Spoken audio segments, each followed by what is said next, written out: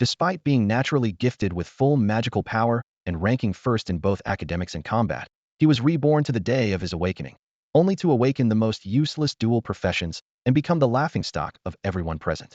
When his skill suddenly triggered, Jiang Yan never expected he could actually return to the day when everything began. The bus traveled along the edge of the demon cave world as he gazed through the window at the massive structure ahead that resembled a subway entrance non-roam demon cave station. 12 years ago, countless teleportation points appeared out of nowhere across the globe, connecting to entrances leading to another world. With the opening of the demon caves, various magical beasts invaded Earth one after another, bringing slaughter and disaster. Electronic devices and firearms became completely useless in the demon cave world, leaving humanity to desperately defend at the cave entrances. Fortunately, humans over 18 who entered the caves would awaken professions and innate skills under the influence of magical power, using supernatural abilities to fight against the magical beasts. After 5 years of bitter struggle, humanity finally eliminated all invading magical beasts, gained control of the cave entrances, and sounded the horn for a counterattack into the other world. Jiang Yan stared at non-roam demon cave station. This place was both the starting point where his dreams took flight and the endpoint where his fate concluded. In his previous life, just as he broke through level 70 and left the cave, a level 96 winged dragon suddenly appeared at non-roam demon cave station, unleashing dragon breath flames on the city center, instantly reducing it to scorched earth and causing his own death from severe injuries. His only stroke of luck was the repairman profession he had awakened 2.5 years ago, which granted him a heaven-defying innate skill modify. With just 100 magical power, he could permanently alter any single character of a target's attributes, talents, or professional skills. As long as the target's level didn't exceed his own, the modification success rate was 100%, decreasing with each level the target was higher. On the day of his awakening, he used Modify to change the farmer profession's growth talent to Revival, and later changed Revival to Rebirth, thinking he could return to the past after death. And indeed, he was reborn. Reflecting on his previous life, Jiang Yan realized that the sudden appearance of the level 96 magical beast was likely because exposing his Modify skill had aroused the wariness of high-level magical beasts, or someone had betrayed his location. Perhaps an acquaintance was the mastermind behind it all. But now that he had returned through Rebirth, he was determined to completely hide his Modify skill, level up and grow stronger alone, never again allowing anyone to pry into his secrets. The greatest lesson from those 2.5 years was exposing his heaven-defying skill for friendship and righteousness, turning countless ordinary skills into divine abilities and trash equipment into divine gear, only to be placed under protective custody by the big shots of the Hunter Association, monitored around the clock with no freedom of movement. Now that he had regained his freedom, Jiang Yan was actually grateful to that magical beast for giving him another chance. As non-roam demon cave station approached, the homeroom teacher reminded students to organize their luggage and prepare to disembark. Jiang Yan withdrew his thoughts and silently vowed, even if he awakened the most useless profession, he would carve out his own destiny. The profession awakening was imminent, and everyone wanted to become a main combat or support powerhouse rather than a logistics profession in crafts or daily life. The homeroom teacher expectantly had Jiang Yan go first, hoping he could bring good luck. Though Jiang Yan appeared calm on the surface, he knew in his heart that while he was naturally born with full magical power and would have a magical power value of 1,000 after awakening, whether he could awaken a high-level profession still depended on luck. After all, magical power affinity had no direct correlation with profession level. Luck was the only determining factor. The group arrived at the demon cave world, and after registering their information, Jiang Yan held the magic crystal ball with both hands. Golden arcs flashed as magical power surged into his heart like a tide, and at the moment the profession panel activated, everyone held their breath. Name: Jiang Yan, non-roam first high school, magical power affinity 100, awakened profession, repairman, profession type, crafts, profession level, Frank. The homeroom teacher was full of regret. Some classmates felt sorry for him, while others quietly gloated. A naturally gifted student with full magical power had actually awakened a useless profession? And Frank repairman couldn't fight or provide support to everyone's side for Jiang Yan. But just as people were discussing, the crystal ball suddenly flashed again. This is a dual profession awakening, the staff member exclaimed in shock. The entire venue erupted as Jiang Yan turned out to be an extremely rare dual profession awakener. However, his second profession was clearly farmer. Students looked at each other in bewilderment. Even farmer had been awakened. Wasn't this even more useless than repairman? The atmosphere became awkward as discussions continued. The homeroom teacher once again felt regret for Jiang Yan. Someone whispered, "So what if he's first in both academics and combat? If he can't awaken a powerful profession, it's all meaningless." In the real world, profession level determined everything. Even being first in college entrance exams meant nothing if your profession was trash. You'd still be at the bottom. Jiang Yan sneered inwardly. dead last, lost in the crowd. Awakening was just icing on the cake. He was confident that as long as his level didn't fall behind, he could beat everyone with his physical abilities and martial arts alone. The freshman level rankings, the freshman top 100 would claim first place in both. Just wait and see. This time, I'll take first place in both the freshman level rankings and the freshman top 100, and then I'll let you all experience the terror of being dominated by useless professions. Before long, all the students in Jiang Yan's class had completed their awakenings. Most received rank professions, with only 2 lucky enough to reach the rank threshold: 1 male and 1 female, 1 offense and 1 support. Practically the perfect class combination. Where's Jiang Yan? Don't tell me he got so upset that he went home early to cry. Yang Hongwei, who had awakened as an rank berserker, rolled his shoulders with obvious smugness. For 3 whole years of high school, Jiang Yan had dominated him completely in martial arts. Now with the profession awakening, he finally had a chance to turn the tables. The homeroom teacher saw right through Yang Hongwei's thoughts. Rank professions were second only to rank with enormous potential, and since Berserker was a pure combat class, it was perfectly natural for Yang Hongwei to want to show off. Jiang Yan went to the Newbie village right after his awakening. The teacher said, casually flipping through the records before asking curiously, Hongwei, your first talent skill is rage, right? That's right. Yang Hongwei made no attempt to hide it. Globally, while berserkers weren't exactly rare, there were only a few hundred to 1,000 of them. The reason they ranked higher than rank warriors was precisely because of that berserk element. Even if the first skill wasn't rage, it would definitely appear among the new skills unlocked at levels 10 or 20. After speaking, he immediately gathered his closest classmates. Come on, let's go to the Newbie village to hunt monsters and level up. We can also look after Jiang Yan and make sure he doesn't lose hope and collapse in the Newbie village. The homeroom teacher shook his head with a wry smile. Look after? More like going to torment him. He didn't call it out, but earnestly emphasized the precautions for entering the Newbie village once more, especially reminding those students who, like Jiang Yan, had awakened useless professions with no combat bonuses to be extra careful. After finishing his instructions, the teacher felt a touch of melancholy with the college entrance exams over and the awakening ceremony complete. These kids had truly graduated. What awaited them was the colorful life of university and the perilous years in the demon dungeons.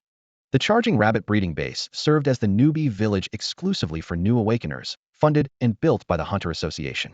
The base housed tens of thousands of charging rabbits, magical beasts 2 to 3 times larger than ordinary rabbits with absurd reproductive capabilities, 8 to 9 litters per year, with over 10 offspring each time. True to their name, they were famous for being thick-skulled, possessing only 1 talent skill charge. Since they were all artificially bred, whether juveniles or adults, they were uniformly level 1, perfect for newcomers to practice on. After arriving through the teleportation point, Yang Hongwei and his group witnessed a chaotic yet lively scene. Many newcomers were chasing rabbits around with weapons, while others were being chased by groups of rabbits. Some weaklings had even been knocked down so badly they dropped their weapons and cried with their heads in their hands. Charging rabbits are the weakest magical beasts in all Newbie villages, but don't let your guard down, Yang Hongwei warned while scanning the surroundings. Every year, some newcomers get killed or maimed by them. He raised his voice and asked, anyone see Jiang Yan? He must have been so devastated by awakening 2 useless professions that he couldn't handle the blow and ran here alone to vent. At that moment, a girl spotted Jiang Yan leveling up on his own. There he was. Following her trembling finger, Yang Hongwei and the others looked up. In the low thicket outside the novice village, Jiang Yan was chasing charge rabbits with a starter iron sword. The system kept flashing pale gold prompts. Killed LV.1 charge rabbit 1, EXP 10. Killed LV.1 charge rabbit 1, EXP 10. It was like he had an aimbot for predictions. His blade flashed, and with 2 quick swishes he cut down 2 rabbits mid-leap, their health bars wiped in an instant. Damn, Jiang Yan's reactions are insane. Top of the school in combat studies no joke. His class might be trash, but newbie beasts are nothing to him, his classmates murmured in awe. Yang Hongwei strode forward, steps full of smugness. Jiang Yan, I awakened in a rank berserker. Jiang Yan kept his back to them, eyes fixed on the spawn point ahead. His voice was flat. I knew already. In his previous life, after Yang Hongwei awakened as an rank berserker, he bragged in Jiang Yan's face every other day. Early in the term, when Jiang Yan and his dorm mates were hunting in the Boar Woods, they ran into Yang Hongwei power leveling with a girl. To show off, Yang kept putting Jiang Yan down. So the ever unresentful Jiang Yan quietly used his modify skill on the spot, changing rage to ravage, and the sight of Yang Hongwei gripping a boar's tail and going wild all over the forest is still seared into memory. Thinking of that farce, Jiang Yan almost laughed. After rebirth, he chose to level quietly on his own, hide modify, and skip messing with that old classmate. He ignored Yang Hongwei's boasting. Mistaking Jiang Yan's calm for having been tipped off, Yang grew even more full of himself. My talent skill is rage. Once I pop it, strength, speed, and defense all get 30. Looking at your sorry state, they'll grudgingly carry you. Just handle our gear repairs. Before he could finish, Jiang Yan darted forward with a sudden deadfish thrust. His sword flashed twice, and 2 charge rabbits dropped in sync. The screen popped. Leveled up to 5. Attribute panel. Name, Jiang Yan. Race, Huaxia.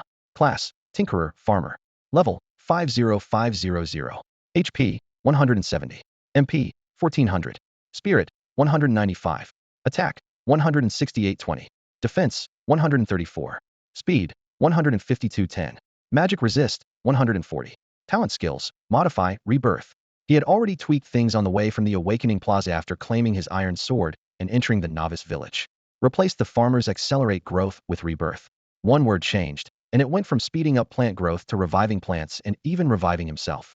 Upgraded the starter iron sword to a steel sword, essentially an enchantment that doubled hardness and sharpness, granting 10 attack. He could have gone straight to a holy sword, but a level 1 item only goes so far. To avoid absurd stats that might expose him, he held back. Turned plain boots into wind boots, promoting them to a level 1 item and adding 10 movement speed. With that, his speed edged past the charge rabbits, and with seasoned hunting experience, he shredded them with ease. Jiang Yan felt the attribute boost and stamina recovery from leveling up, and said, "All right, I'm level 5 now. What were you babbling about earlier? Level 5? Huh, you're totally bluffing."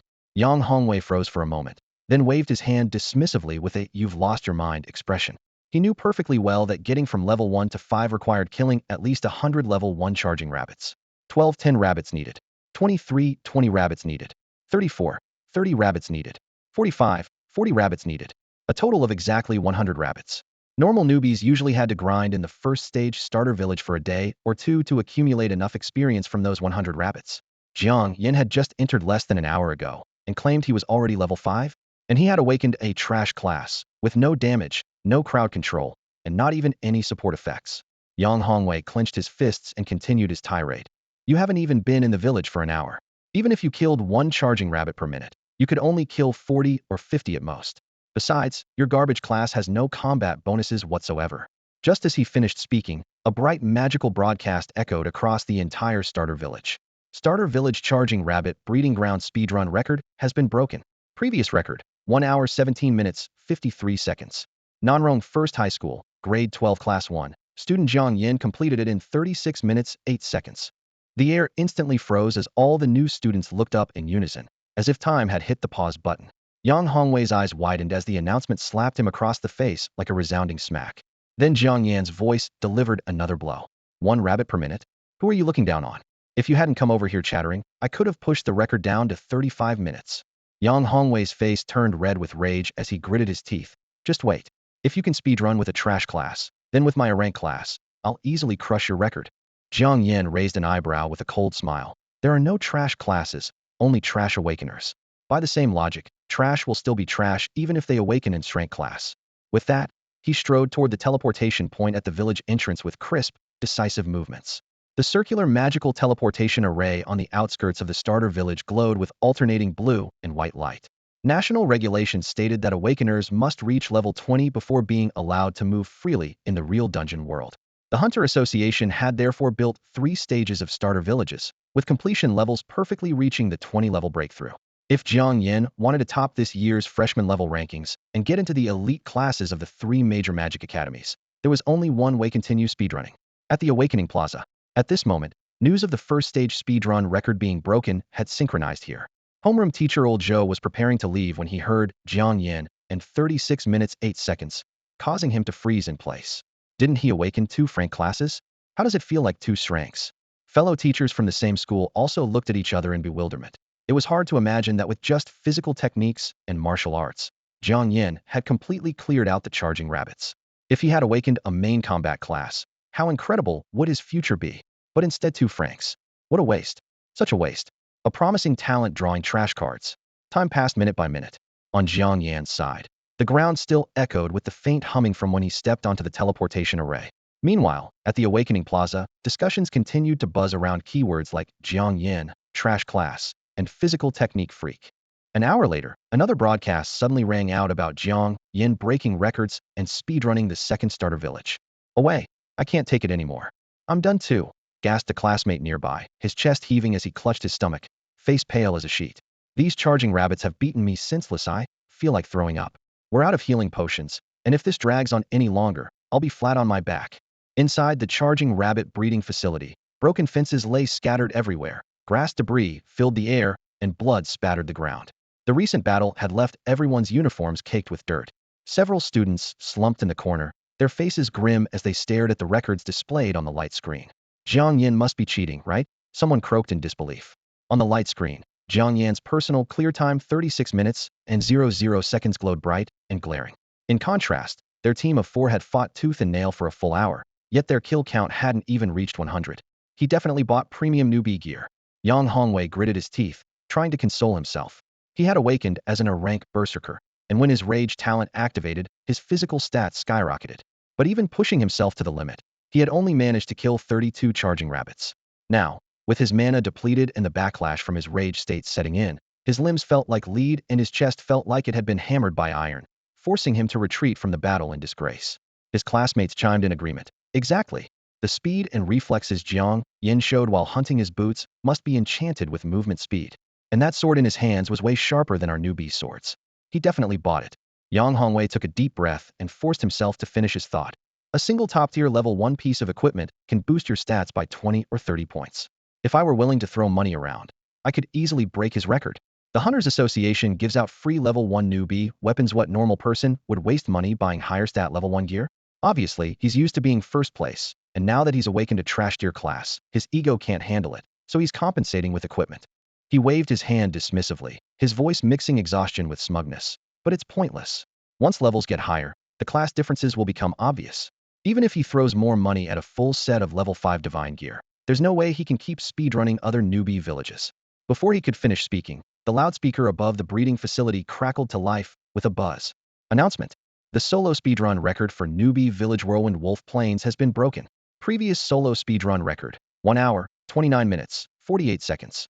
Nanrong First High School, Grade 12 Class 1. Jiang Yan has completed it in 58 minutes and 23 seconds, setting a new solo speedrun record.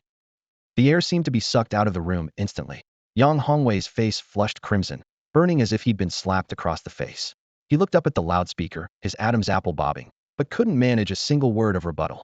The second stage newbie village Whirlwind Wolf Plains featured monsters ranging from level 3 to 5, with packs of whirlwind wolves that could cast tornado magic, specifically designed to teach newcomers teamwork. Yet Jiang Yan had somehow single-handedly carved through the wolf packs and broken the solo speedrun record. Yang Hongwei fell silent, his vocal cords frozen. The classmates who had teamed up with him hung their heads, suddenly feeling an indescribable regret rising in their hearts, that bone-chilling remorse that made even breathing feel shaky. If they had known Jiang Yan was this powerful, they would have teamed up with him to level up and let him carry them through the beginner villages. Could the magic crystal ball have made a mistake? Maybe Jiang Yan didn't awaken in Frank Profession but in Shrank 1 instead. One classmate whispered, but his voice was like a stone hitting water, instantly sparking widespread discussion. Awakening Plaza. The queue was still incredibly long when the magical broadcast suddenly rang out again. Announcement. New beginner village speedrun record set by Jiang Yan. The crowd was stunned for a moment, then erupted in waves of astonished exclamations. Holy crap, it's that guy again. He's speedrun 2 beginner villages in a row and cut the record time by so much. With that kind of efficiency, he must have in Shrank Profession. Didn't 2 Shranks already appear earlier today? Meanwhile, Jiang Yan's original school was in complete uproar. Is this real? He clearly only awakened 2 Frank Professions, Repairman and Farmer. One has no combat power, the other has no control abilities. How did he manage to break records consecutively? Could there be a mistake? Maybe it really is Shrank. There's no mistake. He fought his way through with pure martial arts. What a shame he has such strong martial talent, but didn't awaken a combat profession. The teachers and students unanimously concluded that Jiang Yan must have been devastated by his awakening results, which drove him to recklessly hunt magical beasts in the beginner village, accidentally breaking the record in the process. On the vast Whirlwind Wolf Plains, only Jiang Yan remained at this moment. This year's freshman awakening process had just begun, and while others were still stuck in the first stage's beginner villages, he had become the first newcomer to reach this place to hunt whirlwind wolves. Blood dripped from his right leg as he limped toward the teleportation point. Taking on a pack of whirlwind wolves single-handedly, without any healing potions, was indeed quite challenging. The system panel floated before his eyes. After breaking through level 10, each level up granted 100 magic power and 10 to all other attributes, with an additional new talent unlocked every 10 levels. Having awakened dual professions, he had unlocked 2 new talents simultaneously. Name: Jiang Yan. Race: Huaxia. Profession: repairman, farmer. Level: 101,000. Health: 220. Magic power: 1900. Spirit: 245. Attack: 21,820. Defense: 184. Speed: 20,210. Magic resistance: 190. Talent skills: modify, revive, durability new, plant grafting new. He was already confident about these 2 new talents and didn't need to examine their descriptions.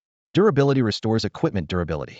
At current level 10, one cast consumes 200 magic power and instantly restores 10 durability points. 100 success rate for repairing same level equipment, with 10 success rate for each level higher.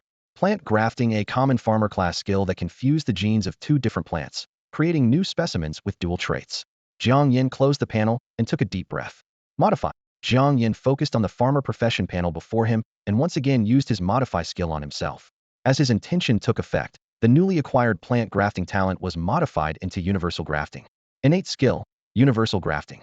Consumption: 200 magic points. Description: by simultaneously targeting 2 different species and casting this skill, a new grafted variety possessing the excellent genes and talents of both can be created.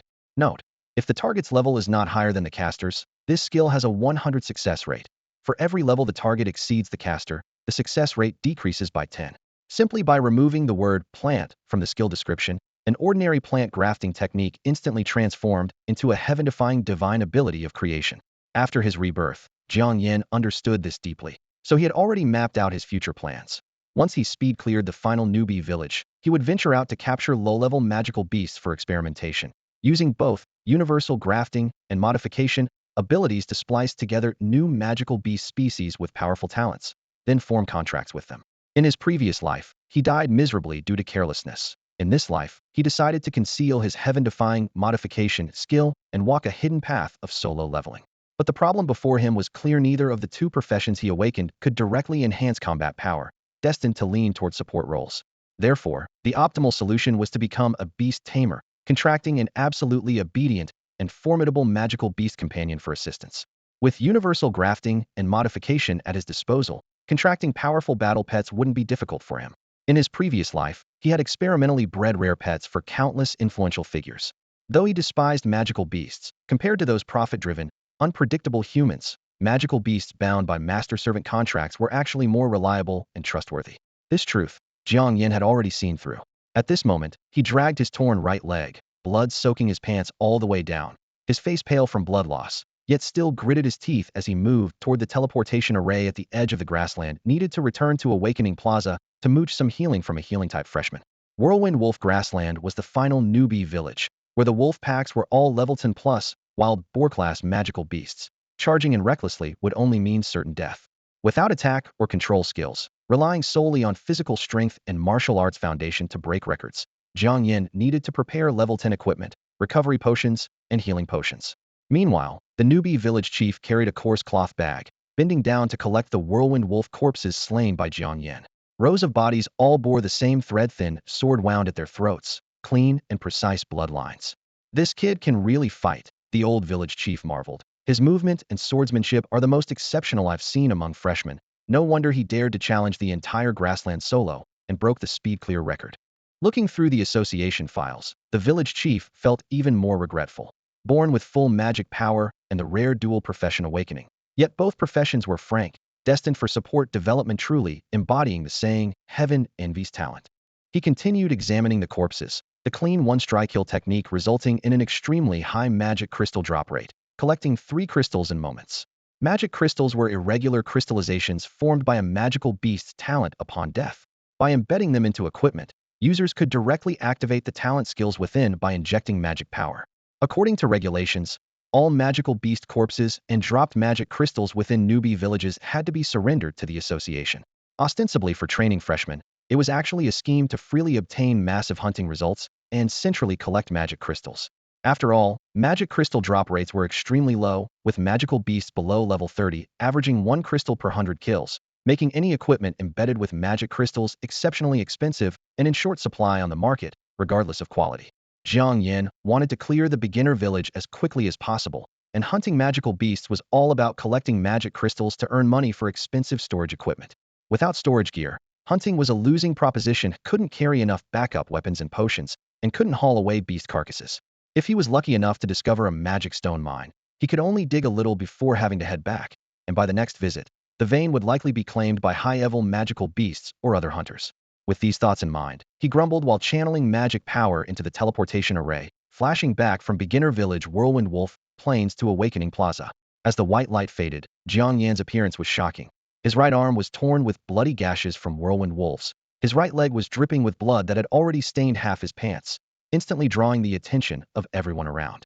Is there anyone here who awakened a healing profession? Could someone give me a heal? Although he had medical insurance, he'd still have to pay $50 out of pocket after reimbursement, so getting it for free would be ideal. Today, high school graduates from Nanrong City and neighboring cities had gathered for the awakening ceremony, so there were definitely plenty of healing professionals present. It's Jiang Yan. Yang Hongwei and his group, who had just returned to the plaza, spotted him too. Looking at that face pale from blood loss and the still dripping wounds, Yang Hongwei instantly regained his confidence.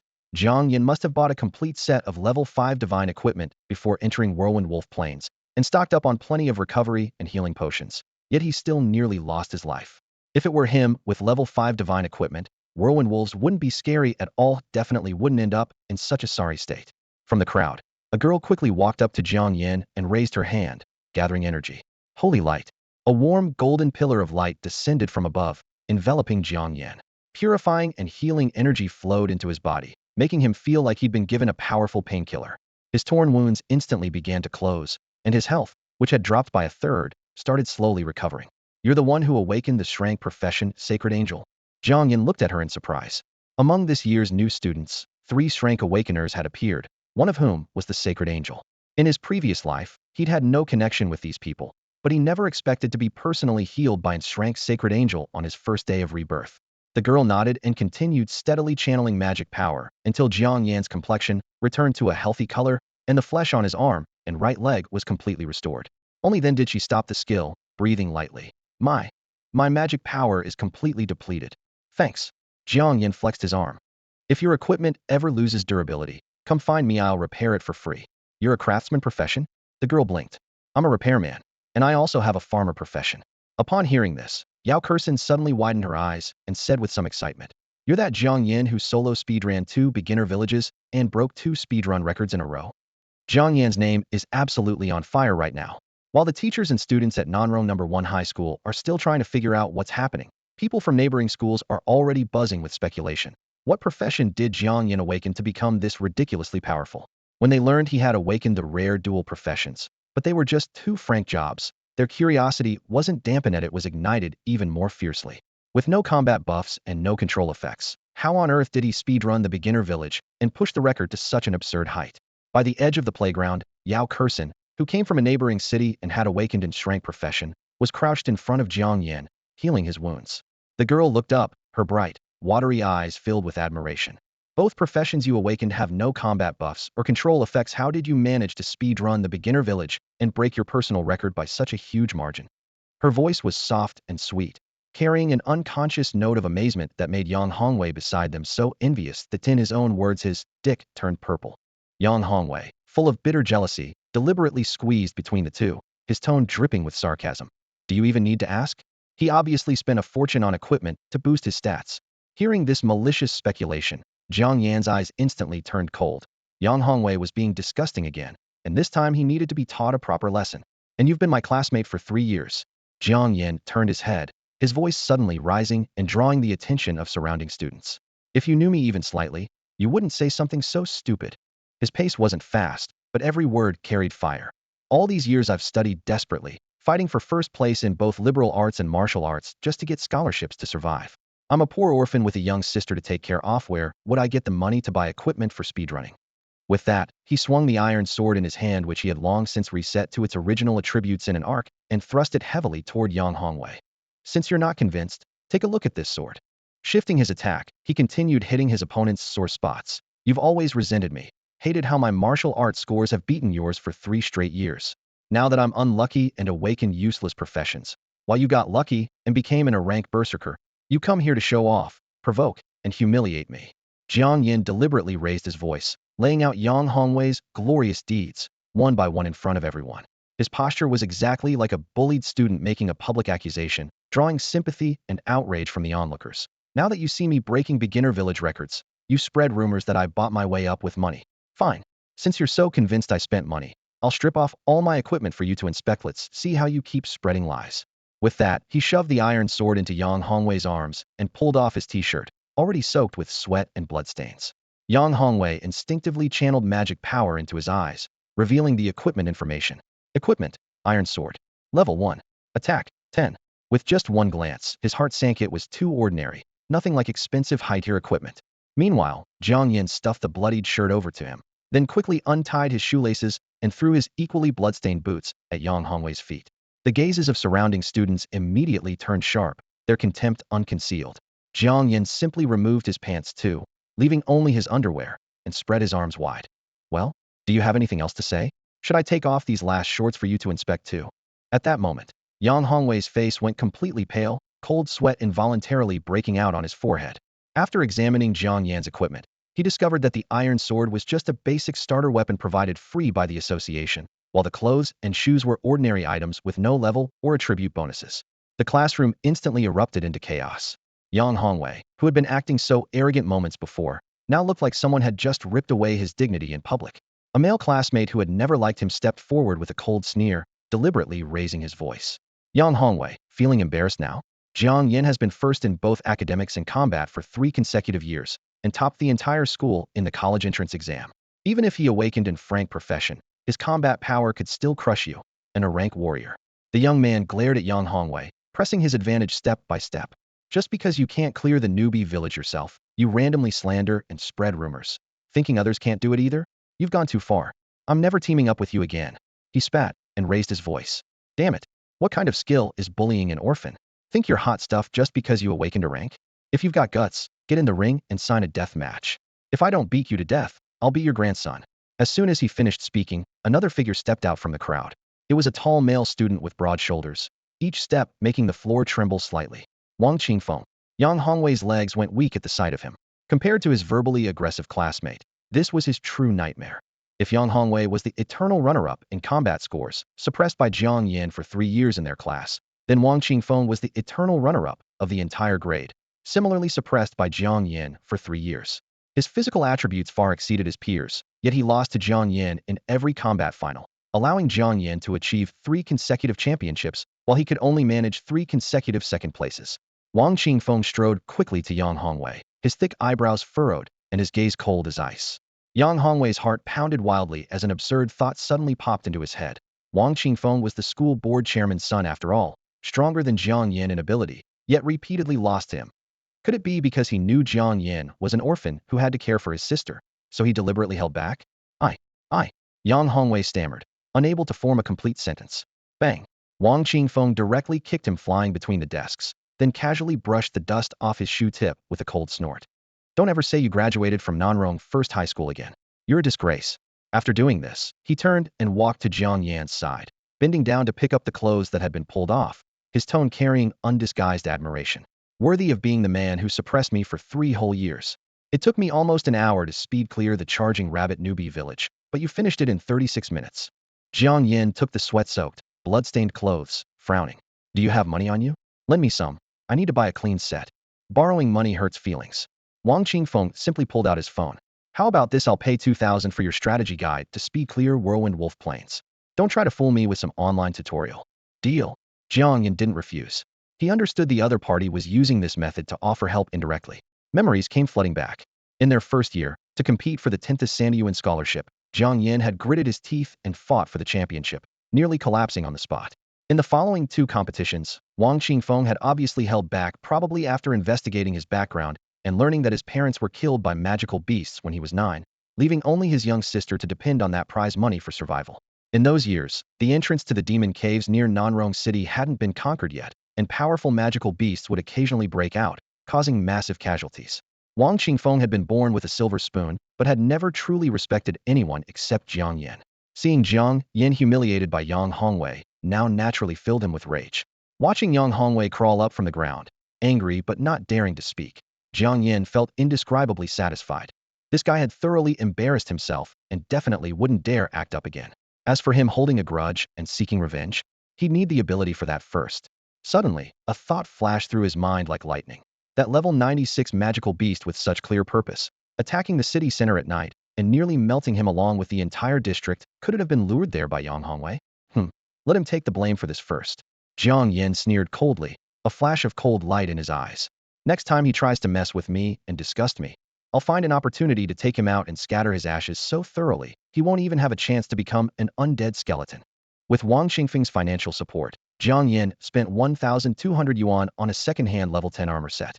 It was a brown wild boar leather trench coat paired with black wild boar leather pants, made from the hide of level 10 wild boars, the most common monsters in the third stage beginner village. The leather was thick and supple, providing 50 defense points when in perfect condition.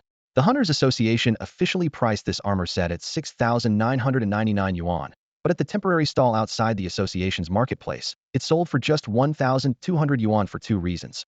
First, its durability was down to only 51 points. Second, the vendor had reached level 20 and needed to upgrade his gear. The vendor had thoughtfully washed and dried the clothes before setting up his stall. After purchasing them, Jiang Yan immediately went into the marketplace restroom to change, taking the opportunity to wash his blood-soaked leather boots as well. Whirlwind wolves are cunning and cautious creatures that never charge forward without first assessing their enemies. They maintain their distance and cast whirlwind magic to test their opponents. However, this caution is also their fatal weakness. Drawing from his combat experience, Jiang Yan explained to Wang Qingfeng, as long as you play along with their nature and put on a show of weakness, you can catch them off guard. When the wolf pack judges their opponent to be weak, the alpha will first send 1 or 2 level 3 cannon fodder wolves to test the waters. Jiang Yan analyzed that the cannon fodder wolves in beginner villages are typically only level 3, while they would enter at level 5. As long as they kept their composure, handling 2 level 3 whirlwind wolves alone wouldn't be difficult. But if they wanted to wipe out the entire den, they'd need to continue feigning weakness, making the alpha believe that even fighting desperately, they could only take down 1 or 2 cannon fodder wolves. This way, the enemy would underestimate them again and send another 2 or 3 wolves of the same level to charge. Jiang Yan could then repeat the same strategy, avoiding group attacks by clearing them in batches, systematically eliminating entire dens, and leveling up in the process. While relieving himself in the restroom, Wang Qingfeng frowned as he listened. Wouldn't that be too slow? You definitely didn't use this strategy when you set your speedrun record, right? Jiang Yan was bent over scrubbing his boots, not looking up. It is indeed slow. Back then, I directly chased after the wolf packs and killed them, pushing them to desperation. As a result, several dens joined forces to hunt me down, and I nearly lost my life. Wang Qingfeng shuddered and zipped up his pants. What if I bought a level 5 legendary gear set and went into steamroll everything like you did? Could I break your record? Jiang Yan chuckled. If you're not afraid of dying, you'd have a chance. Your base attributes are comparable to mine, except for mana. After hearing this, Wang Qingfeng felt a chill down his spine and quickly waved his hands. Forget it. You set that record going in with no equipment. Even if I broke it with legendary gear, it wouldn't be a fair victory. Jiang Yan shook the water droplets off his boots and delivered a cutting remark. You lack that desperate ruthlessness. Even if you went in with no equipment like I did, you definitely couldn't break my record. Wang Qingfeng sighed deeply, reminiscing about the past. That's why, even though my attributes completely outclassed yours in our first year of high school, I was still intimidated and defeated by a madman like you. After that, I developed a psychological shadow when facing you. I was already scared before the fight even began. Jiang Yan shook the water out of his boots a few times, putting them on while saying, you really did beat me into submission during our first year. But later, when you figured out my family situation, you felt pity for me and deliberately held back, letting me win the martial arts championship 3 years in a row and claim the first place scholarship each time. In the finals of the following 2 years, you never gave it your all. That's sympathy, and more importantly, it's disrespect. Just now when you stood up for me against Yang Hongwei, it was the same pity, especially after hearing I'd awakened 2 useless classes. Wang Qingfeng scratched his head, his voice uncertain. I didn't mean to disrespect you. On the arena, you treated me as someone disadvantaged rather than an opponent. That's disrespect. Jiang Yan fastened his boot straps and looked directly at him. I'm still going to fight for first place on the freshman level rankings and the freshman top 100. If we meet again in the arena, I hope you'll give it your all like you did in our first year, and we can have a real battle. Seeing Jiang Yan's determined expression, showing no signs of giving up despite his useless classes, Wang Qingfeng responded earnestly, deal. See you at the top. The restroom door was pushed open, and the two went their separate ways. Wang Qingfeng headed straight to the training area to challenge whirlwind wolves, wanting to catch up to Jiang Yan's level. Jiang Yan returned to the marketplace, planning to see if there were any cheap level 10 sword or blade equipment he could snag. Vendors' calls rose and fell. Don't miss out as you pass by. Massive sale on beginner equipment levels 1 to 10. Level 33 alchemists selling self-made potions. All kinds of recovery potions, cheap and effective. Level 31 support class taking orders online. Can heal and control, easy carry. Dream Guild is recruiting. Lots of girls, lots of benefits. Only expanding by 50 members. Jiang Yan stopped at a stall specializing in low-level weapons. The vendor was in his early 20s, broad-shouldered and thick-backed, with both new and second-hand weapons displayed in front of him. Jiang Yan channeled his magic power to his eyes and crouched down to examine each item's attributes. Equipment: Meteor Fall Blade. Description: forged from meteoric iron, infused with a level 5 Whirlwind Wolf magic crystal, can cast Whirlwind Slash. Level 10. Attack 60. Durability 72. He casually asked, "Boss, how much for this Meteor Fall Blade?" 18,000, fixed price. The vendor replied cheerfully. Can't afford it. Jiang Yan put down the Meteor Fall Blade and picked up a brand new level 10 blue steel sword beside it, which only had attack 65 and no magic crystal. What about this one? If you're serious about buying, 5,000. Jiang Yan picked up the Meteor Fall Blade again, smiling as he bargained. Could you go any lower on this blade? 18,000 is already very cheap. The vendor shrugged. But its durability is only 72. If it were 100, I'd pay 18,000. Jiang Yan stared at the blade's patterns, adding leisurely. At full durability, this blade would be worth at least 25,000, right? The vendor nodded. That's true. Here's the deal. Jiang Yan suddenly narrowed his eyes. If I can repair it to 100 durability, will you throw in the blue steel sword for free? The boss. Kid, after all that beating around the bush, you're just trying to get something for nothing. All right, we're both stuck in these tough craftsman professions. You help me fully repair this meteoric blade's durability, and the azure steel sword is yours. As soon as the vendor finished speaking, Jiang Yan raised his hand, and blue-white magical energy flowed out like a gentle stream. 200 mana points evaporated instantly. Invisible magical particles traveled along the blade's surface as cracks rapidly healed. The meteoric blade's durability jumped from 71 to 81. Following the skill's cooldown, he cast it 2 more times, consuming a total of 600 mana points before finally bringing the durability bar to a steady 100. After completing this task, he wiped away some sweat and accepted the azure steel sword. As the vendor handed over the sword, he casually asked, "Which university are you from? Leave me your contact info so we can work together in the future." Jiang Yan smiled wryly. "I'm a new high school graduate this year. I don't have a magical communicator yet, so I can only give you my WeChat." Cell phones from Earth were completely useless in the Demon Cavern world. The intense magical magnetic fields caused all electronic components to malfunction.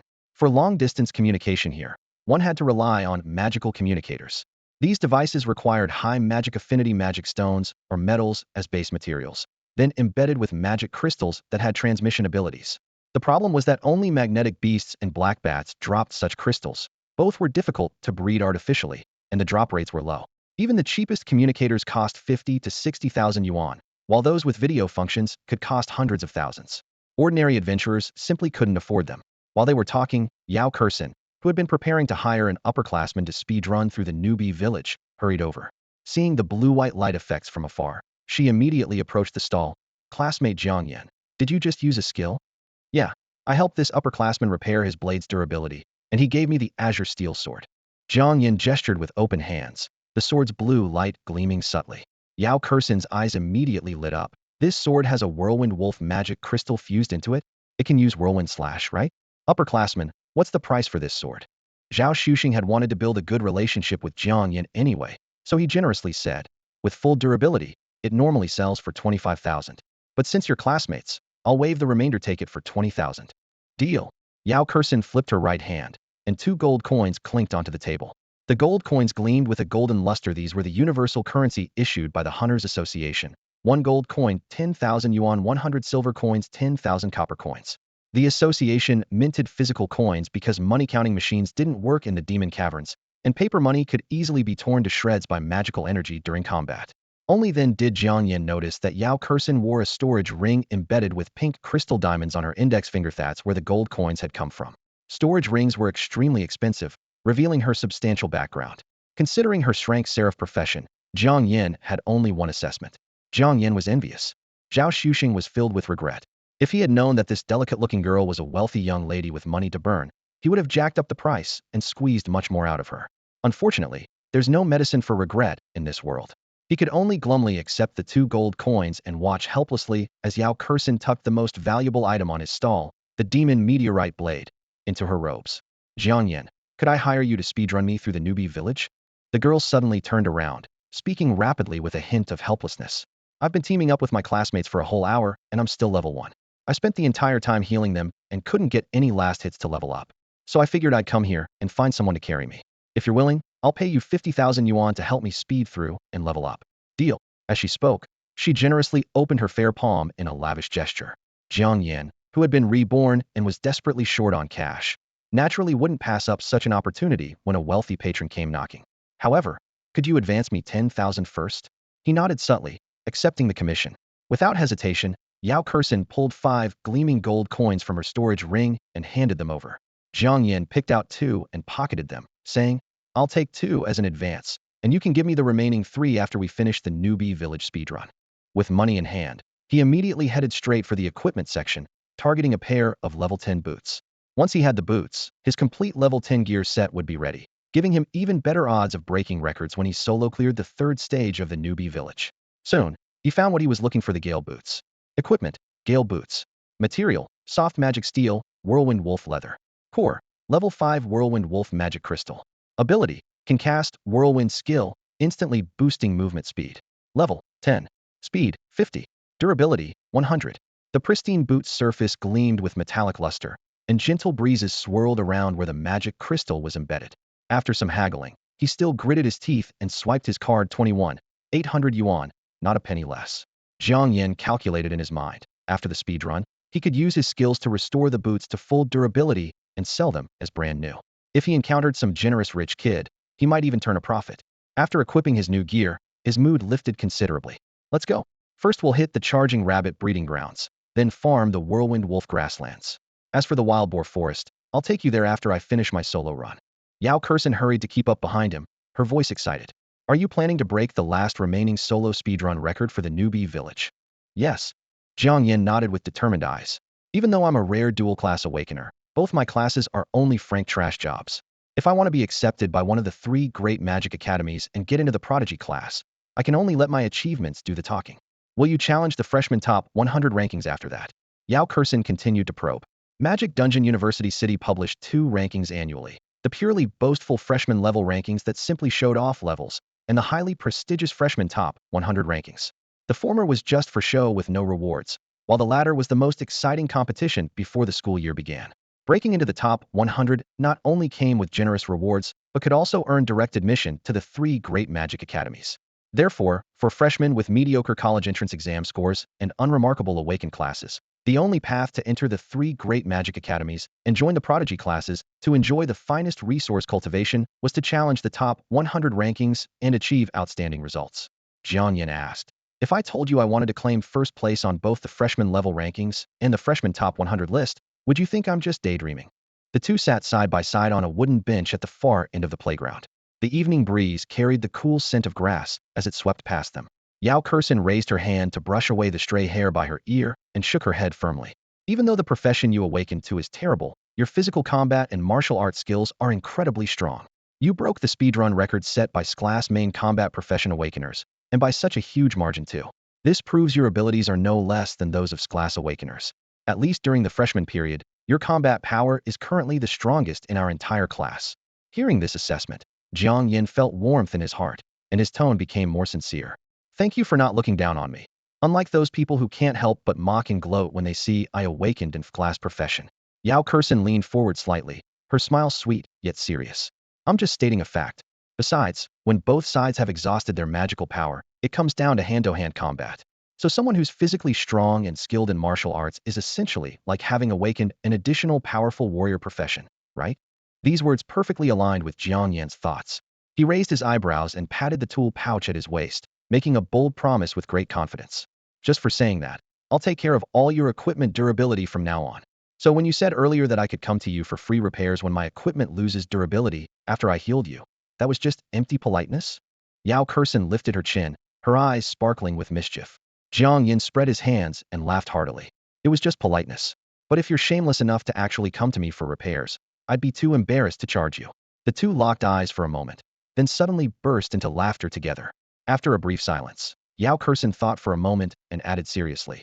Then from now on, I'll come to you for free equipment repairs when my gear loses durability, and if you ever get injured, you can come to me for free healing. As her words fell, she seemed to think of something delightful and excitedly extended her right hand. Oh, let me properly introduce myself. I'm Yao Kurson from the neighboring Nangang city. I'm very happy to meet you. Jiang Yan gazed at her quietly and casually dropped the question, how happy? Instantly, Yao Kurson's sweet smile began to freeze as she realized she might have celebrated too early. Isn't that Jiang Yan? Why is he back here again? The classmates hunting charging rabbits at the edge of the training ground immediately erupted in chatter. The girl with him looks like Yao Kurson from Nangang number 1 high school, the one who awakened the Shrank, Holy Angel class. She must have healed him earlier, so he's back to return the favor and help her level up. Come on, it's just because she's pretty. If she were ugly, he wouldn't waste his time. The boys continued stabbing rabbit corpses with their short bows and spears, their jealousy eating away at them with mediocre classes and poor combat skills. They had no chance to show off. Jiang Yan looked around, his voice quiet but clear. How much experience do you need to reach level 2? Yao Kurson brushed her bangs aside, speaking softly. I need 40 more experience. She had just spent an entire hour grinding with her classmates and only managed to land 6 killing blows. This was the harsh reality of being a healer. Without someone feeding you kills, you couldn't even get table scraps. Wait here, I'll catch 4 charging rabbits. As soon as Jiang Yan finished speaking, magical energy erupted from his feet. His windstorm boots activated the unique cyclone effect of the whirlwind wolf, and he shot forward with a whoosh. A normal person's base speed was around 80, but he had 102 even before awakening. Now at level 10, with 10 attribute points per level, his base speed had reached 202. Adding the 50 points from his windstorm boots brought his total to 252, on par with a cheetah. In comparison, level 1 charging rabbits only had speeds around 130. Once he locked onto them, there was no escape. Moments later, he returned carrying 4 charging rabbits that had been kicked nearly to death, casually tossing them at Yao Kurson's feet. The bunnies are so cute. She sighed quietly, gripping her level 1 novice sword and silently apologizing. Her blade flashed repeatedly, and the 4 rabbits fell. Her experience bar instantly filled. She had successfully reached level 2. What's your speed now? Jiang Yan asked. 105, plus 15 points from my level 1 boots. That's 120 total. Base 120 isn't bad. You can barely keep up with the rabbits. Jiang Yan nodded. From now on, I'll weaken the rabbits and you finish them off. Wait, let me change my equipment. Yao Kurson put away her level 1 novice sword and pulled out a level 2 longsword from thin air. Then she produced a small folding stool, sat down, removed her level 1 leather boots and stored them in her spatial ring, before putting on a pair of level 2 leather boots. After storing the stool, she stood up and bounced lightly on her feet, her eyes sparkling. Now my speed is 130, same as a level 1 charging rabbit. Jiang Yan was speechless, cursing internally. Rich people are so damn spoiled. Level 1 boots gave 15 speed, while level 2 boots gave 25, equivalent to the stats of ordinary level 5 boots. Unless your family owned a mine, who would waste money on such top-tier low-level equipment? Jiang Yan said helplessly. Don't tell me you bought all the equipment from level 1 to 20. No. Yao Kurson shook her head. I only bought shoes and swords from level 1 to 10. I haven't purchased the higher level equipment yet. Jiang Yan rolled his eyes. What a rich whale. 10 pairs of shoes, 10 swords, and all with top-tier stats. That must have cost hundreds of thousands. You could have saved that money to hire someone to speedrun the Newbie village and boost you straight to level 30. Then if I give you 1 million, can you get me to level 30? Yao Kurson's eyes sparkled with excitement. Jiang Yan cursed inwardly. Damn rich people. He had planned to level up solo, but 1 million was too tempting to refuse. With that money, he could finally buy the storage ring he'd been dreaming of. Let's start with speedrunning the Newbie village. He maintained his composure while reminding her. I'm about to move fast, so you'd better keep up and don't miss any last hits, or others will steal them. In the vast charging rabbit breeding grounds of the Newbie village, a shadow flashed by. Jiang Yan moved like a whirlwind, his sword gleaming coldly as charging rabbits wailed wherever he passed. Jiang Yan, you, slow down a bit. Yao Kurson desperately tried to keep up. He was too fast, and she couldn't even manage the last hits. Several nearby female students watched with jealous eyes, and some with poor sportsmanship even stole a few of her kills.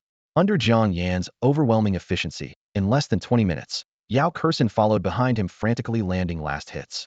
Her level shot up rapidly, easily breaking through level 5 and completing her first Newbie village speedrun.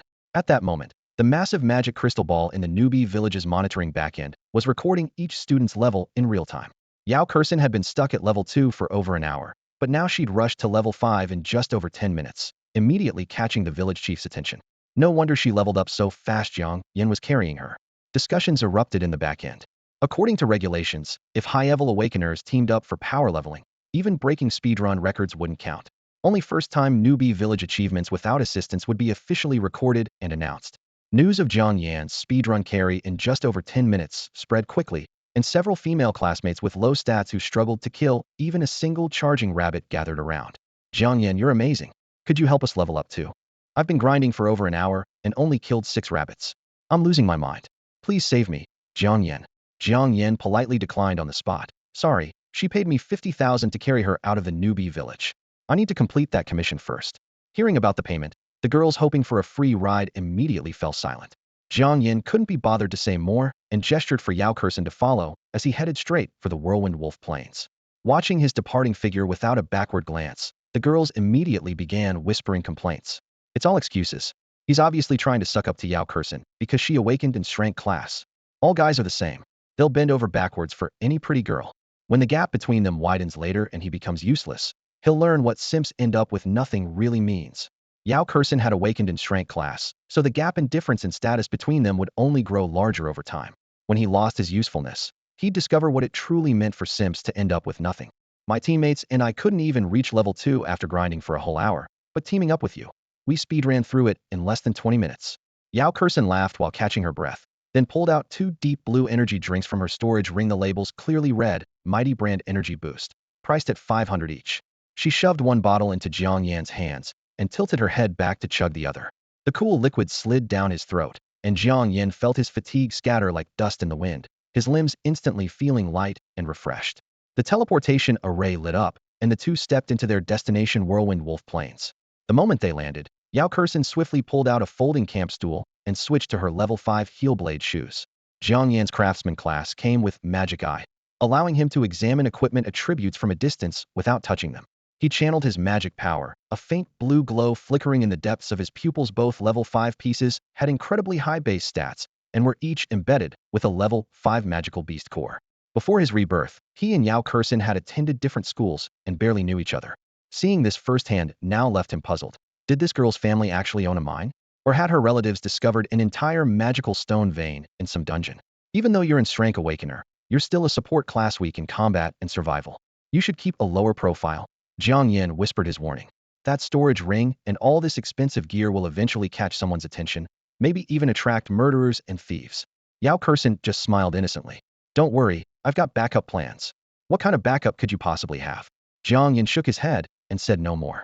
The plains stretched endlessly, green winds stirring waves of grass, with only a dozen or so freshmen scattered around, cautiously hunting in groups.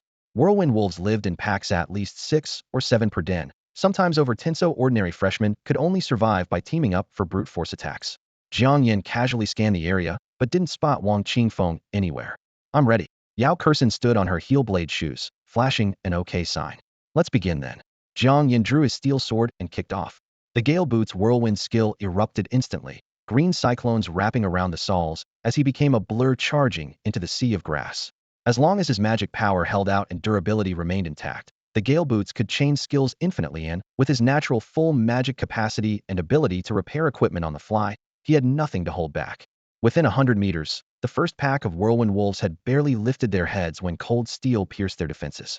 Jiang Yan gripped his sword at an angle, targeting vital points with precise thrusts. Wolf howls and blade songs intertwined as grass blades were shredded by fierce winds. Yao Kursen followed behind, finishing off enemies and collecting experience, occasionally crouching to restore stamina with the fluid efficiency of an assembly line. After more than an hour, over a dozen grassy slopes were littered with wolf corpses, blood staining the earth a deep brown. Level up. I hit level 10. Yao Kursen screamed at her status panel, spinning in circles with excitement. For normal freshmen, getting a support class to level 10 in the 2 starter villages would take at least 2 or 3 days. But following in Jiang Yan's wake, she not only emerged without a scratch, but also breezed through Whirlwind Wolf Plains with ease. This feels amazing. Yao Kursen was hooked. Leveling with you is way too fast. And following Jiang Yan, she had already reached level 10 in less than 2 hours. If the freshman rankings were announced right now, as a support class player, she would most likely rank second at level 10, right behind Jiang Yan. Under the slanting rays of the setting sun, Jiang Yan and Yao Kursen stood side by side on the open ground outside the beginner village. Jiang Yan raised his hand, pointing toward the distant forest shrouded in mist, his tone grave yet tinged with excitement. The final stage of the beginner village wild boar forest, the most challenging part. The demonic boars there are basically all above level 10, with tremendous strength, high speed, thick health bars, and strong defense. I plan to speedrun through wild boar forest before dark, then take you through it again tomorrow morning. All right. Yao Kursen nodded, though she seemed reluctant to let him go alone. She retrieved a pitch-black long blade from her storage ring. Its surface flickering with crimson runeset was the demon meteor blade. Take this blade with you. The whirlwind slash contained within it will be quite helpful. Thanks. Jiang Yan accepted the demon meteor blade, gripping his sword in his left hand and the blade in his right, his eyes blazing like flames as he turned toward the teleportation point. Wait, let me give you a blessing. Yao Kursen called out to stop him. Jiang Yan thought it was just verbal encouragement, but he saw magical energy suddenly surge around her body, enveloping him in a gentle aura. Yao Kursen explained, "This is my talent skill blessing that I just unlocked upon reaching level 10. It boosts all your attributes by 10 for 10 minutes and grants immunity to all negative effects." Jiang Yan couldn't help but grin, though a mischievous thought crossed his mind. What if the blessing was changed to getting fat? Would the effect become ridiculous? He suppressed his laughter, and before he could voice his joke, he saw Yao Kursen pulling out several potions. "I figured you didn't prepare any supplies." She stuffed 2 blue healing potions into his jacket pockets and shoved a deep red stamina potion into his pants pocket, fussing over him like a mother. "The ones in your jacket are healing potions. The one in your pants pocket is a stamina potion. Break that record and show those people who mocked you for awakening a useless class." Jiang Yan froze. Since becoming an orphan at age 9 when his parents were killed by demonic beasts, he hadn't experienced this kind of care in a long time, and for a moment he just stood there motionless. "All right, hurry up and go." Yao Kursen gave him a push. "Thank you." Jiang Yan cleared his throat, gripped his sword and blade tightly, and stepped into the teleportation array. His figure vanished in a flash of light, heading straight for Wild Boar Forest.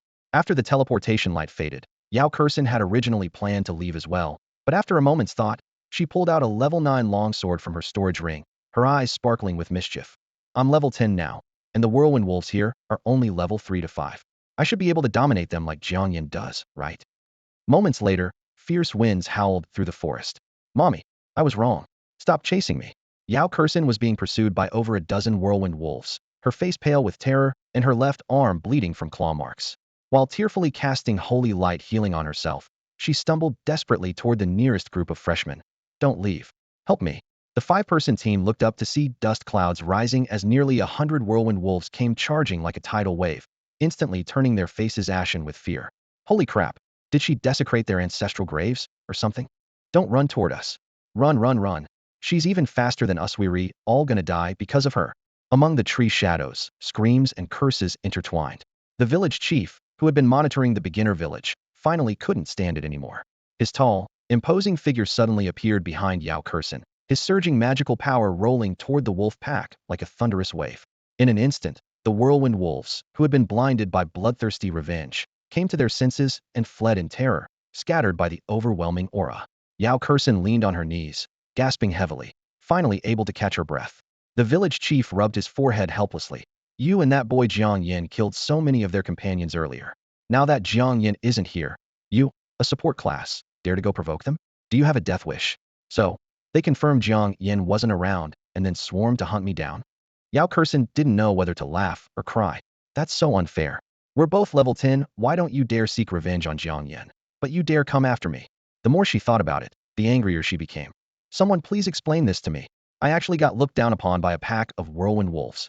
Killed level 11 Wild Boar 1, experience 220. Killed level 14 Wild Boar 1, experience 280. Ding. You have leveled up. Name, Jiang Yan. Race, Huaxia. Class, Repairman, Farmer. Level, 13 500 and 1300. Health, 250. Mana, 2200. Spirit, 275. Attack, 24,865. Defense, 21,450. Speed, 23,250. Magic resistance, 220. Weapon slots. 1. Azure Steel Sword additional attack 65. 2. Demon Meteor Blade borrowed from Yao Kursen additional attack 60. Note: when wielding multiple weapons simultaneously, only the highest attack bonus applies, so the current bonus is 65 points. Jiang Yan sheathed his sword and sighed deeply. Only 3 levels in over an hour? This is way too slow. If I don't pick up the pace, I'll never break the record. He quickly calculated. Level 19 Magical Beasts level 10 experience points. Starting from level 10, experience doubles. Level 10 Wild Boar, 200 experience points. The wild boars in Boar Forest are generally level 10 and above. To break through the level 20 barrier, he'd need to hunt at least 60 plus boars. At his current rate of 15 kills per hour, it would take 5 hours to clear the dungeon, while the current solo speedrun record stands at 4 hours and 51 minutes. The nearly 10-minute gap left him no room for complacency. He tilted his head back and downed a stamina potion gifted by Yao Kursin, wiping the sweat from his brow. Channeling mana into his feet, the runes on his windstorm boots lit up as he became a blur darting through the forest, searching for his next prey. Boar Forest Sao Maternity Care Building, Magical Surveillance Room. A massive crystal orb hovered in midair, projecting real-time footage from within the forest. Jiang Yan had just exited a thorny area and appeared in another monitored zone moments later. A man in his 30s or 40s with stubbled cheeks crossed his arms, his gaze filled with admiration. This kid's got solid experience and excellent martial arts foundation. At this rate, he's likely to break the record. The pot-bellied man beside him shook his head. Only 15 kills in 63 minutes? I doubt he'll break it this time. The stubbled man chuckled. Don't forget, every time he levels up, his attributes increase dramatically and his mana and stamina fully restore. He'll only get faster as he progresses. The fat man countered coolly. The problem is, his 2 awakened classes offer 0 combat benefits. Those 2 pieces of equipment that can cast magical beast skills are also low-level with limited impact. I don't think he'll break the record. The stubbled man's voice slowed. But what I'm just hypothesizing doesn't have 2 classes, but 3? What do you mean? The fat man narrowed his eyes. Imagine we knew nothing about what he awakened and only guessed based on his speedrun performance in the 2 starter villages. Wouldn't we assume he's a melee class? That would be perfectly reasonable. The fat man fell silent. In the crystal orb, Jiang Yan's figure consecutively struck down 3 wild boars with clean, efficient movements. This time the fat man didn't argue back. His movement techniques and martial arts foundation were indeed on par with newcomers who had awakened melee classes and currently appeared even more formidable than most of them. The bearded man nodded. So his situation is equivalent to awakening 3 professions, except this melee profession can't provide talent skills. The fat man rubbed his round belly thoughtfully and replied, "What you're saying reminds me of Hua Yuanwu. That guy also awakened a useless profession back then, but through crazy physical training and martial arts practice, he managed to close the professional gap." On the surveillance screen, Jiang Yan was moving through the forest with his blade. The bearded man stared intently at the footage, a glimmer of appreciation flashing in his eyes. He's probably trying to replicate Hua Yuanwu's path, and from what I can see, his potential exceeds even Hua Yuanwu's. At this point, he suddenly grinned. Next, he'll definitely aim for the freshman top 100 rankings. If he can climb over those prodigies to reach the top, things will get interesting. Imagine it. And Frank Awakener from the bottom of the professional hierarchy, grinding Shrank elites into the ground. The fat man snorted. Don't get your hopes up too high. This year's freshman class is packed with terrifying talents. We already have 3 Shrank combat professions. One of them is the unprecedented Explosive Mage, with a talent skill called Explosion that can compress and detonate magical energy in the air, hailed as the strongest ranged attacker. Another is in Shrank Sword Saint, same profession as Chairman Chen, unbeatable in close combat. Against such ridiculously skilled Shranks, what are his chances of winning? The bearded man's tone remained calm, but carried unwavering certainty. According to his file, he has an innate maximum magical capacity constitution with 100 magical affinity. This means his magic resistance far exceeds normal people. More importantly, he's extremely sensitive to surrounding magical energy. Any spell with a wind-up or charging phase can't escape his perception, allowing him to predict and dodge in advance. So your strongest ranged attacker, Explosive Mage, might not pose much of a threat to him.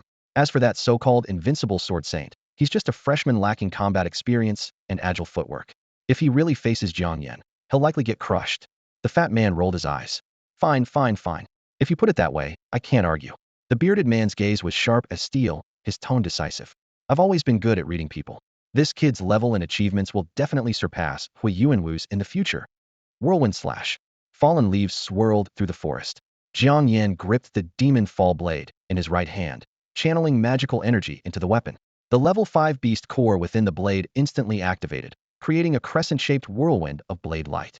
However, the skill's mere level 5 power could barely scratch the thick-skinned wild boar who never expected this strike to seriously wound his target, only to obscure its vision. Dual blade style ascending tower. Right blade and left sword struck simultaneously. Using the flying leaves as cover, Jiang Yan slipped past the boar's shoulder, his sword and blade moving upward in perfect coordination to precisely sever the boar's carotid artery. Roar. The wild boar screamed and crashed heavily to the ground, blood spurting from both throat wounds. System notification. Defeated level 13 wild boar 1. Experience 260. Need to be even faster. Jiang Yan muttered under his breath. Locking onto the next wild boar, he pushed off with his foot and moved like the wind. As his level increased and physical attributes climbed steadily, his hunting rhythm became increasingly fierce. After more than 2 hours, blood still dripped from his blade tip. Just then, the broadcast system throughout the entire forest zone suddenly announced, Newbie Village Wild Boar Forest Solo Speed Run Record has been broken. The previous solo speed run record was 4 hours, 51 minutes, and 56 seconds. Jiang Yan from Class 1, Grade 12 of Nanrong No. 1 High School has completed it in 4 hours, 3 minutes, and 52 seconds, setting a new solo speed run record. In the Soundcare Production Building, Wild Boar Forest Magic Monitoring Room, electric currents crackled outside the heavy alloy doors, while real-time data streamed across the crystal walls inside. The bearded man stared at the constantly refreshing red numbers on the screen, his eyes crinkling with satisfaction. See, I told you he'd break the record again, and he nearly finished a whole hour early. The fat man crossed his arms, still stubborn. Humph, so what if he broke 3 beginner village solo speedrun records? I don't believe he can take first place on the freshman top 100 rankings. The bearded man raised an eyebrow. 10 gold coins says he can. You in? The fat man snorted. You said it. If he really takes first place, I'll give you 10 coins. If he doesn't, you give me 10.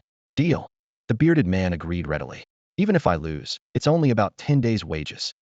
At the charging rabbit breeding base, the crystal buzzer of the magic broadcast suddenly announced loudly Jiang Yan had completed a speed run of Wild Boar Forest and set a new solo record. The announcement echoed throughout all the beginner villages. At that moment, most freshmen were miserably chasing charging rabbits with their swords, grinding for levels. Hearing this news out of nowhere, everyone collectively stopped and stared in shock. Holy crap, it's Jiang Yan again. We're still stuck in the first stage, and he's already cleared all the beginner villages and rushed straight to level 20.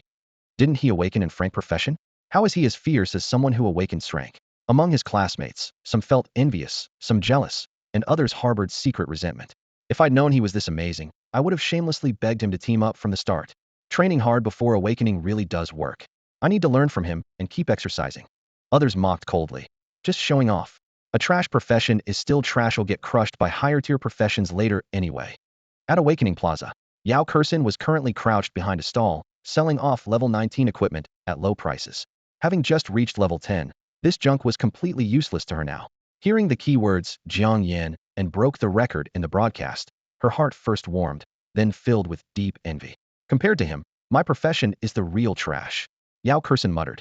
If she could choose again, she'd rather take a brank warrior than this seemingly prestigious rank holy angel. In honor of kings, she preferred mid-lane mages or top-lane warriors, never been interested in healer supports, and in reality, she definitely didn't want to be anyone's logistics. Light flashed in the center of the plaza as the teleportation array activated, and Jiang Yan appeared with faint white mist. Not selling the last few pieces, closing up shop. Yao Kursin raised her hand, and several worn pieces of equipment whooshed back into her storage ring. Then she took quick little steps straight toward Jiang Yan. I knew you'd break another record. Jiang Yan handed back the demon meteor blade, saying earnestly, thanks for lending me this sword and all those potions. I really couldn't have broken the record without them.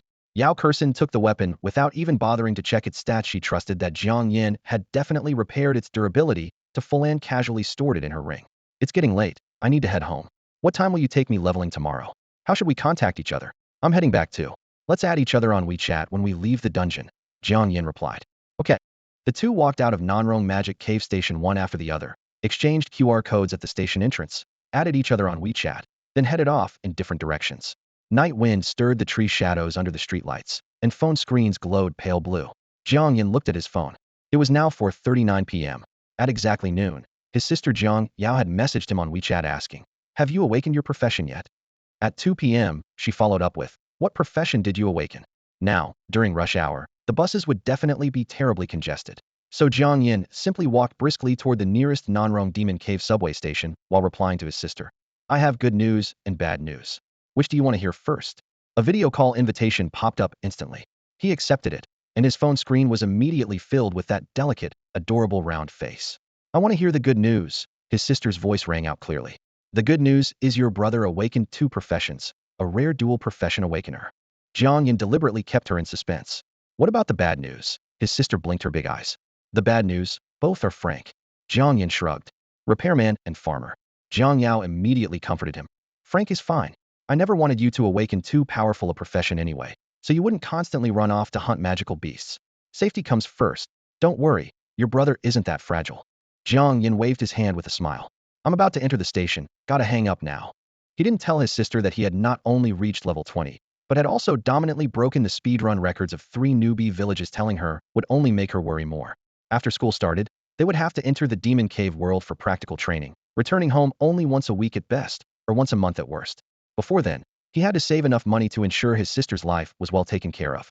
Thinking of Yao Kursin, whom he had just added as a friend, Jiang Yan's lips curved slightly upward, latching onto this rich girl. Making money no longer seemed like a difficult problem. He had made up his mind. Next, he would help Yao Kursin reach level 30, then make a solid million from her. As night approached, the subway sped along, neon lights flashing past the windows. By the time he reached Hope Community, the sky had darkened. This area of disaster relief housing built with government funding was scattered throughout many locations in Nanrong City. 12 years ago, that large teleportation point at Nanrong Demon Cave Station had suddenly appeared, with massive numbers of magical beasts continuously pouring through. City buildings were destroyed completely, and countless families were torn apart. After 5 full years of brutal fighting, humanity finally reclaimed Nanrong Demon Cave Station entirely. Jiang Yan's parents had died during that period. His father was a military veteran, his mother a doctor. After 3 years of continuous battle, they ultimately fell to the claws of high-level magical beasts. At that time, 9-year-old Jiang Yan and 5-year-old sister had been urgently sent to distant relatives by their father on the very first day of the Demon Cave invasion. Since then, he harbored deep hatred for magical beasts, yearning to become stronger, yearning for the day he could kill every last magical beast. In his previous life, he had publicly revealed his heaven-defying modification skill for the sake of righteousness, but underestimated human nature and was treated like a lab rat by powerful figures.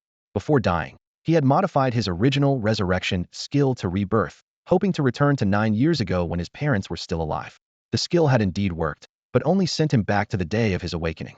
Since that was the case, in this life he would never again expose his trump cards for any righteousness or classmate friendship. The small 2-bedroom, 1 living room home glowed with warm light.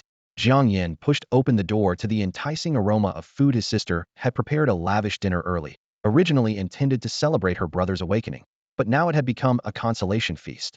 However, she was surprised to discover that her brother showed no signs of dejection whatsoever, and actually had an excellent appetite. Brother, don't hold it in. Why don't you cry a little? I'm a bit worried. Jiang Yao timidly handed him a tissue. Cry my ass. Jiang Yan nearly choked on his rice, both amused and exasperated. Your brother is extremely happy today.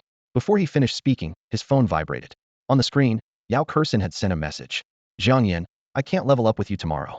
After my dad found out about my awakened profession, he arranged for someone to take me directly to the wilderness tomorrow.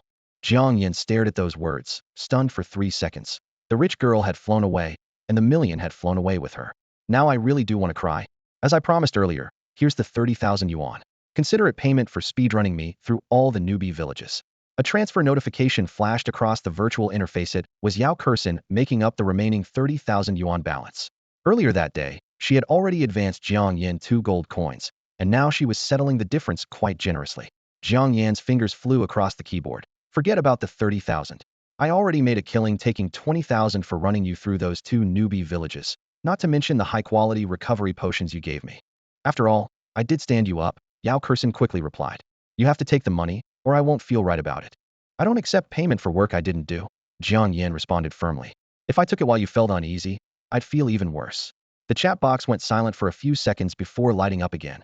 All right then, but what if just hypothetically I end up surpassing your level and claim first place on the freshman leaderboard? Would you be angry?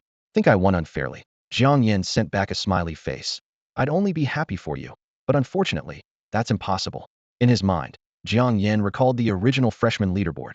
First place went to Sun Chongbin, with his rank profession ammunition expert. He seemed ordinary enough before level 20, but once he broke through and unlocked his infinite ammunition talent, he became unstoppable. With sufficient mana, he could use magic guns and cannons like fountains, unleashing overwhelming firepower to hunt monsters relentlessly. Combined with plenty of mana recovery potions, he shot up to level 40 in just 1 month, becoming the only monster to break level 40 before school started. Back then, Jiang Yan had hidden his game-breaking modify and resurrection skills for the greater good, only managing to steadily climb to level 28, barely missing the leaderboard. Yao Kursin had reached level 37, ranking 3rd, while second place was level 38, just 1 level ahead of her. The screen displayed new text. Then you better work hard. I've got a level 50-something bodyguard to power level me. If I really do surpass you, don't blacklist me. Gotta go eat now, bye. The call ended. and Jiang Yan closed his phone. So the rich girl flew away. Without this escort mission, he could focus entirely on farming equipment, then use his modify skill to re-roll equipment attributes, turning trash into legendary gear to sell for profit. More importantly, without having to guide someone tomorrow, he could venture into the wilderness alone, without holding back. The Newbie villages were full of magical surveillance, so he'd never used his professional skills there to keep them hidden. But the wilderness was different. No oversight, no observers. Even without using modify to weaken monsters, his resurrection skill alone would let him trade life for life, hunting above his level and gaining experience like crazy. The freshman leaderboard? He'd be crazy not to dominate it. Meanwhile, Jiang Yao quietly noticed a hint of melancholy in her brother's expression and felt troubled. Sure enough, brother is still upset about awakening those two useless professions. Brother, maybe we shouldn't go to school at all? Jiang Yao kept her head down, poking at the rice in her bowl with her chopsticks, and whispered, I'm afraid once you go to college, I'll never see you again. Jiang Yan picked up a piece of chicken and placed it in her bowl, his gaze gentle as he had already guessed her worries. Don't worry, even if I go to college, I'll come home often. Besides, you're 14 now, you should learn to be strong and independent. I'm not grown up yet. I'm only 14. Jiang Yao gripped her chopsticks tightly, her voice choked with tears. If you don't come home, I'll be all alone at night, and I'm scared. Memories from his previous life flooded back uncontrollably. Back then, he couldn't afford to buy his sister a magic communication device, so she had to live at school, and they could only see each other once a week. In just a few months, the lively girl grew increasingly thin, and every visit broke his heart. Thinking of this, Jiang Yan put down his chopsticks. How about you come live with me in the magic cave? Jiang Yao looked up, her eyes quickly reddening and her nose tingling. Is that possible? Once I get my hunter license, I can take you in with me.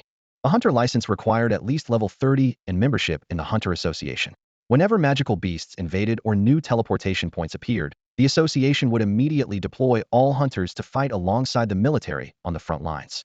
Jiang Yao understood what this meant. Their parents had died on that very battlefield. She shook her head vigorously like a bobblehead doll. Then I don't want to go to the magic cave anymore. I'll just live at school. All right, let's not think about this now. There's still time before school starts. Finish your meal first. Jiang Yan gently patted her shoulder, then cleared the dishes and went to the kitchen. After washing the dishes, he paced around the living room a few times, then took out his phone and sent a message to Yao Kursen. I have a favor to ask. If you have a spare storage ring, could you lend me one? I can use our house as collateral, though it's just government welfare housing and not worth much. The reply came almost instantly.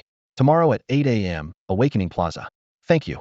Jiang Yan held his phone, surprised that someone he'd only known for a day would so readily agree to lend him a storage ring worth at least hundreds of thousands, or even millions for higher level ones.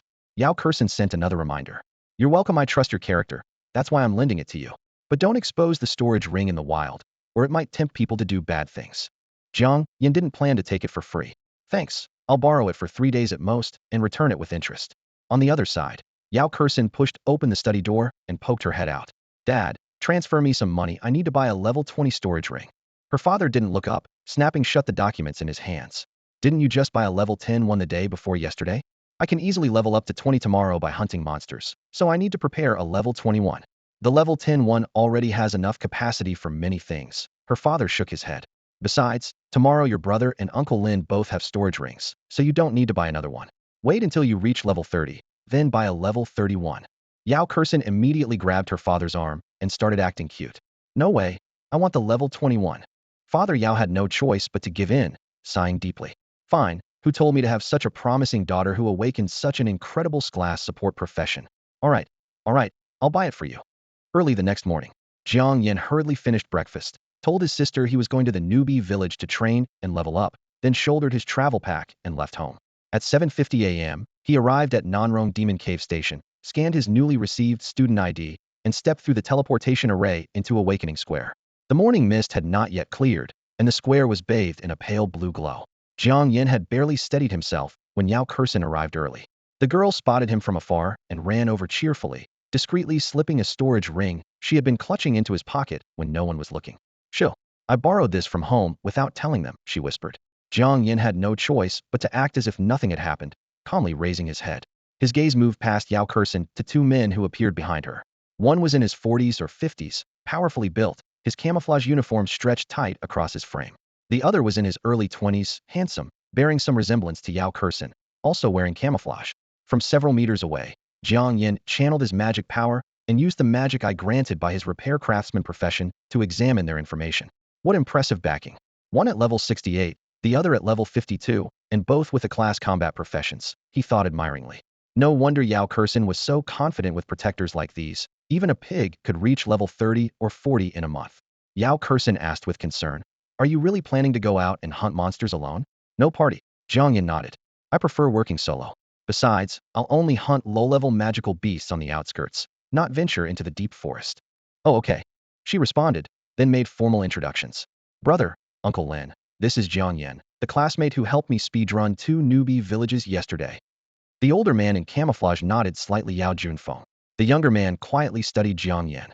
Yao Junfeng sighed. Such a pity, awakening such a rare dual profession, yet it provides neither combat power nor support. Uncle Lin beside him echoed the sentiment with regret, then patted Jiang Yan's shoulder. "Kid, I'm pretty close with Hui Yuanwu. If you want to follow his path, I can introduce you to become his disciple and abandon your professions for martial arts." "Hui Yuanwu isn't worthy." Jiang Yan politely declined. "Thank you for the kind offer. I believe my 2 professions aren't inferior. Everyone has their own understanding of martial arts. I want to forge my own path to advancement." Uncle Lin showed an approving smile. "Then I'll wait to see the day you surpass Hui Yuanwu." As soon as he finished speaking, the 8 o'clock chime echoed across the square. The massive floating magical crystal sphere overhead lit up, beginning to broadcast real-time updates of this year's freshman level rankings. Yao Kurson arranged to meet Jiang Yan at 8 in the morning at Awakening Plaza because that's when the freshman ranking list would be announced. This year, a total of 9.21 million 18-year-old candidates nationwide participated in the professional awakening ceremony. Yesterday, they were assigned to nearby dungeon entrances to complete their awakening rituals. During the ceremony, magic crystal orbs precisely recorded each candidate's identity information and awakened profession. These crystal orbs were all crafted by President Luo of the National Hunter Association. His Shrank Profession Celestial Monitor came with a surveillance skill that allowed him to observe celestial phenomena above and geographical features below. Anything touched by his magic, whether living or inanimate, could be monitored and observed in real time. The awakening crystal orbs were infused with his magic and stored with that surveillance skill. Because of this, all newcomers activated by the crystal orbs during the ceremony retained a trace of President Luo's magic within them. This magic continuously fed back data, allowing the freshmen's levels to be instantly projected into the giant crystal orb hovering above Awakening Plaza. The monitoring crystal orbs around Newbie Village and various association headquarters were also designed by President Luo. They operated in a parent-child orb system. Countless small child orbs collected information and transmitted it to the massive parent orb. In his previous life, Jiang Yan had met President Luo several times, and he still vividly remembered their first encounter. President Luo had scrutinized him with cold eyes, muttering in a low voice, "Why can I see everyone else's complete professional information clearly? But with you I can only see your profession and level, not your skill descriptions." From that moment, Jiang Yan understood that wherever crystal orbs existed, it was equivalent to having one of President Luo's avatars present. President Luo's greatest lifelong ambition was to scatter such avatars throughout every corner of the dungeon world, weaving a surveillance network with no blind spots. These avatars had no life. They were essentially monitoring devices embedded with intelligent programs, yet they were sufficient to provide real-time updates on specific areas and specific individuals' levels, almost like establishing an internet within the dungeon world. The giant crystal orb hovered silently above the plaza, its golden text gleaming brilliantly on the ranking list. "Jiang Yan, you're not in first place." Yao Kurson looked up at the rankings, her voice full of surprise. The top 100 names on the freshman level ranking were clearly displayed. First place, Li Yufeng, level 22. Second place, Jiang Yan, level 20. Below Jiang Yan were more than a dozen other level 20 newcomers who had also left Newbie Village. Yao Junfeng added from the side. Li Yufeng awakened as Enshrank Sword Saint, the same profession as President Chun of the Nanrong City Hunter Association. Jiang Yan shrugged and replied casually. "He probably stayed up all night grinding to reach level 22. It won't be long before I overtake him." Seeing the rankings, the surrounding newcomers were all stimulated into heated discussions, rushing to activate teleportation arrays to return to Newbie Village, racing against time to hunt monsters and level up. Yao Kurson was also swept up in this tense atmosphere. She clicked her tongue in amazement. These people were so driven that while she had simply slept for one night, the first place holder had pulled ahead by a full 12 levels. Now even the 100th place on the rankings had reached level 16, while she was only level 10, not even qualifying for the list. She gripped her teleportation talisman tightly and ran quickly toward the teleportation array. "I'm leaving. When I return here again, even if I'm not first place, I'll definitely make it into the top 3. Yao Kurson declared boldly, waving goodbye to Uncle Lin and her brother as they headed together toward the teleportation point leading to the eastern part of Beast Forest. Jiang Yan, carrying a bulging backpack and gripping his steel sword, made his way alone to the teleportation point bound for the western region of Poison Dragon Valley. Going alone? The teleportation attendant looked up with concern. Poison Dragon Valley is extremely dangerous, filled with venomous plants and magical beasts. You shouldn't go in without teammates. I'm only planning to refine antidote pills and gather some herbs from the outer areas before returning, Jiang Yan replied calmly. Satisfied with the response, the staff member stopped trying to dissuade him. Jiang Yan stepped into the magic circle, channeled his magical power, and watched as the scenery before him twisted suddenly in a burst of light. The next second, he found himself standing in the first-floor hall of the teleportation tower in the eastern part of Poison Dragon Valley. This 12-meter teleportation tower was forged from magic stones and alloy, its walls covered with pale blue runic pathways. The first-floor hall stood empty, with a new teleportation array carved into its center. The second and third floors each housed teleportation points as well, connecting respectively to the Central Plaza of Magic Cave University City and the Awakening Plaza of the National Hunter Association. The entire structure was rated as a level 65 defensive tower. Even magical beasts in their 70s or 80s would struggle to shake its foundation in a short time. The vast hall was devoid of other people, so Jiang Yan walked straight toward the exit. Please be sure to close the door when entering or leaving the teleportation tower. Above the stone door, which stood over 2 meters high, a bright red warning sign was particularly conspicuous. Jiang Yan raised both hands and grasped the heavy black door rings on the door panels. The entire tower door was cast from gravity stone and weighed a full 400,000 pounds. Those black door rings were themselves 2 pieces of level 20 equipment. With level 20 magic crystals fused inside, only level 20 awakeners could channel magical power into them and activate the light as a feather skill to pull the door open. This design was meant to prevent magical beasts from breaking in and using the artificial teleportation array to attack the Association Plaza. Inside and outside the door, basketball-sized magical crystal orbs floated, continuously monitoring the area around the tower. If any signs of high-level magical beast attacks appeared, the association branch responsible for this tower would immediately dispatch hunters to eliminate the threat. Because of this, no one dared to rob or vandalize near the towers anymore. Even foreigners maintained restraint around the teleportation towers built by the domestic forces in the magical cave world. Jiang Yan pushed open the door and stepped out, then casually closed the heavy stone door behind him. The canyon forest loomed in and out of view through pale gray poisonous mist, the air thick with the sickly sweet smell of decay. Several kilometers away, the cliffs on both sides rose like knife-cut walls, their faces tangled with vines and weeds. Folk storytellers had once fabricated a tale. This place was originally a giant mountain, and when a poison dragon brought disaster to the human world, the sword god pursued it here and slew the dragon with a single strike. The sword energy split the mountain as well, and over time it became Poison Dragon Valley. Though the legend remained unverified, the valley was filled with high-grade medicinal herbs called dragon's blood grass, leading many to believe the story was largely true. After walking beyond the teleportation tower's monitoring range, Jiang Yan pulled out the storage ring Yao Kursen had lent him from his pocket and slipped it onto his finger. It's actually a level 20 storage ring, he raised an eyebrow. Scanning it with his divine sense, he discovered various potions neatly arranged inside. I see. She likes me. Jiang Yan understood immediately, then nodded narcissistically. With my looks and strength, what girl could resist? The next second, he shrugged with complete indifference, muttering his familiar complaint. Women only slowed down my leveling speed. Romance, and all that, even dogs wouldn't bother with it. Poison Dragon Valley, shrouded in toxic mists and teeming with venomous insects and poisonous magical beasts, had become a forbidden zone that many awakeners dared not approach. Milky white poisonous fog perpetually wound through the forest, tree trunks bore mottled corrosion marks, and occasionally one could hear the rustling sounds of venomous insects scraping their shells. For this very reason, few truly dared to venture deep inside. Most people simply teleported to the outer perimeter, hastily gathered some valuable dragon's blood grass, and quickly departed.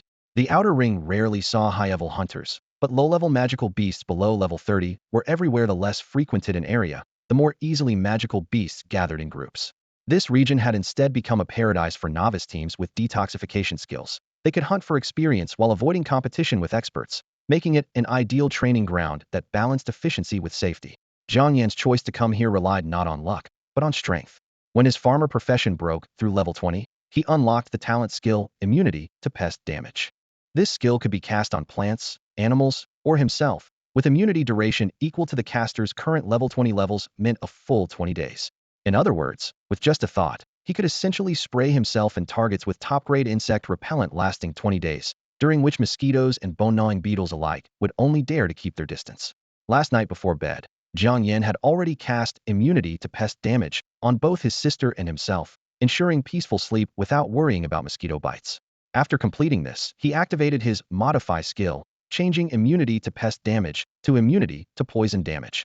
So the new effect became immunity to all toxins for 20 days. Before his rebirth, his first thought was to further modify it to immunity to damage. Wouldn't that make him invincible? But after actually modifying it, he discovered the skill only became immunity to all damage for 2 seconds. Considering he also had Resurrection, reviving after death, with full status restoration for only 100 mana points while immunity to damage, as his third skill consumed a full 300 mana points regardless of what type of damage it prevented, the cost-effectiveness made him too lazy to waste mana for mere 2-second invincibility. However, he hadn't abandoned this approach. Skills grew with level advancement. Level 20 meant 2 seconds, level 30 would be 3 seconds, and the later stages would make instant invincibility increasingly useful for catching enemies off guard. Deep in the night, while his sister slept soundly, he once again applied a 20-day immunity to poison damage to her and cast another on himself. With dual immunity in place, Jiang Yan could completely ignore Poison Dragon Valley's most troublesome toxic fog and venomous insects, leisurely hunting for experience and gathering dragon's blood grass in this wide, elongated valley. Of course, if luck favored him extraordinarily and he encountered a low-level poison dragon or discovered a poison dragon egg, he could truly become rich overnight.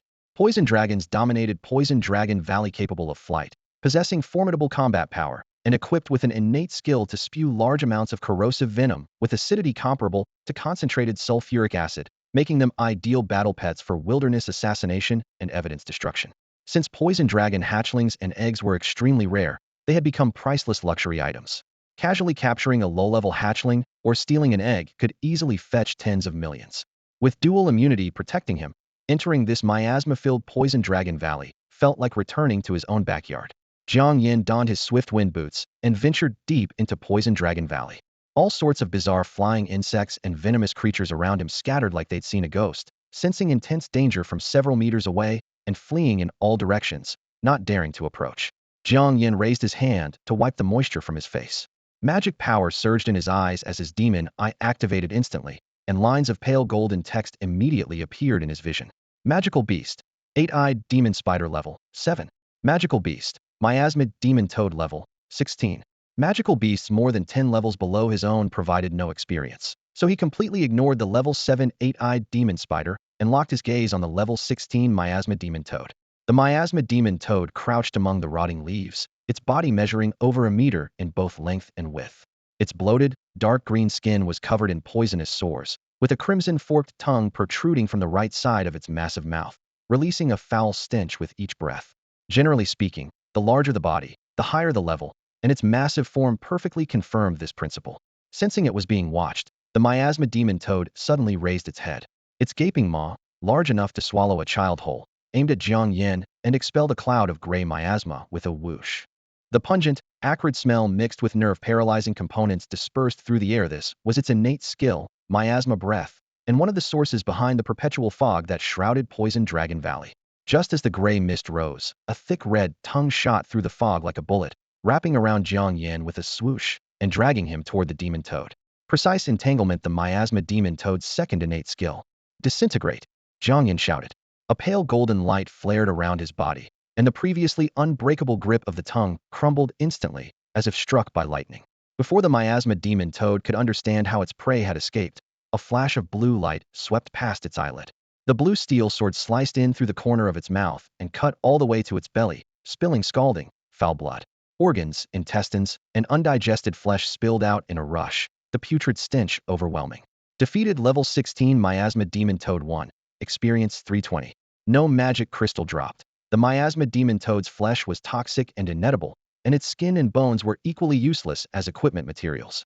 Jiang Yan sheathed his sword, too lazy to even search the corpse, and turned to continue hunting. As he moved forward, he casually gathered dragon blood grass scattered throughout the area, their crimson leaves particularly striking against the miasma. Half an hour later, defeated level 23 8-eyed demon spider, experience 690. Every 10 levels marked a watershed for magical beasts, with experience multiplying accordingly. Defeating a level 10 beast yielded 200 points, level 20 gave 600 points, and now this level 23 creature had given him more than triple the reward. Ding! You have leveled up. Name: Jiang Yan. Race: Huaxia. Occupation: repairman, farmer.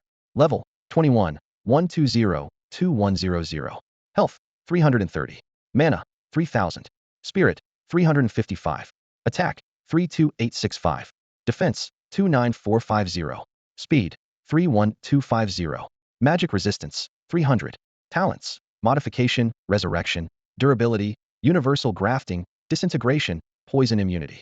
When levels are comparable, magical beasts possess physical attributes that almost completely overwhelm humans, with only intelligence being slightly inferior. Jiang Yan had just used every means at his disposal to slay a level 23 eight-eyed male demon spider. Though victorious, the creature's razor-sharp claws had pierced through his abdomen, blood continuously seeping through his worn level 10 beast-hide armor. This gear simply couldn't withstand the assault of a high-tier demon spider. Leveling up brought an instant restoration of stamina and mana, yet the fatal wound still throbbed with tearing pain. Jiang Yan didn't immediately consume the extremely precious healing potion that was reserved for his companions. He clutched his abdomen, letting blood drip through his fingers, yet his mind remained unusually calm. As long as his mana hadn't bottomed out, he could rely on his resurrection talent to rise again and again, with all injuries healing upon revival and his physical condition returning to peak state. Ahead, a desolate forest wrapped in spider webs stretched out, cold and sticky. Eight-eyed demon spiders typically lived in pairs. The male hunted outside, dragging live prey back to the nest for the female to feast upon, making the female's level usually far higher than the male's. At this moment, a female demon spider standing 2 meters tall and 1/3 larger than the male was crushing dead branches underfoot, approaching like the Grim Reaper. Jiang Yan activated his magic eye, and a line of pale blue data appeared in his vision level 30. Even more terrifying than the previous one, fighting Hedon would be suicide. He took a deep breath of the damp, cold air mixed with the stench of blood and decay, then reached up to pull down the zipper of his mud and blood-stained beast-hide jacket, revealing a chest covered in scars, yet still well-defined with muscle. Next, he drew his gleaming cold dagger and, with barely any hesitation, precisely thrust it into his own heart. The female demon spider's 8 crimson compound eyes suddenly contracted, filled with rage, yet frozen in place. Why had this prey suddenly committed suicide? The giant spider dragged its heavy body over to Jiang Yan's corpse, raising its blade-like front limbs high, preparing to vent its fury by mutilating the body. In that very instant, an indescribable surge of overwhelming magical power, wrapped in intense life force, erupted from Jiang Yan's chest, illuminating the dark forest floor. Resurrection. Resurrection. Death had been pronounced, and the heart that had ceased beating suddenly burst forth with powerful life force, expelling the dagger that had been deeply embedded within it. His soul was violently dragged back from the dark abyss. Jiang Yan leaned against thick tree roots and suddenly opened his eyes, only to find himself face-to-face with an ugly and terrifying eight-eyed demon spider.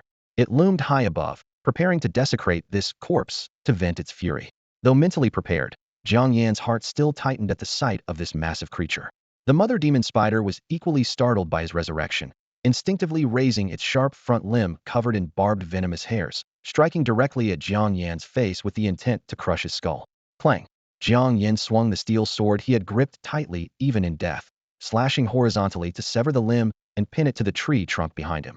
Wood chips flew as he seized the momentum, gripping the sword hilt with both hands and thrusting toward the mother demon spider's right eye. Hissed, the steel sword plunged more than halfway to the hilt, and the piercing pain caused the mother demon spider to emit a hoarse shriek, its massive head thrashing wildly. Jiang Yan was flung several meters away, rolling with his sword through thick fallen leaves. The blade was shaken loose, and dark green poisonous blood gushed from the spider's right eye like a fountain, creating wisps of smoke where it dripped and corroding the fallen leaves with a sizzling sound. Magical power surged within the mother demon spider. It was about to cast a magical skill. Jiang Yan quickly activated the magic eye ability that came with his awakened profession, Tinker, and his status panel instantly appeared. Just as the eight-eyed demon spider prepared to unleash web arrow rain, he decisively commanded, Modify. The mother demon spider was stunned. That was the only area effect damage skill among its 4 abilities. Under normal circumstances, the silk stored in its abdomen would spray out at arrow-like speed, riddling enemies with bloody wounds. But now only harmless silk balls emerged. As fine spider silk fell on him, Jiang Yan secretly breathed a sigh of relief. His opponent was level 30, while he was only level 21. The Modify skill had a 100 success rate when the target's level didn't exceed his own, but dropped by 10 for each level higher. The mother demon spider was a full 9 levels above him, leaving only a 10 success rate. Fortunately, it succeeded on the first attempt. Otherwise, that barrage would have cost him half his life. The mother demon spider could sense that the human before it had cast magic, but never imagined that magic could alter skills. Seething with rage, it launched Web Arrow Rain, again a skill unlocked upon reaching level 30. The result was the same, harmless droplets of silk thread, not a single arrow-shaped web strand. Jiang Yan was in no hurry to counterattack, raising his magic eye once more, modify. Because the A-Tide Demon Spider still possessed another particularly troublesome web shooting skill. Although he could use his disintegration skill to destroy the web and break free from its control, the moment his movement was restricted, given the female demon spider's speed, he would likely be pierced through by its sharp spider legs the instant he activated disintegration. Jiang Yan didn't engage in a direct confrontation. While airborne, he continuously activated his modification skill first targeting web spray, with a straightforward result, blood spray. Modification failed. Unwilling to give up, he tried a second time, only to fail again. Taking advantage of the female demon spider's momentary confusion, he gritted his teeth and released modification for the third time. A blue light flashed success. With both Spider Silk Arrow Rain and Web Spray sealed, the female demon spider was left with only two domestic skills, Silk Spinning and Web Weaving.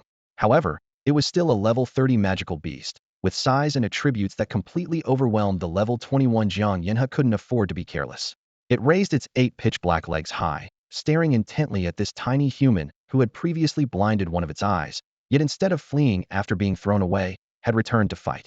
Rage churned in its massive spider eyes.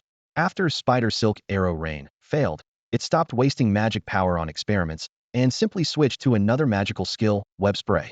However, splurt. A mouthful of dark green poisonous blood suddenly sprayed from between its fangs, and the female demon spider froze in place. What the heck? Where's my big web specifically designed for catching prey? How come no web came out, but I suddenly spat up blood instead? The dark green poisonous blood splattered down, corroding the ground with a sizzling sound. Magic patterns lit up beneath Jiang Yan's feet as he activated the magic crystal skill in his windstorm boots, his form becoming a blur as he dodged into a safe zone. Break for me.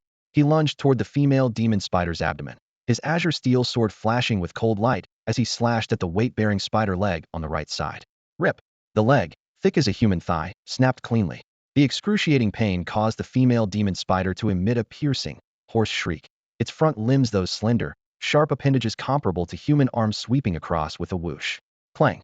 Jiang Yan blocked horizontally with his sword. The terrifying force transmitted through the blade, numbing his grip and forcing him to retreat several steps before stabilizing. Cut off one more, and I won't have to worry about it running. He accelerated into a charge. The female demon spider instinctively released Web Spray again, but with the skill already modified to Blood Spray, poisonous blood gushed out wildly, worsening its injuries and visibly weakening its aura. Whoosh. The windstorm boots activated again. Jiang Yan circled to the right side, sword light flashing once more. The second spider leg was severed at the root. Having lost 2 limbs, the female demon spider's center of gravity instantly collapsed, its massive body swaying with no escape route available.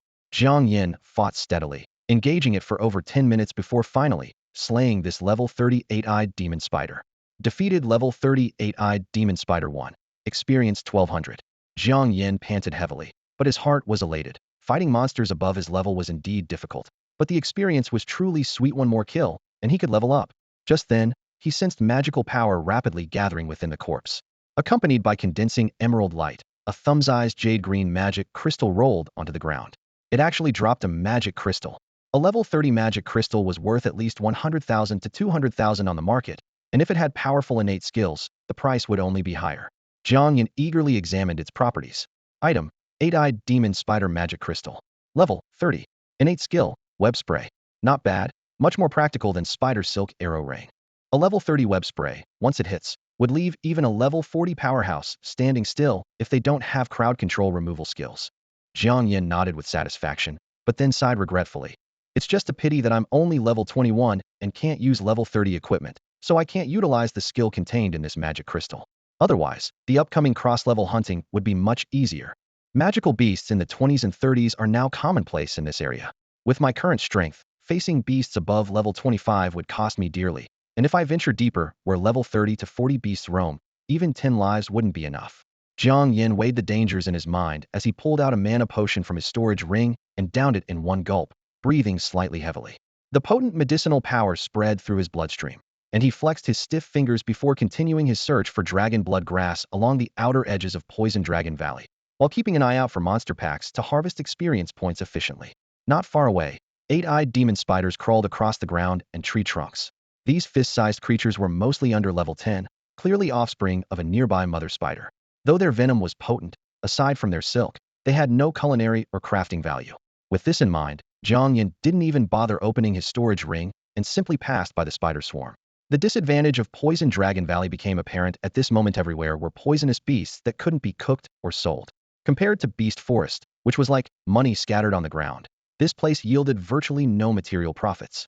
For this reason, few freshmen ventured here, let alone someone like him going in solo. Half an hour later, the mist in the sky grew thicker. Following the low, croaking sounds, Jiang Yan tracked down a wetland nest of miasma demon toads. He crept closer and suddenly blasted through the muddy stone wall blocking his path. As toxic fog billowed, miasma demon toads above level 11 leaped frantically toward him. Jiang Yan slipped aside with nimble footwork, his sword tracing a crescent of cold light that tore through their thick skin, sending blood and flesh flying. The strongest one had just broken through level 20, spitting purple-black miasma, so dense it nearly condensed into droplets, but it too fell to his blade. Moments later, the immature toads under level 10 in the nest all hid in the mud. Jiang Yan couldn't be bothered with a complete massacre and collected 7 or 8 adult toad corpses. His experience bar instantly filled, and the numbers on his status panel settled level 22. Meanwhile, at awakening plazas across magical cave stations nationwide, floating screens refreshed with a flash. Freshman level rankings. First place, Jiang Yan, level 22. Second place, Li Yufeng, level 22. Holy crap, wasn't Jiang Yan level 20 just an hour ago? How did he jump 2 levels in the blink of an eye? Li Yufeng grinded all night to finally overtake him. And now this guy takes a morning stroll through Poison Dragon Valley and climbs back to first. I suspect someone's boosting him. He's in Frank Awakener. How could he level faster than Strength Sword Saint Li Yufeng? Before questioning, remember who broke 3 solo speedrun records in Newbie villages yesterday? Those records still stand. Li Yufeng went to grind in the wild precisely because he couldn't break those records. At the right side of the Awakening Plaza, near the Poison Dragon Valley teleportation array, the duty officer had noticed the ranking update and immediately recalled the student named Jiang Yan, a rare dual class awakener who had dominated yesterday's Newbie village speedruns. When Jiang Yan had ventured into Poison Dragon Valley alone earlier, the officer had kindly advised him to form a team first. But Jiang Yan said he was just going to gather herbs for crafting antidotes, so the officer hadn't pressed further. Who would have thought that in just over an hour, he'd gained 2 levels? The officer couldn't help but speculate. He must have gotten lucky and encountered high-level beasts that had fought each other to mutual exhaustion, then swooped in to finish them off for massive experience. That had to be it. Otherwise, going solo without combat skill bonuses from either class or any control abilities, there was no way he could easily hunt same-level beasts in the wild for leveling. After all, magical beasts in the wild are battle-hardened survivors, unlike the artificially bred creatures in the starter village that are easy to hunt. Because of this, even though Jiang Yan had consecutively speedrun through the starter village yesterday, setting 3 new records in one go, many people still doubted his abilities. Then at 1 p.m., shocking news erupted from the Poison Dragon Valley teleportation point. Jiang Yan had broken through to level 26. When the staff guarding the teleportation array learned he had entered Poison Dragon Valley alone, they could no longer sit still. This guy wasn't going in to gather herbs. He was going in to hunt and level up. The toxic miasma in just the outer layer of Poison Dragon Valley was enough to repel most awakeners, and even high-level hunters from the guild were reluctant to venture deep inside. Yet Jiang Yan had charged in with nothing but antidote pills and gained a full 6 levels in one morning. Calculating based on level 20 magical beasts giving 600 experience points each, jumping from level 20 to 26 would require killing at least 22 same-level beasts. If no one was helping him level up, it could only mean everyone had underestimated him. And Frank Awakener achieving this kind of leveling speed had only happened once before with Hui Yuan Wu, who had practiced martial arts since childhood. If Jiang Yan was truly solo grinding, then he was clearly following the path of the next Hui Yuan Wu. Meanwhile, Yao Kursen's level was also skyrocketing like a rocket, surging all the way up from level 10. The real-time leaderboard updated. First place, Jiang Yan, level 26.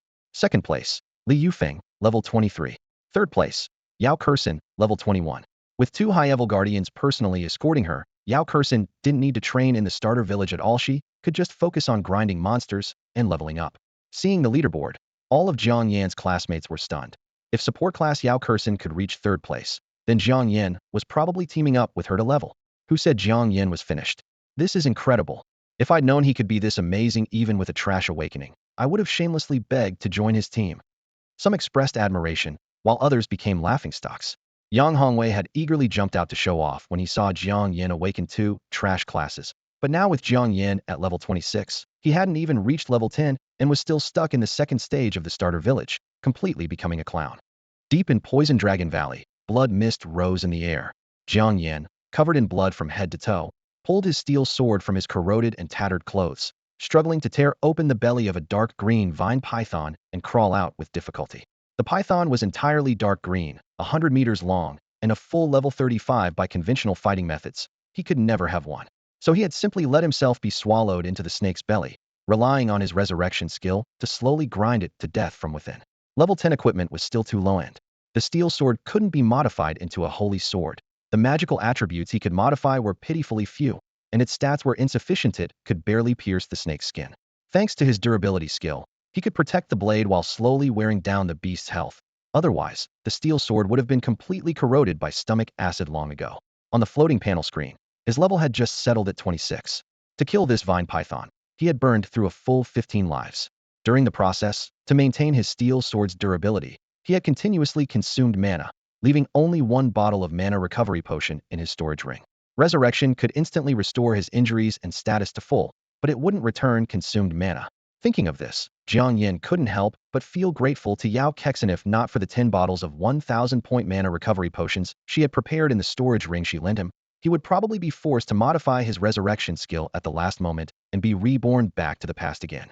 Jiang Yan stripped off his clothes, which had been corroded into tatters by the vine python's stomach acid, and walked straight toward the lake ahead.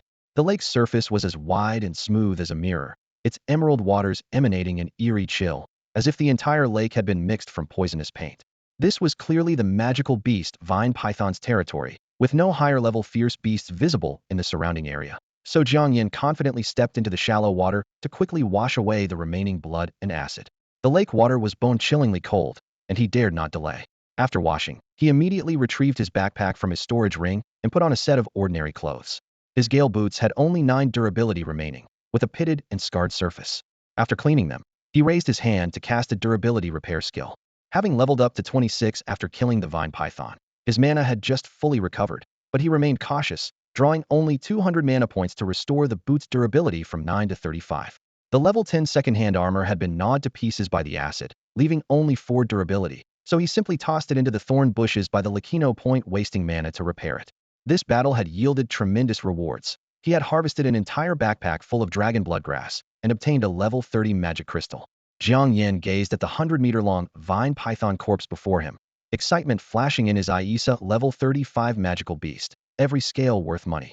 Unfortunately, his level 20 storage ring had limited space and couldn't accommodate such a massive corpse. Otherwise, even if someone wanted the venomous snake meat, the bones could still be sold to necromancers or corpse herders. He could only be selective, taking the most valuable scales. Modify, Jiang Yan called out in a low voice, casting his skill to restore the ability he had temporarily changed to disintegrate back to dismantle. Dismantle was ineffective on living creatures, but worked on dead matter, and before his rebirth, he had often used it for dismembering corpses. After preparing, he placed both hands on the vine python's cold serpentine body, his mana spreading like thin mist to quickly envelop every dark green scale. The dismantling rules flashed through his mind. 100 success rate for same-level targets, decreasing by 10 for each level higher. The vine python was a full 9 levels above him, but Jiang Yan's face broke into a lucky grin. 10 success rate, and he succeeded on the first try. With a sharp tearing sound, the scales were neatly pried loose in the blue light, falling to the ground like a torrential downpour. The ground was immediately covered with a thick layer of scales, and he bent down to collect them frantically, soon stuffing his storage ring to capacity. That's enough. I'll head back first to sell these items for cash, get a new set of equipment, stock up on dozens of mana potions, then return to continue grinding levels with my life on the line. With his mind made up, he dared not linger. He injected mana to activate the Whirlwind Wolf in his gale boots, whirlwind swirling beneath his feet as he transformed into a blur and rushed out of Poison Dragon Valley. Moments later, he reached the valley entrance. Jiang Yan slowed his pace and came to a stop, cautiously searching the area to confirm no one was lying in ambush before retrieving the backpack stuffed with dragon blood grass from his ring. He then removed the storage ring and tucked it deep into his clothing pocket. He was still quite weak, so it was best not to expose such rare and expensive equipment as a storage ring, lest he catch the attention of wilderness bandits who might rob him of everything. Besides, this was borrowed from Yao Kexin, and if someone robbed him, he'd have no way to repay it, and would have to sell himself to cover the debt. Back at the teleportation tower, Jiang Yan looked up at the magical crystal orb suspended in midair, its crystalline light flowing. Just how many surveillance avatars had President Luo deployed at this time? No one could say for certain. He pushed open the door, closed it behind him, and rushed straight to the teleportation platform without stopping, heading directly to the third floor.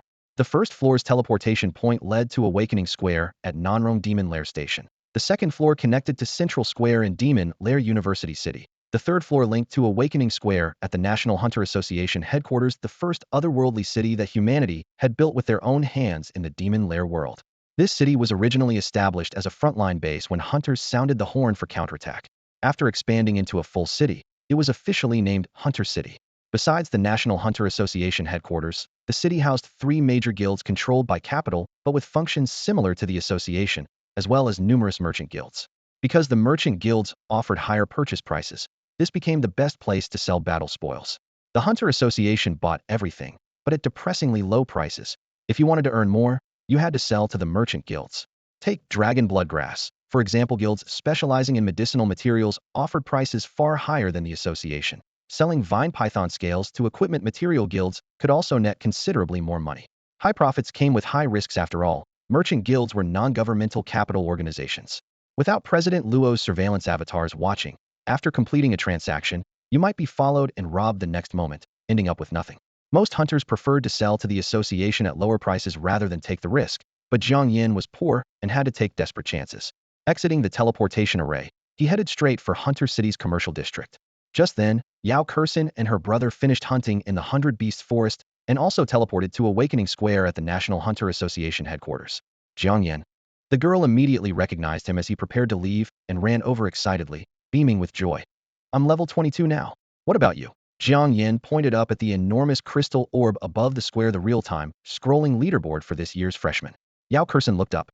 First place, Jiang Yan, level 26. Second place, Li Yufeng, level 23. Third place, Yao Kursin, level 22. She was instantly petrified. How did you level up so fast? Come clean, did you also hire a power leveler? Power leveler? What do you think this is, honor of kings? Jiang Yan shrugged and spoke vaguely. I'm an orphan, where would I get the money to hire a power leveler? I just got lucky. 2 eight-eyed demon spiders and a demonic vine python fought each other to mutual destruction. I seized the opportunity to finish them off, first killing a level 30 demon spider, then grinding down that severely wounded level 35 vine python. Experience points came flooding in. Yao Kursin listened in stunned amazement. You actually killed a level 35 demonic beast? She remembered when she was level 10, facing a dying level 18 demonic beast that she could barely scratch, and felt deeply ashamed. Unlike Jiang Yan, who could take down a level 35 demonic beast with defense several times higher than his own. I'm such a waste. I can barely finish off creatures just a few levels higher than me, even with my brother and Uncle Lin's help, let alone something more than 10 levels higher. She muttered under her breath. At this moment, Yao Junfeng frowned as he studied Jiang Yan, then suddenly spoke in surprise. Eight-eyed demon spider? Demonic vine python. Don't tell me you went into Poison Dragon Valley. Eight-eyed demon spiders and demonic vine pythons could be found in other forests as well, but they were quite rare, let alone engaging in mutual slaughter. Yao Junfeng examined the gruesome pile of corpses before him and couldn't help asking Jiang Yan, did you enter Poison Dragon Valley? Only there would eight-eyed demon spiders and demonic vine pythons clash on such a large scale. Jiang Yan didn't beat around the bush and nodded in acknowledgement. Yes. I wanted to level up in 100 Beasts Forest, but that place basically requires team play. It's hard for freshmen to encounter level 20 magical beasts when soloing. Poison Dragon Valley, on the other hand, is avoided by everyone. After my farmer class broke through level 20, I unlocked the pest immunity skill. Poisonous insects don't dare come near me, so as long as I stock up on antidote pills, I can treat that place like an ordinary forest for grinding. As he spoke, he unconsciously touched his storage ring. It was packed with freshly harvested dragon blood grass and a large bundle of python scales that would be impossible to hide. Yao Junfeng raised an eyebrow. I know about the farmer class's pest immunity, but doesn't that only work on plants? How can you use it on yourself? Jiang Yan had prepared his explanation and replied smoothly. It might be related to my innate full mana capacity. The farmer class I awakened is 1 tier higher than the standard version. This skill can protect crops, animals, and even myself. Yao Junfeng pondered for a moment, then shook his head. It's probably not related to innate full mana capacity. Sounds more like a variant skill. Variant skills in the farmer class aren't uncommon, but this is the first time I've heard of pest immunity working on living beings. His interest grew. Does the duration scale with level 2? Yes. I'm level 26, so I can maintain immunity for 26 days. However, It's single-target casting, which makes it somewhat underwhelming when used on crops since it can't provide area coverage. Come on, try it on me, Yao Junfeng said eagerly. Jiang Yan's heart tightened. His skill had been temporarily modified to poison immunity, making it awkward to demonstrate on the spot. He could only make an excuse. Hold on, my mana is insufficient. Let me recover some MP first, then I'll buff you guys. As soon as he finished speaking, Yao Junfeng pulled out a high-grade mana potion from his storage ring, its bottle gleaming with silver light. Here, take this. Jiang Yan's hand trembled. A high-grade potion instantly restored 5,000 mana points, while his maximum mana was only 3,500. Stuffing the potion into his pocket, he smiled awkwardly. That's too wasteful. Just give me 2 more minutes to recover enough MP for one casting. Seeing this, Yao Kursin also produced a mid-grade potion and explained, my brother is level 52, so he only carries high-grade ones. Jiang Yan seized the opportunity to freeload, pocketing the mid-grade potion as well, though he couldn't bring himself to chug it like a drink. He looked up at the sky with a constipated expression. Wait for me. I need to take a leak. With that, he slipped away and darted into the forest. Yao Junfeng narrowed his eyes, his gaze sharp as a blade. Why do I get the feeling he deliberately made excuses to scam recovery potions from us? Yao Kursin didn't doubt him at all, and actually spoke up for Jiang Yan. I don't think he's that kind of person. Besides, if his skill can make us immune to insect attacks for 26 days, forget about 1 high-grade potion and 1 mid-grade potion. Even giving him 100 bottles would be worth it. I suppose you're right. Yao Junfeng pushed up his gold-rimmed glasses and didn't argue further. His calculations were lightning fast. A high-grade potion that restored 5,000 mana points cost just over 10,000 at market price, while a mid-grade potion that restored 1,000 mana points was only worth 1,000 or 2. For rich kids like them whose families ran potion businesses, this really wasn't much money. That's why Yao Kursin was so generous when lending out her storage ring, stuffing it with mid-grade potions of various types, 10 bottles of each kind. She was worried that if Jiang Yan really got into trouble in the wilderness, she'd lose both her investment and her ring. Water trickled in the restroom. Jiang Yan really had been holding it in, so he relieved himself with one hand against the wall while quietly activating his modification skill with the other, changing immunity to poison back to immunity to insects. He carefully placed the pile of recovery potions deep inside the ring for a poor orphan like him. These potions were absolutely life-saving trump cards. He opened the restroom door to find the Yao siblings still waiting for him in the sunlit plaza. All right, let me cast the insect immunity buff on you too. Jiang Yan first cast the spell on Yao Junfeng, then covered Yao Kursin with the same light barrier. The incantation was silent and instantaneous. Yao Junfeng flexed his wrist and frowned. I don't feel anything. Does your skill have level restrictions?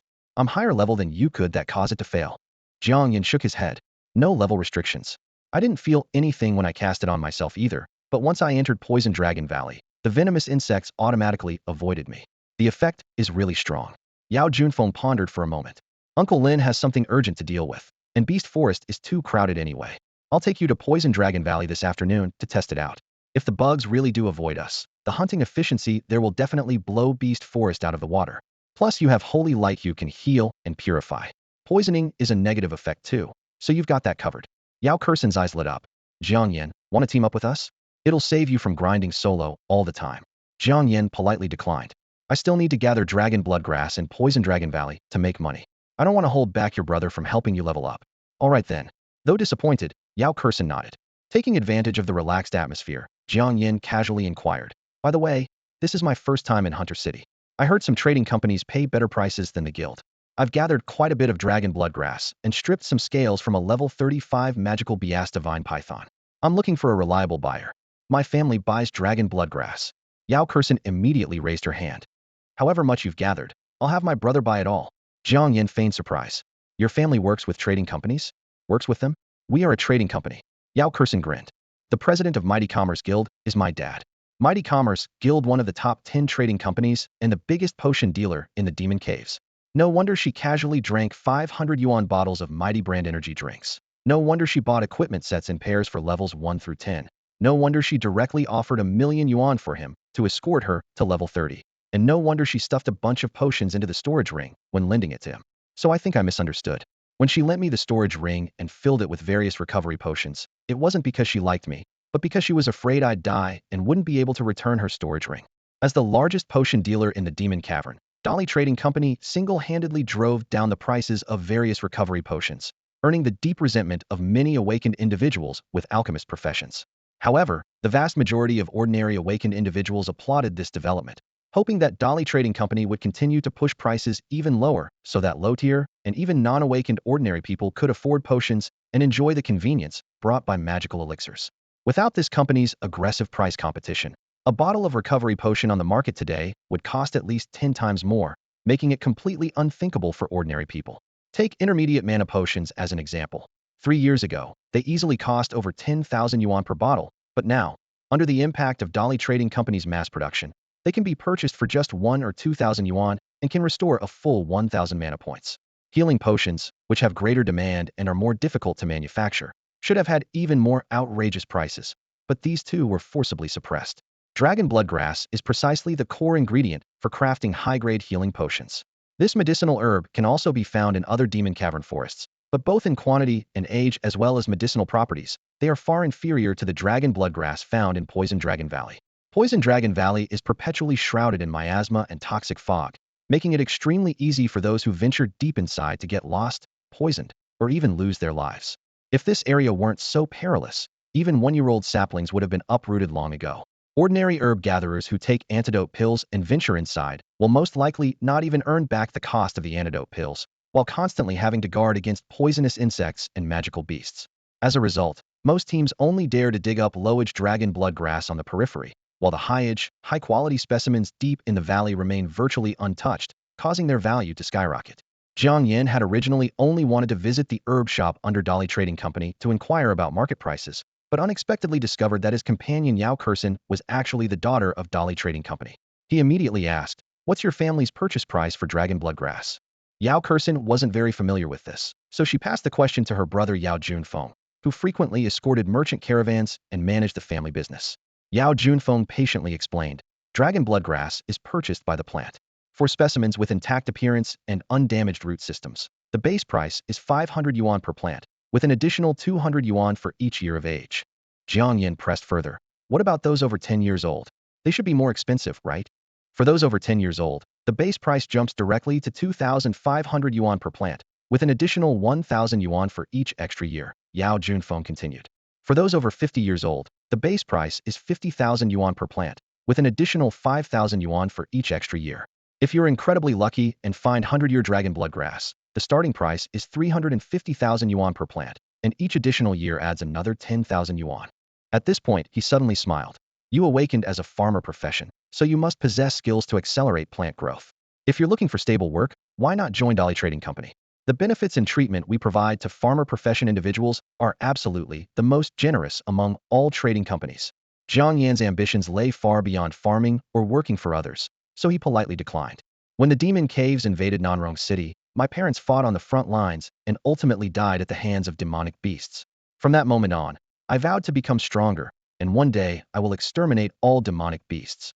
So even though the profession I awakened has no combat bonuses, I will never stop hunting demonic beasts and growing stronger." After hearing this, Yao Junfeng adjusted his rimless glasses, his eyes showing genuine admiration. This young man had clearly awakened two useless professions, yet he could still speedrun the beginner village and continuously break solo records. This determination and resolve obviously weren't developed overnight. As they walked side by side, Yao Junfeng pointed to the magnificent complex across the street and smiled. "Right across from the National Hunter Association is the headquarters of our Dolly Trading Company. I'll give you a VIP card later from now on. We'll buy any medicinal materials from you at the highest price." "Thank you." Jiang Yan nodded readily, seizing the opportunity. "Then I might as well sell you the scales from the demonic vine python too, if that's all right." "Of course," Yao Junfeng explained. "Dolly Trading Company primarily deals in medicine, but we have partnerships with equipment guilds and help collect equipment materials on the side." Before he finished speaking, Jiang Yan had already pulled out a dark silver storage ring from his pocket and handed it over directly. "Then please handle these materials for me." "Wait, this storage ring?" Yao Junfeng's eye twitched as his gaze unconsciously shifted to his sister beside him, who was acting nonchalant and whistling. Last night this girl had insisted on buying a level 20 storage ring, which had puzzled him. Seeing this, Jiang Yan could only smile awkwardly and explain, "I don't have money. I used my family's house as collateral to borrow this from classmate Yao Kursen." Then he pulled out a dark purple magic crystal from the ring and presented it to them both. "Oh, and I got a level 38-eyed spider magic crystal with the talent skill web spray. How much do you think this could sell for?" This time it was Yao Junfeng's turn to gasp with envy. First getting lucky with a kill steal for experience, then dropping a level 30 magic crystal. This luck was heaven-defying. Before he could speak, Yao Kursin had already jumped in. Jiang Yan, name your price, I want it. Jiang Yan pretended to decline, pushing the magic crystal into her hands. If you want it, just take it. Consider it interest for borrowing your storage ring. Business is business, I can't take advantage of you. Yao Kursin turned to ask, brother, how much is this magic crystal worth? Yao Junfeng composed himself and patiently explained, levels 30 to 40 are mainstream for low-tier professionals, so magic crystals in this range are most sought after. The eight-eyed spider's web spray is troublesome even for awakeners in their 40s and 50s, so it's worth considerably more than same-level crystals. 4 to 500,000 would definitely have buyers, and if crafted well with perfect compatibility, the finished equipment could sell for over $1 million. Then I'll pay 1 million. Brother, pay up. Yao Kursin decided on the spot. Spendthrift. Yao Junfeng rolled his eyes, but still obediently pulled out a gold card worth 100 from his storage ring, a full million, and stuffed it into Jiang Yan's hands. She added, I can use level 30 equipment for at least several months. If the durability runs out during that time, classmate Jiang Yan can repair it for free, definitely not a loss. Hearing this, Yao Junfeng's eyes lit up. You can actually repair durability? Is it a variant? Can you repair level 50 equipment beyond your level? No. Jiang Yan shrugged. For every level above mine, success rate drops by 10. 10 levels above, and I can't repair it at all. Pity. If you could ignore level restrictions, you'd make a fortune with just this skill. Yao Junfeng shook his head regretfully. Jiang Yan smiled. When I reach level 90, it'll be equivalent to ignoring level restrictions and being able to repair anything. You really dare to dream. Yao Junfeng laughed helplessly. There are only 5 people worldwide who've broken through level 90. With your non-combat profession, reaching level 50 would be impressive. Level 50. Jiang Yan scoffed inwardly. In his previous life, he had reached level 70 in just 2.5 years. This time around, 2.5 years would be enough to touch level 90. Reborn again, he'd set himself a small goal first. Reach level 50 before school starts. On the way to the headquarters of the Dolly Trading Company, Yao Junfeng channeled his magic to inspect the items in Jiang Yan's storage ring. The next second, his eyes nearly popped out of his head. Holy crap! So many vine python scales. Don't tell me you stripped an entire python bear? And you're only level 26, a single scale would keep you busy for half a day. How did you get so many in just one morning? Jiang Yan smiled. Did you forget that besides being a farmer, I'm also a repairman? Dismantling skill? Yao Junfeng had a flash of insight, but then frowned. But that skill can only dismantle equipment and ordinary items, right? Monster corpses are items too. Jiang Yan explained casually. Just treat the corpse like equipment. When others use dismantling, they usually lose levels or damage materials. My dismantling is lossless. For example, if someone dismantles equipment fused with a level 20 magic crystal, they might get a crystal that's dropped to the teens. When I dismantle it, it stays at level 20, completely intact. He stopped there, clearly understanding that this secret of lossless dismantling couldn't be shared, or the trouble would be unimaginable. Yao Junfeng stroked his chin enviously. Craft-type professions might be rated class, but some of their skills are amazing. Doesn't that mean you could even dismantle human corpses? If you needed to do something shady in the wilderness, destroying evidence would be a piece of cake. Realizing his thoughts had gone too far, he clicked his tongue. I really want this skill, but I can only dream about it. Setting aside his envy of the skill, he turned his attention back to the dark green scales. Such a huge pile of level 35 vine python scales. Are you going to make a fortune this time? Yao Kursin, sitting nearby, asked curiously. Just how valuable are they? Yao Junfeng quickly calculated. Even accounting for a 30 waste rate, there's enough to craft 100 pieces of armor. A single ordinary level 30 armor piece sells for 50,000 to 100,000 yuan on the market. After deducting labor and auxiliary materials, you're looking at around 2 million yuan. If you sell to the Hunter Association, they'll lowball you first, then take a 10 tax, you'd be down to at least 1.5 million. Jiang Yan nodded slightly. The reason he risked potentially exposing his wealth and being targeted by coming to Hunter City to sell personally was exactly this: trading companies offered better deals than the association. In the Demon Cave world, President Luo wasn't omnipotent. The 3 major guilds and 10 major trading companies were all enterprises established by early powerhouses. While nominally supervised by the National Hunter Association, the association couldn't manage everything in practice. As long as they didn't betray the country or go too far, the association not only refrained from suppressing them, but was happy to see them grow stronger. To avoid angering these powerful figures, President Luo's surveillance avatars weren't deployed to the territories of the 3 major guilds and 10 major trading companies. This essentially legitimized the tax evasion practices of the 3 major guilds and 10 merchant associations behind closed doors. With this arrangement, resources obtained from the demon caves could be sold to guilds or merchant associations at prices 1 to 2% higher than what the association offered for recycling. Jiang Yan, Lin Ruoshui, and Lang hurried along and soon arrived at the sprawling headquarters complex of the mighty Commerce Association. Below the enormous signboard gleamed a gold-inlaid giant hammer, emblem that sparkled blindingly in the sunlight. Upon entering the headquarters building, the door to the exclusive VIP room on the first floor was immediately opened by an attendant. Yao Junfeng gestured for manager Zhao to come over and instructed him to inventory the items in Jiang Yan's storage ring. As the ring's space was projected onto the detection crystal, bags of spoils were revealed besides regular materials. Jiang Yan's pack was stuffed with dozens of dragon bloodgrass specimens, with a third of them being over 50 years old, each displaying rich, deep red veins. Manager Zhao announced the figures on the spot, and Yao Junfeng decisively declared, top price buyback. 2 million for the demon beast, vine python scales, 300,000 for the dragon bloodgrass, rounded up. As he spoke, he handed over 2 cards. This is a gold card with a 2 million credit limit, and that's the Mighty Commerce Association VIP gold card, which gives you 20% off at all our stores.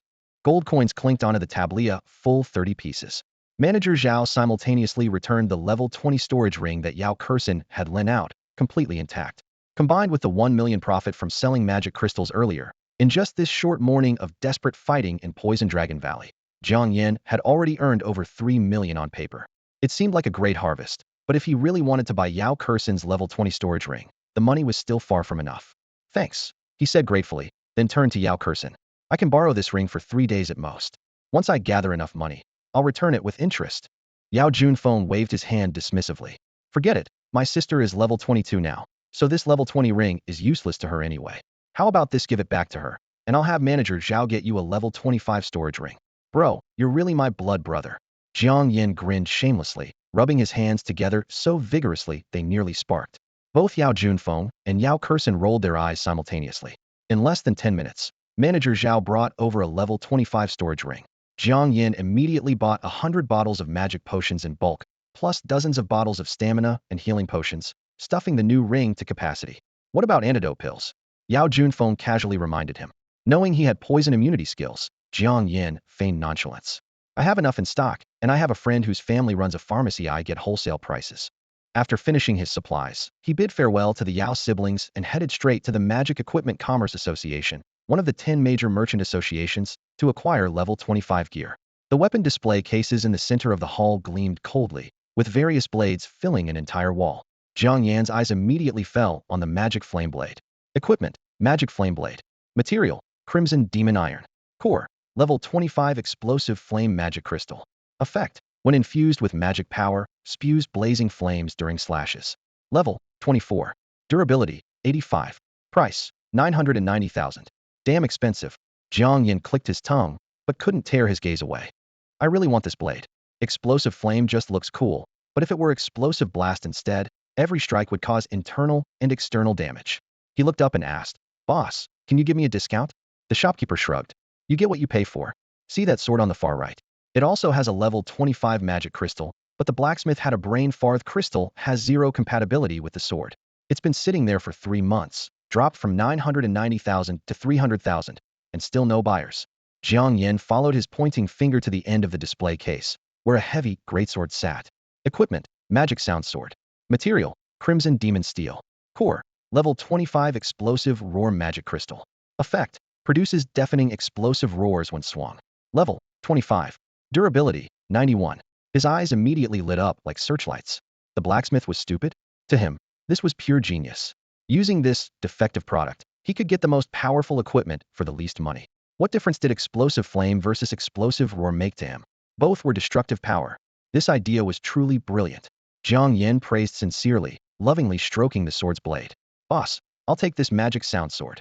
Emerging from the Magical Equipment Guild's main store, Jiang Yan was in high spirits, having made quite a haul. The shopkeeper escorted him all the way to the door, his grin stretching nearly from ear to ear as he rubbed his hands together obsequiously, like a lapdog seeing off the god of wealth.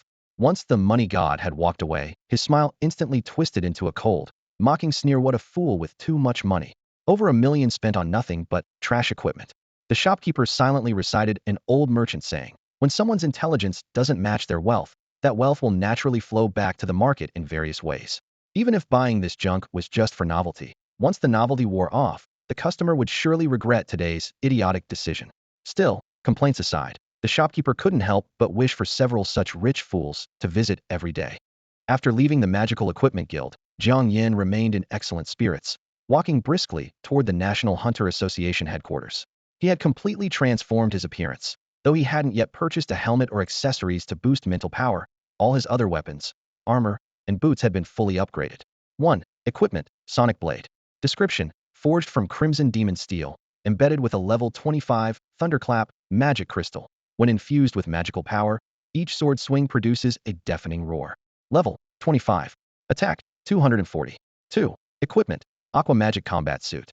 Description, made primarily from level 25 magic silkworm thread and level 25 magical beast swanee hide, integrated with a level 24 water bullet magic crystal. When infused with magical power, can simultaneously launch water bullet attacks and wash clothing. Level 25. Defense 235. 3. Equipment, Vibration Boots. Description, crafted from level 26 one-legged magical beast leather combined with soft demon steel, embedded with a level 25 vibration magic crystal, can release vibration skills when stepping and casting. Level 26. Speed 250.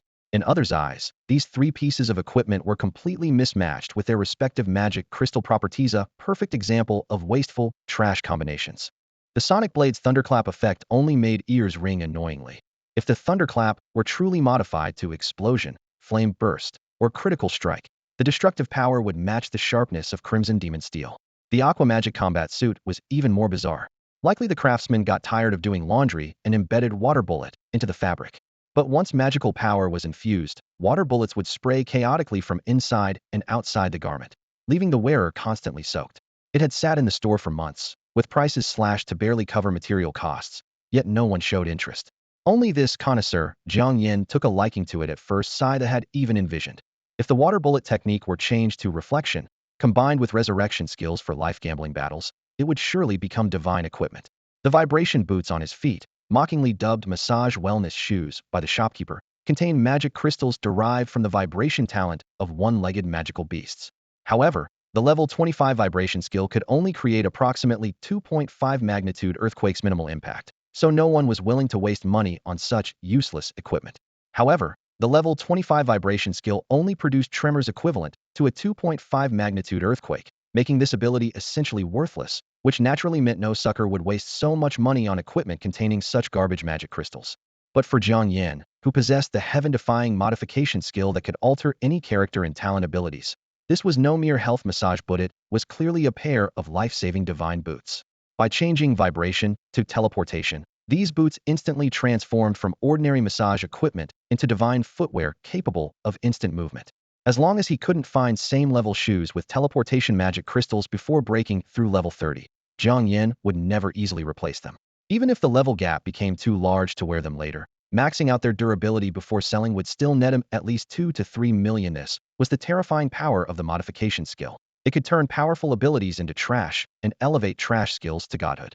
Thinking of this, his heart burned with excitement.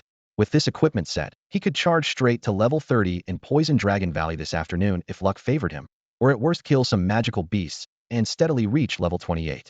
Joy surged through him as he sprinted toward the Awakening Plaza at the National Hunter Association headquarters. At level 26, his base speed attribute had reached 362 points, plus the 250 points provided by his level 26 Vibraciano, now Teleportation boots, bringing his total speed to 612 points. Compared to the average 80 points of newly awakened adults, he was 7 times faster. With abundant stamina and full sprint, he could cover 100 meters in just 2 seconds, making the 2 to 3 kilometers to Awakening Plaza merely a 1-minute journey. The higher the level, the more all physical attributes skyrocketed. Since cars couldn't function in the Demon Cave world, most Awakeners simply traveled on foot. Level 20-30 Awakeners weren't any slower than ordinary vehicles. Only merchant caravans or Awakeners with contracted battle pets would ride magical beasts for travel. During his wind-like sprint, he suddenly detected faint but persistent magical fluctuations behind him. Someone was following. Approaching Awakening Plaza, he deliberately slowed his pace, pretending to gawk around like a country bumpkin entering the city. The plaza direction showed constant foot traffic, yet within 10 meters behind him was completely empty, though the fluctuations remained closely attached. He quickly analyzed. Was he targeted when leaving Dolly Trading Company, or did some wilderness bandit take interest after seeing his new gear?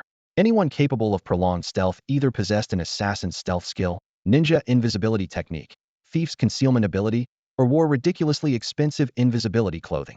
The latter was rare on the market. Even sub-level 10 pieces cost astronomical amounts, and anyone who could afford them wouldn't bother robbing a level 26 nobody whose entire equipment was worth maybe $1 million. By process of elimination, the target was likely a thief-class professional with a level gap that wouldn't be too large.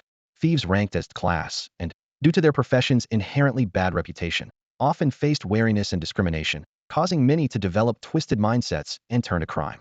Among the wilderness bandits publicly wanted by the Hunter Association, plenty were thieves. With this realization, Jiang Yan's thoughts took a turn. Why not play along? He silently prayed, hoping this was a wilderness bandit richer than himself.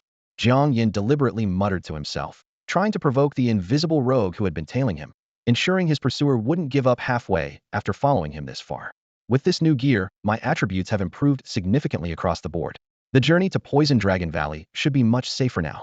I hope this afternoon brings the same luck as this morning, running into magical beasts fighting each other, then swooping in for the kill to gain massive experience and pick up another level 30 magic crystal for free.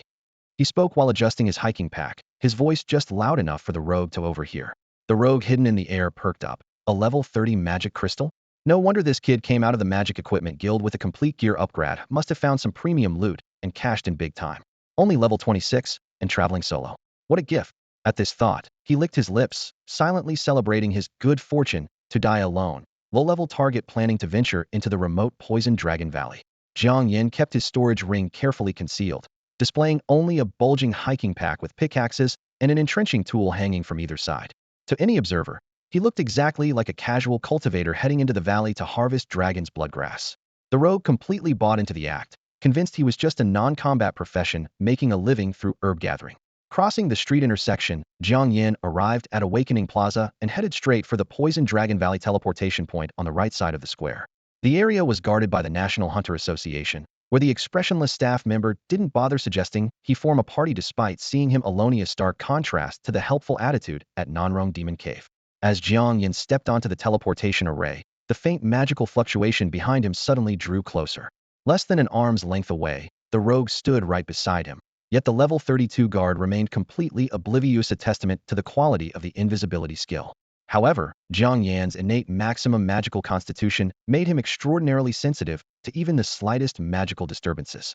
With a moment's concentration, he could detect the subtle texture in the air currents that didn't belong, pinpointing the rogue's exact location. Teleport.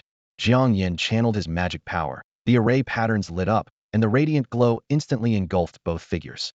Simultaneously, he rapidly formulated modifications in his mind, preparing to alter the names and magical crystal abilities of his equipment. From his previous life, he had thoroughly tested the modification rules. Equipment names could often be changed to include Saint or King, but God always resulted in insufficient permission errors. If the modifications conflicted with the laws of the Demon Cave world, they would similarly fail. For instance, Demon Sound Sword couldn't become Demon Saint Sword because Demon and Saint were contradictory within the same descriptor, and Demon Saint didn't exist in the magical rule system. As the light faded, he appeared on the third floor of the Poison Dragon Valley teleportation tower. After confirming the area was secure, Jiang Yan immediately channeled his magic power and cast 2 consecutive modification skills on his Demon Sound Sword. Upon entering the third floor of the Poison Dragon Valley teleportation tower, Jiang Yan began applying 2 modification skills in succession to his Demon Sound Sword. The Demon Sound Sword was modified into the Demon King Sword. The Explosive Roar Crystal was modified into the Explosion Crystal. Thus, under the influence of magical laws, the Demon Sound Sword began to change its attribute characteristics and alter the innate skills contained within the crystal. Although the blade's lines remained sharp, a closer look would reveal that the originally red-black interwoven sword body had been dyed with deeper hues, like lava and dark night intertwining, steady yet dangerous. Equipment: Demon King Sword. Innate skill: Explosion. Description: forged from premium red demon steel, fused with a level 25 explosion crystal. After injecting magical power, a sword swing can trigger devastating explosive magic. Durability: 91. Level: 25. Attack: 390. With just a single character change, the Demon Sound Sword transformed into the Demon King Sword, its attack power surging by a staggering 150 points, now rivaling the stats of ordinary level 40 blades and swords. This demonstrated the terrifying power of Jiang Yan's heaven-defying modification skill. The wild outlaw lurking in the shadows, crouched just a few steps away, sensed 2 consecutive bursts of magical energy from Jiang Yan in a short time. Instinctively feeling wary, this indicated the target had just used 2 skills in succession. However, Jiang Yan pretended to mutter to himself. I should also max out the durability of my defensive gear to feel secure. The moment he whispered these words, the outlaw's tense nerves immediately relaxed, so it was just 2 auxiliary skills for repairing durability. Taking this opportunity, the enemy had also completely figured out Jiang Yan's capabilities in artisan class profession, level 26. Such worthless trash, he could kill instantly without even needing to use skills. Jiang Yan continued using durability repair as a cover, openly performing modification techniques in front of the outlaw. He had to complete all equipment adjustments before leaving the teleportation tower, otherwise once beyond surveillance, the enemy would likely strike immediately. His relative composure stemmed not only from having resurrection as a safety net, but also from knowing that President Luo watches from above. Both the Awakening Plaza and Teleportation Tower were equipped with President Luo's crystal ball surveillance avatars, preventing the outlaw from exposing his identity under monitoring. Water Magic Combat Suit modified into Black Magic Combat Suit. Water Bullet Crystal modified into Reflection Crystal. Equipment: Black Magic Combat Suit. Innate skill: Reflection Technique. Description: sewn from level 25 Magic Silkworm Silk and level 25 Magical Beast Swanee Hide, fused with a level 24 Reflection Technique Crystal. After magical power injection, can reflect 24 of damage from melee attacks. Level 25. Defense 285. Defense increased by 50 points. While not as dramatic as the Demon King Sword's leap, it was already top tier among same level defensive equipment. Jiang Yan calculated silently. To be safe, I should also max out the boot's durability. He continued his verbal deception while completing the next wave of modifications with lightning speed. The hidden outlaw, witnessing this, felt wild joy. Good, very good. Since you're topping off all your equipment's durability for me, maybe I'll leave you with an intact corpse later. Tremor Boots modified into Instant Movement Boots. Tremor Crystal modified into Instant Movement Crystal. Description: forged from level 26 one-legged magical beast leather and soft demon steel, fused with a level 25 Instant Movement Crystal. Magical power injection enables teleportation to any position within a maximum range of 25 meters. Level 26. Speed 300. The crystal's compatibility with the boots was perfect, boosting speed by another 50 points. Jiang Yan's feet felt like they had wind element amplifiers attached. Alright, time to go. He reached into his pocket, touched the storage ring, and withdrew a bottle of intermediate magic potion. Tilting his head back, he drained it, immediately recovering 1,000 magical power points. Then he stepped toward the staircase, treading on solid stone steps down to the first floor. Opening the door, closing the door. Jiang Yan sprinted toward Poison Dragon Valley at such incredible speed that even the wilderness bandit trailing him was taken aback. Those boots he bought from the Magic Equipment Guild are absolutely overpowered, the bandit muttered in amazement, quickly calculating in his mind. If I pull this off, I could easily make 2 or 3 million. While scheming, he retrieved a pale green antidote pill from his storage ring and swallowed it, preparing to counter the toxic miasma he was about to encounter. Soon, Jiang Yan burst beyond the teleportation tower's surveillance range, leaves scattering beneath his feet as he plunged into the dim forest of Poison Dragon Valley. After confirming no other travelers were around, he deliberately pulled out an exquisitely crafted storage ring and slipped it onto his right hand, storing his backpack inside.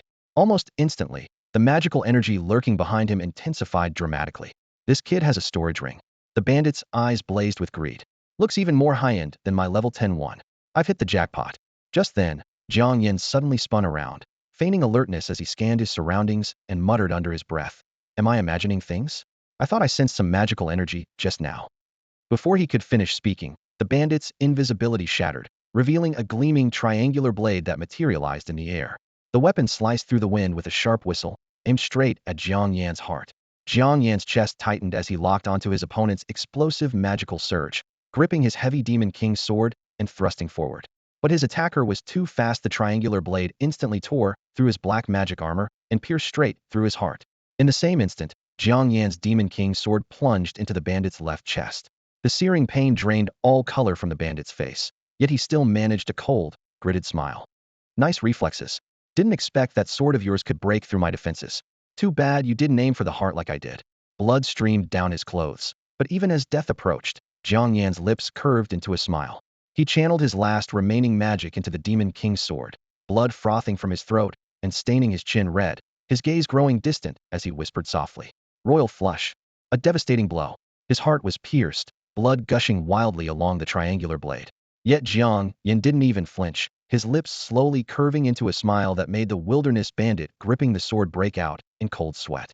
The bandit suddenly lifted his right foot, planning to kick his prey's abdomen first, then pull out the Demon King sword that had pierced the left chest, and quickly consume a full set of healing potions. She was certain Jiang Yan would die before he could even reach for a potion.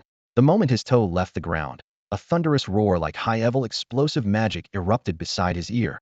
Blood mist, flesh fragments, and cloth scraps burst forth instantly. The bandit felt his vision hurled skyward, the world spinning, then thud. His body crashed down like a sack and rolled across the ground. What happened?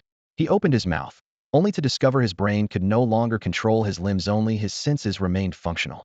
Terror poured over him like ice water as he realized he was lying on his side among dead leaves and weeds, able only to gaze ahead from the dirt. Then he witnessed the most horrifying sight of his life. In midair, a severed hand still clutched the triangular blade. On the ground, his own lower body lay alone, everything above the chest completely gone. Blood and flesh splattered everywhere, staining Jiang Yan's entire body. Yet the prey whose heart had been pierced still stood firmly. The one who should have been triumphant now existed as merely a torso, and that severed hand. Save me. I don't want to die. Despair overwhelmed him as he finally tasted true terror before death. Meanwhile, a surge of wild vitality erupted from Jiang Yan's chest. The triangular blade that had pierced his heart, along with the severed hand, was pulled out with a whoosh by an invisible force. Resurrection.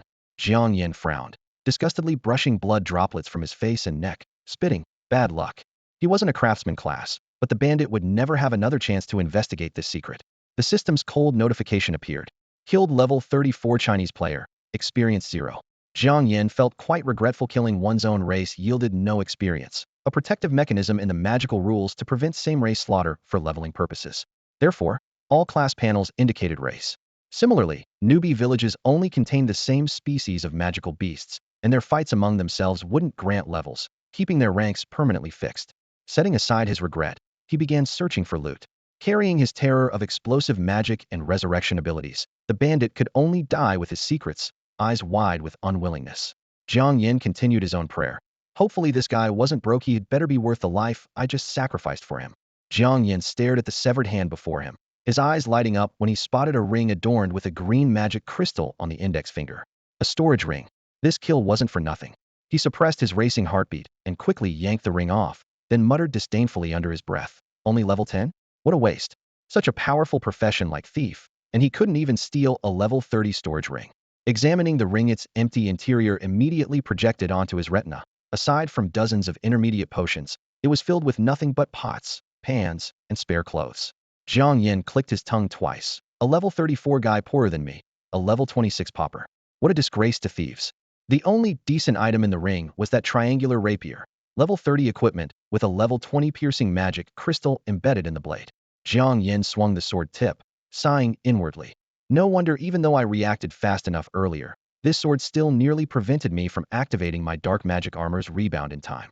He stripped the sword along with the opponent's pants and shoes, storing them all in the ring. Though just ordinary level 30 equipment, they could still fetch hundreds of thousands when sold cheap. After dealing with the spoils, he immediately used his modification skill, changing his original dismantle to dissolve, which could melt any objecta level 20 skill that consumed 300 magic points per use. Jiang Yan activated it repeatedly, and the limbs, severed arms, and head dissolved into dripping blood with sizzling sounds, seeping into the soil. The stench was overwhelming, but he fought back nausea and quickly left the scene. The Demon King's sword's explosive magic earlier had made too much noise. He didn't want to be spotted by passers-by or magical beasts drawn to the commotion. After sprinting several hundred meters and confirming no human figures or high-level magical beasts were lurking nearby, he stopped, took several deep breaths of cold air, and reactivated his modification skill to restore his magic armor to its original state. The next moment, runes across the armor flickered and shot out dozens of water bullets, washing away all blood stains and debris. Jiang Yan looked down to check his sleeves. Poor combat performance, but the cleaning function really comes in handy at crucial moments. His mind flashed to his previous life's experiences before his rebirth. He had reached level 70 in just 2.5 years. After voluntarily revealing his modification skill, the big shots at the Hunter Association arranged for experts to take him hunting magical beasts and killing foreign awakeners. Jiang Yan knew full well their intention, to bind him completely to the association's cause, making him wanted by various countries so he could only rely on the association's protection. To repeat that leveling shortcut in this life, he would still need to hunt foreign awakeners, but this time he would be more thoroughly prepared.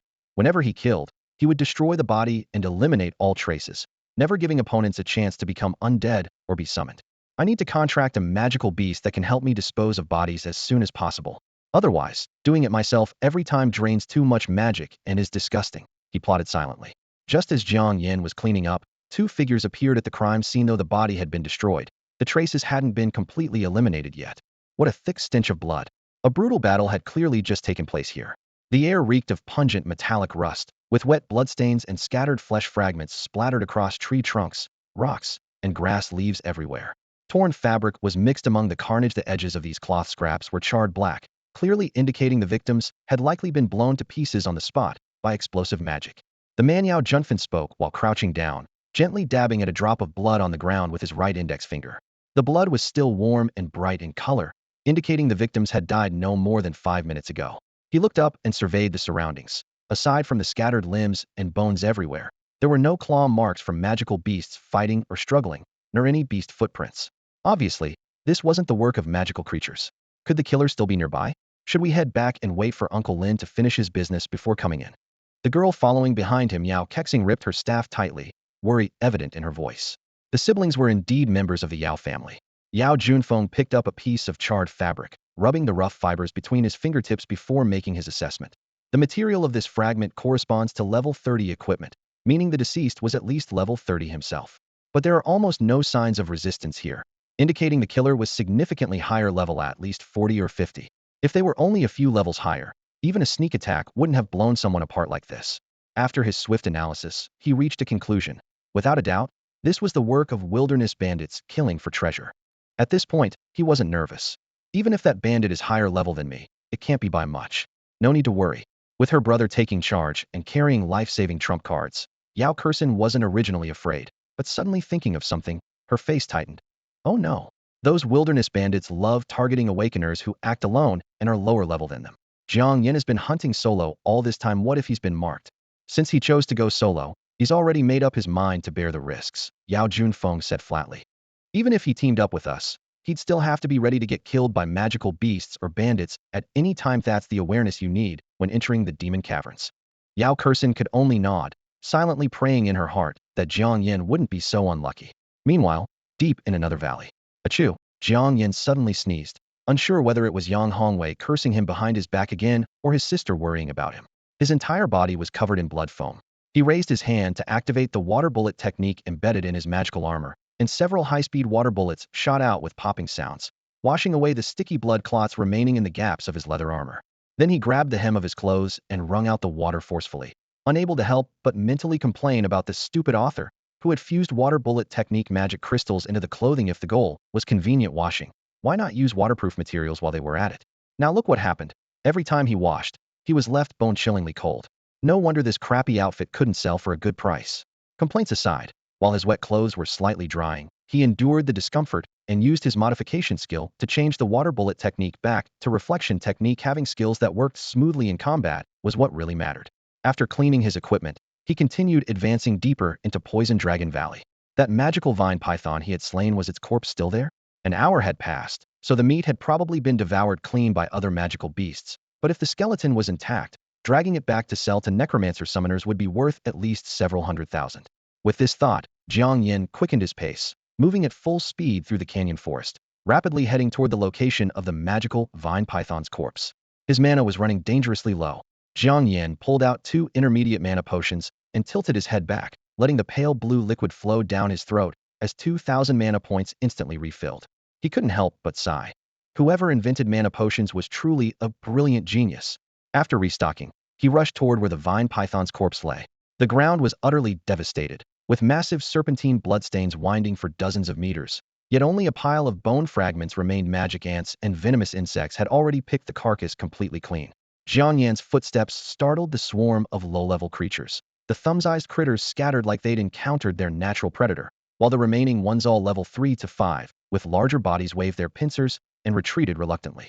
He scanned the area and found neither valuable dragon's blood grass nor any magical beasts above level 20, but the ground bore clearly distinguishable massive claw marks. Evidently, several high-tier magical beasts had recently come here to feast on the python's flesh. Jiang Yan was now fully equipped with divine gear, comprehensive attribute boosts with embedded magic crystals that could unleash offensive crystal skills at any moment. This equipment gave him tremendous confidence to venture deeper into Poison Dragon Valley. Poison Dragon Valley was flanked by high mountains on both sides, so the Hunters Association could only build teleportation towers at the valley entrance, one at the eastern perimeter and one at the western perimeter. Jiang Yan had entered from the east. To avoid running into the Yao siblings, he decided to head straight for the valley's heart, where level 40 magical beasts frequently roamed. At this moment, Yao Kursin was only a level 22 support class.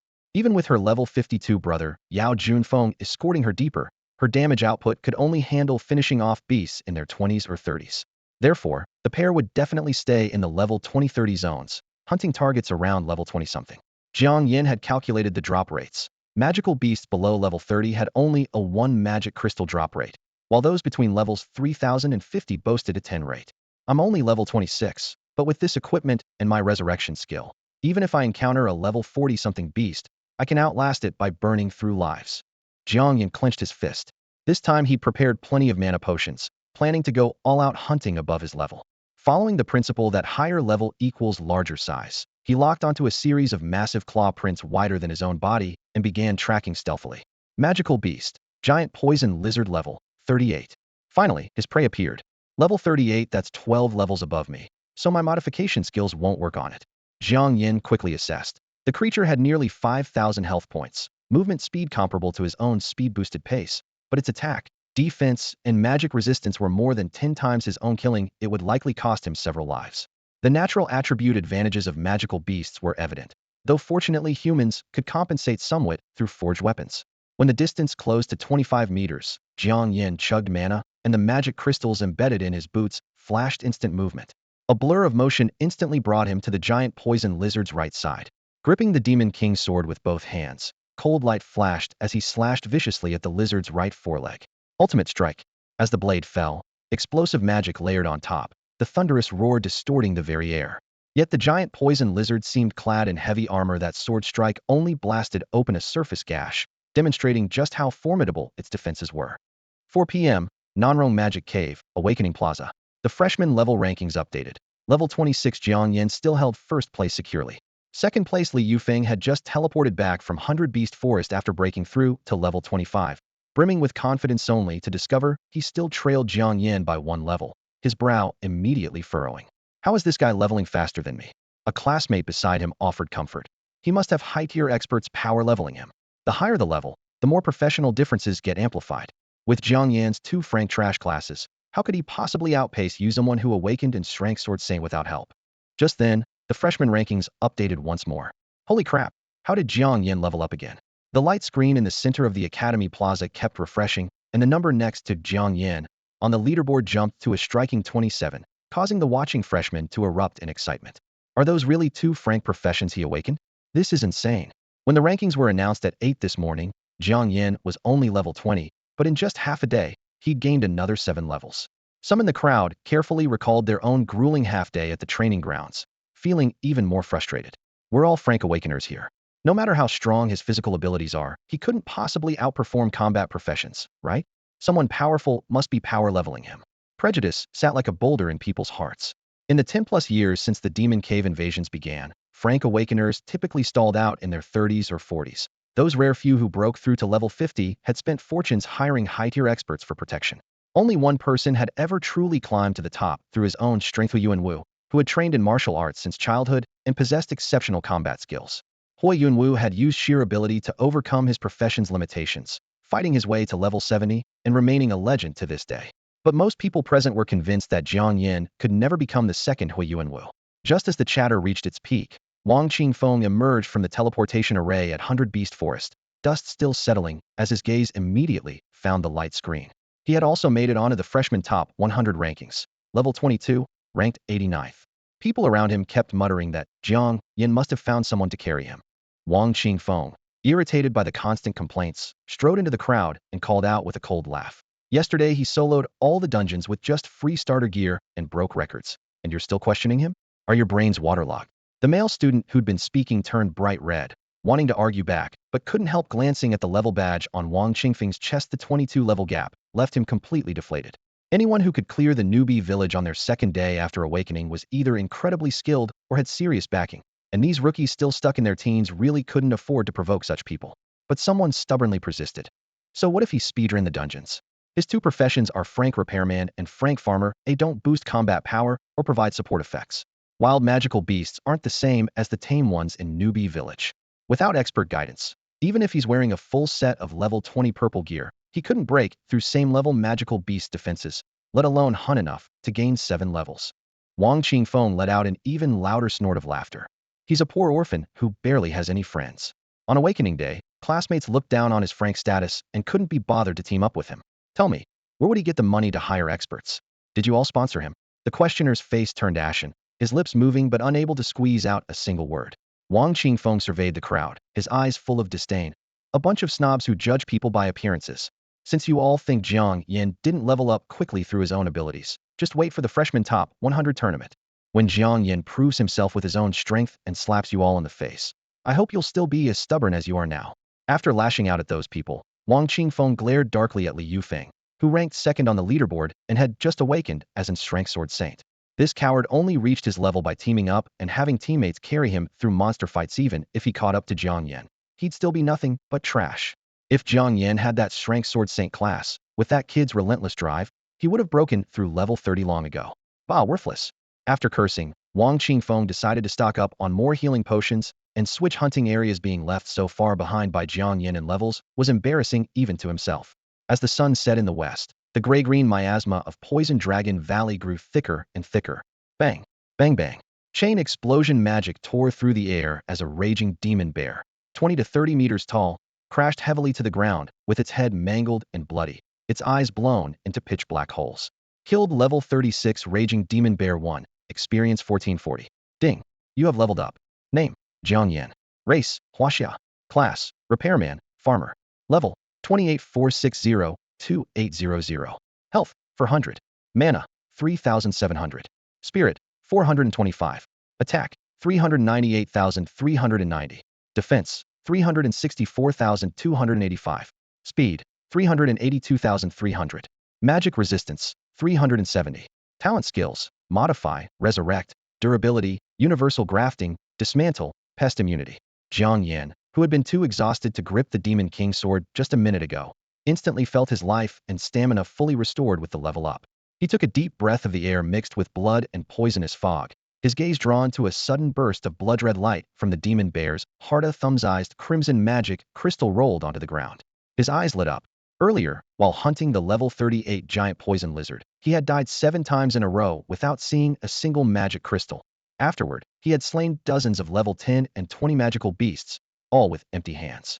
Finally, this target bear had shown him some respect. Item: Raging Demon Bear Magic Crystal. Level: 36. Talent skill: Brutality triggers when health drops to half, eliminating pain sensation and doubling strength. A mental type talent suitable for crafting necklaces, earrings, helmets, and similar equipment. Forcing it into armor would only earn ridicule for being wasteful. Mental type magic crystals were already rare, and this one was worth at least 2 million. Jiang Yan excitedly stuffed the magic crystal into his storage ring. Night was falling and the miasma grew ever thicker. Had to evacuate Poison Dragon Valley. Dismantle. Accompanied by flashing silver light, the entire Raging Demon Bear hide was cleanly extracted, smooth and thick. Such a massive beast's hide alone was worth 1 million and could be tailored into over a dozen pieces of level 36 defensive equipment. Unfortunately, space was limited. The earlier level 38 giant poison lizard corpse couldn't be dismantled due to level restrictions and had to be stuffed whole into his level 25 storage ring. Now the ring was packed full, and his level 10 small ring could only accommodate this bear hide and a small amount of bear meat, leaving the rest to benefit other magical beasts. Looking at his nearly bursting ring slots, Jiang Yan secretly swore, "When I have money, I'm going to buy 10 storage rings and wear one on each finger." In the demon realm, time flows at the same pace as Earth, and day and night cycles match those of the outside world. Jiang Yan made his way through the lingering twilight, successfully leaving Poison Dragon Valley before nightfall. Mountain winds swept past in gusts, tousling his hair, and carrying the voices of 2 figures ahead into his earset was the Yao siblings, Yao Kursin and her brother, who had left the valley entrance not long ago. Jiang Yan, thank goodness you're safe. Yao Kursin rushed forward, her face full of concern, immediately launching into conversation. This afternoon when we entered the valley, we discovered a crime scene. Some wilderness bandit killed someone for loot and even blew the body to smithereens. The victim was at least level 30, and I've been worried you might be targeted too. Hearing the words, wilderness bandit, Jiang Yan's heart lurched. Was that very bandit? He coughed dryly, forcing himself to remain calm. I had a peaceful journey. Maybe I don't look wealthy enough for bandits to bother with me. As he spoke, he quietly activated his modification skill, changing his Demon King sword back to Demon Sound sword, and switching his explosive magic crystal back to Thunderclap. Since others couldn't inspect equipment attributes, he decided not to alter his other gear to avoid arousing suspicion. Yao Kursen assumed he was repairing equipment durability and quickly pulled a longsword from her storage ring. Jiang Yan, this sword of mine is nearly broken. Could you help repair it? Jiang Yan took it, his magic eye scanning its properties. A level 22 longsword embedded with a level 20 critical hit magic crystal, with only 3 durability remaining. He silently marveled, truly befitting Yao Kursen. Even her casual weapons contain magic crystals. Now at level 28, each durability repair could restore 28 durability. He cast the skill 3 times, bringing it up to 87, then smiled wryly. I'm out of mana. I'll stop here for now and finish it once I recover, saving you a potion. I have plenty of potions. Yao Kursen cheerfully produced an intermediate mana potion. Jiang Yan drank it down, instantly restoring his 1,000 mana points, then cast the skill once more to fully repair the longsword. Next, Yao Kursen handed him another potion, along with a blue battle robe and black boots also level 22, all embedded with magic crystals. Having accepted her generosity, Jiang Yan felt obligated to help, restoring all 3 items to perfect condition. Watching her equipment look brand new again, Yao Kursen blinked enviously. Your skill is amazing. Just repairing durability saves so much money. I'll stick with you from now on. Can save all my equipment repair costs. Yao Junfeng suddenly stared intently at Jiang Yan, his expression shocked. You're actually level 28 now? Yao Kursen had also wanted to ask about his level, and her brother's reminder made her eyes light up immediately. Really level 28? How did you manage that? My brother worked tirelessly to help me farm level 20 magical beasts for last hits, but I barely managed to reach level 26. Listening to Yao Kursen's complaints, Jiang Yan had already prepared his response. The young man calmly explained that without teammates, hunting at his own level was fraught with danger, so he had to seek fortune amid peril. Thus, he ventured alone into Poison Dragon Valley, deep into territory crawling with level 3,040 magical beasts. During the day, he slayed smaller beasts in their teens to accumulate experience. At night, he lurked in the mountains and forests, coldly waiting for high-level magical beasts to tear each other apart. Whenever they fought until only one remained barely alive, he would swing his heavy sword, using explosive roar to drive back the victor and seize the opportunity to deliver the killing blow and harvest the experience. What's this explosive roar skill? Yao Kursen's eyes widened. Jiang Yan handed her the sword. The moment she grasped the hilt and channeled her magic power, her magic eye manifested, and she exclaimed in surprise, a sonic sword? An explosive roar magic crystal? It produces an explosive sound just by swinging? Which genius designed this? Yao Junfeng was equally curious. He took the long sword from his sister's hands and infused it with magic power before delivering a fierce slash. Boom! A sharp explosive roar instantly tore through the air. Despite covering his ears in advance, Jiang Yan still felt his eardrums swell from the shock. Completely unprepared, Yao Kursen instantly became a little deaf girl, covering her ears and shouting furiously, "Brother, you've made me deaf." Yao Junfeng's ears were also ringing like drums, completely unable to hear his sister's roar. He stared at the sonic sword in his hands, secretly amazed. Instead of using the explosive roar magic crystal to craft a spiritual instrument, someone had installed it in a heavy sword. Absolutely insane. No wonder this thing could scare magical beasts into fleeing with their heads covered. The fact that Jiang Yan was willing to spend money to buy it also proved one thing: this guy wasn't normal either. It was precisely this abnormality that allowed Jiang Yan to dare venture alone into territory of level 3,040 magical beasts while only in his 20s, and even dare to snatch food from a tiger's mouth. It would be strange if his leveling wasn't fast. This morning, Butler Lin had mentioned he could introduce him to become Hui Yunwu's disciple, but now it seemed even Hui Yunwu in his prime didn't have this kind of ruthless determination, nor did he level up so ferociously. Yao Junfeng looked at Jiang Yan with eyes full of admiration and anticipation. As long as Jiang Yan didn't die halfway, he might truly give birth to a second, or even surpass, Hui Yunwu's existence. Jiang Yan took back the sonic sword and casually wiped the blade, saying, "By the way, I dug up over a dozen dragon blood grass plants that are at least 50 years old. Do you want to buy them directly from me?" With the buzzing aftershock still lingering, Yao Junfeng could only read his lips. "What did you say? Speak louder. What are you talking about? I can't hear." Yao Kursen also shouted. Jiang Yan raised his hand in a forget-it gesture and helplessly closed his mouth. 2 or 3 minutes later, the three left Poison Dragon Valley and reached the nearest teleportation tower. As the ringing gradually subsided, their hearing finally returned. I'm going to Hunter City to sell off the magical beast corpses, then I'll head back, Jiang Yan said, quickly ascending to the third floor, preparing to go to the National Hunter Association Plaza. The Yao siblings teleported back to Nanrong Magic Cave on the first floor. I can't sell this batch of spoils through their channels again. Jiang Yan had already made up his mind. Even the best excuse will arouse suspicion. Leaving the awakening plaza of the National Hunter Association, he looked up at the distant sky, adjusted the bundle on his shoulder, then turned around heading straight for the underground city famous throughout the Magic Cave world. Jiang Yan couldn't sell his latest spoils of war to the Dali Trading Company again, or else the Yao siblings would definitely suspect he was hiding some kind of ability. Or worse, they might suspect a high-level guardian was secretly backing him.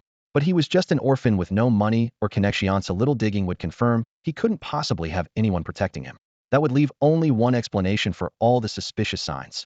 He himself is incredibly strong. Yet, even someone who awakened in strength combat class would struggle to hunt magical beasts 10 levels above them, while Jiang Yan had done it with ease. This was inherently unreasonable. To avoid exposing his true strength, he decided to take this batch of spoils to the underground city's black market. As for questions like, why isn't Frank Awakener leveling up so fast? He already had his excuse ready: heaven rewards the diligent. And he could always drag out Hu Yuanwu as a convenient scapegoat. As long as he didn't actively reveal his skill modification ability, no one in this lifetime would see through his heaven-defying trump card. His plan was simple. Once he broke through to level 40 and unlocked the level 40 talent skill, he would use that new ability to disguise his level and create the illusion of hitting a bottleneck, completely reducing outside attention. Therefore, he would only make a high-profile push up the rankings before level 40, first claiming the top spot on both the freshman level rankings and freshman top 100 rankings, then leveraging that momentum to join the elite class of one of the 3 great magic academies. Only by becoming an elite class student could he set foot on Skull Island and Prodigy Island. Otherwise, he'd be forced to expose his skill modification ability like in his previous life, just to access those top-tier resources strictly controlled by the National Hunter Association. Having made up his mind, he rushed to the underground city's black market entrance without delay. The entire underground city covered a vast area, with magical energy lamps illuminating the space as bright as daylight. Besides the black market where anything could be bought and anything dared to be sold, the place was packed with illegal entertainment venues, with the beast fighting arenas and combat rings drawing the biggest crowds. The entire underground city was shrouded in magical shielding devices. Even if President Luo sent his crystal orb clones in, they would be disrupted, rendering surveillance useless. Combined with the failure of magic eye detection, no one dared to casually provoke strangers, fearing they might be hidden powerhouses. To prevent being followed, the place also featured several short-range single-person teleportation points that could randomly transport people to any corner of Hunter City. In other words, even if someone struck it rich in the black market or bought premium equipment, they didn't need to worry about being tailed. Reaching the entrance, Jiang Yan pulled his black face mask tight, covering half his face, his steps decisive and confident. The guard at the security checkpoint looked up and asked if he had a membership card. He shook his head and pulled out 66 gold coins, sliding them gently across the counter. With the soft clink of metal, the attendant flashed a professional smile and handed over a card gleaming with black luster. Even though Jiang Yan had known countless influential figures in his previous life, he had never figured out who the true master of this underground city was. He only knew that the 3 major guilds and 10 major trading companies all maintained cooperative relationships with this place, while the Hunter Association, despite knowing the underground city harbored filth and corruption, still chose to turn a blind eye. Congratulations on becoming a distinguished underground city black card member. The attendant presented the card with both hands, her smile unwavering. One hand exchanged money, the other exchanged the card. Jiang Yan took the black card and examined it, noting the serial number 95277. This hefty black card symbolized membership in the underground city and indicated he was the 95,277th person registered here.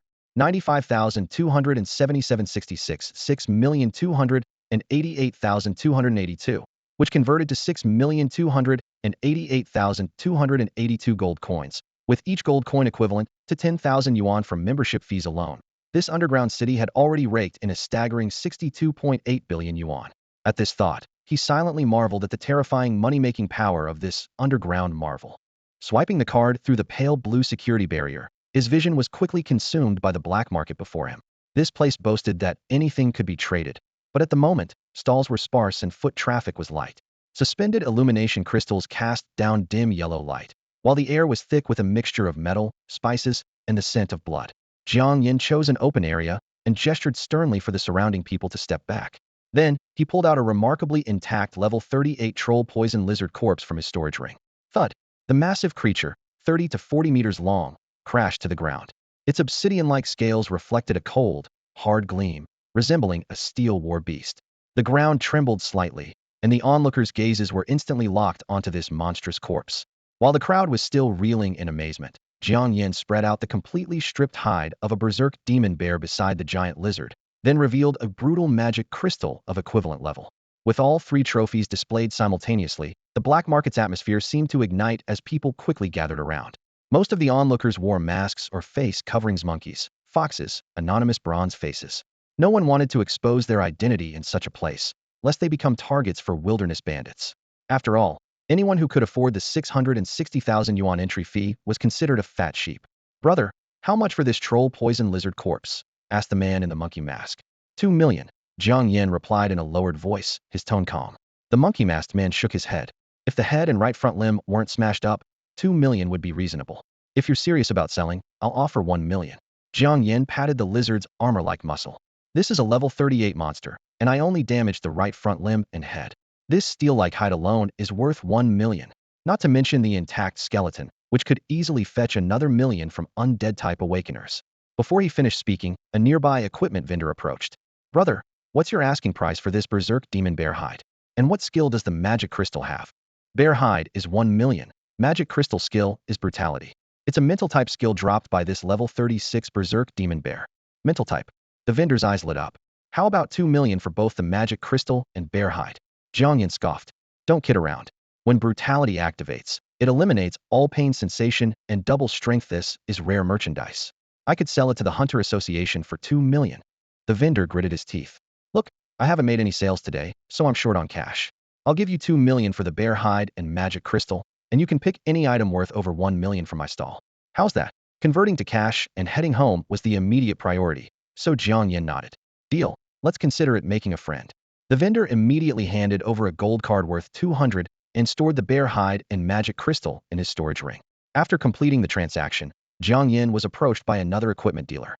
This person similarly used 100 gold coins plus, "Pick any item worth nearly 1 million from my stall," to purchase the troll poison lizard corpse. In the end, he selected 2 pieces of equipment, each worth around 1 million, with magic crystal skills that had mediocre fusion compatibility but could be adjusted to perfect harmony later, and left the black market satisfied. "One more trip tomorrow, and I'll have enough money to buy a level 30 storage ring," he calculated silently. Also, tomorrow when he broke through to level 30, he'd need to visit the National Hunter Association to apply for his hunter license. As everyone knows, in our country's Demon Abyss world, aside from the government-established Hunter Association, the most prominent forces are the 3 major guilds and the 10 great merchant associations. The scale of the Demon Abyss world far exceeds ordinary people's imagination. Whenever a new portal tears open from nowhere on the surface, people know that another unfamiliar realm will bring magical beasts to invade Earth. Initially, only isolated planes invaded, as if someone had carved chunks of land from another world and transplanted them directly to Earth. Later, the portals became increasingly dense, and hunters were astonished to discover that these fragmented planes began connecting to each other, scattered puzzle pieces suddenly fitting together, with the edges of previously unrelated continents quietly merging.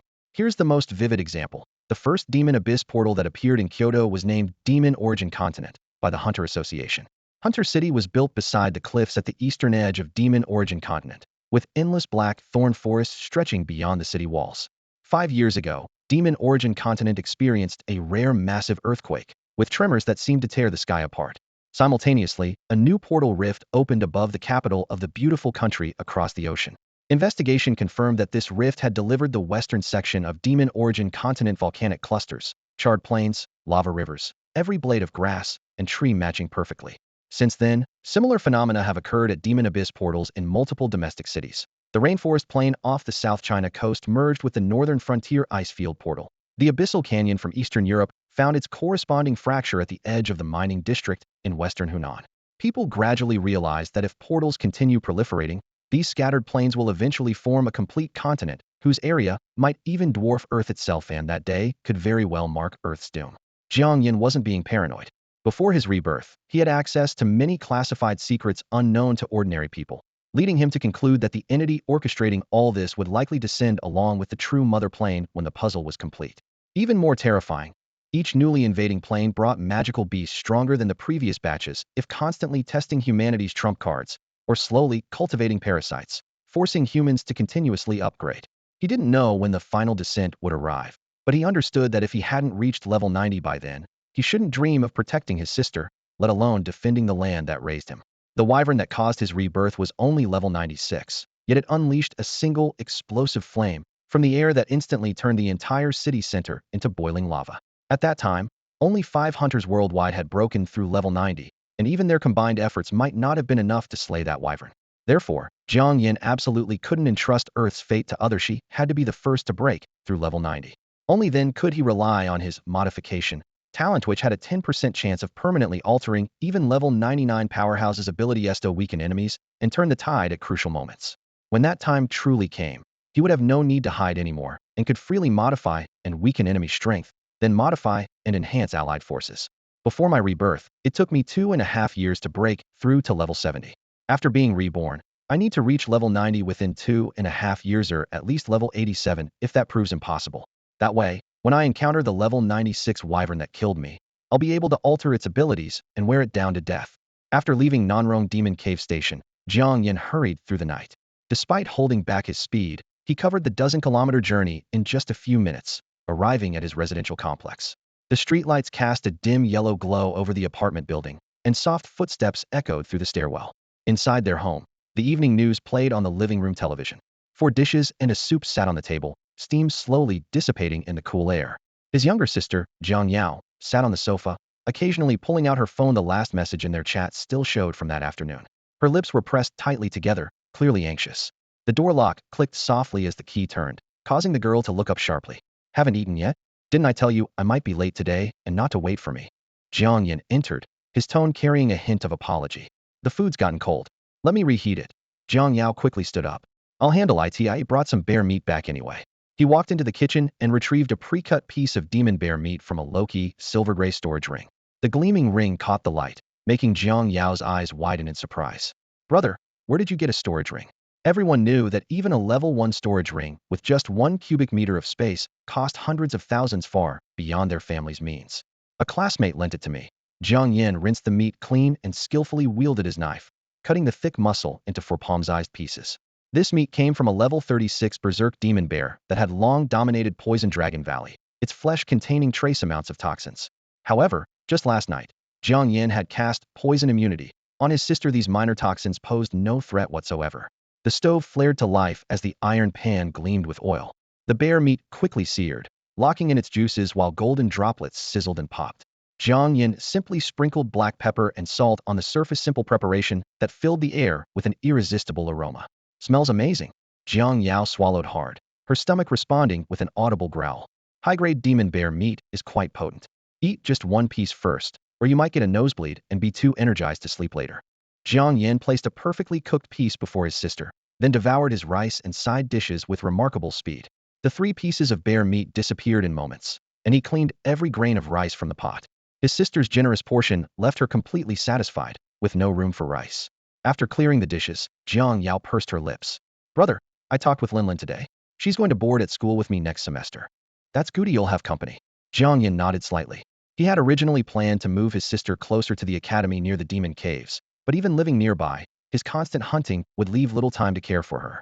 Letting her witness his desperate struggles would only cause unnecessary worry. Jiang Yao washed her hands and earnestly reminded him. So don't think about pushing yourself to level up frantically and taking the hunter license exam, okay? Okay. Jiang Yan smiled and agreed, easing his sister's concerns. The next day at noon, Jiang Yan successfully broke through to level 30 in Poison Dragon Valley. Without hesitation, he teleported back to Awakening Plaza and strode purposefully toward the association building. Pushing through the glass doors of the first-floor lobby, he approached the reception desk with calm but determined expression. Hello, I'd like to register for the hunter license examination. Originally, Jiang Yan had planned to head to the National Hunter Association headquarters to take the hunter license exam and sell his bountiful spoils of war at the black market. However, thinking about President Luo, who was notorious for being a peeping Tom, he cautiously abandoned his trip to the capital. If he ran into President Luo at the headquarters and the man tried to spy on his professional information only to discover he couldn't extract any data, it might draw unwanted special attention, a risk he wasn't willing to take. So he changed his destination to the Nanrong City Hunter Association. The association hall was bustling with people as usual, with giant screens continuously broadcasting monster attack alerts from various locations. Thick application forms were stacked on the reception desk, with the most prominent line reading, "Hunter license applicants must reach level 30. Please fill out truthfully." Jiang Yan took a form, walked to a writing desk by the window, filled it out efficiently, and handed it to the female receptionist. Jiang Yan, 18 years old, innate full magic power, dual profession awakening. The staff member quickly scanned through it, and was soon drawn to the achievements section. Personal accomplishments. Set 3 solo speedrun records in Newbie villages. Currently ranked first on this year's freshman level leaderboard.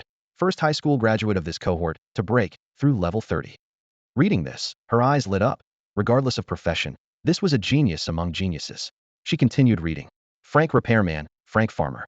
The receptionist's smile froze. What a tragic guy. So you're the Jiang Yan who's been all over the forums these past few days. She lowered her voice and earnestly advised. Are you sure you want to apply to be a hunter? Your achievements are indeed impressive, but repairman and farmer offer limited help in frontline combat. Once registered as a hunter, you'll have to rush to the battlefield immediately whenever monsters invade or dungeon portals open. Combat or support professions are the preferred choices. How about considering our logistics department? The benefits are good and the schedule is flexible. Jiang Yan could tell her suggestion was genuine and felt no displeasure. His gaze was determined, his tone calm, yet stubborn. Since Hui Yuanwu can become a hunter, so can I. Seeing his mind was made up, the receptionist said no more. Please wait a moment while I take your materials upstairs. She took the application form and knocked on a third-floor office door. Director Zhao, there's a freshman who wants to take the hunter license exam. It's Jiang Yan, the one who's been making waves recently. Director Zhao took the materials and quickly scanned them, raising an eyebrow. Level 30 already? Seems someone's been helping him level up. TSK, quite the bold declaration. Since Hui Yuanwu can become a hunter, so can I. Young and arrogant. He chuckled and closed the file. Tell him to queue up at the exam room. I'll personally proctor his test. With that, he took the materials and headed toward the president's office. Knock knock. Come in. Pushing the door open, Director Zhao first noticed President Chen sitting in a treatment chair. President, how are your injuries? President Chen's entire right arm had withered and blackened like dead wood, currently soaking in high-grade healing potion to prevent the condition from worsening further. This was an injury he sustained last month while hunting a level 75 Lich Beast, and it would take at least a level 70 Awakener with healing and purification skills to completely cure his cursed right arm that was constantly draining his life force. As usual, it was just treating the symptoms rather than the root cause. The high-grade healing potion could only slow the deterioration of his condition. I'll have to wait for the first healer to break through level 70 before this arm can be completely cured, President Chen said, glancing sideways at his visitor. What brings you here? Director Zhao handed over a thick stack of application materials and adjusted his glasses. We've got an interesting newcomer at our non-roam demon cave station these past few days. I thought you'd be interested too. Jiang Yan, born with maximum mana, dual profession. This name had been mentioned repeatedly at non-roam demon cave station in recent days. President Chen withdrew his withered right arm from the crystal vessel filled with high-grade healing potion, the liquid dripping into the air. This kid levels up incredibly fast. If he's doing it solo, his combat talent and martial arts talent are no less than Hui Yuanwu's. Want to go down together to proctor his exam and test his abilities? Director Zhao had already anticipated President Chen's interest. Let's go. President Chen stuffed the materials back into Director Zhao's hands, threw on his black robe, concealed his right arm, and headed downstairs toward the examination hall as if nothing had happened. Next, Jiang Yan. The examiner's voice echoed through the hall. Here. Jiang Yan had already changed into the required standard clothing. Basic assessment prohibited wearing any attribute-enhancing equipment. First, mana test. The machine glowed blue, and the numbers quickly stabilized. Jiang Yan, level 30, total mana 3,900. President Chen, who had come specifically to proctor, couldn't help but feel envious. Born with maximum mana is truly advantageous. High total mana and fast recovery speed. Director Zhao shook his head. Now that mana potions are mass-produced, the advantage of being born with maximum mana isn't that significant anymore. President Chen chuckled softly. You're gravely mistaken if you really think that. Victory or defeat among the strong often comes down to an instant. Do you think when your mana is depleted, your enemy will give you a chance to drink a potion? Director Zhao was speechless. Sonic speed fighters could determine life and death in 2 to 3 seconds, and at level 51, he could be killed by President Chen several times over in that brief moment. The instrument continued displaying data. Mental power 445. President Chen nodded again. Several dozen points higher than most people at the same level. Attack power 418. His voice became somewhat flat. Decent enough. Defense 384. Magic resistance 390. Speed 402. All basic assessment data was complete. President Chen summarized. Except for attack and defense being adequate, all other stats are excellent. I hope his combat test will surprise us even more. In fact, Jiang Yan had sensed them the moment they entered the examination hall. President Chen's powerful yet chaotic mana fluctuations were clear even from several meters away, crashing against his perception like waves. After thinking for a moment, he walked straight over. Director Zhao was stunned. Is this kid coming toward us? Jiang Yan stopped in front of the two men and nodded politely. Greetings, President Chen. I'd like to request to have my upcoming combat test broadcast live on screen. How do you want to broadcast it? President Chen raised an eyebrow. I awakened a useless profession, Jiang Yan said calmly but stubbornly. Even though I speedran the Newbie village and set a record, even though I worked hard to temporarily claim first place on the newcomer rankings, many people still don't acknowledge it. They casually dismiss my fast leveling as having strong mentors. I want to broadcast the entire combat test to Awakening Plaza and show them publicly, so I'm requesting a live screen broadcast of my upcoming combat test process to be projected in Awakening Plaza to slap them in the face and prove myself. The Hunter Examinations combat test is divided into two categories, main combat and support, corresponding to Awakeners with main combat and support professions respectively. In theory, Awakeners outside these two major categories can only run errands in the rear and cannot apply for a Hunter license at all. However, Hui Yuanwu's comeback broke the conventional rules. The Hunter Association changed its regulations from then on, allowing anyone who reaches level 30 to apply regardless of profession. Nevertheless, craft type and lifestyle type Awakeners who wish to obtain a Hunter license must still force their way through the main combat test. The main combat test consists of 2 rounds. The first round is solo against Wolf Pack, where candidates must face 5 Whirlwind Wolves alone, a level 20 Wolf King and 4 others at level 15 each. The second round is single combat against Demonic Beast Boar, facing a level 30 Boar Demonic Beast. Even main combat profession Awakeners who have reached level 30 cannot guarantee they can kill it within the time limit, so few dare to challenge it immediately after reaching level 30. Before the exam began, President Chun confirmed once more. The main combat test is quite difficult. If you fail, it won't be about embarrassing others, but about humiliating yourself completely. Are you sure you want to live stream this? I'm sure. Jiang Yan's gaze was resolute. Interesting. President Chen raised his hand to signal. Old Zhao, do as he says and project his entire examination to Awakening Plaza. Roger that. Director Zhao immediately made arrangements. Meanwhile, fierce winds howled and yellow sand swirled in the vast main combat arena. A level 36 man, equipped only with ordinary level 30 basic gear distributed by the association, was locked in combat with 5 Whirlwind Wolves. Above, a basketball-sized azure magical crystal orb floated, and swayed. This was President Luo's specially crafted surveillance mother-child orb. Director Zhao simply synchronized the child orb's footage to the mother orb at Awakening Plaza. In the plaza, people who were either preparing to go out monster hunting or had just teleported back were all attracted by the sudden live footage. What's going on? A speedrun live stream of Whirlwind Wolf Prairie? No, there's a barrier with shields inside, and that Wolf King is bigger than a person. Where would you see that in the Newbie village? I get it. This is a Hunter Association examination. My brother tried it last month and got stuck at the second round. Couldn't kill the level 30 boar within the time limit. What's your brother's profession? What level was he during the test? Rank main combat, level 35. That boar's attack and defense are higher than a fully armed level 40 Awakeners. He's planning to reach level 40 before trying again. More and more spectators gathered. Suddenly, the candidate in the video was blinded by swirling dust, and the Wolf King burst out from the sandstorm, pouncing and knocking him down with one claw. Stop! A female voice suddenly commanded, and the Wolf King froze stiffly, its fangs suspended at the edge of the candidate's throat. Crank main combat profession, level 36, and even with such conditions, passing the first round is hardly guaranteed. President Chen looked at Jiang Yan. So I'm very curious, you just broke through to level 30, and your dual professions are so poor. What makes you think you can pass? Care to guess? Jiang Yan dropped that remark and walked over to the equipment wall, donning the standard level 30 gear before gripping his dual blades and entering the examination arena. Director Zhao noticed his empty left arm and clicked his tongue. This kid's actually going without a shield, straight dual wielding? Looks like he's planning zero defense.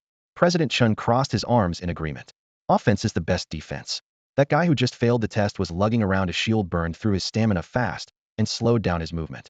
People with real skill and confidence can't be bothered with defense. In the center of the arena, 3 Whirlwind Wolves injured from the previous test sat obediently receiving treatment. Standing before them was the chief examiner, a woman in her early 30s in a rank Beast Tamer, level 43. Beast Tamers could contract 1 magical beast upon awakening, then another every 10 levels thereafter. These 5 Whirlwind Wolves were all of her battle companions. The healer quickly stopped the wolves' bleeding, stitched their wounds, then fed them stamina and mana potions to restore them to full condition. The beast tamer looked up to check her list, her voice clear and bright. Next up, Jiang Yan. The moment Jiang Yan's name was called, Awakening Plaza erupted. Holy crap, isn't that the Jiang Yan who's first on the freshman level rankings? He broke through to level 30, at no surprise he's here for his hunter license. It really is him, taking the hunter exam at just level 30, and with 2 supposedly useless awakened classes no less. Is he really that confident? The top seed just hit 30 and came to stir things up, no wonder the plaza's so lively. In the spacious arena with its sandy floor, Jiang Yan gripped his dual blades, eyes locked on the 5 whirlwind wolves ahead, then glancing back at the beast tamer behind them. His tone was calm. I'm ready. The beast tamer raised her hand. Attack together to defeat him. For level 15 whirlwind wolves immediately split into left, right, front, and rear positions for their assault, while the level 20 wolf king held back steadily, following at a measured pace, ready to deliver a killing blow when Jiang Yan showed an opening. Whirlwind. Tornado. Wind spirals kicked up sand and debris, followed by 2 tornadoes hurling dust skyward. The entire field of vision was instantly swallowed by a brown-yellow storm. Yet Jiang Yan didn't retreat from the skill's range. Instead, he closed his eyes. In the stands, President Chun narrowed his eyes slightly. Interesting. Not relying on sight, using mana fluctuations to locate them? With his innate maximum mana constitution, his perception is naturally sharper than others. The crowd of rookies around him whispered complaints. Why isn't he dodging? Did he freeze up in fear?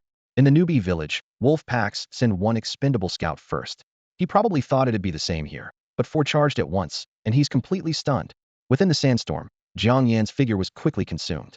Vaguely visible, 2 whirlwind wolves lunged forward. Flash, flash, blade light cut through the flying sand, and 2 agonized whimpers exploded almost simultaneously, followed immediately by 2 more low, mournful howls. When the wind and sand cleared, Jiang Yan still stood in place with eyes closed, dual blades hanging steadily at his sides, blood dripping from their tips. Behind him, the 4 level 15 whirlwind wolves that had led the charge lay convulsing on the ground, blood gushing from their slashed throats. Instantly, Awakening Plaza fell completely silent. Save the wolves. The beast tamer chief examiner stood frozen for a full 2 seconds before snapping back to reality, urgently calling for the healing specialists on the sidelines to rush into the arena and provide emergency treatment for the 4 whirlwind wolves that Jiang Yan had dispatched with lethal precision. Blood gushed from the sharp wounds, staining their silver gray for a deep crimson that was particularly striking. I couldn't see clearly. How did he manage to instantly kill 4 whirlwind wolves when his vision was obstructed? Director Zhao, who was watching from the sidelines, had shock written all over his face. President Chen closed his eyes and used his magical perception to witness the entire process clearly. He deliberately stood in place to lure all the whirlwind wolves to pounce at once. Once the wolves leaped into the air, they lost the ability to change direction, but he kept his eyes closed the entire time. He relied on sensing the magical energy fluctuations within the wolves' bodies to pinpoint their exact locations, then determined where their throats were and delivered fatal slashes for consecutive strikes. Clean and efficient. Director Zhao was completely convinced, muttering to himself, "It looks like Jiang Yan is really going to prove us wrong." Level 10 to 20 magical beasts pose absolutely no threat to him. This suggests that his breakthrough to level 30 was likely achieved through his own efforts, not by being power leveled by stronger players. In the arena, the Wolf King, now at level 20, stood frozen in place. For the first time, fear crept into its menacing eyes. 4 of its subordinates had been killed in the blink of an eye, leaving it as the lone wolf. How could it possibly continue fighting? Seeing it stop, Jiang Yan lifted his foot and approached step by step, his movement slow, yet carrying the presence of death itself. The Wolf King was nearly driven to the point of wetting itself from the invisible pressure. Sensing the Wolf King's terror, Chief Examiner Ma Qiuxia quickly called out, "You've passed this examination. You don't need to continue." Jiang Yan didn't stop walking, his gaze locked on the Wolf King as he spoke calmly with his back to the crowd. "No. If the Wolf King doesn't fall, I haven't truly passed. There's still a live broadcast going on outside, and those who look down on others will definitely say I got through because of connections." Ma Qiuxiao felt her scalp tingle. "This kid wants to wipe out all my wolf cubs." She gritted her teeth and shouted instructions. "Great King, don't back down. Show him your full strength and teach him a lesson." "What am I supposed to give him?" The Wolf King cried internally, but could only steel itself and use its abilities. Whirlwind. Howling air currents formed a vortex rushing toward Jiang Yan. Tornado. A more violent cylindrical storm swept up debris and stones. Wind claw blades. Sharp air blades like swords fired one after another, their whistling sound comparable to tearing through iron plates. Wind claw blades. Blades. Blades. However, no matter how fierce the wind-based attacks became, Jiang Yan showed no intention of dodging. He let those sword-like claw blades pass by just meters away, cutting his exposed hands and cheeks, leaving shallow wounds. Blood seeped through his skin, yet he seemed to have lost all sense of pain, not even frowning once. The Wolf King grew increasingly unnerved and began retreating. Ma Qiuxiao was also shocked speechless by Jiang Yan's fearless attitude. He could clearly dodge, yet he deliberately endured all the skill damage. Jiang Yan. Her mind was in complete turmoil. Meanwhile, at the massive screen in Awakening Plaza, crowds gathered. All the new students watching the live broadcast were intimidated by Jiang Yan's presence, especially those who firmly believed his rapid leveling must have been due to power leveling. They now felt their cheeks burning with embarrassment, particularly since Jiang Yan had already been declared to have passed the examination by the chief examiner, yet still insisted on hunting the Wolf King, and even mocked them during the live broadcast. At that moment, the Wolf King was utterly terrified by Jiang Yan, who despite being covered in blood, continued advancing toward it, as if nothing had happened. The wolf suddenly bolted toward its master, cowering behind Ma Qiuxiao, the chief examiner of the Beast Tamer Guild. Ma Qiuxiao was about to speak when Jiang Yan suddenly lunged forward, his footsteps so swift that after images flickered continuously as fierce winds rushed toward her. She was so frightened that her face turned deathly pale, frozen in place. Does he want to kill me too? Although she was 13 levels higher than Jiang Yan, her combat power relied almost entirely on her magical beast companions. In a real unknown fight, she felt she would probably end up like those 4 wolf cubs dead, without even knowing how she died. Whoosh! Jiang Yan swept past her side. The wind he stirred lifting her bangs and revealing cold sweat that had suddenly beaded on her forehead. Howl! Behind her came the Wolf King's agonized cry. The Wolf King, already broken in spirit, couldn't withstand this pursuit at all. Blade light rolled and blood splattered as Jiang Yan gave it a taste of its own medicine, one cut after another, continuously carving fresh wounds into the Wolf King's body, letting it experience the agony of being sliced to pieces. Ma Qiuxiao could see clearly. With each strike of the blade, 2 deep gashes that reached bone appeared on the Wolf King's body. Earlier, the Wolf King had used its wind claws to cover Jiang Yan's exposed skin with bloody marks, and now Jiang Yan was returning the favor in kind. Finally, the Wolf King's strength was exhausted, and it stumbled to the ground. Jiang Yan stepped on it and gripped both blades vertically, driving them deep into the wolf's belly. Rip the blade tips pierced through fur and plunged deep into the abdomen, then suddenly split apart, tearing the belly cavity into 2 halves as organs spilled out and blood sprayed everywhere. Ma Qiuxiao was completely stunned. A mighty Wolf King, defeated so effortlessly by Jiang Yan? The system notification followed. Killed level 20 Whirlwind Wolf 1, experience 0. Hunting magical beasts below level 10 no longer grants experience points. Jiang Yan shook the fresh blood from his blades and spoke calmly. This Wolf King is finished and can no longer be used for hunter examinations. The magical beasts used by the Hunters Guild for examinations were all specifically contracted. Ma Qiuxiao, who should have been able to contract a level 43 magical beast, had to use this common low-level Whirlwind Wolf for work purposes, only to have it destroyed on the spot. Nearby, Guild Master Chun, with his right arm disabled, could only slap his thigh with his left hand instead of clapping, his eyes full of admiration. Truly spectacular. The entire fight without relying on skills, purely crushing through movement techniques and combat instinct. No wonder you dared write in your application statement. If Hui Yuanwu can become a hunter, then so can I. The live broadcast reached Awakening Plaza, causing a collective gasp. This guy is arrogant enough. From his tone, he looks down on Hui Yuanwu too. But those who had just questioned and scorned Jiang Yan were now struck speechless by this one-sided slaughter. Continue with the next round, Jiang Yan urged calmly. Director Zhao was both shocked and puzzled. Don't you need to recover from your injuries and restore your stamina? Jiang Yan walked toward the weapon wall, answering without hesitation. No need. Pain keeps me rational, and I haven't expended much stamina. With that, he sheathed the twin blades back on the rack, drew out a pair of gleaming twin swords, and returned to the center of the examination ground, his tone as calm as ever. Let's begin. I'm in a hurry. This guy is so arrogant. The audience immediately erupted in agreement. Haha, if I were as badass as him, I'd be even more arrogant than he is. Amid the commotion, everyone finally realized how much they had underestimated this young man's way. He handled those level 20 whirlwind wolves like practice dummies, clearing them all in one go, proved one thing. As long as he had sufficient supplies, he could easily dominate among level 20 magical beasts, so reaching level 30 was definitely no fluke. Comparison is the thief of joy, someone said with a bitter laugh. Who would have thought that Jiang Yan, who awakened 2 useless classes, would actually be more powerful in combat than that level 36 crank main combat class? However, doubts remained. So what if he levels up quickly in the early stages? Another candidate shook his head. The higher the level, the more pronounced class differences become. The difficulty of leveling increases exponentially. That's exactly why Hui Yuanwu has been stuck at level 70 for so long. At this rate, Jiang Yan will probably struggle to even break level 60.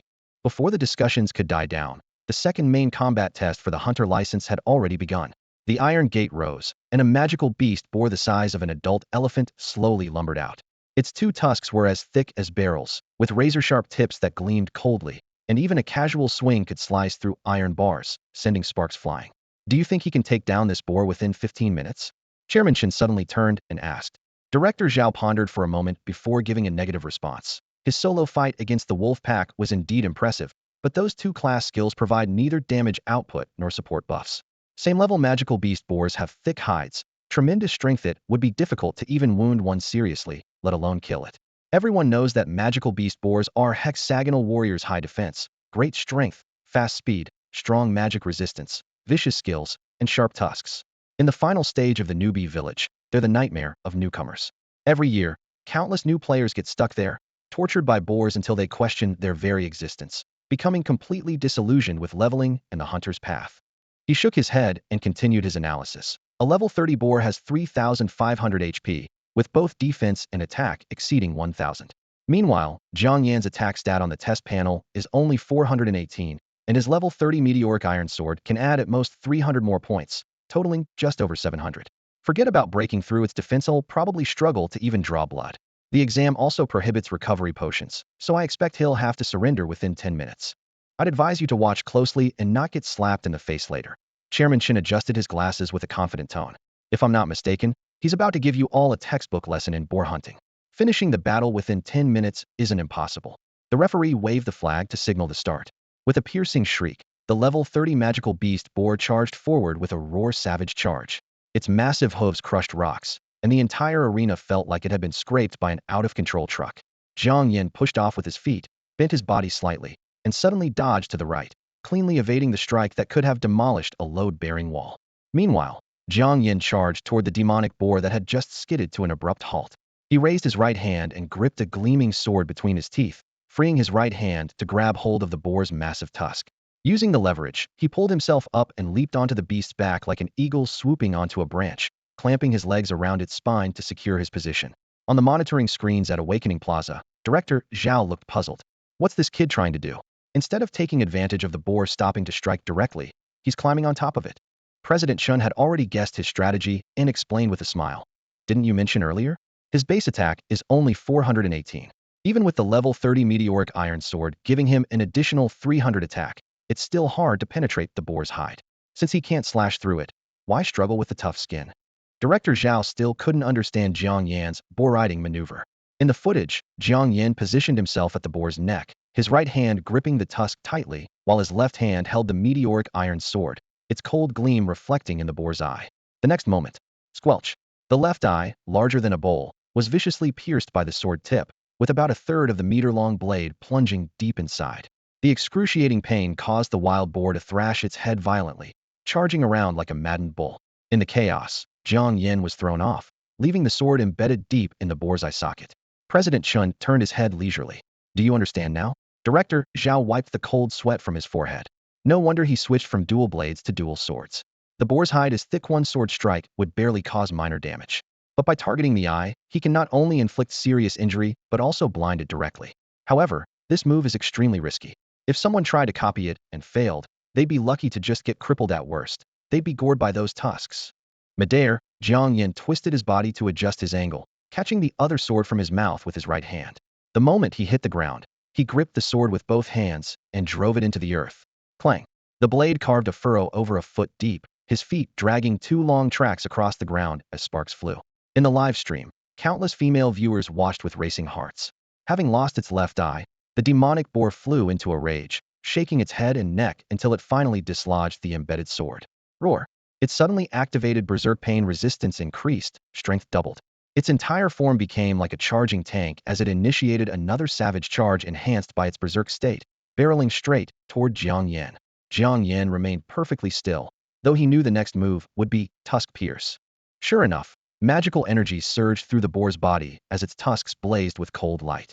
Just as it locked onto Jiang Yan and suddenly accelerated, Jiang Yan stomped his right foot hard against the ground, dodging sideways by 2 body lengths, barely letting the sharp tusk graze past his shoulder.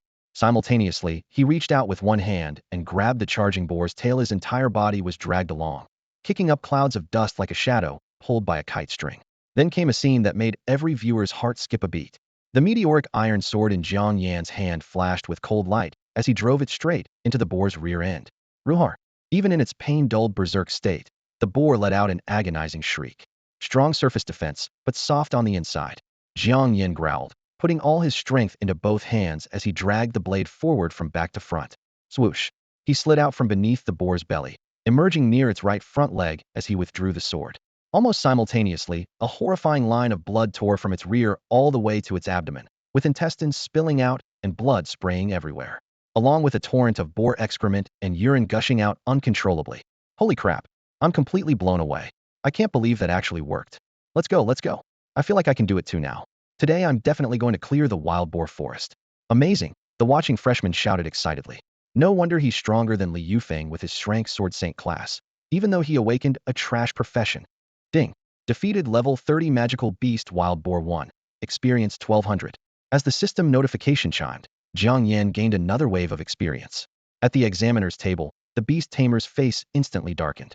He had spent several days training that level 30 wild boar, which had dominated countless students, only to watch a freshman who had just reached level 30 with a trash profession take it down in mere moments and without using a single skill. Ma Qiuxiao finally found some balance. She had been devastated when Jiang Yan instantly killed her Wolf King, but seeing her colleague's level 30 battle pet meet the same fate made her feel much better. She even added fuel to the fire with malicious glee. That kid definitely did it on purpose. If I were you, I'd challenge him to a duel and beat him senseless. The beast tamer colleague replied with a dark expression. Just say you want to get me killed. Sure, I'm 13 levels higher than him, but I honestly can't guarantee I'd win. Just then, a stream of dense magical energy flowed from the boar's corpse, condensing into a brown magic crystal. The beast tamer's eyes lit up, and his tone immediately changed. Well, since it dropped a magic crystal, I'll let it slide. My pig teammate may be dead, but at least it died for a good cause. Jiang Yan stared at the magic crystal with gleaming eyes, wanting nothing more than to pocket it immediately. Ma Qiuxiao was even more envious her Wolf King hadn't dropped anything, throwing her off balance once again. Jiang Yan raised his sword toward the surveillance crystal floating in midair, his voice clear and arrogant. I'll ask just once, who else wants to challenge me? Who's still going to say I only reached first place on the freshman rankings because stronger players carried me? In the monitoring room, Director Zhao was thoroughly speechless. Damn it, he really pulled it off. Chairman Chen patted his shoulder. Finished in under 3 minutes. Impressed? Don't think that just because you're level 51 21 levels higher than him you'd definitely win in a real fight. Director Zhao pouted in frustration. If I had a combat class, I'd definitely crush him easily. But he doesn't have a combat class either, Chairman Chen replied flatly, leaving Director Zhao with no comeback. As they spoke, Chairman Chen approached Jiang Yan with an appreciative smile. Each performance is more spectacular than the last. In the dozen years since the Demon Cave invasions and Universal Awakening began, aside from Hui Yuanwu, you're the second person to overcome class disadvantages through sheer skill. I have high hopes for you. I hope you can surpass Hui Yuanwu and become the first Frank Awakener to break through level 80. Hui Yuanwu again. Before his rebirth and after, it was always the same people constantly compared Jiang Yan to Hui Yuanwu, treating him as the second Hui Yuanwu. But in both his past and present life, Jiang Yan had never considered that man his equal. Hui Yuanwu had struggled for over a decade to barely reach level 70, and hadn't advanced a single level since. Meanwhile, Jiang Yan had reached the same height in just 2.5 years. Sure, he'd had strong teammates helping him level up, but even without them, his leveling speed wouldn't have been much slower. Moreover, the two professions he awakened appeared to be frank trash classes on the surface, but were actually overpowered heaven-defying professions. Therefore, he never considered himself on the same starting line as Hui Yuanwu from the beginning, nor did he ever think of competing with him. In the Hunter Hall, Director Zhao shouted at the top of his lungs. Combat profession assessments are suspended for 1 week. Candidates waiting in line can either come back in a week or go to the National Association to get a new number. There was no choice. Jiang Yan had just taken out the two most crucial magical beast examiners, so the association had to contract and train new examiner beasts. President Chun immediately added instructions. Play the full recording of student Jiang Yan's assessment on loop for a week, to give both new and veteran students, especially those who give up on themselves after awakening trash professions, a good reminder. In the corner of the hall, cold light flickered from the weapon wall. Jiang Yan inserted his still dripping sword back into its slot, skillfully removed the level 30 standard equipment, picked up his backpack, and quickly caught up with President Chen. He glanced at the withered and shrunken right arm beneath the black robe and lowered his voice to remind him. I know Yao Kursin, the daughter of the Dali Commerce Guild president. She awakened in Shrank Holy Angel profession, and her first talent skill has healing and purification effects. Maybe we could try. She might be able to heal your right arm. President Chen's disabled arm was no secret. He replied indifferently. I've heard of her. But this injury is from a level 75 Lich's curse magic. For her to heal it, she'd need to reach level 60 or 70 first. Images from his previous life flashed through Jiang Yan's mind back then. Yao Kursin had healed this arm in half a month when she was only level 40. He insisted, she's treated me before. Her skill is continuous, and the effect is much stronger than high-grade healing potions. President Shun narrowed his eyes, his blade-like gaze locking onto Jiang Yan. How do you know I soak in high-grade healing potions every day? Jiang Yan answered calmly. I've been hunting dragon blood grass these past few days and selling it to Dali Commerce Guild. The dragon blood grass scent on you is too strong. It's hard to pick up that smell without soaking in potions. Amazing magical perception aside, your nose is that sharp too. President Chen sighed. What a pity heaven envies talent. If you had awakened as an Shrank Sword Saint, your future achievements would definitely surpass mine. The problem is, I don't need an Shrank profession to surpass you anyway. Jiang Yan's tone was calm yet confident. The conversation ended there as he followed the staff to complete the final procedures. Soon, his hunter license was handed to him. With the certificate in hand, he finally gained qualification to enter the broader, yet more dangerous magical cave world. At the same time, the association issued him a permanent residence and a magical communication bracelet. If he bought another one for his sister, they could talk anytime, whether he was in the magical caves or she was in the outer city. After completing his hunter license, magical cave property deed, and communication bracelet, Jiang Yan headed directly to Hunter City, preparing to go to the underground black market to sell his spoils of war from breaking through level 30. Name, Jiang Yan. Race, Huaxia. Occupation, repairman, farmer. Level, 301, for 803000. Health, 420. Mana, 3900. Spirit, 445. Attack, 418. Defense, 384. Speed, 402. Magic resistance, 390. Talent skills, modify, resurrect, durability, universal grafting, disassemble, poison immunity, assembly new, field improvement new. The newly acquired assembly skill works in tandem with the disassemble skill, allowing for the lossless removal of unwanted component materials, which can then be combined with other components to create new equipment and items. Jiang Yan used his talent modify to transform assembly into disguise, completely revolutionizing the skill. Skill disguise. Cost, 400 mana. Effect, upon casting, allows the target to take on any appearance, including synchronized level disguise, but cannot exceed 10 levels above the caster's own level. Notes, initial duration of 30 minutes, with 1 minute per level gained. If the target is higher level than the caster, duration decreases by 3 minutes per level difference. Cooldown, 100 minutes. This was equivalent to a ninja's transformation technique, and the brief 30 minutes was sufficient for most situations. Jiang Yan immediately cast the disguise on himself, transforming into the wild bandit he had previously killed and destroyed. He casually attached the victim's level 30 triangular rapier to his waist. Any magic eye observer would see a level 34 bandit. With this, I can switch identities at will, Jiang Yan thought excitedly. If I reach level 100, the cooldown becomes 0, and I'll have unlimited disguise. In his previous life, he had used this trick repeatedly to kill, steal treasures, and shift blame, especially effective against foreign players. After confirming his appearance was flawless, he put on a black mask for double protection and headed to the underground black market to deal with his spoils of war. At the same moment, at the Nanrong Demon Cave Hunters Association, President Chun Shuaha withdrew his right arm from a crystal vessel filled with high-grade healing potion, the withered wound still seeping dark death energy. Remembering Jiang Yan's reminder, he retrieved a magical communication phone from his storage ring and made a video call. Old Yao, let me borrow your daughter. I want to see if her healing skills can help me. On the screen, Yao Li looked both amused and exasperated. Old Chun, you're really grasping at straws. Although my daughter awakened in Shrank healing profession, she's only in her 20s level-wise. Even level 5060 healers couldn't save that arm of yours. How could she possibly succeed? Chun Shuaha smiled bitterly. Even concentrated high-grade healing potions can't suppress the death energy anymore. Your daughter awakened the historically unprecedented Shrank, Holy Angel class, and I heard her initial skill includes purification. Maybe she can work a miracle. All right then, Yao Li nodded. My son is leveling with her and Uncle Lin right now. I'll tell her to come back and give it a try. As soon as the call ended, Yao Li immediately sent a magical video call directly to his daughter. Although I don't believe your healing skills can cure President Chen's right arm, since he's asked for help, let's give it a try. After all, the Dali Chamber of Commerce has received plenty of his support in the past, and your brother and Uncle Lin are both members of the Nanrong City Hunters Association, so they'll need his continued favor. After understanding the situation, Yao Kursen followed her brother Yao Junfeng and Uncle Lin onto the train back to the Awakening Plaza at Nanrong Demon Cave Station. As soon as they arrived, she instinctively looked up to find the real-time updated freshman level rankings. Huh? Where's the freshman leaderboard?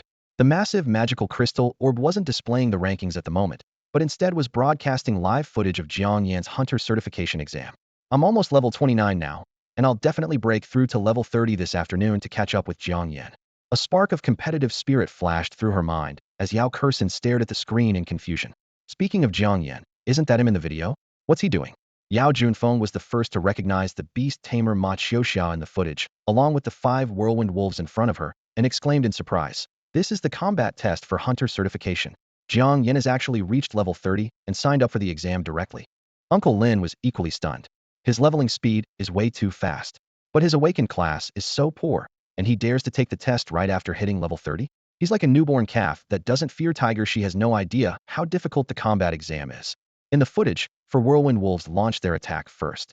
Their whirlwind skills stirred up clouds of yellow sand, followed by tornadoes charging straight at Jiang Yan.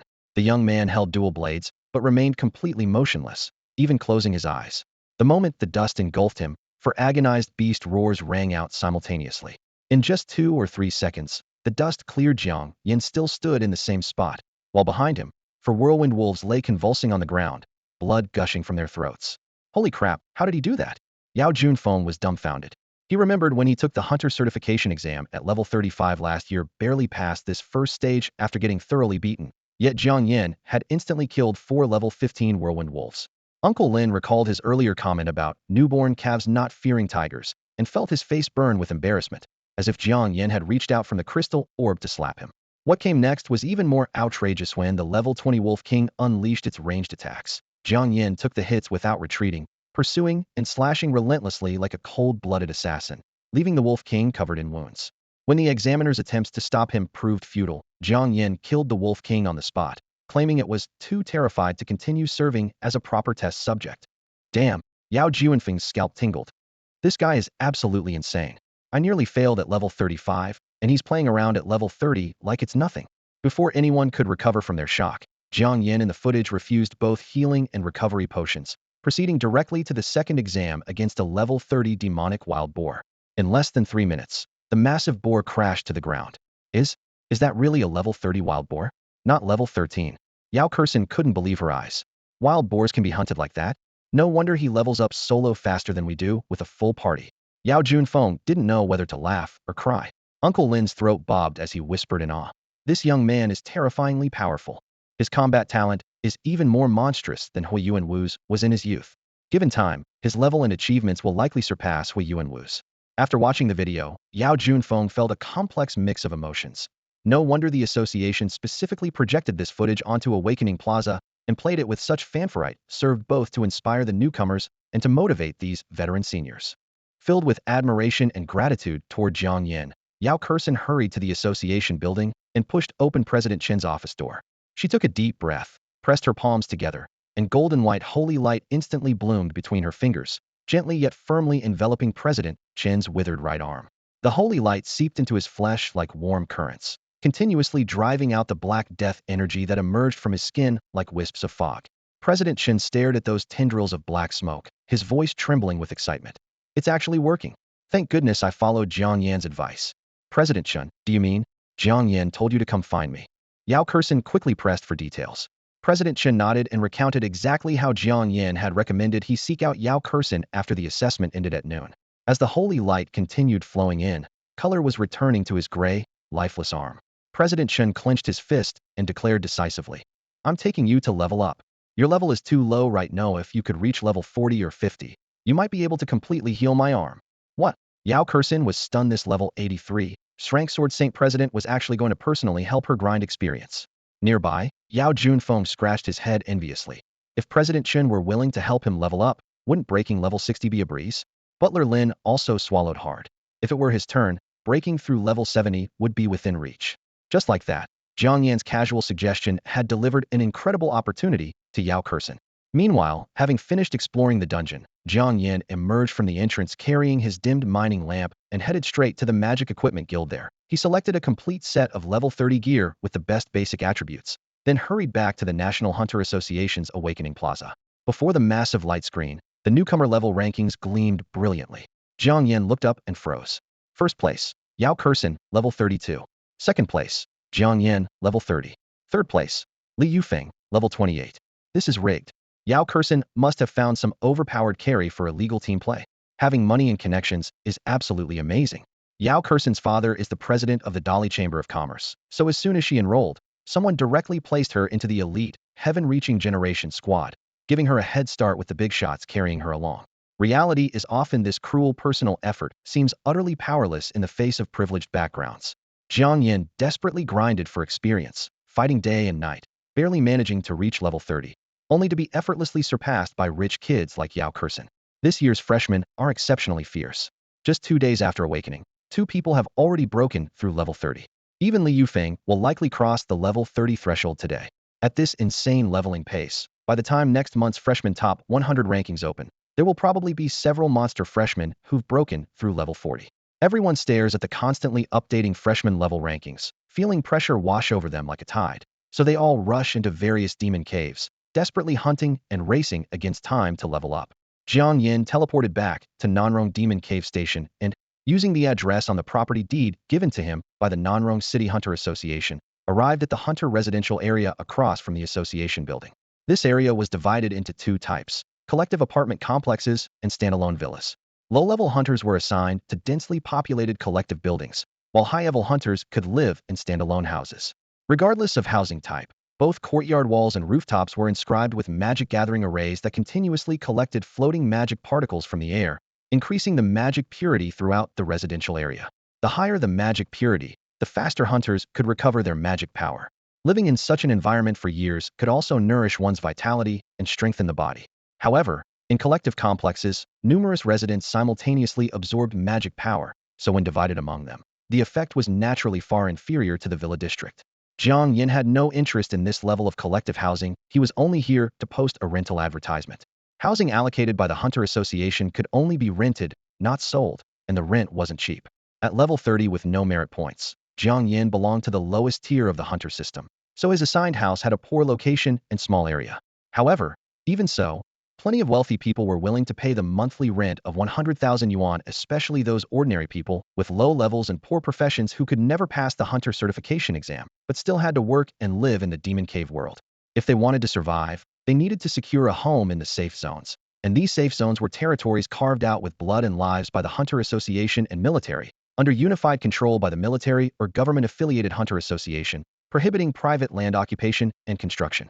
Those uncontrolled dangerous areas where one might encounter demon beasts at any time could be freely occupied, but even high-tier powerhouses dared not live alone in the wilderness. Assassinations by hostile forces and surprise attacks by fierce beasts were all potentially fatal. Hunter Complex 30, top floor apartment in Building 9 for rent, located at Array Nexus, extremely high magic purity, monthly rent 200,000.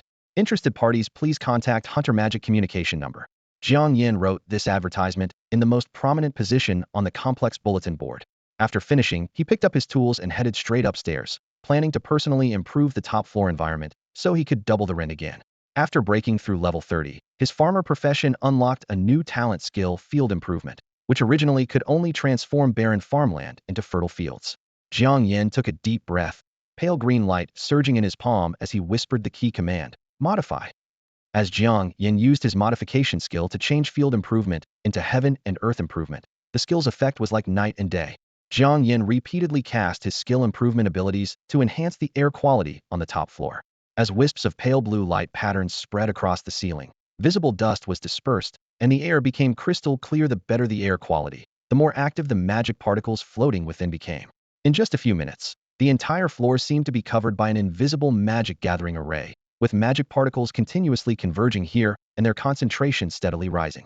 I'm only level 30 now, so the improvement effect can only last 30 days. He glanced at his system panel, mentally calculating the time. Perfect, I can come back once a month to refresh the skill and collect rent. Thinking about how people would scramble to move in even at a monthly rent of 200,000 yuan once they stepped onto the top floor and experienced the magic purity firsthand, Jiang Yan couldn't help but smile this money would be perfect for his sister's living expenses. After quickly packing his belongings, he left this fully furnished, moving-ready apartment in the Hunter District and stepped through the teleportation array in the center of the plaza into Awakening Square. Now holding a hunter license, he had gained access to magical beast areas that ordinary people couldn't teleport to. Without this certificate, anyone wanting to visit those incompletely explored, unopened magical dungeons would need to join one of the 3 major guilds or 10 major trading companies and team up with veteran hunters.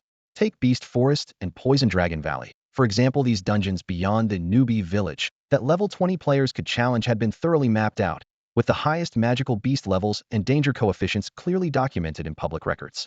Generally, the strongest magical beasts in these areas were only in their 40s, with higher level ones having long since become experience fodder for advanced hunters. After confirming his route, he presented his hunter license. With a flash of light, he was teleported to Demon Hunter Town, 10,000 miles away from Hunter City. This place was surrounded by enemies on all sides, with magical beast forests stretching beyond the town's borders, and the exploration rate of this area was less than 10, making magical beast resources exceptionally abundant. Compared to Poison Dragon Valley and Beast Forest, which were repeatedly swept by newcomers every year until higher-level magical beasts were nearly extinct, the magical creatures around Demon Hunter Town were truly endless. At this moment, Jiang Yan had no idea that just as he set out, President Chun had discovered that Yao Kursen's holy light skills might heal his withered right arm. Chun immediately rushed to Demon Hunter Town with Yao Kursen, flying on his sword straight to the eastern magical beast forest to grind monsters. Quite the opposite, Jiang Yan chose the western forest. The western forest was filled with poisonous creatures, making it as dangerous as Poison Dragon Valley, and currently the area with the lowest exploration rate. Almost no hunters were willing to venture there.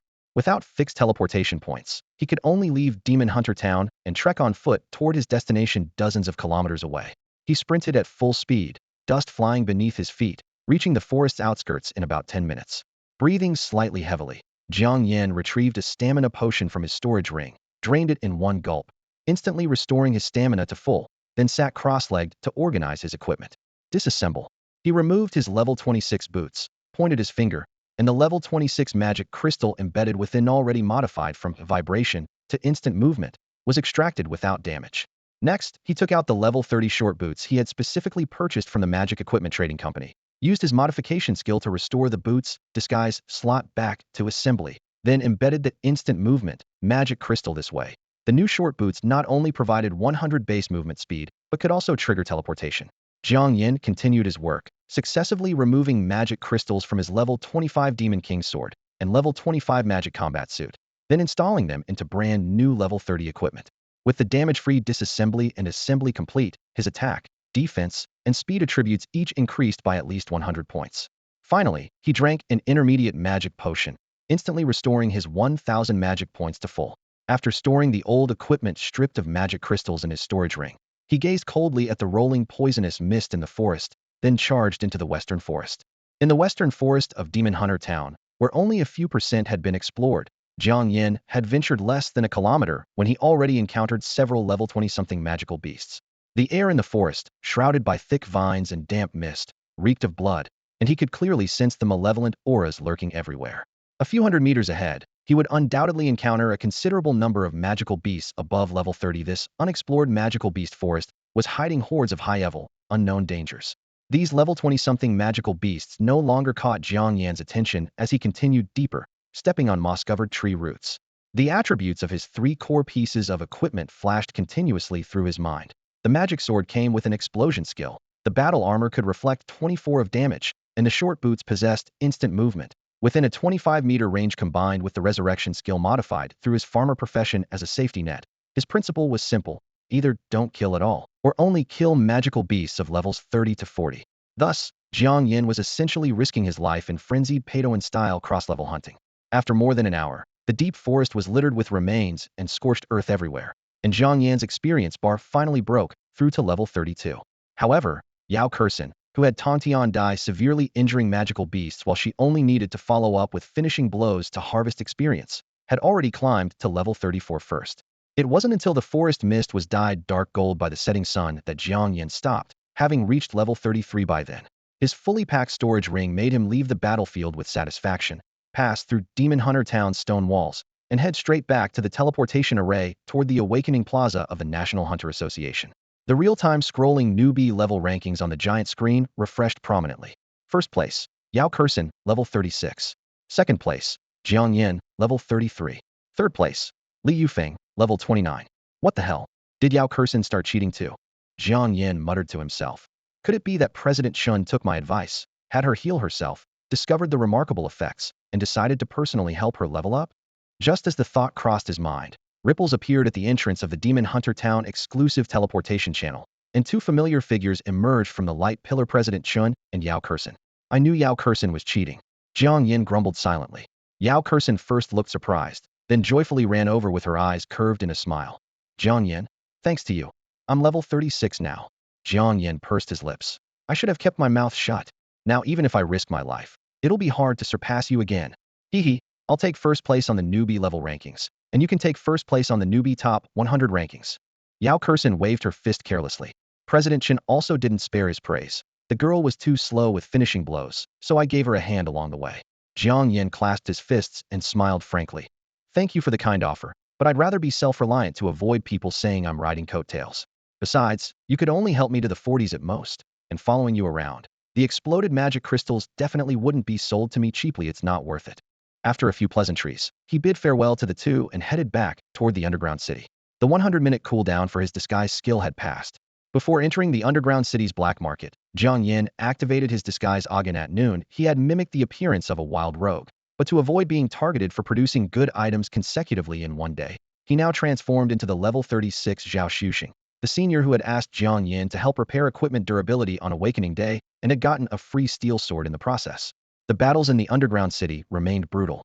Jiang Yan consecutively slayed several level 30-something magical beasts, but due to limited storage ring space, he could only strip their hides to bring back and sell to craftsmen who specialized in making equipment.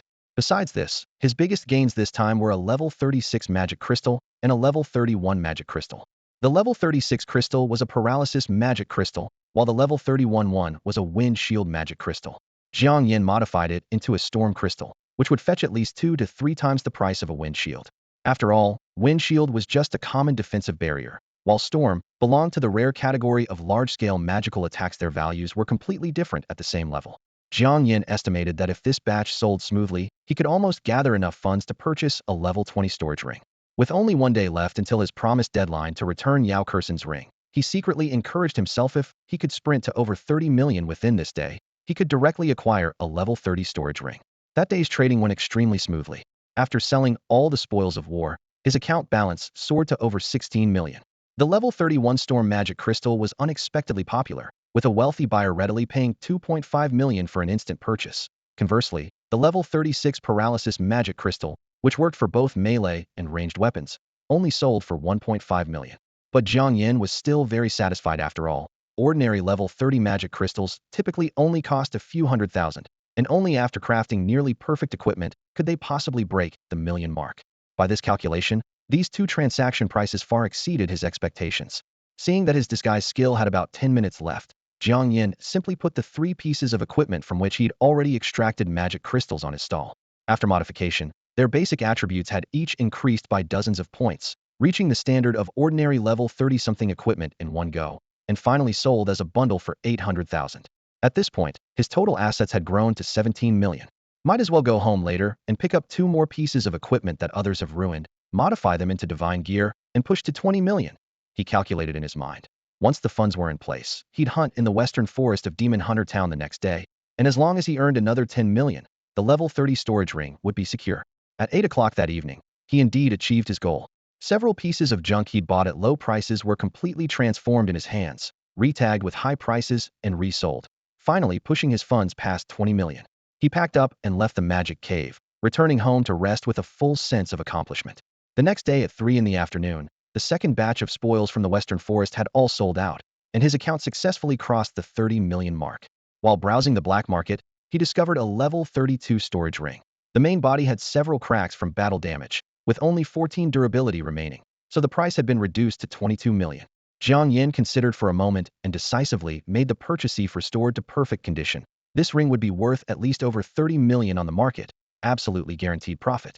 Using his disassembly skills' lossless decomposition combined with his assembly skills' perfect replacement, he quickly reshaped the damaged ring to be as smooth as new with seamless patterns. achieving even higher perfection than when it left the factory. 3 days are up. Here's your storage ring back, with a level 35 three-tailed demon fox hide inside as interest. He handed the ring back to Yao Kursen, who had just broken through to level 40 and was far ahead on the freshman level rankings. At this time, Jiang Yan was level 36, ranking second. Li Yufeng, who loved competing with him, had dropped to fourth, surpassed by Sun Chongbin, who had awakened an A-level ammunition expert profession and unlocked unlimited ammunition skills after level 20. In his previous life, Sun Chongbin had been first on the freshman rankings and the only genius to break through level 40 before school started. But now, because of the storm stirred up by Jiang Yan, this butterfly, Yao Kursen had treated President Chen's right arm early and, under President Chen's guidance, had broken through level 40 in just 3 days. Stimulated by this, Sun Chongbin and Li Yufeng's leveling speed was also faster than in the previous life. Time flew by, and 20 days passed in a flash. June ended and July arrived, the official start of Magic Cave University's enrollment season. Freshmen would fill out applications based on their combined liberal arts and martial arts college entrance exam scores and awakened professions. Simultaneously, the National Freshman Martial Arts Competition also opened for registration. Students who could stand out and make it onto the freshman top 100 rankings could be admitted to the 3 major magic academies through special recruitment and even join the elite prodigy classes for focused cultivation. Jiang Yan, I heard you're the top scorer in both liberal arts and martial arts at Nanrong No. 1 High School. Which university are you planning to apply to? In the classroom, students were organizing test papers that would soon be sealed away while secretly listening in. Yao Kursen slammed her books onto the desk and looked up at Jiang Yan. She didn't want to miss this legendary senior's answer.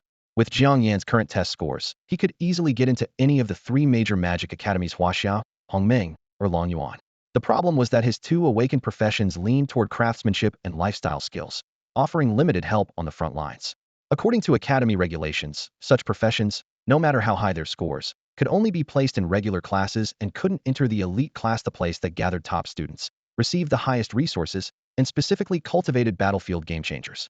Elite class spots were always reserved for main combat or high-potential support professions. From a training perspective, there wasn't much point in Jiang Yan attending a magic academy with these 2 professions. Technical colleges or agricultural universities would be more suitable. But Yao Kursen understood Jiang Yan's temperament, would never be content staying in logistics for years. She was certain this senior would fight his way into the freshman top 100 rankings, forcing the 3 major magic academies to make an exception and place him in the elite class. In his previous life, Jiang Yan had chosen Huaxia Magic Academy as his first choice. But back then, his leveling speed was slightly slow, his level lagged behind, and he hadn't yet revealed his heaven-defying modification skill, ultimately missing the top 100 rankings and ending up in a regular class. This time, he wouldn't repeat the same mistake. He looked up and replied, "My first choice is Longyuan Magic Academy." Why? Yao Kursen raised an eyebrow. In terms of faculty and resources, Huaxia Magic Academy was universally recognized as the strongest, while Longyuan consistently ranked third. Jiang Yan tapped the desk lightly, explaining with simple logic. Everyone believes Huaxia is the best, so students with good grades and strong professions all crowd there. The pie is only so big the more people sharing it, the smaller each person's slice. Although Longyuan's overall strength is slightly weaker, it has just as many core resources like magic caves, trials, and mentors. Going there and getting into the elite class would actually mean more generous resource allocation. His words caused a small stir of amazement in the classroom, but upon reflection, they were irrefutable. The 3 major magic academies never cultivated deadweight-tall resources flowed to freshmen with the most battlefield value. The higher a profession's potential, the more willing academies were to invest money and equipment to help students level up rapidly. Someone like Yao Kursen, though in a support profession, had awakened a rare strength ability and was destined to be courted by all 3 schools. Typically, recruitment promises were guaranteed breakthrough to level 50 before graduation. But under the leadership of Guild President Chen Chongshan, she was already approaching the level 50 threshold before school even started, making these conditions less appealing to her. After pondering for a moment and realizing Jiang Yan's reasoning for choosing Longyuan, Yao Kursen's lips curved into a smile. Then I'll choose Longyuan as my first choice too. That way, when my equipment loses durability in the future, I can directly find my schoolmate to repair it. If you suffer injuries that healing potions can't cure, you can come directly to me for treatment. At the edge of Awakening Square, Yao Kursen waved her staff while confidently promoting her healing services to Jiang Yan. This time, Jiang Yan didn't fall into the life delusion of "she likes me" and casually asked, "Are you signing up for the National Freshman Combat Tournament?" "Of course I am." Yao Kursen's eyes lit up, almost bouncing with excitement. "Even though I'm a support class without specialized arena combat skills, I'm ranked first on the freshman level leaderboard. Just by registering, My level alone will crush the competition, and I'll easily make it into the top 100. Jiang Yan stroked his chin, not optimistic about her chances. Others level up by risking their lives, while you level up by getting carried by powerful allies. In a real life-or-death arena match, forget about your current level 40 venue might not even beat some ruthless player in their 30s. When people mock you as just a pretty face with no substance, can you handle that? Anyone who laughs at me gets their name written in my little black book, and they can forget about getting heals from me for the rest of their lives. Yao Kurson snorted coldly. Good thing I don't need heals. I can resurrect with full health even after dying. Jiang Yan waved his hand to end the conversation. Anyway, I need to go register at University City. Wait for me. Yao Kurson caught up. The two stepped into the teleportation array at the center of the square, and after a flash of silver light, they appeared in Demon Lair University City. After completing registration, Jiang Yan immediately headed toward the wilderness. His goal was the central area of Poison Dragon Valley, where he planned to find poison dragon eggs or capture a flightless poison dragon hatchling, then have Ma Qiuxia help him contract it as a battle pet.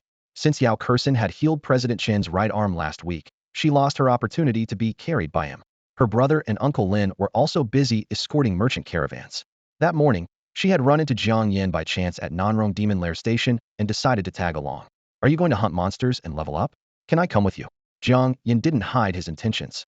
I'm heading deep into Poison Dragon Valley. Level 40 to 50 poison dragons could appear at any time there. If you follow me, you might get poisoned to death. That's exactly why you need me more for going to the center. Yao Kurson spoke enthusiastically. Healing, poison purification, blessings, angelic protection. With my support, we might even be able to hunt monsters above our level. Seeing her determined attitude, Jiang Yan had no choice but to bring along this human healing machine, while also wanting to see just how powerful her skills really were. By the way, that pest immunity buff you gave me last time is about to expire. Hit me with another one today. They recalled that during the first casting, Yao Kurson was only level 26, and the effect lasted 26 days.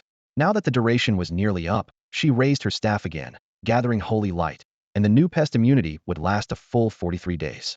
This number 43 corresponded exactly to Jiang Yan's new level 43. He was the second person on the freshman leaderboard to break through level 40, following Yao Kurson. However, both the leaderboard and magical detection still showed him as level 40. Onethys was a kind of illusion ability gained from the new skill unlocked when the Tinker profession broke through level 40.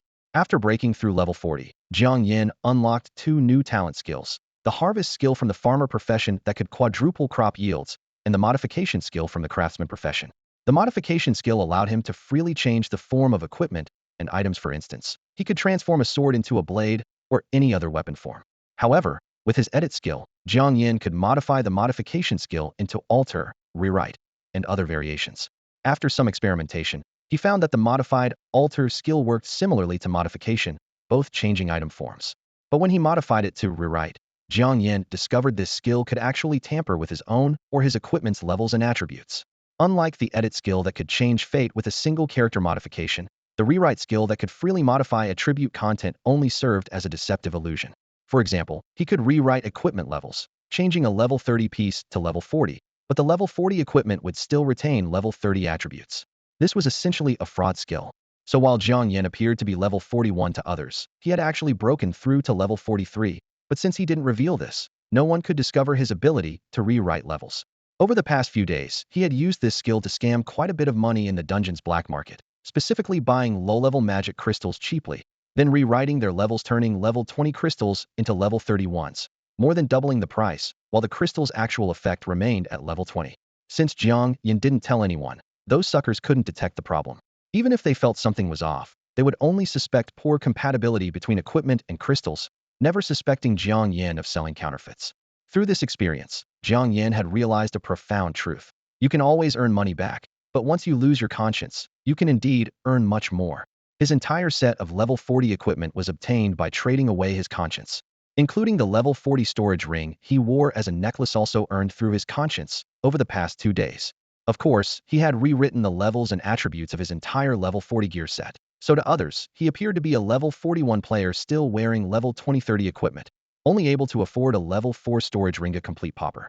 But if someone examined his level 4 storage ring, they would be shocked to discover that this damn level 4 ring had more space than a level 41. Similarly, if someone stole and wore his seemingly ordinary equipment, they would find the attribute bonuses were completely bugged. Such trashy level 20-30 gear providing attribute bonuses comparable to level 4050 divine equipment. This was the charm of the rewrite skill. Unfortunately, while rewriting levels could downgrade level 40 to level 4, upgrading was limited to a maximum of 10 levels. Otherwise, if Jiang Yan created a level 90 magic crystal, it would definitely shock the entire Demon Cavern world. Teleporting to Poison Dragon Valley, Yao Kursen took a high-grade antidote pill and handed one to Jiang Yan. He accepted it and pretended to swallow it, actually secretly storing it in his storage ring that appeared to be level 10 but was actually level 30. He now wore a level 30 storage ring on his right hand and a level 40 storage ring as a necklace on his chest. He was definitely a tycoon. Stay close. Leaving the teleportation tower, Jiang Yan charged into Poison Dragon Valley first. Yao Kursen followed closely behind. Her level was a full 4 levels higher than Jiang Yan's, and the level 45 boots on her feet maxed out in attributes and infused with a level 40 Gale magic crystal kept her speed perfectly matched with his. When it came to spending money on gear, Jiang Yan still couldn't compete with this little rich girl. The two raced through the mist-shrouded valley passages at high speed, reaching the center of Poison Dragon Valley in no time. Before them lay a dark green pool bubbling ominously. With gray-green toxic smoke curling upward, they had arrived at Poison Dragon Pool. Yao Kursen stopped and gazed at the water, involuntarily shivering. Legend had it that the pool water was not only highly toxic, but also corrosive like concentrated sulfuric acid. If some unlucky soul fell in, their flesh would be stripped away within 3 seconds, and in less than 10 seconds, not even bone fragments would remain. They'd become nothing more than a dark stain on the pool's bottom. She looked around. I don't see any trace of poison dragons. Could they have already been cleared out by high-level hunters? Jiang Yan's gaze penetrated the water's surface, focusing on the bottom. There are 2 faint magical energy fluctuations down there. If I'm not mistaken, at least 2 poison dragons are sleeping below. Yao Kursen was surprised. You can sense even that? I can't detect any movement at all. Innate perfect magical constitution. I'm naturally sensitive to magical fluctuations, Jiang Yan said matter-of-factly. Your innate magical capacity is only 94, so it's normal that you can't sense it. So what if you have perfect innate magical power? She pouted, both envious and slightly jealous. What do we do next? Wake them up and lure them out. Jiang Yan pondered for a moment. Besides Holy Light, do you have any other purification skills? I have Annihilation. It can eliminate the negative effects of any dark magic skill. I used Holy Light combined with Annihilation to cure the death curse on President Chen's right arm. Perfect. My farmer class has Field Improvement, which can alter field environments. In a moment, use Annihilation in coordination with me, and let's see if we can purify Poison Dragon Pool into an ordinary water body. Got it. I'm starting now. Yao Kursen raised her staff, and Annihilation light poured forth as she continuously channeled magical power into the pool water. Jiang Yan simultaneously cast his modified Heaven and Earth Improvement, performing large-scale tilling across the entire water area. Magical energy flowed from their bodies like a tide, forcing both to consume magic potions while maintaining their skills. The football field-sized water surface gradually changed from dark green to a clearer, translucent green. The bubbles that had been frantically erupting like boiling water became noticeably sparse, and the toxic smoke grew faint and intermittent. It's actually working, Yao Kursen exclaimed excitedly, tilting her head back to drain another bottle of high-grade magic potion, instantly restoring 5,000 magic points. Jiang Yan remained calm. If Heaven and Earth Improvement didn't have some effect, it wouldn't deserve its name. He deliberately kept his tone low-key, letting Yao Kursen believe the credit was mainly hers. After 10 minutes, the color in Poison Dragon Pool had become nearly pure, with almost no corrosive bubbles visible on the surface and no toxic smoke rising. Just then, a poison dragon that had been slumbering at the bottom sensed something amiss, suddenly opened its eyes, and stirred up ripples across the entire pool. Watch out, the poison dragon is awakening. The calm surface of the pool suddenly rippled in expanding circles as a fist-sized bubble burst violently from the depths below. The erupting water column scattered like a cannonball shockwave. Jiang Yan's eyes sharpened as he felt the overwhelming magical power rushing toward them. Its magic is incredibly strong. The poison dragon hiding down there might truly be over level 50. No sooner had he spoken than a massive dark green shadow shot through the water's surface with a whoosh. The creature stretched over 40 meters in length, with wings spanning 30 meters when fully extended. Its scales were covered in irregular black spots, resembling the legendary western dragons of old. Water cascaded from its massive form as it hovered in midair. The dragon's emerald eyes locked onto Jiang Yan and Yao Kursen standing on the shore. Each powerful wing beat generated fierce winds that churned the pool into turbulent waves, causing Jiang Yan's magical robes to flutter wildly and sending Yao Kursen's long black hair dancing in the wind. Magical Beast Poison Dragon. Level 51. Health 6,400. Magic 5,900. Attack 3,220. Defense 2,760. Speed 1,840. Magic resistance 3,650. Spirit, 510. After reading the complete data through her magical sight, Yao Kursen gasped. Should they run? Except for spirit power, which was roughly comparable to theirs, this poison dragon's other attributes were several times greater than both of them combined, with health points more than 10 times their total. Earlier, she had confidently declared that teaming up with Jiang Yan would allow them to hunt even level 4,050 poison dragons above their grade. Now she realized she had overestimated herself and underestimated the terrifying power of a level 51 poison dragon. Before level 50, magical beasts gained 100 points each in health and magic per level, with other attributes increasing by 10 to several dozen points depending on their species. Humans, however, only gained 100 points in magic and 10 points in all other attributes. But once crossing the level 50 threshold, humans experienced a transformation with 100 to all attributes per level, while magical beasts' improvements became even more dramatic. Health skyrocketed by 1,000 points per level, with other attributes also gaining 100. Consequently, at equal levels, magical beasts typically outclassed humans by several times in all stats except magic and spirit. Fortunately, humans could craft equipment from magical beast corpses, magic crystals, and metal materials to bridge this gap. Jiang Yan, currently at level 43, had only 550 health points, less than 1/10 of the poison dragons. His base attack was 548 points, but the level 40 holy sword in his hands provided an additional 800 attack points. The holy sword contained a fused level 40 storm magic crystal that he had modified into a critical hit crystal, giving his melee attacks a 40 chance to trigger double damage. If a critical hit activated, he might be able to pierce through the poison dragon's 2,760 defense points. Support me, Jiang Yan commanded grimly. This sword has a critical hit crystal fused into it. Have a chance to break through its defenses. Seeing that Jiang Yan showed no intention of fleeing, Yao Kursen immediately raised her hand as light poured from her fingertips. Blessing. Yao Kursen is now level 47. When she casts this skill, she can grant up to 4 blessed targets a 47 boost to all attributes, along with immunity to all negative effects, lasting 6 minutes and 18 seconds with a 60-minute cooldown. As the 47 attribute enhancement surged through him, Jiang Yan felt his blood boiling. 548 base attack points, plus the Holy Sword's inherent 800 attack points. Amplified by 47, his stats instantly skyrocketed to an astounding 1,981 points. If luck favored him with a critical hit, that would be 3,962 points of devastating damage, enough to tear a terrifying gash in the poison dragon's armored scales. However, in battles between masters, every split second counts. Just as Yao Kursen finished her incantation, the poison dragon detected the magical fluctuations and opened its maw. Poison blast. Green liquid orbs over 2 meters in diameter whistled toward them like massive cannonballs, carrying deadly venom and corrosive acid as they crashed down on the pair. Yao Kursen's casting animation was ultimately a beat too slow. Almost the instant the poison dragon began gathering power, Jiang Yan's keen intuition for magical flow allowed him to pull her into his arms and dodge ahead of time. Boom. Hiss. The poison blasts exploded upon impact, instantly melting the grass into a barren crater. Splattered droplets that hit nearby tree trunks immediately produced choking white smoke, with bark peeling away as if sliced by invisible blades. The two barely landed when Yao Kursen realized Jiang Yan had been carrying her with one arm around her waist, holding her sideways throughout their escape, so she could only see his swift footwork. She couldn't help but complain internally. This man doesn't even know how to do a proper princess carry. But the next second, Jiang Yan suddenly let go. Thud. Completely unprepared, she landed on all fours with a dead leaf stuffed in her mouth. Tui, tui, tui. Just as she was about to curse him out, Jiang Yan reached back and grabbed her by the collar like picking up a kitten, shifting his stance and darting several meters away again. Crack. The poison dragon followed close behind, its massive claws thundering down where they had just been, gouging 3 deep furrows in the ground. Jiang Yan took the opportunity to swing Yao Kursen onto his back. Hang on to me so you don't get squashed to death. If something really happens to you, your father might misunderstand, and the Dolly Trading Company will put a bounty on my head. So that's why you treat me like treasure, but not like a person?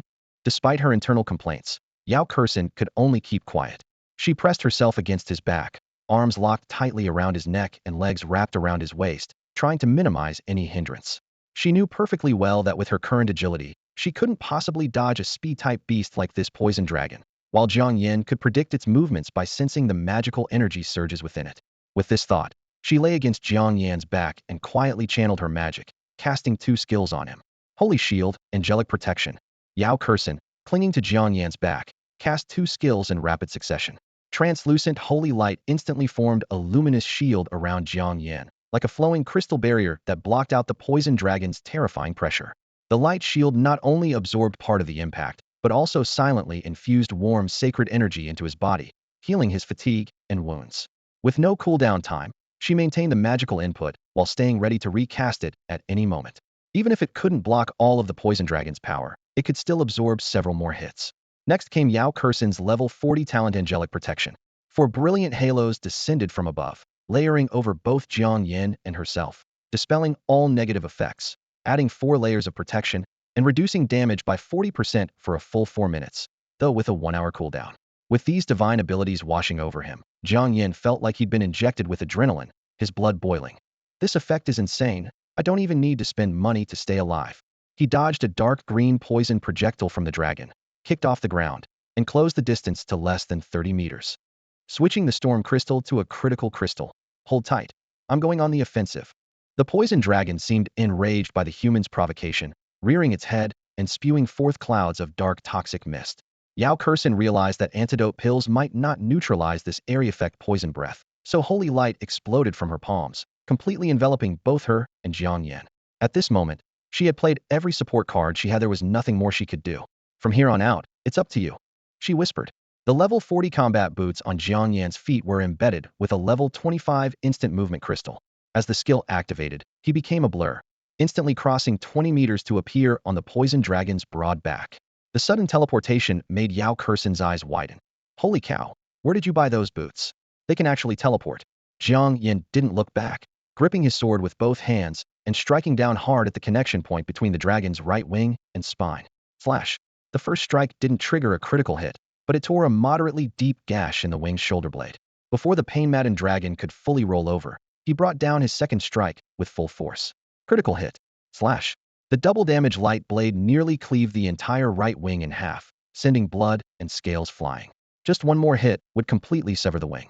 The excruciating pain sent the poison dragon into a frenzy, finally shaking Jiang Yan off. However, with its right wing half severed and unable to provide support, the moment it tried to take flight, it lost balance instantly, its massive body crashing toward the ground like a falling weight. Jiang Yan, you're amazing, came Yao Kursen's excited shriek, her voice cracking with enthusiasm. Her arms tightened around him even more, nearly cutting him in half, while her legs locked around his waist, and her soft chest pressed against him so hard he could barely breathe. Indeed, women only slowed down my sword-swinging speed. Jiang Yan pressed his advantage, seizing the moment while the venomous dragon couldn't take flight. He rushed forward to cripple the dragon's legs as well. If it couldn't fly or run, they could slowly wear it down to death. His sword flashed with cold, light critical hit. The 40 critical rate triggered, and his blade carved a bone-deep wound across the dragon's right leg joint. The moment he struck, Jiang Yan teleported away, dodging the dragon's snapping fangs and bloody maw. Through several successive teleportations, he moved like a ghostly shadow, leaving sword marks of varying depths across the dragon's body with each landing, every strike targeting its legs. With one wing already half destroyed and now both legs crippled, the venomous dragon completely lost its mobility, left to struggle helplessly on the ground awaiting death. At this moment, Yao Kursen, who had been clinging to Jiang Yan, released her arms and legs, whispering, I can get down and help now. With the dragon's speed contained, she had no more worries. She retrieved a level 30 magic staff from her storage ring, the old staff embedded with a web spray magic crystal that Jiang Yan had sold her years ago. Despite her level 47 aura surging with power, Yao Kursen still couldn't bear to replace this level 30 equipment.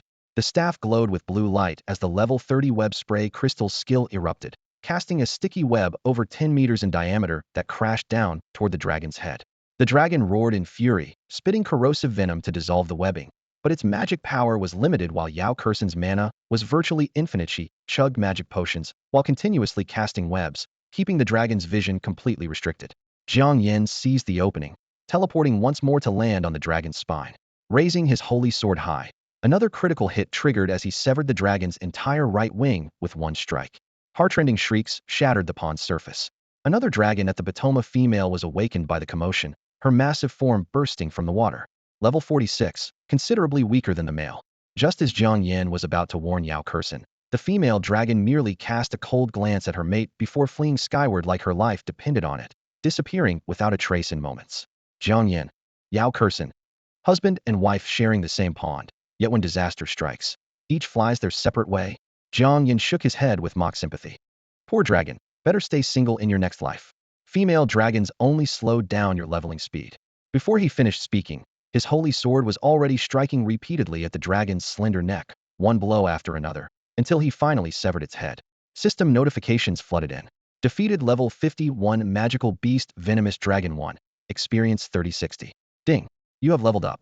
Yao Kursen surveyed the scattered remains, shaking her head in disappointment. What a shame. Not even a 20 drop rate produced a magic crystal. She casually recited the drop rates. Below level 30 is 1. Levels 3050 is 10. Levels 5060 is 20, then increases by 10 every 10 levels after that.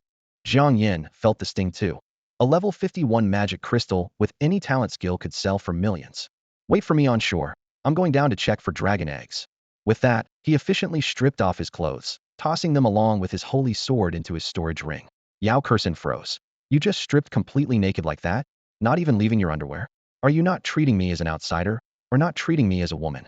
She quickly turned her face away, but couldn't shake the image of that sturdy bare back from her mind, though she had to admit. His butt was quite perky, and quite pale too. The waters of Poison Dragon Pool had been significantly purified through Jiang Yan's terrain modification skills combined with Yao Kursen's annihilation abilities, greatly reducing their toxicity and corrosiveness. However, when Jiang Yan stepped into the water bare-chested, his skin still burned with searing pain, proving the remaining poison was nothing to scoff at. To prevent his equipment from unnecessary corrosion damage, he simply stripped off all his clothes, keeping only his storage ring to avoid massive durability loss. As for Yao Kursen seeing his back, this grown man couldn't care less, at least she wasn't getting a view of the front, which might have left her weak in the knees. Taking a deep breath, he plunged into the pool like an arrow aimed straight for the bottom. The frigid water, laced with fine toxins, continuously assaulted his skin with burning pain, but he forced himself to hold his breath and pulled out a fire attribute magic stone that glowed when infused with mana, gripping it as a light source. The faint firelight cut through the murky waters like a bright ribbon. Within mere seconds, Jiang Yan discovered a nest built from magic stones of various sizes, like a miniature treasure vault lying quietly in the center of the silt. What made his heart race even more was the sight of two oval-shaped, basketball-sized pale green poison dragon eggs nestled within the 3-4-meter-wide nest. Well, I'll be damned. This poison dragon moved all the magic stones from elsewhere back here. Jiang Yan thought gleefully, his mind filled with nothing but jackpot. He carefully moved the 2 dragon eggs aside first, then began frantically looting the magic stones from the nesting area. All 5 elemental colors were present: gold, wood, water, fire, and earth. Gold attribute magic stones, hard as iron, used in weapon forging to enhance magical affinity and enchantment effects. Wood attribute magic stones, brimming with vitality, highly sought after by the wealthy, often crafted into furniture and accessories as health products. Water attribute magic stones, incredibly smooth, confused with any equipment for enhanced effects. Guild leader Luo's wide-range surveillance crystal ball was made from these. Fire attribute magic stones, constant temperature and illumination, perfect for lighting and heating, as well as core materials for fire-based equipment. Earth attribute magic stones, containing the spirit of the earth, essential for constructing teleportation arrays. Within minutes, he swept all the magic stones into his storage ring, not even sparing the fire attribute stone he'd been using for illumination. Finally, cradling 1 poison dragon egg under each arm, he kicked off from the pool bottom and shot toward the surface. Meanwhile, Yao Kursen stood on the shore with white knuckles from tension. Jiang Yan had been underwater for over 3 minutes, yet the pool surface remained eerily still. She couldn't help but imagine various gruesome deaths. His body corroded by residual poison until not even bone fragments remained, or suffocating from lack of oxygen and sinking to the bottom.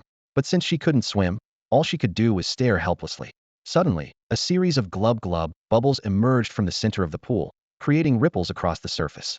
Yao Kursen's nerves tensioned again. Was that gas escaping from Jiang Yan's corpse? Or was he running out of air and desperately exhaling underwater? Or perhaps Jiang Yan was releasing a series of farts in the water. Just as she hesitated, considering calling for backup to rescue Jiang Yan, he finally swam up and broke the surface.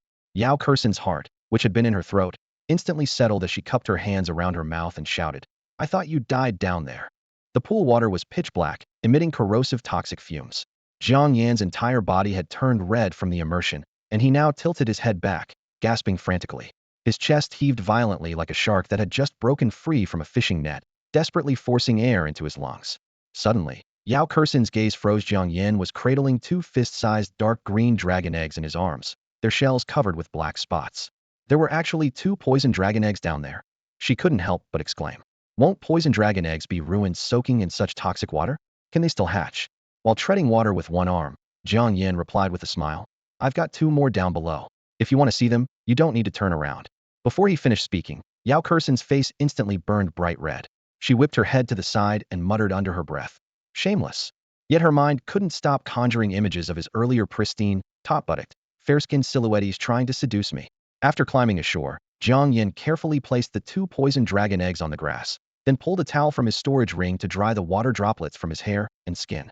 Are you done yet? Yao Kursen crouched nearby, eager to get closer for a better look. Though she wasn't a beast tamer herself, with a beast tamer's assistance, she could still form a contract with magical beasts. A poison dragon capable of dominating land, sea, and air would be perfect. If she could buy one, it would be her very own battle companion and mount. You can turn around now. Jiang Yan had already put his pants back on. Yao Kursen turned back, her gaze inevitably falling on his well-defined abs and solid chest. She had to admit that this barely 18-year-old young stud was indeed top tier in both looks and physique. She thought of her aunt, who always claimed to have no interest in men but would probably fall instantly at this sight, and shook her head inwardly. Good thing I have no room for men in my heart, that's why I level up so fast. Forcing herself to ignore his hormonal assault, she walked straight over and crouched down, gently stroking the rough, cold shells of the 2 poison dragon eggs with her fingertips. Jiang Yan, could you sell me one of these poison dragon eggs? I want to contract a poison dragon too. Jiang Yan smiled. I was originally planning to just give you one, but since you brought up money, let's say 5 million as a friend's discount. Yao Kursen's mouth twitched as she silently cursed herself for being too hasty. But on second thought, a complete poison dragon egg would easily fetch tens of millions at any auction house. 5 million was practically a steal. Remembering that Jiang Yan was always strapped for cash, she slapped her thigh decisively. Deal. When we get back, I'll immediately hit up my dad for gold coins and give you 5 million. Her quick agreement left Jiang Yan momentarily stunned, then suspicious. This girl isn't trying to keep me as a sugar baby, is she?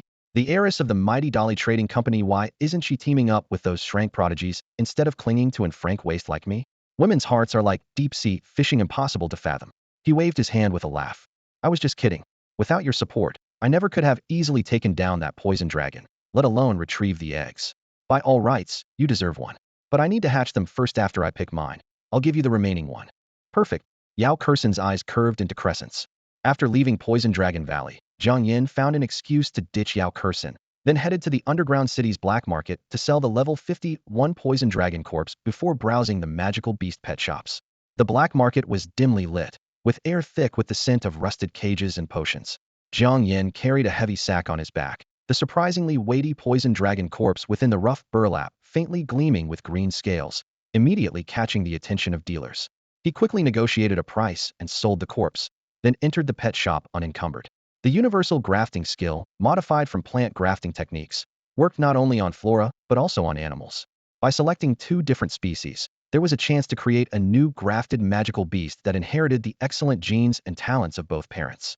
Jiang Yan had hesitated to act because his target needed to be capable of flight, possess powerful combat abilities, and ideally have support functions as well. Dragons were already rare, and magical dragons of any kind were generally superior to other magical beasts. Poison dragons were his ideal test subjects. Poison dragons could dive underwater, sprint across land, and soar through the sky, fulfilling almost every fantasy of an all-purpose battle companion. However, Poison Dragon Valley had long been cleared out by high-level hunters, with the once dominant poison dragons either falling to hunters' blades or being contracted as battle pets. Fortunately, 2 poison dragons still remained in the depths of Poison Dragon Pool, though the level 46 female dragon had fled in panic upon sensing danger. She left behind 2 still warm poison dragon eggs, giving Jiang Yan exactly what he needed for his grafting experiments. After browsing the entire pet shop, he found no cubs worth taking. The magical beasts in their cages, whether crouching or growling, either had ordinary bloodlines or were far from meeting his needs. Jiang Yan simply walked to the counter and asked quietly, "Boss, don't you have any magnetic beasts for sale?" The shop owner didn't even bother looking up. Magnetic beasts are ugly and noisy. Aside from killing them for the transmission crystals they drop, who would keep them as pets? He shrugged, his tone filled with helpless but honest reality. Because magnetic beasts had a high probability of dropping magic crystals with built-in transmission abilities, essential materials for crafting magical communication devices, the species was nearly extinct. During Jiang Yan's recent monster hunting in the wild, he hadn't encountered a single magnetic beast, or even the equally unfortunate black bats. Do you know where I could buy a magnetic beast? Jiang Yan pressed. Apart from specialized breeding associations and guilds, no normal pet shop would sell magnetic beasts. The shop owner shook his head, then seemed to remember something. Wait, I know where you might be able to buy 1 inch. Jiang Yan's insistence on finding a magnetic beast stemmed from their first innate skill being transmission. If he could successfully graft a poison dragon egg with a magnetic beast, he could modify transmission into teleportation, making instant travel anywhere no longer just a fantasy. Lost in thought, he stopped before an iron cage in a corner. Inside lay a feline magical beast with dull gray fur and limp limbs, sprawled like spilled mud, looking more dead than resting. Jiang Yan pointed at it. How much for this soft magic cat? 200,000, the shop owner quoted. Soft magic cats' first innate skill was typically softening, allowing them to make themselves or their targets completely pliable.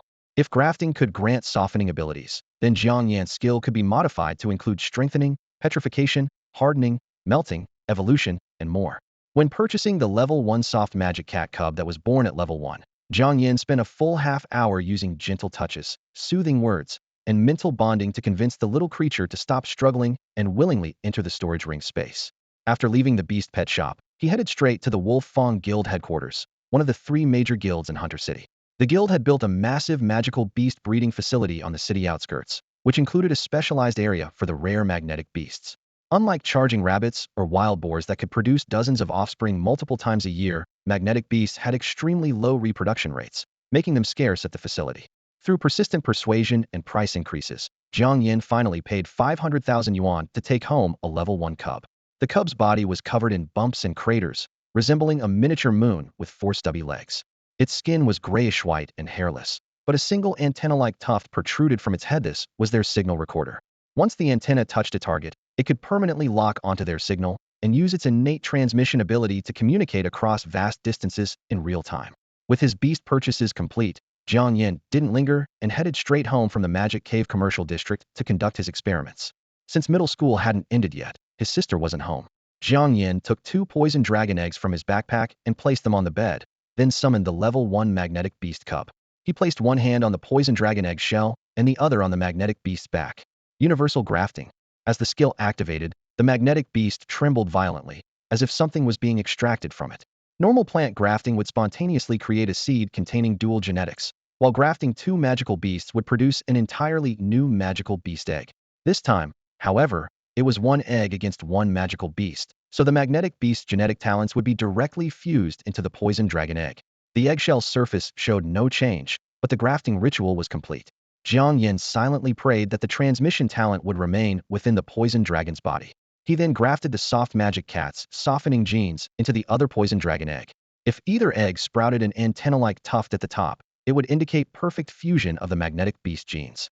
Even if it didn't manifest initially, there was a high probability of unlocking transmission abilities after leveling up. With the genetic implantation complete, all that remained was to wait for hatching.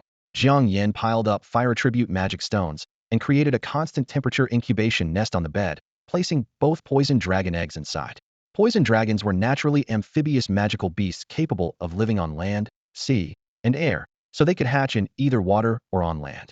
If humans hadn't once hunted them to near extinction, that pair of adult poison dragons wouldn't have had to hide at the bottom of poison dragon pool to sleep and protect their eggs. Of course, if magical caves hadn't invaded and magical beasts hadn't slaughtered humans, humans wouldn't have taken on the name of hunters to massacre magical caves and frantically hunt magical beasts for leveling up. 3 days later, under the lamplight, the silhouettes of curled-up baby poison dragons were visible inside the shells, with only one final barrier remaining before hatching. Coincidentally, on that very same day, the first elimination round of the National Freshman Martial Arts Tournament began. With registration numbers reaching 4 to 5 million, the first dozen rounds were distributed across high schools nationwide. The system would randomly assign matches within the same city. The winner's bracket would advance 100 people directly, while the loser's bracket would revive another 100, all proceeding together to Magic Cave University City to compete for the top 100 freshman rankings and ultimately battle for the championship. As fate would have it, enemies were destined to meet. Jiang Yan never expected that his 4th same-city PK match after his rebirth would be against Yang Hongwei, whom he hadn't seen in ages.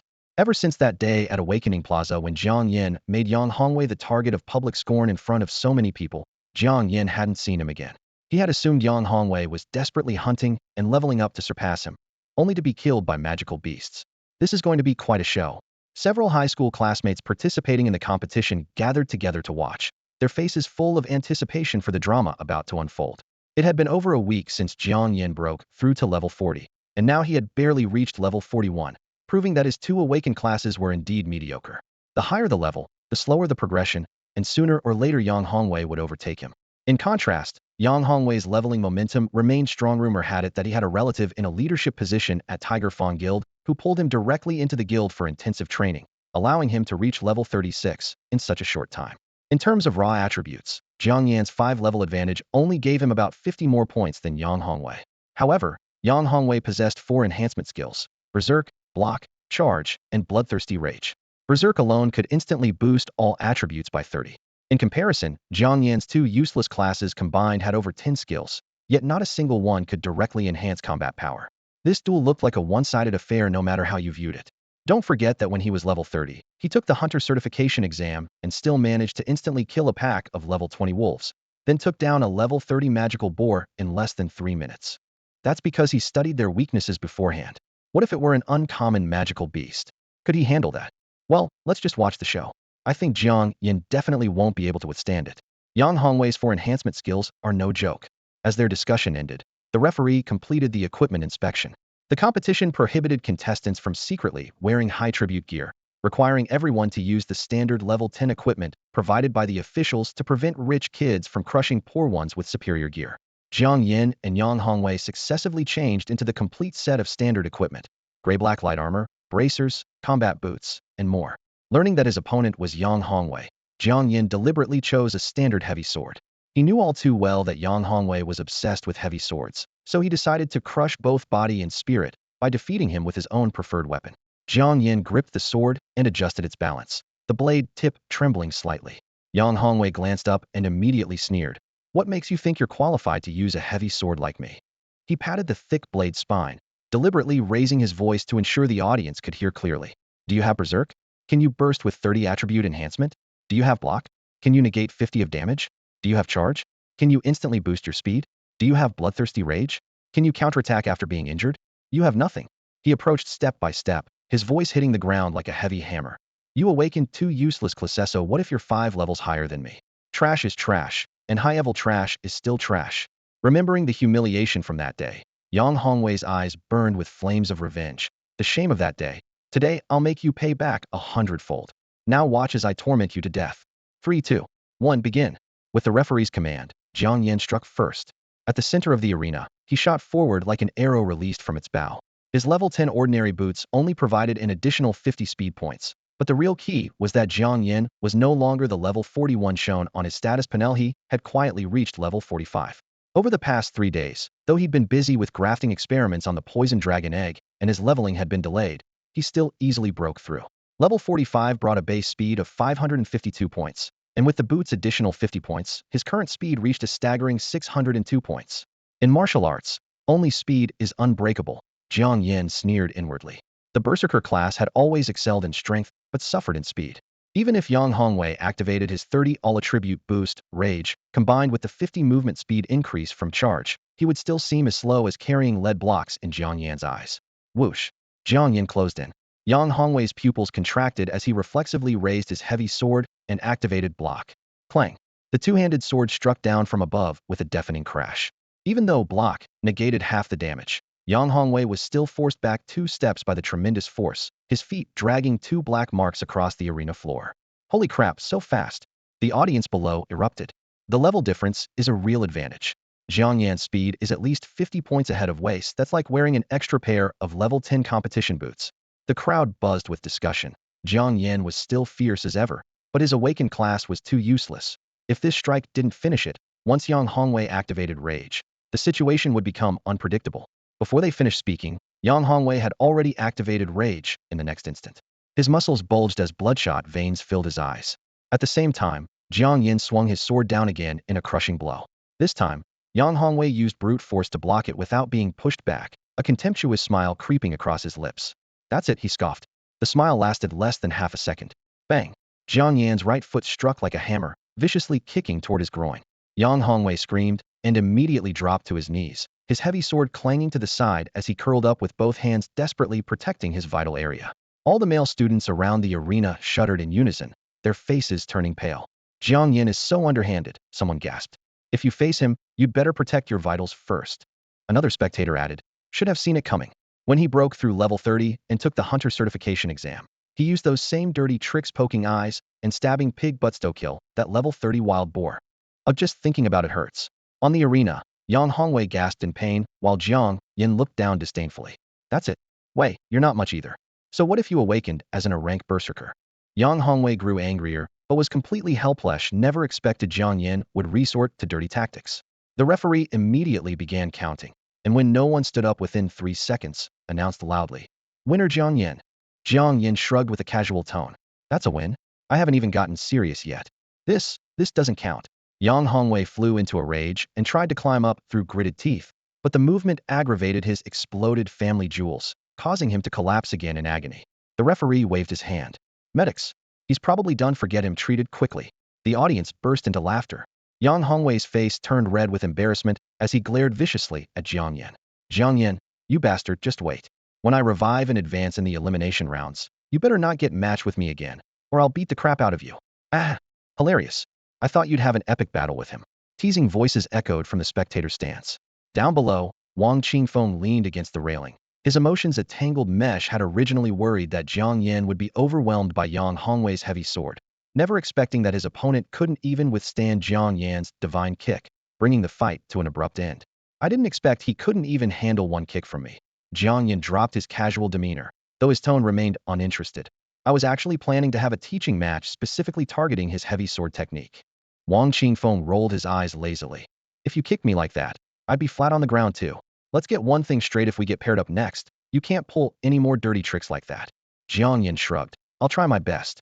Sometimes reflexive combat moves are really hard to control. Perhaps influenced by his combat experience, contestants on nearby platforms became increasingly cautious, with some actually attempting sneak attacks on vital points, resulting in agonized screams from wounded fortresses that had the audience roaring with laughter. As for the instigator of all this chaos, Jiang Yanha had already left the venue with his backpack. The poison dragon egg was about to hatch, likely breaking open today or tomorrow. As soon as he got home, his sister came rushing out in slippers, her voice urgent and bright. Brother, the dragon baby seems ready to come out. It just pecked at the shell a few times. Jiang Yan entered the room and looked down to observe the eggshell remained intact. His heart itched with anticipation, and he almost wanted to crack it open by hand. But reason told him that human intervention might injure the hatchling, and even the tiniest defect could affect their future. So he forced himself to hold back. The magical communication device in his pocket vibrated. A message from Yao Kursen popped up. Jiang Yan, did you advance to the next round? Have the dragon babies hatched yet? Being economical with words, he sent back a 2-word voice message. Advanced, not yet. Yao Kursen immediately sent another voice message, her tone cheerful. I advanced too. My opponent was super weak, couldn't even beat a support like me.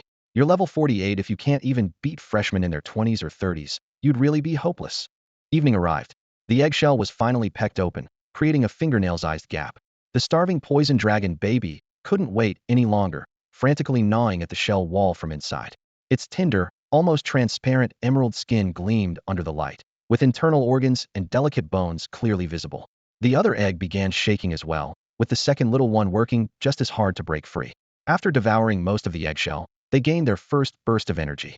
Their flesh rapidly filled out, and their skin color deepened from pale to a rich, lustrous green. Then the dragon babies opened their eyes. Like many earth animals, magical beasts imprint on the first creature they see upon birth, treating them as parents. So the two little ones chirped and squeaked at Jiang Yan and his sister with pure affection. Jiang Yan immediately activated his magic eye to investigate. Magical beast, toxic dragon cat. Level 1. Innate skill, softening. He stood frozen, internally screaming. What the hell, dragon cat? It perfectly inherited the soft magic cat's genetic talent. He had originally intended to blend the bloodlines of poison dragon, soft magic cat, and magnetic beast, but it seemed the magnetic beast level was too low to compete with the other two, leaving only the toxic and softening genetic lines. Jiang Yan mocked himself helplessly. Clearly he had been too greedy. While plant grafting could easily fuse multiple genes, having magical beasts merge 3 or more bloodlines at once was far more challenging than imagined. But regardless, these two chirping and squeaking toxic dragon cats were now part of his and his sister's family. The other dragon baby, Jiang Yan, hadn't noticed the ahogs sprouting from his head. Most likely, he had also expelled the magnetic beast genes and perfectly fused with the soft magic cat genes. However, when he raised his hand to activate his magic eye and examine the bloodlines of the two young dragons again, he was completely shocked, had misjudged. Neither of these dragon babies could fully integrate all three magical beast genes. One had indeed completely inherited the soft magic cat's characteristics, while the other displayed the magnetic beast genes to perfection. Jiang Yan focused his attention and looked carefully, finally noticing that although the venomous magnetic dragon hadn't grown antennae like a hog, there was a barely perceptible white spot bulging on its head, like the embryonic form of what could eventually extend into a sharp horn. After a moment of contemplation, he made his decision. He would contract with this venomous magnetic dragon, leaving the fluffy venomous dragon cat for Yao Kursen. Yao Yao, go cut some meat strips and see if they'll eat meat. While his sister went to the kitchen, Jiang Yan immediately used his modify skill, targeting the talents of the two young dragons. Transmission change to teleportation. Softening change to weakening. He wanted to leave weakening for Yao Kursen, who was a healing support type. Once the young dragons leveled up and coordinated with her, weakening enemies and strengthening allies would surely unleash tremendous power in the future. Unfortunately, modify could only target skills, unlike modifying equipment names which could also change races. Otherwise, combined with universal grafting, he would have assembled a bunch of divine beasts long ago. The dragon eggshells crumbled, and adorable roars echoed through the air. The contract had to be completed quickly. Jiang Yan sent a voice message. The dragon babies have hatched. Do you want to come contract one now? Yes, yes, yes. Yao Kursen replied instantly. Where are you planning to do the contracting? At the Hunters Association. I'll bring my sister along. Wait for us at the entrance. When his sister returned with the cut meat strips, both young dragons opened their mouths to reveal sharp fangs, devouring the food ravenously like natural carnivores. Jiang Yan took the opportunity to suggest, later, I'm going into the magic cave with a friend to contract the dragon babies. She's the daughter of the chairman of Dolly Trading Company. I can take you along to see the world. Want to come? His sister was too young to reach the awakening threshold and had no level in her body, so according to regulations, she couldn't contract magical beasts. Jiang Yan had originally wanted her to keep the soft magic cat sleeping in his storage ring company, but had to abandon that idea. Just being able to tour the magic cave made her ecstatic, and she quickly rushed to her room to change clothes, put on socks, and slip on shoes. She didn't know that her brother had already broken through level 40 and obtained a hunter's license, allowing him to freely bring family members into magic caves. Otherwise, besides being shocked, she would have worried endlessly. Moments later, at the entrance to Nanrong Magic Cave Station, the siblings waited for several minutes before Yao Kursen hurriedly arrived from the neighboring city. You must be Jiang Yao. Nice to meet you. This is for you. Jiang Yao hadn't expected the girl who often spoke through her brother's magic communication device to be so stunning, and she'd heard that this person was the famous daughter of Dolly Trading Company. She accepted the gift box and opened it to find an ice crystal bracelet lying quietly inside. A level 0.5 bracelet-style magic communication device that can do cross-dimensional video calls. As long as your natural magic power exceeds 50, you can use it even without awakening. Jiang Yan had originally planned to buy his sister a communication device during her vacation, but he hadn't expected Yao Kursen to be so generous, presenting a gift worth millions right off the bat. This is too expensive. Jiang Yao was overwhelmed with surprise and instinctively looked toward her brother, a terrifying suspicion rising in her heart. Had her brother's awakened profession been so poor that he'd given up trying and decided to take shortcuts by being a kept man? It seemed she'd guessed correctly. No wonder her brother had expensive storage rings and magic communication devices. No wonder her future sister-in-law was giving her a magic communication device worth millions with video chat capabilities on their first meeting. Jiang Yao felt no shame about her brother's resignation to fate, his decision to give up struggling and take the easy path of being a kept man. On the contrary, when she laid eyes on the wealthy woman who was providing the soft life, she even felt secretly pleased the woman was not only young and beautiful, but also the ultimate version of a rich, fair-skinned beauty. As long as her brother wasn't being kept by some old, ugly, and gaudy rich woman, she had no objections whatsoever. Moreover, this wealthy woman had a distinguished background, being none other than Yao Kursen, the renowned daughter of the mighty merchant guild that dominated several cities. With such connections, even if her brother caused trouble in the monster-infested dungeons, someone would have his back, preventing him from repeating their parents' tragic fate of dying with their bodies never found. At this thought, the string that had been taut in Jiang Yao's heart for years finally loosened somewhat. Take it. Though it's quite valuable, it's nothing to me. Consider it thanks for helping take care of the dragon babies hatching these past few days. Yao Kursen handed an exquisite wooden box to Jiang Yan, her tone cheerful. When the lid opened, a silver-black magical communication device with intricate patterns lay quietly on the velvet lining, palm-sized yet emanating a gentle magical glow. Jiang Yan accepted it readily, without ceremony. For awakened individuals, this type of magical communication device that even ordinary people can use was often priceless and hard to find. Many high-level hunters desperately saved money in the dungeons, just hoping to buy one for their family's protection and communication. Similar devices on the market were priced astronomically, yet remained extremely scarce. The communication device Yao Kursen brought was originally a level 1 magical apparatus, deliberately dismantled by technicians and downgraded to half-level. As long as the user's magical affinity exceeded 50, even without awakening, they could activate its long-distance communication and emergency functions, making it incredibly sought after. She had specifically reserved this for Jiang Yao, having it pre-ordered through connections, in appreciation of Jiang Yan's willingness to trade a poisoned dragon egg. However, this thoughtful gesture appeared to others as a romantic signal. Jiang Yao misunderstood that the two were already deeply in love, but fearing embarrassment if she exposed this assumption, could only whisper softly, "H, thank you." The word sister-in-law that had almost slipped out was forcibly swallowed back. Jiang Yan, where are the dragon babies? Yao Kursen asked excitedly, leaning closer.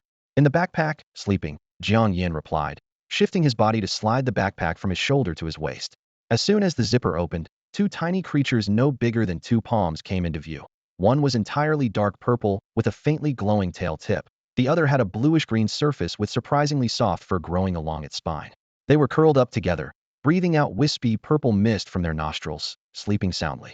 Huh? Different colors and appearances. This one actually has fur. Yao Kursen's eyes widened slightly. Without immediately using her magic eye, she could already sense something unusual with her naked eye. Use your magic eye, and you'll know, Jiang Yan said calmly. They're both hybrid crossbred poison dragons. Yao Kursen raised her hand to channel magic power, a blue light flashing in her eyes as scan results instantly appeared on her retina. Magical Beast, Venomous Dragon Cat, Level 1. Magical Beast, Venomous Magnetic Dragon, Level 1. Just as Jiang Yan had said, both were variants that had merged with other magical beast genes. In terms of detection abilities, Jiang Yan's magic eye far exceeded ordinary people's, capable of directly reading complete data on magical beasts, even revealing detailed skill information. Yao Kursen and most other awakened individuals could only obtain species, level, and basic attributes through their magic eyes. Within the entire city, only Director Luo of the Celestial Observatory, with his Shrank, all-seeing magic eye, could compare. However, when facing Jiang Yan, even Director Luo could only see Jiang Yan's profession and level, unable to view his attribute data and skill details. This is why President Luo, before his rebirth, asked with confusion when he first met Jiang Yan, "Why can I clearly observe everyone else's professional information, but with you, I can only see your profession and level, not your skill descriptions?" Yao Kursen finally realized that the two baby poison dragons were actually hybrids, and immediately understood. No wonder that female dragon flew away without looking back when we were hunting the male dragon. She must be a promiscuous, two-timing scumbag dragon. Wow, you actually managed to rationalize that.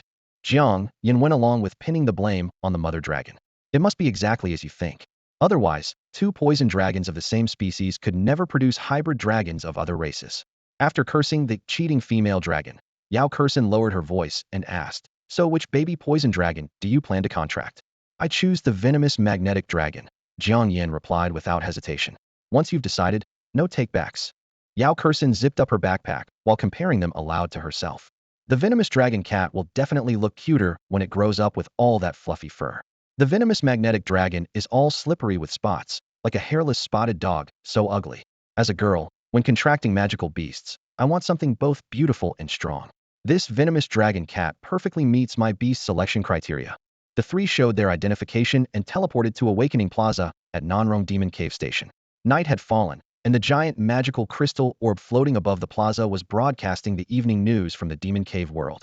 The surrounding streetlights made from fire attribute magic stones blazed brightly, illuminating the entire plaza like daylight. Jiang Yao, stepping into the Demon Cave world for the first time, looked around like a curious child. She gazed up at the mother orb overhead and exclaimed, "Brother, why can this crystal orb float motionless in the air?" Jiang Yan patiently explained. These floating crystal orbs were all created by President Luo of the National Hunter Association. They're infused with special magical skills, which allows them to levitate. The large one is the mother orb, and the smaller ones are child orbs. The child orbs are distributed everywhere, monitoring and recording events across the land, then synchronizing the information to the mother orb, essentially a magical version of the internet. Only then did Jiang Yao understand, though as a middle school student, she wouldn't systematically learn about Demon Cave knowledge until high school. So naturally everything before her eyes was only half comprehensible. Since the mother orb was broadcasting news, the newcomer level rankings that updated in real time during the day weren't currently displayed.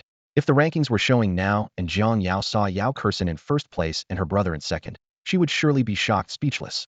Before coming, Yao Kursen had already asked President Chun to contact Ma Qiuxia, and the examiner was now waiting on the other side of the plaza. During the last hunter license exam, Jiang Yan had killed Ma Qiuxia's level 20 Wolf King. Shortly after, she contracted another Whirlwind Wolf of the same level. As a level 45 examiner, she could contract magical beasts up to level 45, but work requirements limited her to keeping only one level 20 Whirlwind Wolf and 4 level 15 Whirlwind Wolves until retirement.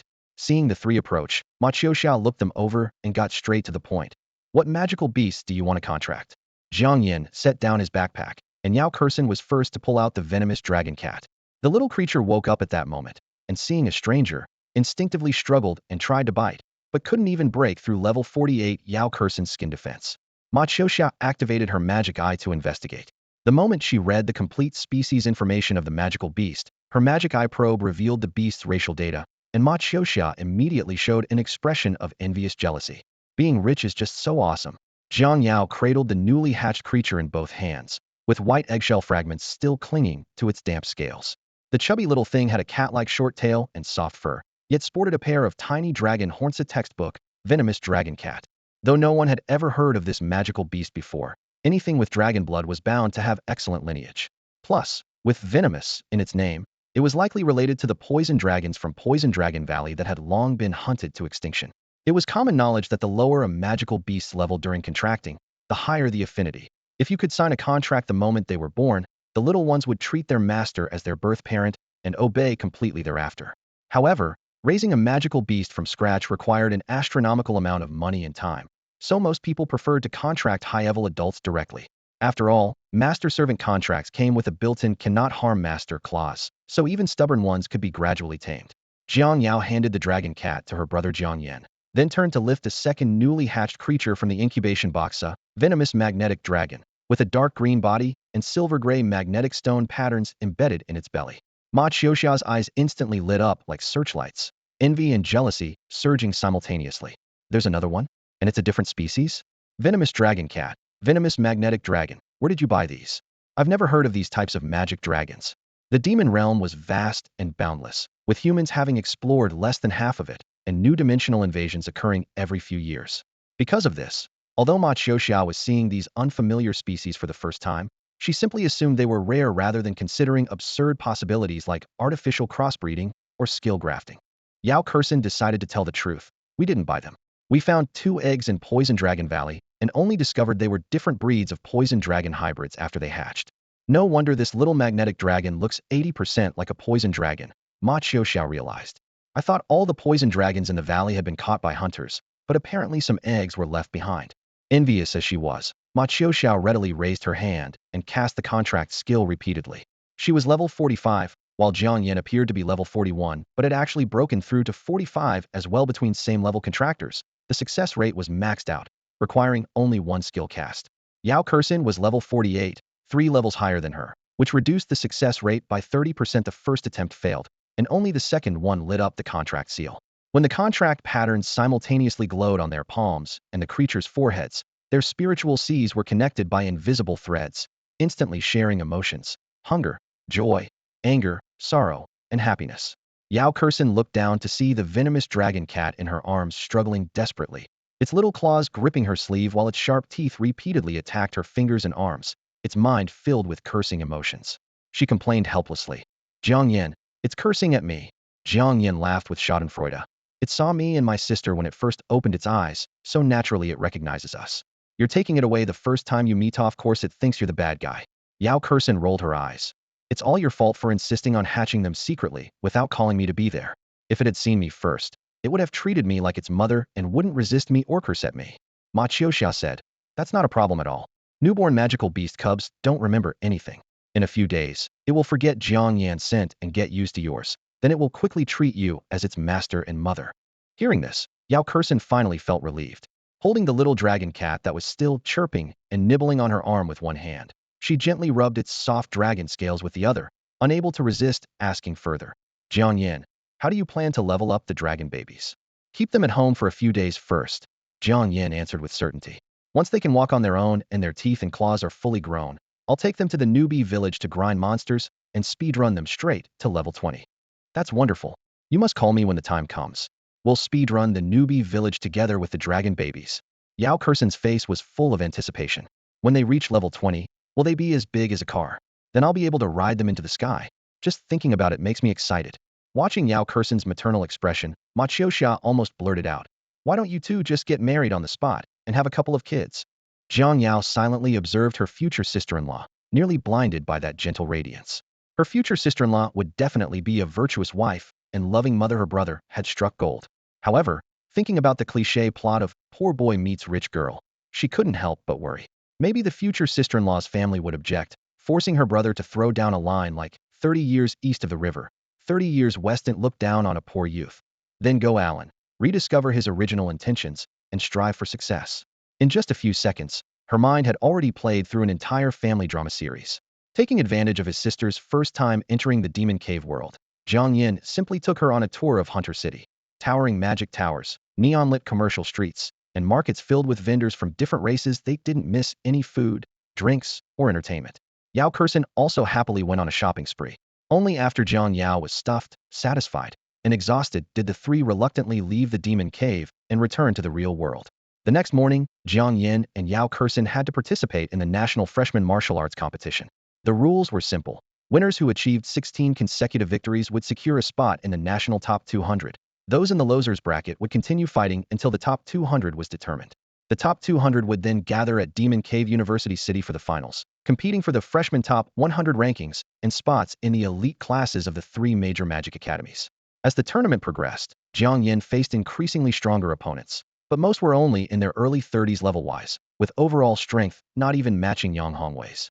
Though Yang Hongwei was ruthless, Jiang Yan knew him too well and didn't give him any chance to showcase his level 36 Berserker Burst, kicked him out with a single Family Jewels Crusher move.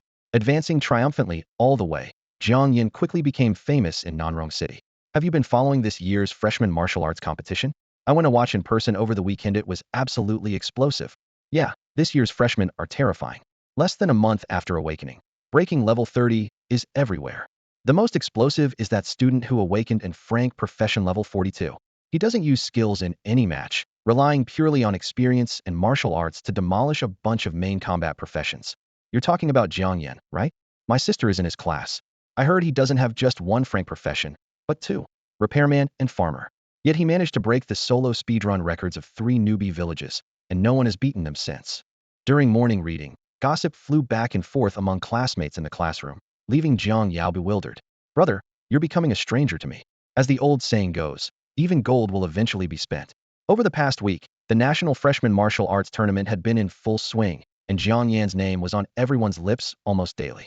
In the arena, he crushed his opponents with overwhelming force in every match, ending battles in mere moments and advancing to the next round with clean efficiency. What was most chilling was that he hadn't used a single talent skill yet. Others only knew he had awakened 2 frank useless professions that could neither amplify combat power nor provide support. So they naturally assumed he was a pure stats monster and focused their attention on his incredible martial arts and swordsmanship. Aside from the 3 geniuses who had awakened strength professions this year, he was undoubtedly the most dazzling focus of the entire competition.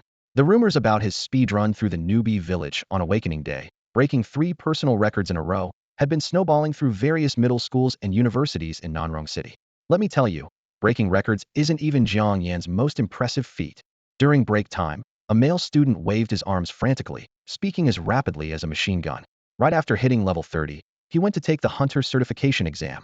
In the first test, he instantly killed 4 level 15 Whirlwind Wolves 4 sword strikes, simultaneously slashing their throats. The level 20 Wolf King was so terrified by his killing intent that it trembled. Really? But he's not even a combat class. At level 30, he dared to take on a level 30 demonic boar? Another female student clearly didn't believe it. I thought it was nonsense at first too. The male student lowered his voice, but my sister is in his class. The entire exam was recorded and played on loop at Awakening Plaza for a whole week. In the second test, he soloed a level 30 demonic boar in 2.5 minutes. On the day of the live broadcast, Awakening Plaza was packed solid. Everyone said he was the second Hui Yuanwu, maybe even fiercer than Hui Yuanwu in his youth. The watching students gasped, but some still pressed for details. I heard that in this tournament, many people fight dirty, targeting weak spots. Did they learn that from him too? Exactly. The male student slammed the table. That boar had thick hide he couldn't break through its frontal defense, so he went for weak points. He started by blinding the pig with a sword thrust to the eye, then grabbed its tail and shoved his sword up its rear. Finally, he literally gutted the boar from the inside death by anal rupture. Holy shit. Just hearing that description makes my ass clench. Several classmates clutched their books, shuddering with complex expressions. Amidst all this commotion, Jiang Yan lay quietly on her desk, unconsciously twisting her sleeve with her fingertips. Hearing such exaggerated praise as the second Huiyuan Wu, she felt no pride whatsoever, only intense unease. She had thought her brother had given up trying and was preparing to take shortcuts by finding a sugar mommy, but it turned out he was still that fearless, unyielding young man, perhaps even more desperate than before. Finally, the morning bell rang and the classroom instantly erupted. Taking advantage of her classmates' excitement, Jiang Yao quietly used the magical communication bracelet on her left wrist to send a voice message. "Brother, are you home?" A few seconds later, the bracelet vibrated gently, transmitting Jiang Yan's voice, still calm and steady. "I'm at the sports plaza. What's wrong?" The National Freshman Martial Arts Tournament's winter advancement matches were nearing their end, and Jiang Yan was at the city sports plaza making final preparations for the upcoming competitions. Jiang Yao hastily replied, "Nothing," into the bracelet, making casual small talk for a few sentences, but her heart was pounding. After ending the call, she immediately rushed out of the school building, flagged down a taxi, and headed straight there. The sports plaza was packed with people. Besides the awakened freshmen competing today, many spectators had come specifically to watch the excitement. Due to the massive crowd, the surrounding roads were completely jammed. After getting out of her car, Jiang Yao jogged all the way, squeezing through the dense crowd before finally reaching the plaza out of breath. The enormous outdoor screen was divided into 9 sections, broadcasting live footage from 9 arenas simultaneously, with cheers from the audience rising and falling in waves. She finally managed to push her way to the front row, immediately focusing her gaze on the contestants' waiting area, searching for her brother Jiang Yan. She wanted to see with her own eyes whether her brother had really reached level 42, and if he was as powerful as her classmates claimed. In the crowd, 2 male students were chatting enthusiastically. "Jiang Yan should be up in another 2 or 3 matches, right? His popularity is through the roof now. I heard he might be the second Huiyuan Wu." Chairman Chen from the Nanrong City Hunters Association thinks highly of him, saying he has a chance to become the first class to break through level 80. "I watched his match yesterday. His opponent had combat skill buffs, but was beaten so badly within a minute that he had to surrender with serious injuries. I just checked today's schedule. His opponent is Wu Jian, who awakened as a class fighter. Although Wu Jian is only level 33, he's got rich arena experience and has fought plenty of matches in the underground dungeon fights. He'll probably send Jiang Yan to the losers bracket." Hearing this, the two quickly moved toward arenas 5 and 6, and Jiang Yao hurriedly followed, finally securing a front row spot in Arena SIXS audience section. Just then, her brother stepped onto the platform. The guy next to her exclaimed, "Holy cow, he really doesn't take his opponent seriously. Knowing the other guy's a fighter, he still chooses gauntlets? If you didn't know better, you'd think he awakened in class profession." On the arena, Wu Jian, who had awakened as a class fighter, saw that Jiang Yan had also chosen level 10 gauntlets and seemed deeply insulted, sneering coldly. "Who gave you the courage to compete with me in hand-to-hand combat?" Jiang Yan put on his gauntlets, his tone calm. "My level is quite a bit higher than yours. If I used long weapons to suppress you, I'm afraid you wouldn't accept your defeat. Since you look down on me so much, I'll use my fists to teach you a lesson." Wu Jian growled. The host announced loudly, "Jiang Yan versus Wu Jian, begin." Arrow step. The moment the whistle blew, Wu Jian activated 2 skills in succession, his form shooting forward like an arrow from a bow, closing in on Jiang Yan in the blink of an eye. Thrust punch. Accompanied by a fierce wind, his right fist shot toward Jiang Yan's face like a bullet. Jiang Yan merely tilted his head slightly, and in the next second, his right arm suddenly exerted force, delivering a clean right hook in a perfect arc. Bang! The stunning scene froze. Wu Jian's amplified thrust punch was effortlessly dodged, while Jiang Yan's hook punch precisely struck his left cheek. One punch KO? Watching Wu Jian get sent flying by Jiang Yan's single punch and crash heavily onto the arena floor unconscious, the audience below was completely stunned. Can someone tell me what just happened on Ring 6? How did the match end so suddenly when it just started? A spectator in the crowd stared in disbelief, his shocked exclamation echoing through the arena like a struck bell. On the ring, fighter Wu Jian executed his arrow step skill with perfect timing, launching himself forward like a spring-loaded projectile at a speed that left the audience struggling to follow. In the next instant, he raised his elbow and pivoted his shoulder, seamlessly chaining into his thrust punch skill, aiming his fist directly at Jiang Yan's face, clearly intending to end the match with a knockout punch right from the start. However, just when everyone thought the outcome was decided, Jiang Yan simply tilted his head slightly, cleanly dodging the bullet-like straight punch. His right arm suddenly exploded with power, his right hook cutting through the air in a perfect arc and slamming heavily into Wu Jian's face. Bang! The dull impact of fist against bone thundered through the arena like a sonic boom. Wu Jian's face instantly deformed severely, his left eye leaking a mixture of white and red fluid as the eyeball was nearly burst by the devastating blow. His body fell straight backward, hitting the floor with a heavy thud before lying motionless. The referee stood frozen in place, staring blankly at the fallen fighter for several seconds before snapping back to reality and shouting, "Medics!" Beside the ring, a level 42 medical awakener cast a heal skill from a distance, enveloping Wu Jian in pale green light. Immediately after, another medic rushed onto the ring, placing both hands on Wu Jian's head and applying a close-range cure. The poor fighter remained unconscious, his collapsed nose bridge and sunken left eye socket presenting a horrifying sight. Meanwhile, Jiang Yan had already begun calmly removing his gloves without waiting for the referee's official announcement.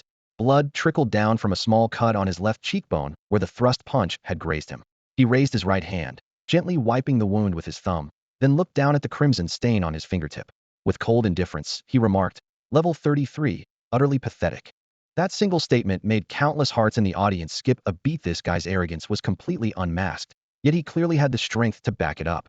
Someone in the stands gasped. No wonder he chose not to use weapons. When he said, "Using weapons would give me too much reach advantage, it wouldn't be fair to Wu Jian," he wasn't just bragging. If he had used a blade, Wu Jian probably would have been decapitated before even touching Jiang Yan's face. More people began replaying the sequence in their minds. 1. Wu Jian launched his full-speed arrow step. 2. He closed the distance in a blink, chaining into thrust punch. 3. Jiang Yan anticipated the move, dodging with a head tilt. 4. His right hook struck first, landing squarely on target. The entire exchange lasted barely a second, as if the two had rehearsed it beforehand. If Jiang Yan had been even half a beat slower, he would have been the one knocked out. Instead, he used his opponent's maximum charging speed to amplify the devastating damage of his own counterattack. Since the National Freshman Martial Arts Tournament's inception, such a lightning-fast KO was unprecedented without question. A new record had been set. In the stands, Jiang Yao covered her forehead, feeling her head buzzing. She stared in stunned silence at the composed young man calmly withdrawing his fist in the center of the ring, her own brother, Jiang Yan. Only a month had passed since his awakening, yet he had already reached level 42. Even more shocking was that despite awakening two supposedly combat-useless Frank classes, her brother had somehow become this incredibly powerful. It was precisely because her brother was so ridiculously strong that she couldn't imagine how much effort he had put in over the past month. This level of power was clearly earned through countless drops of blood and sweat. Through repeated brushes with death. It definitely wasn't something that could be easily obtained by relying on some wealthy woman. In the center of the arena, after two medical personnel over level 40 cast their spells repeatedly, Wu Jian's collapsed face and burst eyeball gradually healed. When his consciousness returned, he squinted his still-aching left eye and gazed up at the azure sky. At that moment, a fable from elementary school textbooks flashed through his mind: the frog at the bottom of the well. It turned out that Jiang Yan hadn't chosen close combat with gauntlets out of contempt for him. It turned out that Jiang Yan wasn't being arrogant, nor had he drawn courage from Liang Jingru. That guy really was like Hui Yuanwu, using nothing but his own terrifying foundation to bridge the gap between their classes, even surpassing many combat-focused professions. Thinking about how he had boasted before the match that he would teach Jiang Yan a lesson with his fists, Wu Jian smiled bitterly, feeling like a complete fool.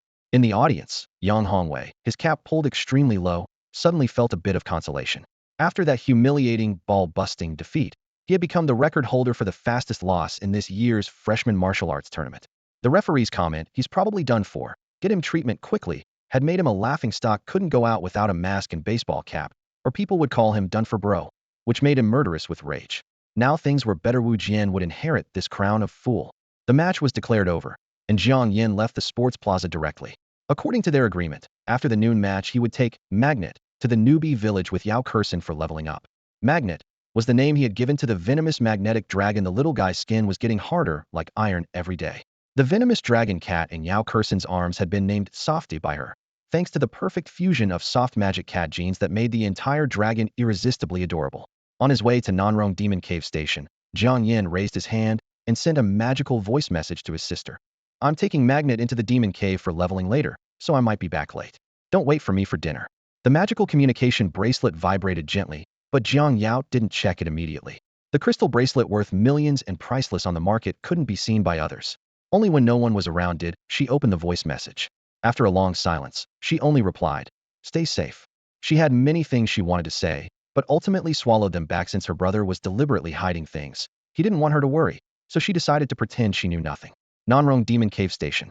Yao Kursin had successfully advanced in the morning and was now excitedly waving while holding Softy. Jiang Yan, hurry up. I've been waiting for you forever. The two stepped into the familiar Newbie village. Near and far, charging rabbits bounced through the grass, stirring up Jiang Yan's memories. This place was the starting point of the leveling journey after awakening one's profession. He had walked this path twice. The first time, he couldn't remember how long it took him to leave the starting station. The second time after his rebirth, he clearly remembered the speedrun record. He had set 36 minutes and 8 seconds. Dragons are an extremely rare and powerful magical beast race in the Demon Cavern world. Despite both being level 1, these two mixed-breed poison dragons, Magnet and Softyho, were born less than 100 hours ago, completely outclassed the charging rabbits in almost every innate attribute. Jiang Yan and Yao Kursin personally demonstrated how to hunt charging rabbits barehanded, then let the two young dragons take on the challenge independently. Currently, Magnet and Softy can only run and jump. Their eagle-like sharp dragon claws already possess considerable lethality, but their wings lack the strength to flap and cannot achieve flight yet. However, unless surrounded by a group of charging rabbits, they would never lose in an unknown fight against a level 1 charging rabbit. Come on, Softy, don't be scared. Look at Magnet's already successfully hunted down a rabbit. Yao Kursin knelt by the grass, encouraging the timid dragon cat Softy. I should never have given you the name Softy. You're living up to your name, being so weak and cowardly. Look at Magnet as tough as a warrior, roaring as he chases down charging rabbits. Magnet was pursuing his 10th prey and could level up to 2 at any moment. Seeing this, Yao Kursin grew anxious. Softy, pull yourself together. Otherwise, Jiang Yan and Magnet will laugh at us. As if understanding its master's anxiety, Softy suddenly activated its innate talent skill one it possessed since birth, but had been modified by Jiang Yan weaken. A blue-white beam of light shot from its head, illuminating the counterattacking charging rabbit like a spotlight. The charging rabbit was executing its charging skill when its body suddenly seemed to lose all its bones. It stumbled, tumbling head over heels several times before rolling right under Softy's claws. Squeak! Softy pressed down hard with its claws, and the sharp dragon talons instantly pierced the charging rabbit's skin. Yao Kursin cheered on the spot. That's it. Softy, you're amazing. Well done. She excitedly turned to call Jiang Yan. Did you see that? Softy just used a skill. It looks like a weakening skill. This charging rabbit's attributes were directly reduced by half. Jiang Yan nodded slightly. I saw it. That skill is quite domineering. Combined with your coordination, it's almost invincible. Originally, Softy's first talent skill was the soft magic cat's soften, which could make targets' bodies become soft and bouncy, and even reflect 50 physical damage when playing dead. After Jiang Yan modified it to weaken, it immediately transformed into a powerful support skill. Yao Kursin continued giving commands. Softy, use that skill on me. Softy tilted its head. Under the contract laws, magical beasts cannot harm their masters unless the master has a death wish. It's fine. I just want to confirm the skill's effect. Hurry up, Yao Kursin urged. Reluctantly, Softy released the skill again. A pale blue circle of light enveloped Yao Kursin, and she immediately felt weakness in her limbs. After checking her attribute panel, she was thrilled. Softy's weakening skill actually has no level restrictions. It even weaken me. And the weakening effect is more powerful than other magical beasts. Other magical beasts start with at most a 10 attribute debuff, but Ruan begins with a massive 50 attribute reduction. However, the debuff duration is incredibly short, just 1 second. I wonder if leveling up will extend the weakening duration. Jiang Yan looked up at the round, bouncing ball crouched in the grass, his tone confident. This is already quite impressive. 4 high-level magical beasts or awakeners. 1 second is enough to turn the tide at a critical moment. Moreover, Ruan's skill has no cooldown. As long as it has enough mana, it can theoretically maintain continuous debuffing without interruption. Yao Kursin nodded repeatedly upon hearing this, patting Ruan's soft shell. Ruan, feel free to use your mana for hunting. When you run out, we have plenty of mana potions at home. After saying this, she looked curiously at the nearby Magnet. By the way, what's Magnet's first talent skill? I haven't seen it use it yet. Contagion, Jiang Yan answered casually, though his eyes flickered slightly. After making contact with a target, the poison dragon toxin in its body will invade the opponent, poisoning them. He wasn't lying. Magnet's current first talent skill was indeed Contagion. However, initially, this little magnetic beast's original skill was called Transmission, which could use omnipresent mana molecules to establish information links between recorded targets and itself. Later, he changed the skill to Teleportation, with a range of 100 meters, allowing precise teleportation to any marked location. After testing was complete, he temporarily changed it to Contagion. He would never easily expose the ability to teleport anywhere at any time. Once Magnet's level increased and the teleportation distance expanded, he planned to place teleportation coordinates at home, key locations in the magical cave world, and even enemy camps abroad. At that point, he wouldn't need to use the Hunters Association's public channels, and his movements would remain hidden from President Luo's omnipresent surveillance network. Just touching can transmit poison? That's terrifying. Yao Kursen exclaimed. If the opponent has low magic resistance, wouldn't it be an instant kill? At the same level, most low-tier magical beasts can't withstand it. Jiang Yan nodded, then added, but I hope it doesn't rely on skills for everything, or its close combat abilities will deteriorate. Yao Kursen completely agreed and immediately put on a stern face to lecture Wan. Did you hear that? Learn from Magnet. Use skills at every turn. Hunt those charging rabbits with your own abilities. Wan's round eyes widened. First she told it to use skills freely and drink potions when mana ran low, then immediately demanded it not use skills at all. The little creature drooped its tentacles and simply flopped onto the ground, its chubby body spreading out like melted pudding. Wan? Yao Kursen helplessly pressed her palm to her forehead. Jiang Yan, the kid's being rebellious and giving up. You need to handle this. Jiang Yan, I'm leaving Wan in your care. I'll take Magnet to Whirlwind Wolf Prairie for leveling up first. Hearing this request, Jiang Yan saw the little dragon Wan curled up in Yao Kursen's arms, its round eyes filled with timidity and defiance. Yao Kursen, a first-time mother, helplessly patted Wan's head, sighed, and handed it over, then picked up the spirited Magnet, ready to set off. Spoiling mothers raise weak dragons. Jiang Yan rolled his eyes and muttered under his breath. But remembering that he had witnessed Wan's birth with his own eyes, he reluctantly took on the role of strict father and pulled the little creature to his side. Outside the entrance to Whirlwind Wolf Prairie lay a barren clearing. Jiang Yan dropped Wan on the ground with an icy tone. Won't fight the charging rabbits? Then you'll get beaten. Without hesitation, he acted on his words. His palm came down as the little dragon cried out in pain. To escape further beatings, Wan had no choice but to wipe its tears and tremblingly charge into the bushes, claws extended. Bright red system notifications rapidly filled the screen. Charging rabbit 100, hunt completed. Experience requirement met. Level up. Current level, 5. After breaking through level 5, Wan's body length exceeded 1 meter, and its scales became thicker. Jiang Yan grabbed it and headed straight to the next beginner area Whirlwind Wolf Prairie. Upon arrival, he casually dropped Wan at his feet. The moment it hit the ground, the little creature tumbled awkwardly twice, then shot like an arrow to Yao Kursen's legs, hugging her thigh and crying loudly. Jiang Yan, what did you do to Wan? Look, it's gotten snot all over my pants. Yao Kursen said, both heartbroken and amused. In the distance, Magnet was charging solo into the wolf pack, electricity crackling around it. Jiang Yan withdrew his gaze and explained with a shrug. When kids are rebellious and disobedient, a beating fixes it. If one beating doesn't work, try two. It wouldn't fight the charging rabbits, so I beat it. Rather than continue getting beaten, it had to fight the rabbits, and immediately reached level 5. Yao Kursen was speechless. She crouched down, rubbing Wan's fluffy head, her tone gentle but direct. If you don't level up, you'll be eaten by other magical beasts. Look at Magnet, so self-disciplined and hardworking. You need to be like it, a brave and strong dragon baby. Do you hear me? Jiang Yan spoke again, his merciless countdown adding pressure. I'm counting to 3. If you don't go hunt, I'll continue beating you. 3-inch. Mom, look at him. Wan pleaded tearfully, turning to Yao Kursen for help. But Yao Kursen pretended to look at the sky, deliberately ignoring it. 2. The little dragon shivered and could only run tearfully toward the wolf pack, following Magnet's battle rhythm to learn hunting techniques. In less than an hour, Magnet successfully broke through level 10, speedrunning Whirlwind Wolf Prairie. Yao Kursen marveled at Magnet's self-discipline and cheerfully handed Wan back to Jiang Yan, taking Magnet to Wild Boar Forest. Half an hour later, Wan was bathed in the glow of leveling up level 10. A new talent panel appeared. Magical Beast, Venomous Dragon Cat. Level 10. Skills. Weaken, Soft Poison Bullet. Soft Poison Bullet, a mutated skill resulting from the crossbreeding of Poison Dragon and Dragon Cat bloodlines, with an added weakness and paralysis effect compared to ordinary poison bullets. Jiang Yan squinted thoughtfully. Soft Poison Bullet. I can only change one character. Which one would make it more fierce? Soft X Bullet. X Poison Bullet. I should change the first character, it gives me the most options.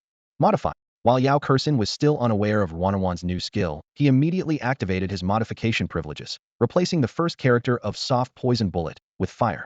Skill, Fire Poison Bullet. Cost, 200 magic points. Description, when activated, launches fireballs containing both high temperature and deadly poison. Come on, here's your chance to get back at me. Show me that new skill you just unlocked. Jiang Yan laughed provocatively.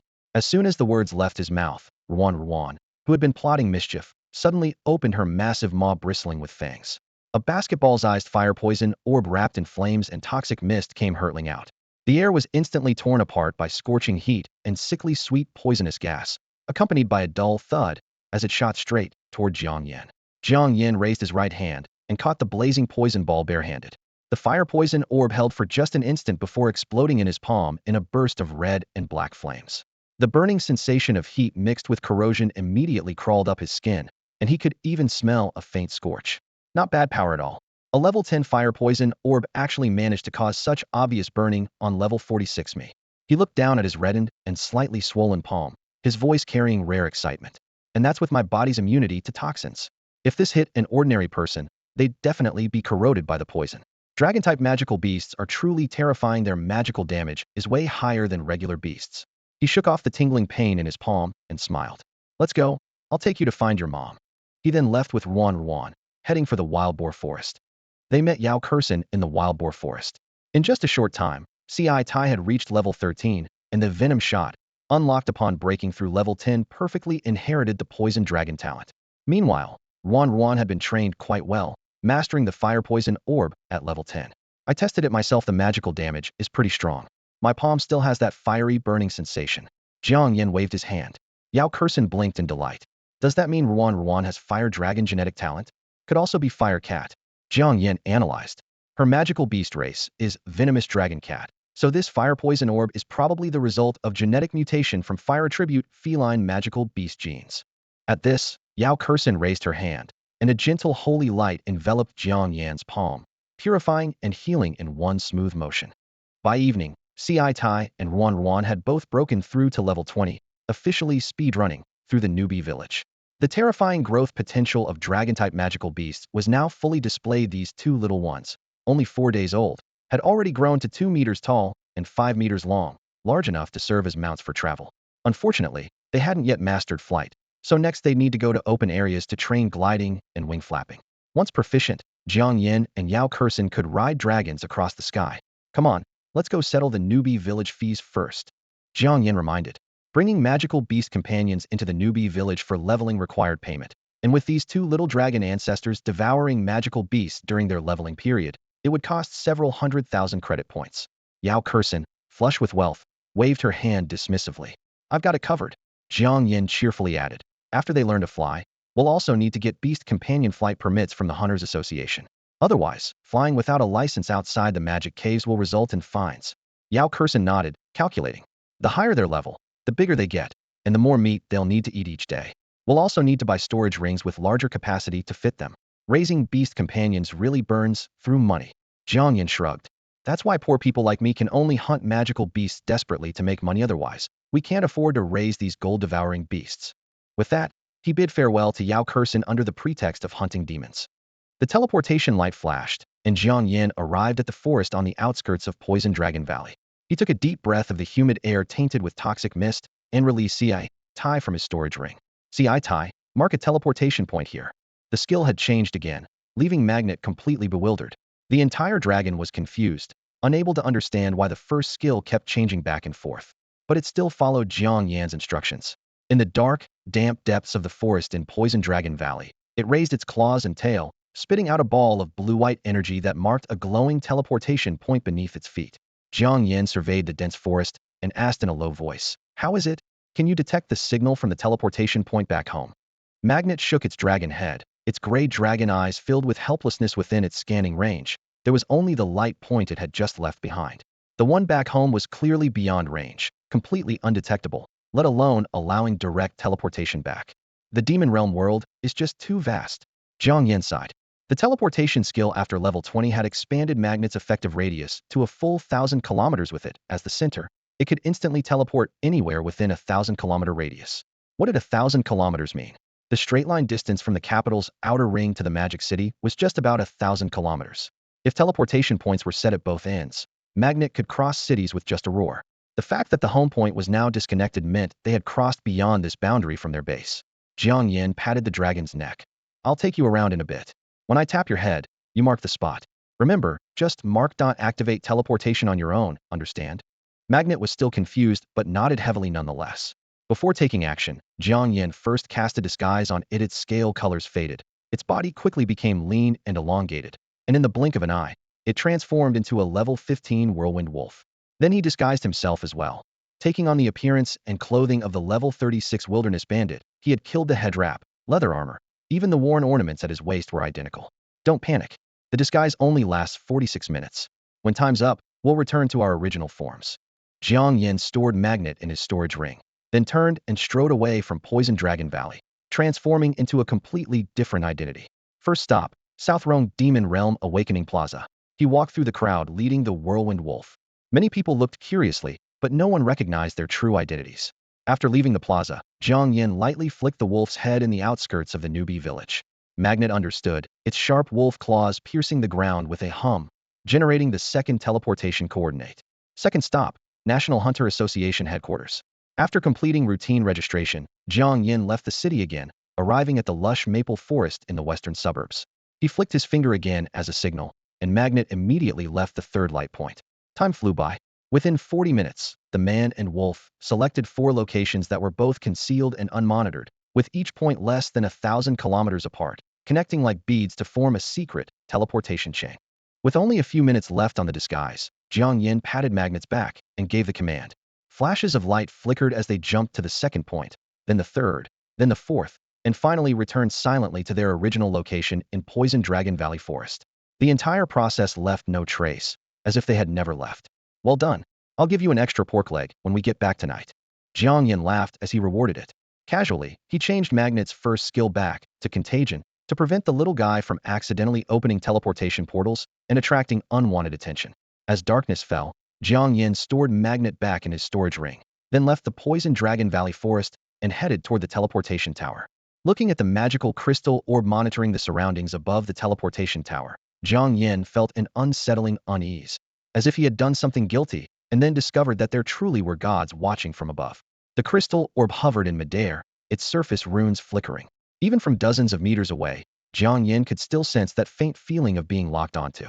Before his rebirth, he had been tracked by President Luo's all-seeing eyes until he had nowhere to hide, ultimately self-destructing his modification skill in exchange for brief freedom. Seeing it again now, his hair still stood on end. However, now he had Magnet. As long as he relied on Magnet's teleportation skill, he could avoid the surveillance blind spots and go to whichever demon cave dimension he wanted. This way, each interdimensional crossing wouldn't be tracked in real time by the crystal orb, and he wouldn't have to worry about President Luo monitoring his whereabouts through the Mother Orb's avatar at any time. Thinking of this, his shoulders finally relaxed somewhat. Leaving the non-Rome demon cave station, night had fallen deep, and the streetlights illuminated the sidewalk in quiet solitude. Jiang Yan quietly looked up to confirm there were no floating crystal orbs around before quickening his pace home.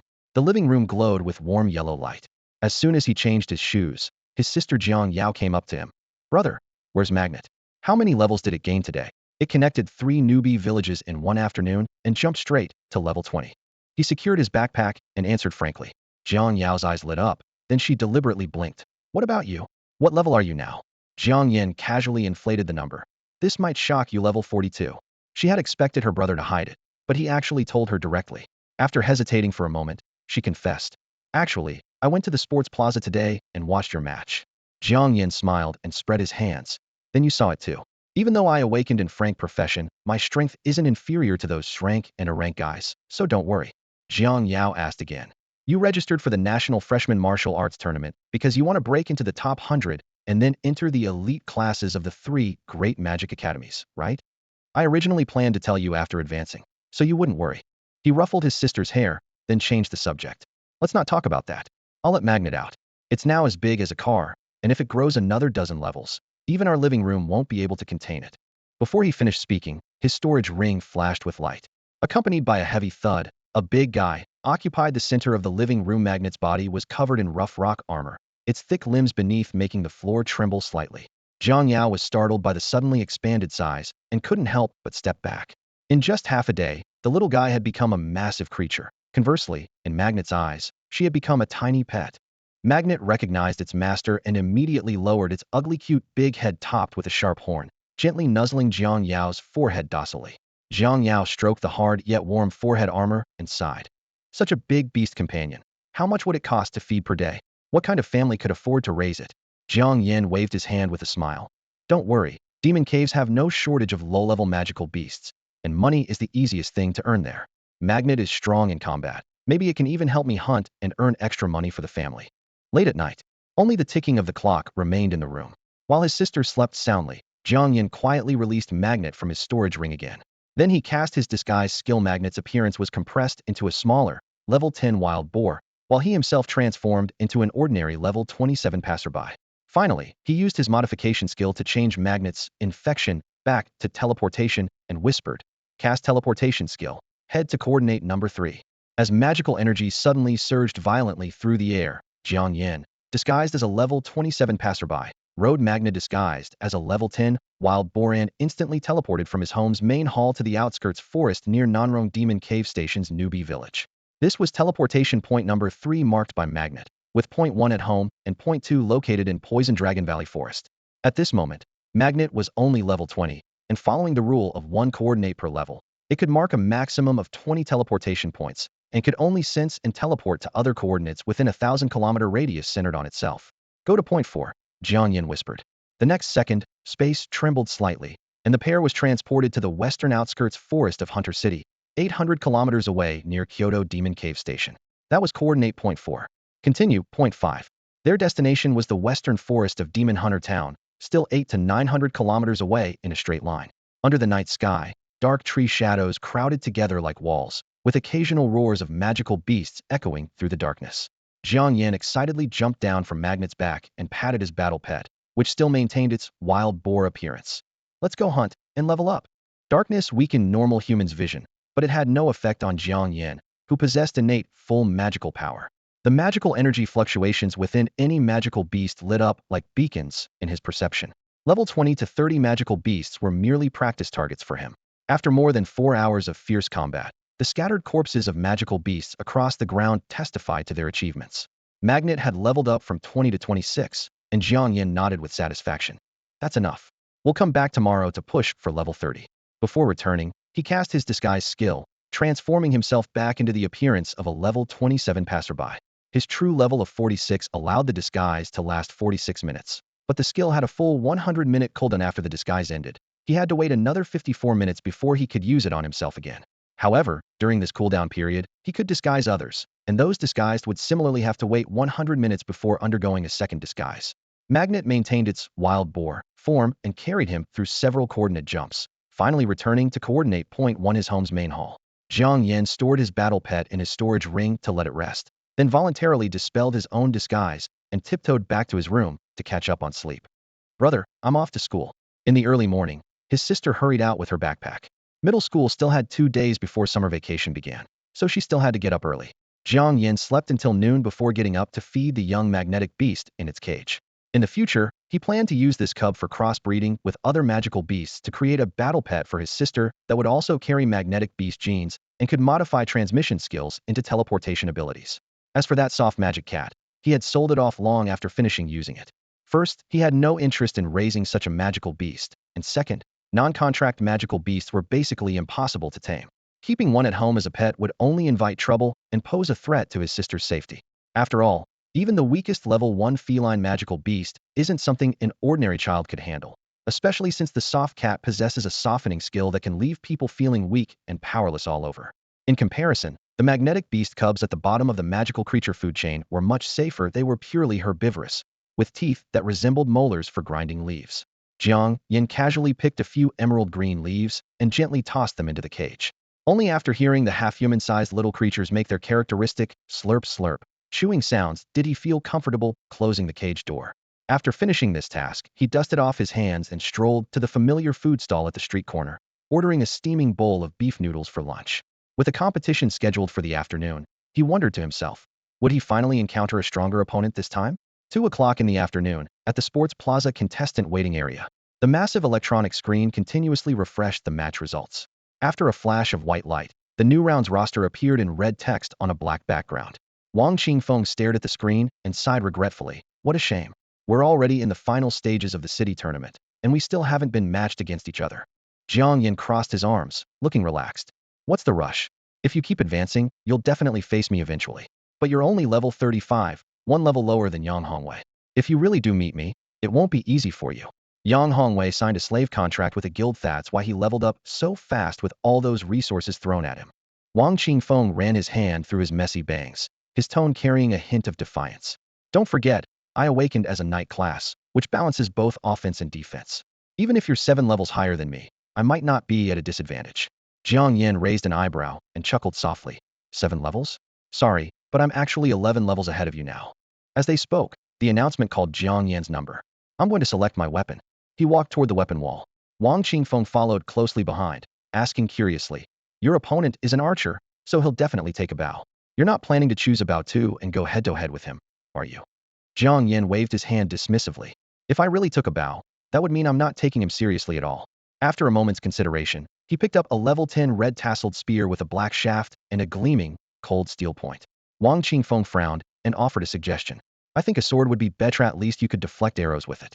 Don't forget, he's shown 3 skills so far. One that increases attack power, penetrating arrows that can pierce through shields, and precision shots that lock onto targets and hit vital points, plus rapid-fire multiple arrows. Jiang Yan casually played with the spear tip, his tone calm. The arena is only so big. If he doesn't take me down with his first shot, he won't have a chance after that. As for his 4th skill that he hasn't revealed yet, I already saw it with my magic eye. It's called headlock. That thing can lock onto a target's head for tracking shots. Unless you block or destroy the magical force on the arrow, it'll eventually hit your head. Wang Qingfeng reminded him again. In his last match, he turned his opponent into a pincushion, with 1 arrow piercing the heart. The healer barely managed to save him. You should at least take a shield. Offense is the best defense. Jiang Yan shook his head. A shield would only slow me down, and standing in one place just makes me a target. Against an archer, the only option is to get in close immediately, or you'll be slowly worn down to death. Wang Qingfeng understood the logic but remained worried. But you don't have any defensive skills or movement abilities, and you're not even using a shield. I'm afraid you'll be turned into a pincushion before you can even get close. Jiang Yan casually shouldered the spear, his expression composed. You're really underestimating me. He strode out of the contestant waiting area, the red-tasseled spear gleaming with a cold light under the arena lights. Just watch, I'll show you how to instantly defeat these archers in the arena. Arena 9. Jiang Yan versus Zhang Zihao. The announcement and the giant screen lit up simultaneously, and the scattered spectators immediately swarmed toward Arena 9. Discussions rippled through the crowd. Jiang Yan's in trouble this time. Sure, he's level 42, a full 5 levels above Zhang Zihao, but he awakened a useless class. Don't forget, Zhang Zihao is a rank archer who can even take down a rank melee fighters. Everyone knew that Jiang Yan had advanced this far through close combat bursts, but Zhang Zihao was the perfect counter to melee fighters. Triple arrow combo to lock down movement, backward leap to create distance, then a full skill combo barrage that left no opening for advancement. What made it even more hopeless was that Jiang Yan wasn't even carrying a shield. The audience instantly knew the answer. At equal levels, shields couldn't block Zhang Zihao's penetration skills, and he probably accepted his inevitable defeat. In the center of the 30-meter diameter circular arena, the two faced off. Jiang Yan and Zhang Zihao stood 10 meters apart with their level 30-something stats and speed attributes easily exceeding 400. This distance could be closed in a single breath. Zhang Zihao held his bow in his left hand, 3 arrows in his right. Magical energy surging through his body as he tensed like a drawn bowstring, waiting for the referee's signal. 3, 2, 1, begin. Whoosh, whoosh, whoosh. Zhang Zihao instantly drew his bow, unleashing a multiple arrow skill that tore through the air, creating a straight line that blocked all of Jiang Yan's charging routes, then immediately leaped backward, stretching the distance to its limit. Thud. Jiang Yan indeed chose a direct charge, taking the center arrow straight to his chest. The stands immediately erupted in gasps. He got hit already? That's all he's got. Just as everyone thought the outcome was decided, something unexpected happened. At the moment of impact, Jiang Yan hurled his red-tasseled spear. Swoosh. Though the spear was slower than the arrows, the timing was cunning. Zhang Zihao was mid-leap in the air with nowhere to dodge, forced to hastily swing his bow sideways, deflecting the red-tasseled spear with a clang. This deflection disrupted his planned continuous shooting rhythm.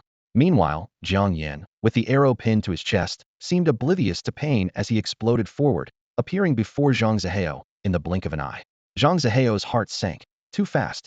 That spear throw had forced him to defend, slowing his movement, and now there was no time to draw his bow again. An even more horrifying scene unfolded. Jiang Yan reached up and grasped the barbed arrow still lodged in his chest, not even blinking as he ripped it out with a sickening snap. Blood gushed along the shredded flesh caught on the barbs, but it didn't affect his movements in the slightest. The next second, thud. Jiang Yan gripped the arrow covered in his own blood and drove it viciously toward Zhang Ziheo's throat. The arrowhead, carrying his blood and the flesh torn by the barbs, plunged into Zhang Ziheo's neck. Zhang Ziheo, who spent his days practicing archery, never imagined that one day he'd be pierced through the throat by his own arrow. The cold arrowhead was embedded deep below his windpipe, its three-edged barbs locked tight. Jiang Yan stood close by, breathing steadily, his dark eyes as deep and unfathomable as a bottomless frozen pond. In that moment, Zhang Ziheo truly understood the meaning of terror, for the first time fear of Jiang Yan, and fear of the agonizing pain tearing through his throat. Excruciating pain exploded from his throat as hot blood surged into his windpipe, choking off his breath. His face quickly contorted and turned purple. Thud! His bow hit the ground first, followed by his quiver crashing onto the arena floor. He raised his trembling hand to signal surrender. Jiang Yan wins. Medical team, to the stage. The referee shouted immediately. Only after the referee's call did Jiang Yan release his grip on the arrow shaft, his fingertips stained with blood from his own chest. He commented coolly, "Three-edged barbs, nice design. You'll know what refreshing really means when they yank it out." With that, he turned and stepped down from the arena, moving as casually as if he'd just finished a routine training session. The surrounding stands fell silent for a moment, then erupted in chaos. That fight lasted what, 2 or 3 seconds? He actually took an arrow heat in and still managed to counterkill.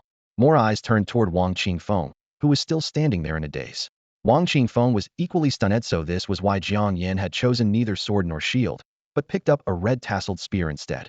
It was all for this one move. Deliberately tank Zhang Ziheo's charged arrow, then hurl his spear the instant his opponent leaped back to create distance, forcing Zhang Ziheo to block with his bow before closing in with explosive speed. Even with his chest pierced, Jiang Yan could pull out the arrow and return the favor using his opponent's own methods against him. Damn, he's still that same victory over life maniac. Wang Qingfeng's mind flashed back to the trauma of being dominated by Jiang Yan in the freshman martial arts finals. The spectators' discussions grew more unsettling by the minute. When he pulled out that arrow, chunks of flesh came out with the barbs, and he didn't even blink. Zhang Ziheo really met his match this time. If all those people he shot down before were here, they'd probably be applauding. On the other side of the arena, a healer bent down to examine Zhang Ziheo's throat wound, whispering, "Bear with it. I need to extract the arrow first." Squelch. The arrowhead slowly withdrew, bringing with it blood and torn throat tissue. Zhang Ziheo passed out from the pain on the spot. The healer's scalp tingled, but could only sigh inwardly at the poetic justice. Zhang Ziheo had custom-ordered those three-edged barbs himself. The referee suddenly remembered something and called out loudly, "Jiang Yan, don't you need medical attention?" "Oh, forgot about that." Jiang Yan, who had only taken a few steps off the arena, scratched the back of his head and walked back. Referee. Audience. How could he forget that? Could he not feel pain? Of course Jiang Yan could feel it, but his long experience of dying and coming back to life had reduced all kinds of excruciating pain to mere ant bites. The healer cast a healing spell, and within seconds the wound closed. He thanked them and turned to leave once more. The date was now July 10th, the final winners bracket advancement match of the National Freshman Martial Arts Tournament. The victor would advance directly as one of the top 100 from the winners bracket. The loser would drop to the losers bracket to compete alongside the losers bracket top 100 for entry into Demon Cave University City and a spot on the freshman top 100 rankings. Interestingly, in this final advancement match for the national top 200, Jiang Yan's opponent turned out to be Yao Kersen. Oh crap, why did I have to get matched against that freak Jiang Yan at the final moment? Yao Kersen clenched her fists tightly in the waiting area, her eyes glued to the top 200 to top 100 bracket displayed on the big screen. She had fought her way into the national top 200, and just one more victory would secure her a spot in the winners bracket top 100. Then, with one win against the losers bracket top 100, she could proudly enter the freshman top 100 rankings. But the random draw system had to pit her against Jiang Yan of all people. Yao Kersen's winning streak had a simple forward secret: level crushing. Throughout her journey, other contestants generally stayed around levels 20-30, with the highest reaching only level 36, while she had already reached level 49, just one step away from level 50.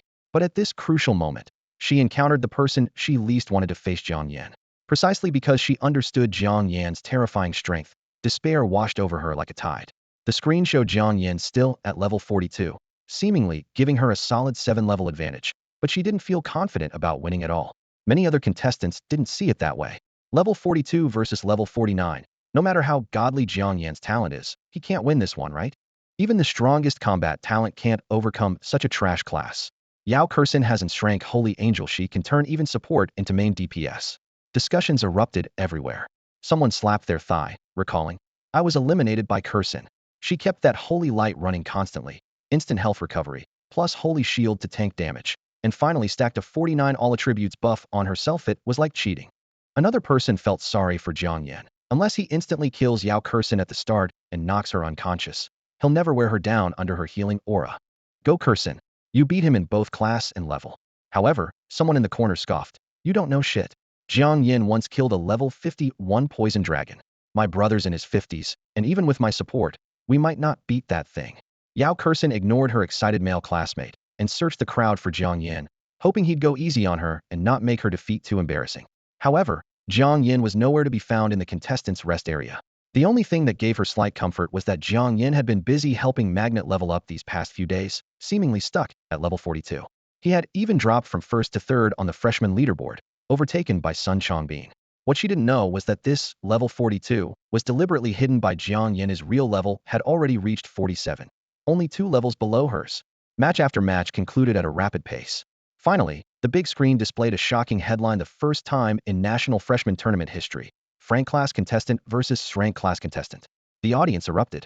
Yao Kursin, Shrank support class, Holy Angel; Jiang Yan, Frank, Handyman, and Farmer classes that ranked even below support. Who was stronger was crystal clear.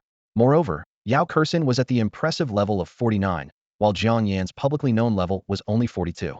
On the arena, the audience lights converged into 2 brilliant white beams, illuminating the 2 contestants as they stepped onto the stage simultaneously. Yao Kursin and Jiang Yan both reached for standard longswords from the weapon rack, cold steel cutting through the air with deadly sharpness. In my eyes, enemies are enemies regardless of gender, and I'll kill them all the same. Jiang Yan gripped his sword with one hand, shoulders slightly lowered, his tone cold and hard. So you'd better prepare yourself mentally. I won't hold back. On the battlefield, enemies and monsters won't go easy on you just because you're a woman. Especially someone like you within strength support class, Yuri, often the primary target for elimination. Yao Kursin bit her lip lightly. She could tell that Jiang Yan was giving her a harsh lesson about the brutal reality of combat, and she understood that in team battles, all firepower would focus on the support first. Facing this steel-hearted straight man, she could only force a smile. You'd better prepare yourself too. I won't go easy on you just because I know you. The referee raised his hand and began the countdown. 3, 2, 1, begin. Whoosh! Jiang Yan shot forward like a compressed spring suddenly released. Yao Kursin immediately raised her hand, her holy shield skill bursting forth as holy light condensed into a thin protective barrier around her. Clang! The first sword strike fell, sparks flying. The massive impact traveled through the blade, numbing her grip and forcing her to stagger back 2 steps. Blessing! She gritted through clenched teeth, instantly casting her second skill, boosting all attributes by 49 for 6 minutes and 6 seconds. Clang! The second sword strike fell without pause. The 47 attribute boost barely allowed her to steady herself, though her grip still ached. In the next moment, Jiang Yan delivered a side kick, his boot sole slamming heavily into her abdomen, sending her stumbling back several steps. Sharp pain shot through her belly. Despite the holy shield absorbing part of the impact, she still frowned and groaned. Before she could even clutch her stomach, a shadow had already rushed toward her face. So fast, Yao Kursin's heart skipped a beat. Despite her higher level and 49 attribute enhancement, she was still being completely overwhelmed with no chance to fight back. She hastily parried while managing to cast Angel's Protection, for layers of pale golden guardians stacking one after another. Just as the light wings took shape, Jiang Yan's sword tip struck precisely, piercing through both the holy shield and Angel's Protection, tearing a bloody line across her snow-white neck. Yao Kursin's face instantly turned pale. She quickly retreated a step, barely avoiding his reversed horizontal slash. The cold gleam swept past her chin, her heart skipping a beat. She had nearly been killed with one strike to the throat. She raised her left hand, casting a holy light skill as the neck wound rapidly healed. But Jiang Yan continued his relentless advance, speaking without mercy. Your footwork is a complete mess, your swordsmanship clumsy and rigid. To have won consecutive matches and advance to the national top 200, I really want to see just how terrible your previous opponents were. Before he finished speaking, his sword flashed again. Yao Kursin was forced to retreat step by step. Her neck had just healed, but her arms and shoulders soon bore several new wounds of varying depths. You have the advantage in level and attributes, but 0 combat experience and skill. You're too weak. I am done playing with you. Jiang Yan pulled back his sword, suddenly closing in and delivering a direct kick to Yao Kursin's abdomen. Completely unprepared, she was sent flying through the air, crashing heavily toward the arena's edge. Bang! Her body rolled and finally tumbled off the platform. Jiang Yan wins. The referee announced the result, looking down at the fallen girl with obvious sympathy. Outside the arena, Yao Kursin struggled to get up from the ground, but suddenly sat down hugging her knees, head bowed as she sobbed, tears pattering down onto her wrist guards. The reporters rushed to take photos. Extra! Extra! The Shrank class, level 49 heiress of the Dolly Commerce Guild was beaten to tears by Frank class, level 42 Jiang Yan. Jiang Yan appeared to have won, but in reality, he had lost catastrophically. The audience erupted in an uproar. Everyone could see that this kid clearly had no idea Yao Kursin was the daughter of the Dolly Commerce Guild's president. Otherwise, even with 10 times the courage, he wouldn't dare strike so ruthlessly. Throughout the entire match from start to finish, Yao Kursin was completely dominated by Jiang Yan. 2 heavy kicks straight to her abdomen doubled her over like a shrimp, and the third kick sent her flying 4 or 5 meters before she crashed off the platform with a loud thud, landing in a disheveled heap. The moment she hit the ground, tears streamed down Yao Kursin's face. Jiang Yan jumped down from the platform, scratching the back of his head and coughing awkwardly. Ahem, didn't we agree before the match to show no mercy? Why are you crying now? Yao Kursin looked up, her swollen red eyes glaring at him as tears fell in streams. You think I'm crying because I lost, or because it hurts? No, it's because that kick of yours made me soil myself. She clutched her stomach and wailed in despair. I can't live anymore. Jiang Yan, just kill me. I'll never be able to show my face again. Suddenly, a sour stench wafted through the air. Jiang Yan's nose twitched, and his face turned deathly pale. Holy crap, did I really kick the shit out of her? If that's the case, she's socially dead, and I'm as good as dead too. Her father is the president of the Dolly Commerce Guild. With my current weak strength, offending such a big shot would get me crushed with a single slap. This is urgent. I need to think of something. Yao Kursin absolutely cannot be socially ruined. And I can't die either. A flash of inspiration struck him, and he shouted loudly. Crying won't solve anything. Instead of wasting time here, why don't we go to the demon caves to grind monsters and train? We need to improve our strength quickly. Otherwise, in the losers bracket top 100 competition, besides getting beaten by me, others will crush you just the same. With that, he summoned his beast companion, Magnet, in front of everyone. In a flash of silver light, a subdragon over 10 meters long landed beside the platform, stirring up a fierce wind that made the referee and spectators step back in unison. If anyone used magic detection, they would only see its level deliberately suppressed to 24, with no one knowing it was actually level 32. If you don't say anything, I'll take that as agreement. Jiang Yan bent down and scooped Yao Kursin up in his arms, whispering comfortingly, Don't worry, riding on Magnet. Even if you drop a bit more, it'll catch it for you. Put me down, I don't want to live anymore. Yao Kursin's face turned from bright red to liver-colored as she struggled desperately, but futilely. Magnet, lie down. At Jiang Yan's command, the subdragon crouched low, and he smoothly carried Yao Kursin onto its back. Leaning down to Magnet's ear, he lowered his voice. Pee first, then fly. Magnet's tail twitched. Didn't you say no relieving ourselves anywhere?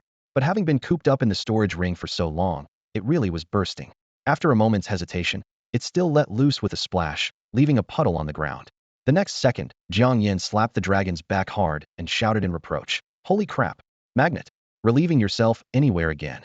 Magnet was completely confused. Weren't you the one who told me to pee? It quickly finished and turned back with a low whine, wondering if it should continue. Jiang Yan quickly bowed to the crowd with cupped hands. Sorry everyone. This beast companion was cooped up in the storage ring too long. Fortunately, it wasn't much. Sorry for disturbing everyone, my apologies. After making his gesture, he patted the dragon's scales. Take off.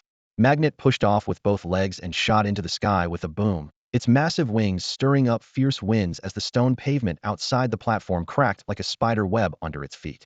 The referee and the event organizers maintaining order were still completely bewildered. After all, dragon-type magical beasts were incredibly rare, and they never imagined that Jiang Yan had actually contracted one. When they examined it with their magic eyes, they discovered it was an unheard-of species. Venomous magnetic dragon, level 24. The crowd erupted in amazement. Jiang Yan actually contracted such a powerful magical beast. I am so jealous. I wish I could contract a flying dragon-type magical beast too. Someone sighed regretfully. Ever since the poison dragons in Poison Dragon Valley were hunted to extinction, even poison dragon eggs and hatchlings have completely disappeared. Another person studied the venomous magnetic dragon and speculated. Its appearance resembles poison dragons somewhat. It's probably a hybrid mutation between poison dragons and other magical beasts. I just wonder how powerful its abilities are. In the sky, fierce winds howled as the silver-gray giant magnet carried 2 people through the heavens. Jiang Yan rode on the magnet's back, directing it toward Yao Kursin's home while calculating silently. To protect your reputation, I've revealed my most valuable assets. I bet plenty of wilderness bandits have already set their sights on me. It's not like I asked you to reveal it. Ahead of him, Yao Kursen's face burned red with embarrassment, wishing she could find a crack in the ground to hide in. Though the crisis of public humiliation had been temporarily resolved, the fact that Jiang Yan had discovered her embarrassing accident still made her want to jump off the magnet. It's all your fault, she turned back, gritting her teeth.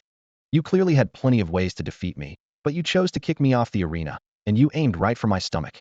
Jiang Yan raised his hands in surrender with a bitter smile. I realized my mistake, which is why I had the magnet appear to cover for you and had it release some urine to mask the smell. Don't mention it again. Yao Kursen was mortified beyond words. Jiang Yan coughed lightly and consoled her. Look on the bright side. I've even eaten magical beast dung before, so this really isn't a big deal. Yao Kursen was stunned, disgusted yet curious. How did you end up eating it? Jiang Yan made up a story on the spot. I once hunted a high-level magical beast and got swallowed by it. I revived inside its stomach many times, but couldn't kill it from within, and eventually got expelled. Have you ever seen a pile of magical beast dung taller than a person? I was thrown right into it. That's so disgusting. Yao Kursen covered her mouth, feeling nauseous. Jiang Yan seized the opportunity to laugh. So compared to that, you having an accident from my kick really isn't anything. I'm sitting right behind you now, and I don't mind at all. Shut up.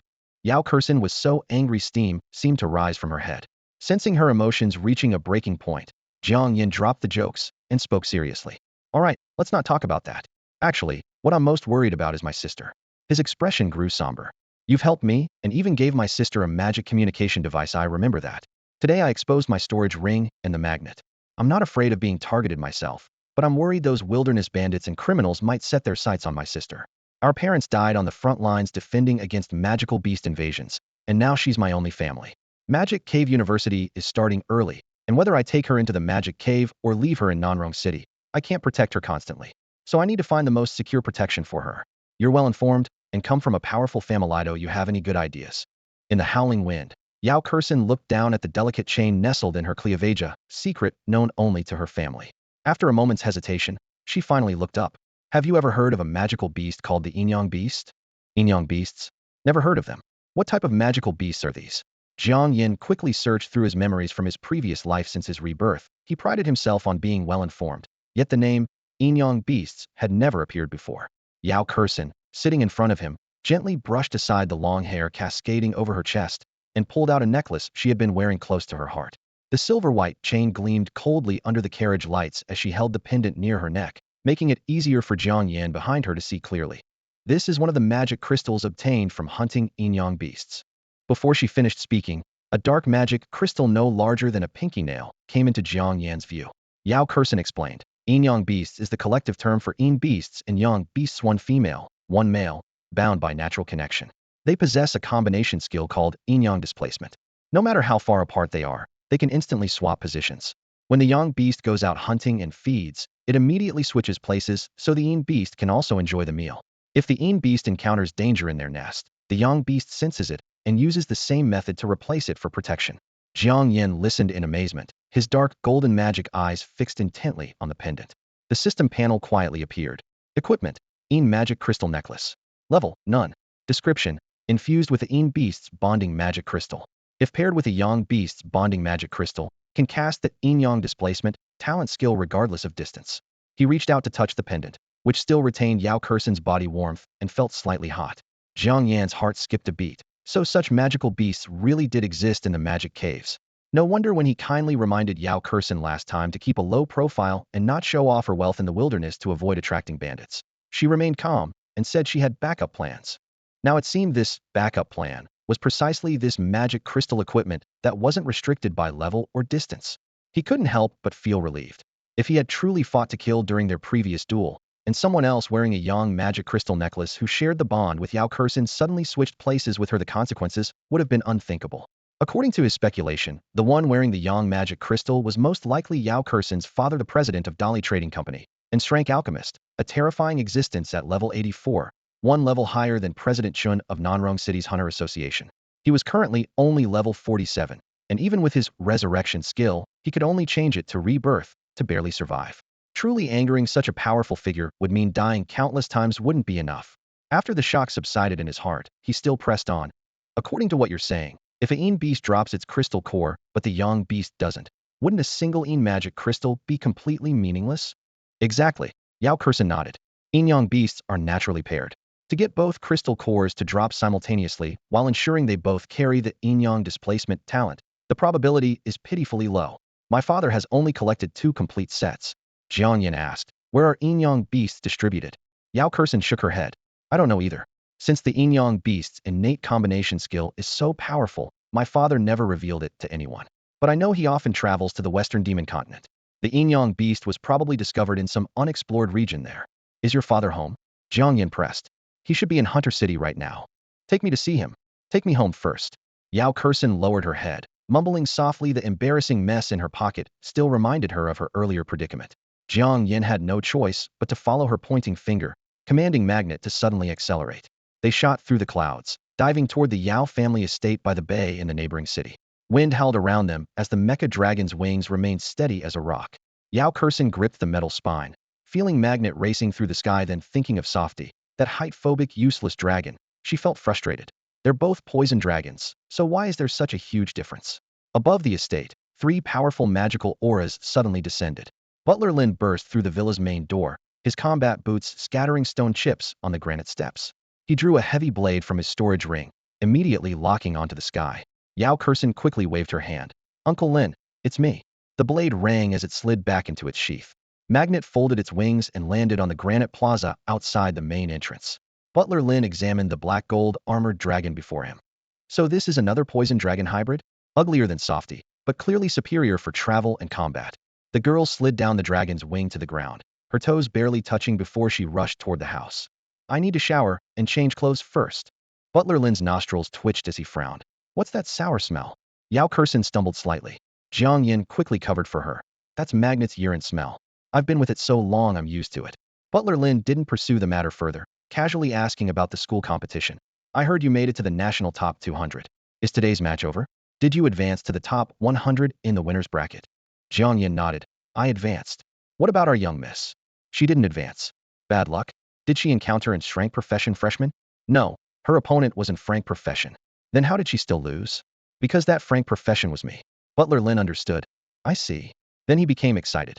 Young man, let me see your movement techniques and swordsmanship. Jiang Yan smiled bitterly. You're a level 69 main combat profession, wanting to bully a level 42 trash profession like me? I'll remove my equipment and won't use skills or weapons. You can go full purple gear at level 40. The attribute difference won't be too significant. Remember, after level 50, each level adds 100 to all attributes. Jiang Yan quietly activated his demon eye. Butler Lin's unequipped stats were clear at a glance. Health 2710, attack 2530, speed 2460, defense 2630. While he was truly level 47 with several hundred in each attribute, plus level 40 equipment could break 1,000. Base attack 588, plus the Demon King Sword's 800 physical attack, totaling 1388.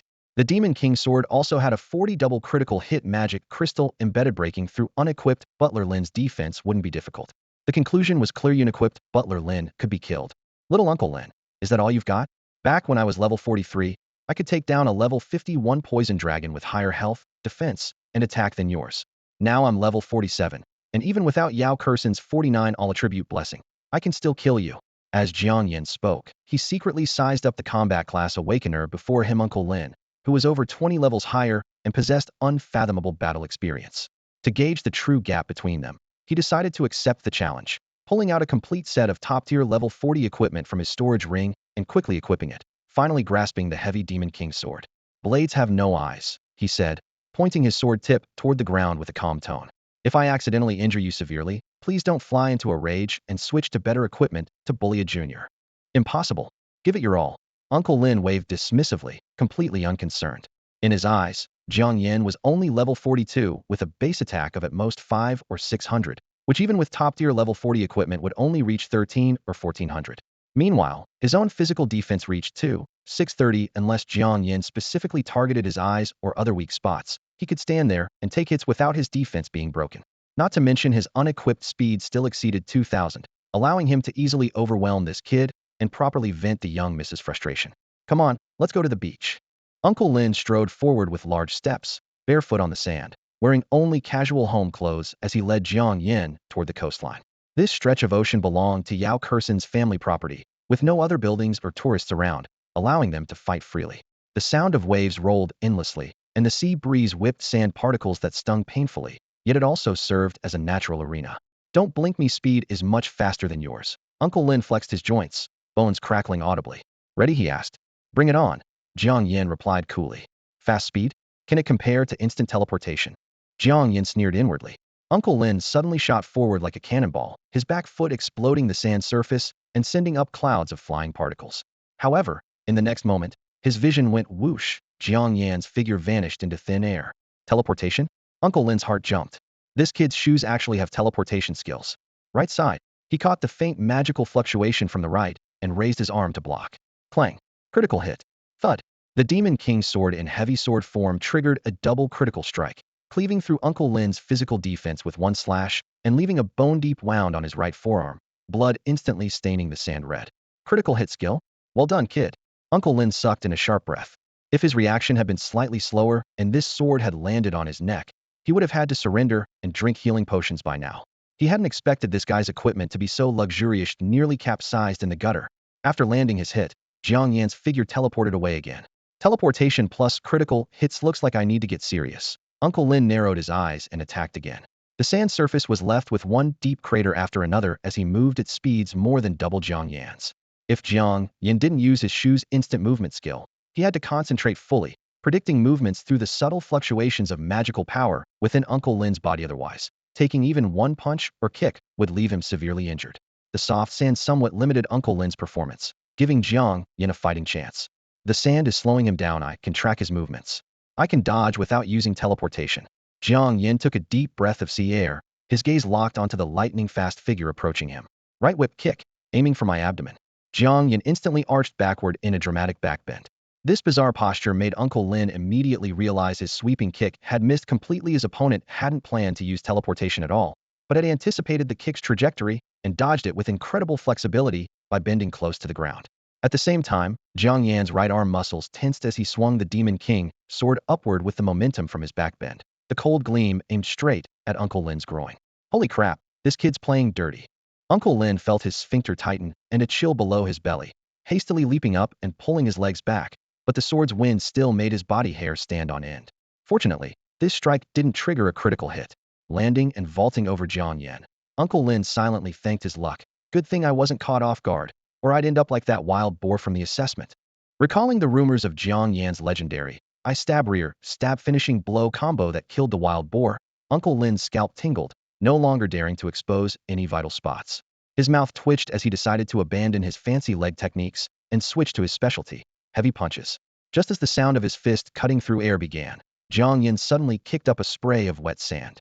The fine grains hit Uncle Lin's face, making him reflexively close his eyes and slightly disrupting his punch. In that brief moment of blindness, whoosh, a spatial ripple flashed by. I knew you'd teleport for a sneak attack. Uncle Lin forced himself to judge the direction and swept his right arm, but hit only air though he sensed the landing point was to his right. Jiang Yan had ghostly teleported again, appearing on his left side. Miscalculation. He can teleport consecutively. Uncle Lin's heart sank. Thud. The Demon King's sword sliced through the air, striking Uncle Lin's left neck precisely. Blood spurted half a meter high as the critical hit activated. I yield. Jiang Yan sheathed his sword and stood calmly, nodding slightly. Uncle Lin endured the intense pain, using both hands, one pressing firmly against the gushing wound, the other pulling a high-grade healing potion from his storage ring to gulp down. Green light flickered around his neck as he finally stabilized the injury, though his face remained pale. Well done, lad. I underestimated you. Uncle Lin smiled bitterly. Jiang Yan stored the Demon King's sword in his ring and said humbly, I only won by luck thanks to my shoe's teleportation and the sword's critical hit. If we fought again and you figured out my equipment, I wouldn't have a chance to seriously wound you. Inside the villa's bathroom, Yao Kursin was mid-shower when she sensed two magical forces colliding. She quickly rinsed off the soap, hastily dried herself, threw on casual clothes, and rushed outside. At the villa entrance, servants had already formed a circle. In the distance on the sea, Magnet Beast floated in the waves, playing in the water while watching the battle. Yao Kursin had just run out the door when she witnessed the horrifying sight of blood fontaining from Uncle Lin's neck, her slippers clattering in shock. Even level 69 Uncle Lin got his defense broken? No wonder I was completely overwhelmed at level 49. She rushed forward, her slippers slapping against the sand, staring at the alarming pool of blood on the beach with an odd sense of balance. Even Uncle Lin lost, so my earlier defeat wasn't unfair. Uncle Lin smiled bitterly while covering his neck. Jiang Yan's reactions are too quick, and he strikes ruthlessly. I was careless for a moment. Jiang Yan bowed again and explained, "It really was just the shoe's teleportation combined with the critical hit sword. Without those, I couldn't break your defense even if you stood still." Yao Kursin turned to Uncle Lin teasingly. "My brother at level 53 with full equipment couldn't beat you in light gear, and now you lost to level 42 Jiang Yan. So I guess that evens things out." Then she turned to Jiang Yan. "By the way, didn't you have business with my father? Let's go to Hunter City." Magnet. At Jiang Yan's call, the magnet beast immediately flew over from its ocean play, water droplets sparkling on its steel shell in the sunlight. Yao Kursin had Jiang Yan sit in front while she sat behind. Magnet flew south along the coastline, sea wind howling. During the journey, she secretly pulled out the underwear and pants she'd just removed but hadn't had time to deal with from her storage ring, stuffed them into a disposable garbage bag, and tossed it into the sea wind. Meanwhile, at the villa entrance, a female servant cleaning up looked up in confusion. Why did Miss only change her top after showering this time? Hunter City, Dolly Trading Company headquarters. After his rebirth, Jiang Yan had almost no private contact with Yao Li, Yao Kursin's father, yet he knew every detail of Yao Li's professional intelligence by heart. Apart from President Luo, who was notorious for his prying eyes and far-reaching influence, no one in the world understood Yao Li's true capabilities better than Jiang Yan. Every talent and skill Yao Li possessed lay before Jiang Yan like an open ledger, crystal clear. Among all his abilities, what Jiang Yan envied most was the equivalent exchange talent that Yao Li unlocked at level 50.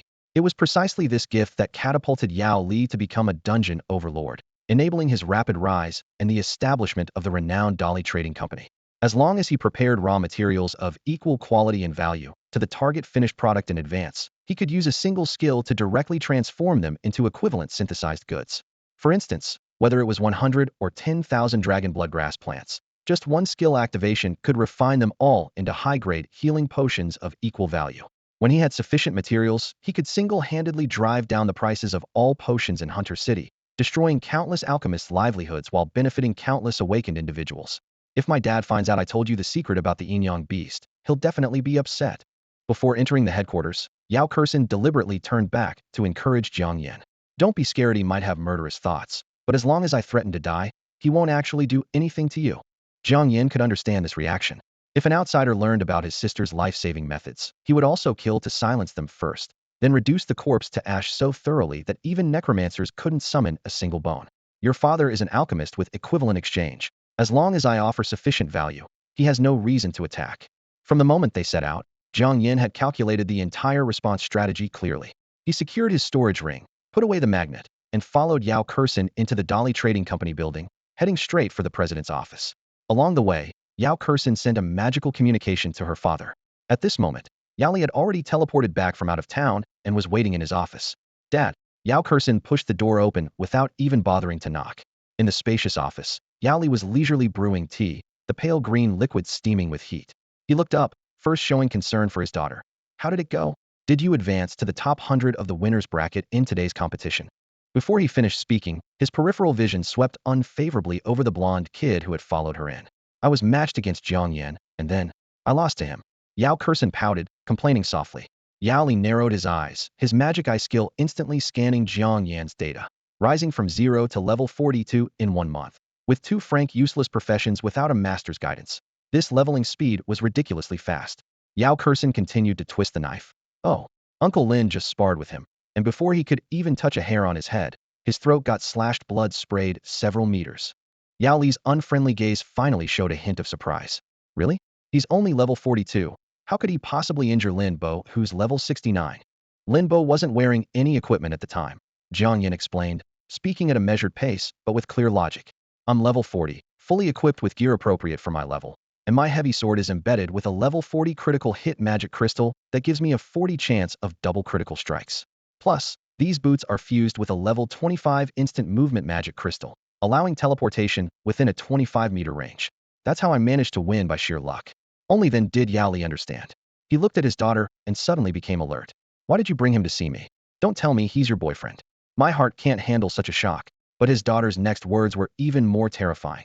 "I told him the secret of the Inyong beast, and I even mentioned the Inyong reversal magic crystal." As soon as she finished speaking, a murderous magical force erupted from within Yao Li's body, surging toward Jiang Yan like a tidal wave. "Dad, calm down." Yao Kursin suddenly spread her arms wide, blocking Jiang Yan's path. "I was the one who told him voluntarily. If you want to kill him to silence him, then kill me first." "You." Yao Li gritted his teeth, his gaze filled with murderous intent. Jiang Yan gently pushed Yao Kursin aside, his expression calm. President Yao, I understand your impulse to kill me to keep this secret. If I were in your position, and someone outside the family knew about the life-saving measures I'd left for my sister, I would do the same. The reason I asked about the Inyong beast is because I'm about to enter the magic cave for my studies, and I'm worried about leaving my sister alone at home. That's why I asked Kursin if there was a way to ensure her safety. Yao Li's furrowed brow relaxed slightly, but his voice remained ice cold. So, you want me to tell you where you can hunt Inyong beasts? I know you have the equivalent exchange talent skill. Jiang Yan nodded. I'm willing to trade something of equal value for the information. What could a level 42 kid with an frank profession possibly offer me? Yao Li snorted coldly. I have maximum innate magic power, and my farmer profession effects far exceed those of the same level. 1. Field improvement enhances the magic power purity of surrounding farmland. 2. Abundant harvest doubles yield every 10 levels, and at level 42, I can increase it fourfold. 3. Pest immunity works not only on plants, but can also be cast on people. I've used it on both Kursin and her brother before. Yao Li's eyes immediately blazed with interest. Field improvement could enhance magic power purity, and abundant harvest could quadruple yields? Such abilities were incredibly valuable. Jiang Yan delivered the final blow. If that's still not enough, my repair craftsman profession also has the lossless equipment disassembly skill. Yao Li's expression completely changed. Are you certain it's lossless disassembly? Even the magic crystals in the equipment won't be downgraded. I'm certain, but I'm only level 42 right now, so I can only disassemble equipment up to level 51. Anything higher is beyond my capability. At this point, Jiang Yan's tone became low but seductive. If President Yao is bold enough, we could target foreign-built teleportation towers that are no higher than level 50. I can bypass their anti-disassembly devices and directly perform lossless disassembly of teleportation magic crystals.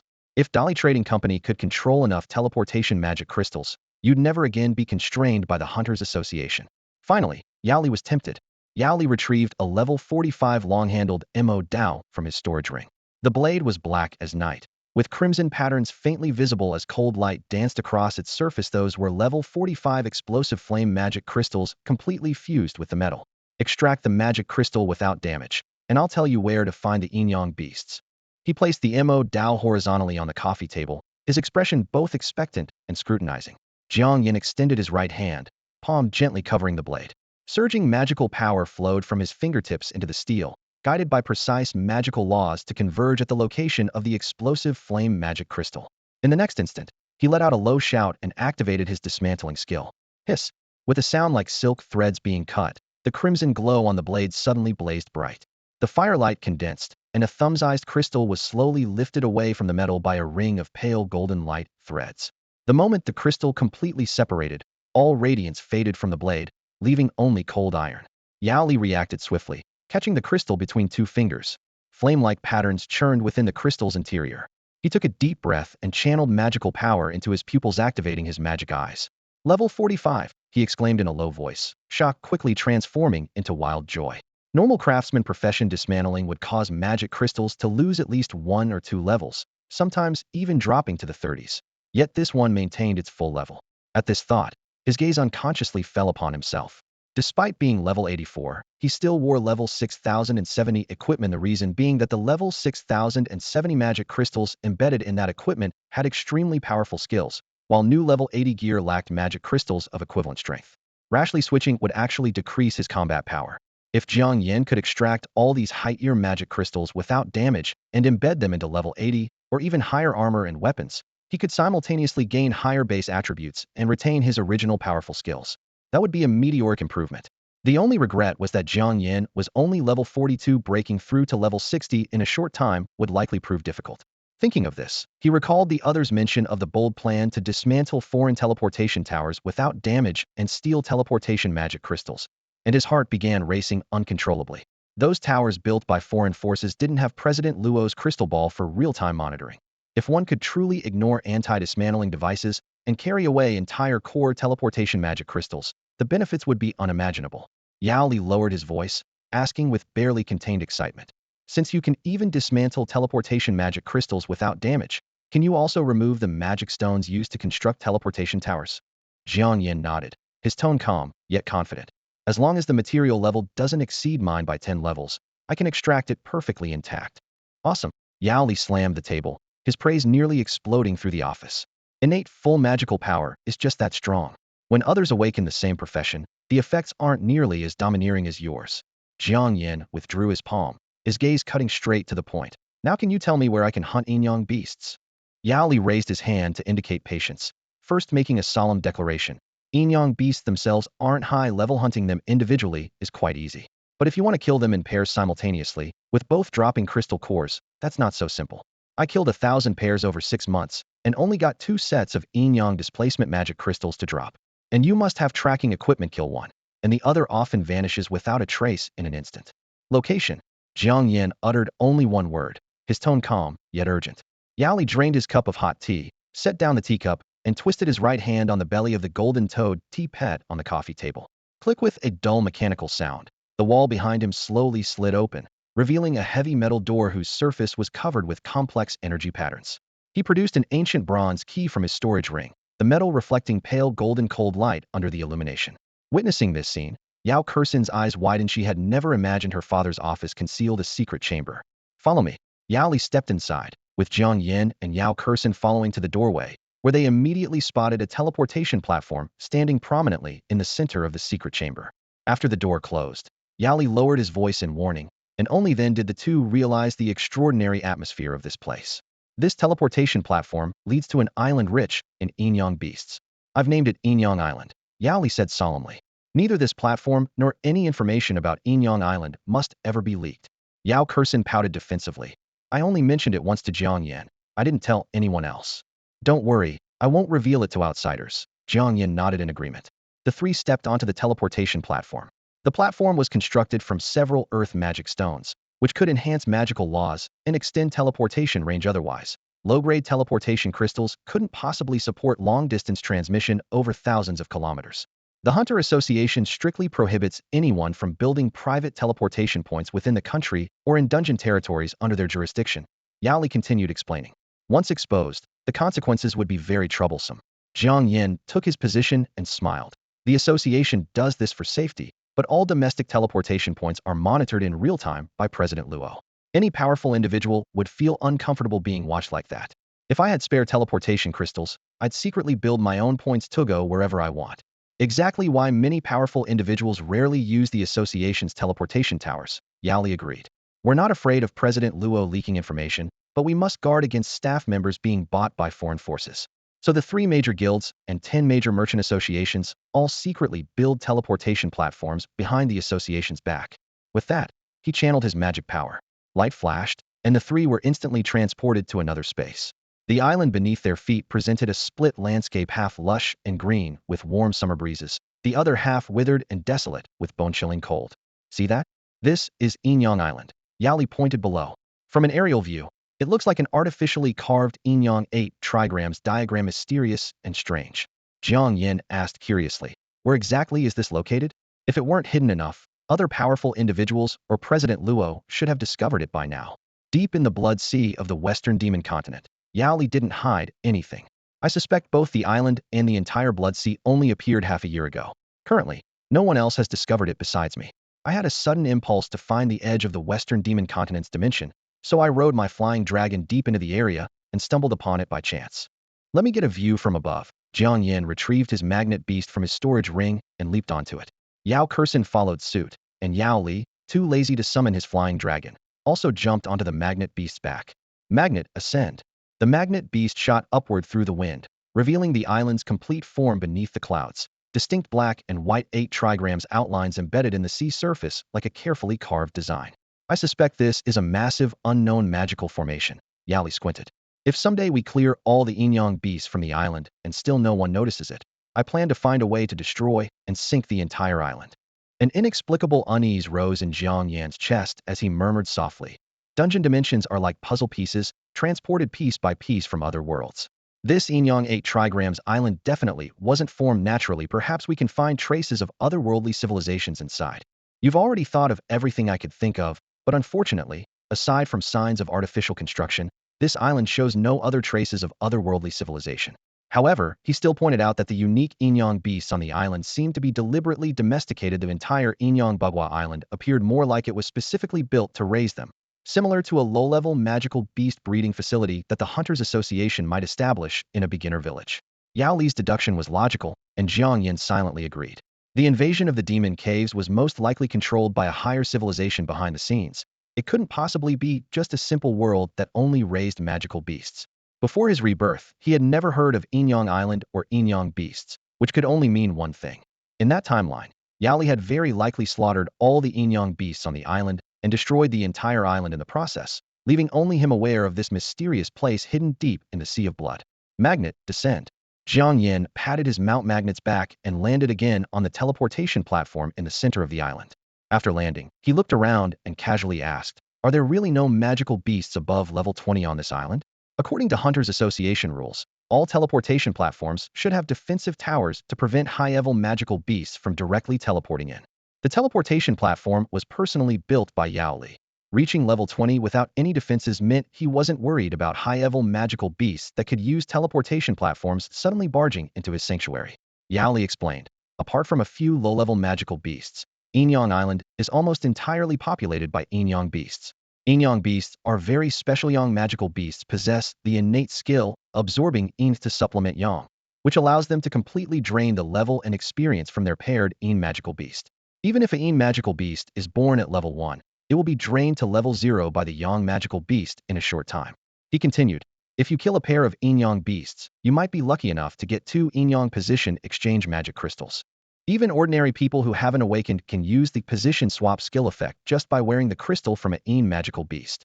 Jiang Yan was surprised and asked, what if you get an absorbing Yin to supplement Yang magic crystal and turn it into equipment? Could you absorb opponents' experience and levels like Yang magical beasts do? I knew you'd ask that. Yao Li shook his head. It doesn't work. Equipment skills and magical beast talents are fundamentally different. I've used equivalent exchange to combine absorbing Yin to supplement Yang magic crystals with other materials to create various equipment pieces, but the effect is limited to absorbing magical power, and it can only absorb magical power from the opposite gender. Jiang Yan wanted to ask more about how absorbing opposite gender magical power actually worked, but seeing Yao Kursen nearby, he suppressed his curiosity. Looking around and seeing no Inyong beasts, he asked, have you almost killed off all the Inyong beasts on the island? Why aren't there any in the central area? I had my magical beast companions leave plenty of urine and feces in this area, so all the magical beasts on the island know this is level 56 magical beast territory and don't dare approach. This island now has about 3,000 to 4,000 pairs of Inyong beasts. When I first arrived without understanding their nature, I foolishly killed hundreds of them. Even when they dropped Inyong displacement magic crystals, I had no idea where to find their naturally paired counterparts. Yao Li stood with his back to the blood sea, gazing at the faint Inyong beast tracks barely visible in the depths of the forest, pouring out all the experience he had gained from long-term research. He gestured in the air, his speech suddenly quickening. When hunting, you must target the females first the Yin beasts.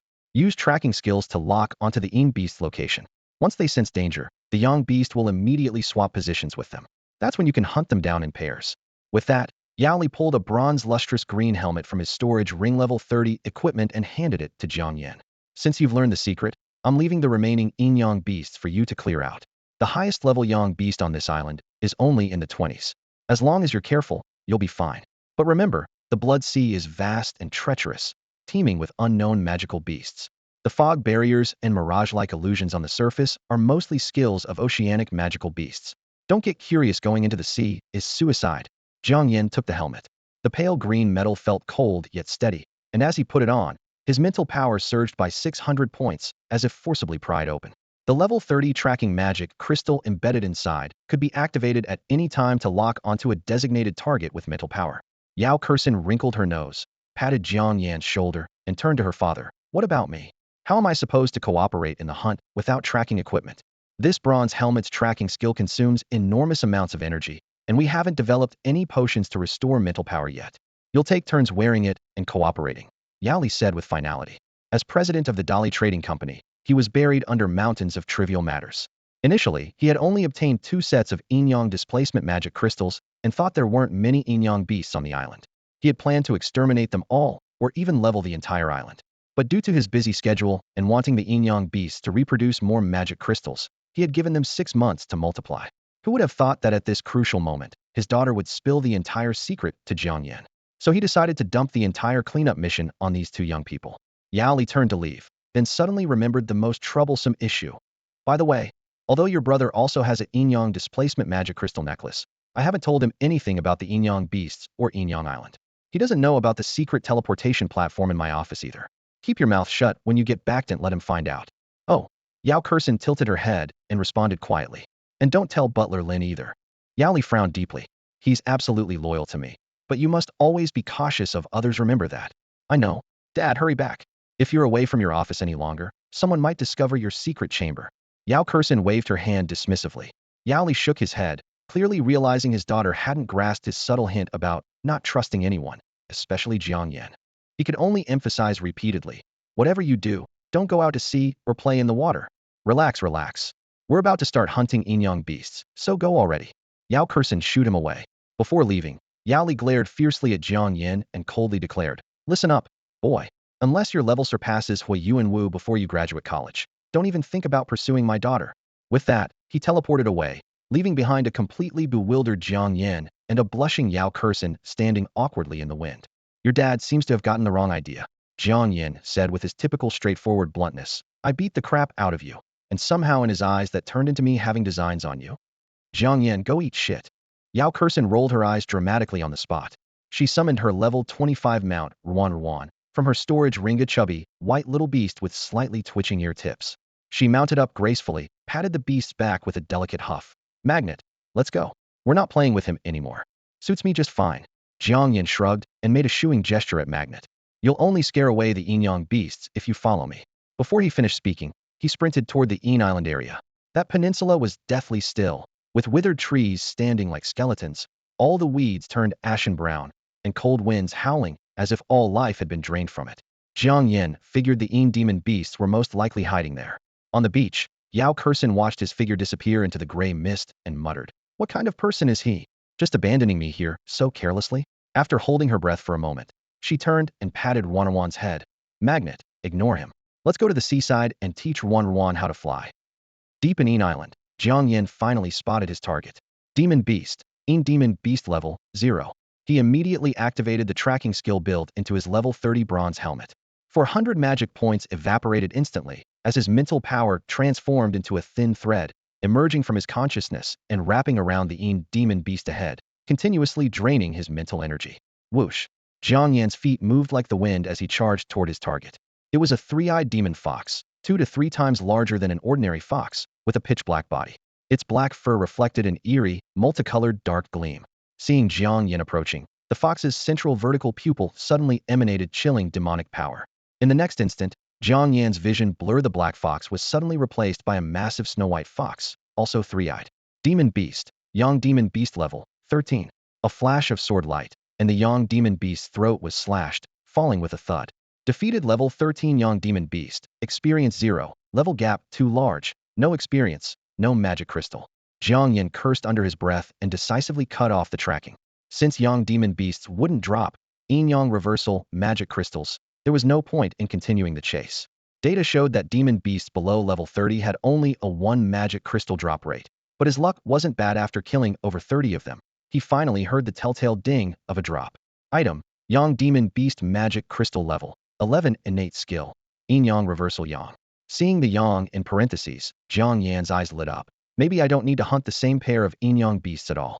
If I just change Yang to In, I could directly sever their bond. That way, if I can artificially reconstruct the bond, couldn't I just ask Yao Li for those discarded magic crystals to modify?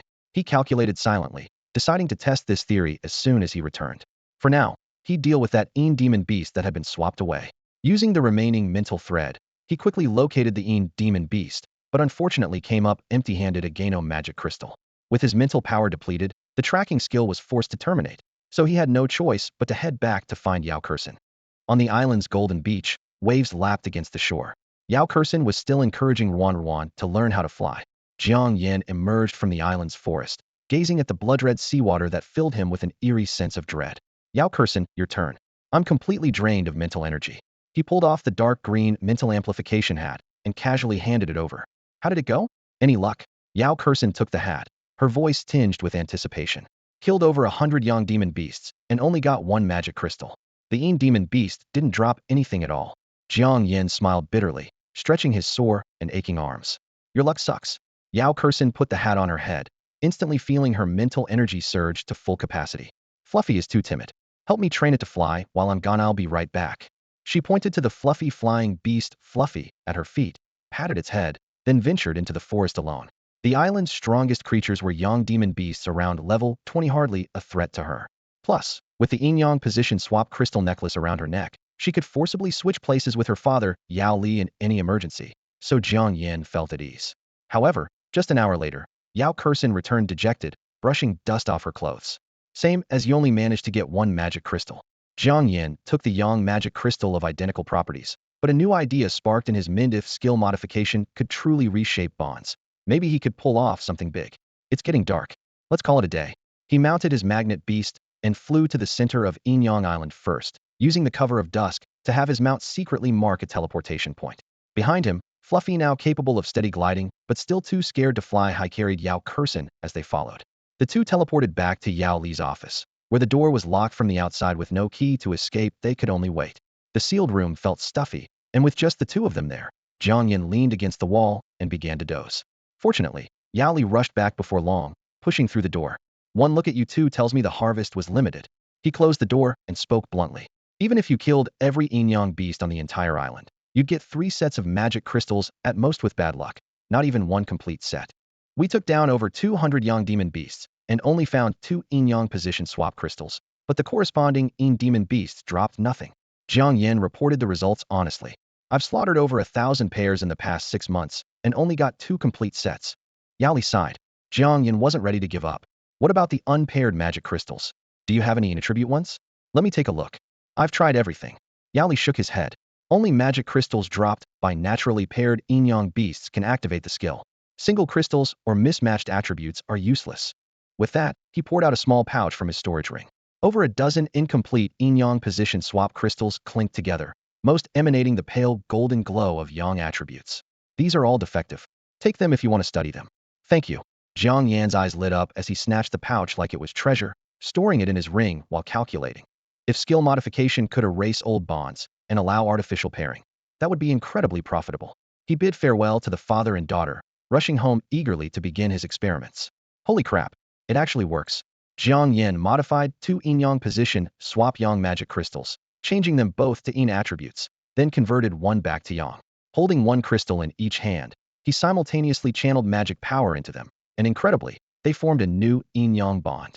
Both of these magic crystals were modified from level 10 plus Yang demon beast cores, making them unusable for ordinary people. Fortunately, among the 14 magic crystals Yao Li had provided, there were 2 level 0 In attribute crystals. Jiang Yan first temporarily converted the 2 level 0 In crystals to Yang attribute, severed their remaining life bonds, then reverted them back to In attribute. Using his magic power as a guide, he formed new Inyong bonds with a level 16 Yang crystal. Following the same process, he dismantled, modified, and reconstructed all 14 crystals from Yao Li, plus the 2 crystals that had dropped when he and Jiang Kursin killed the Inyong beast yesterday. In the end, he successfully crafted 7 pairs of new magic crystals with Inyong position swap abilities.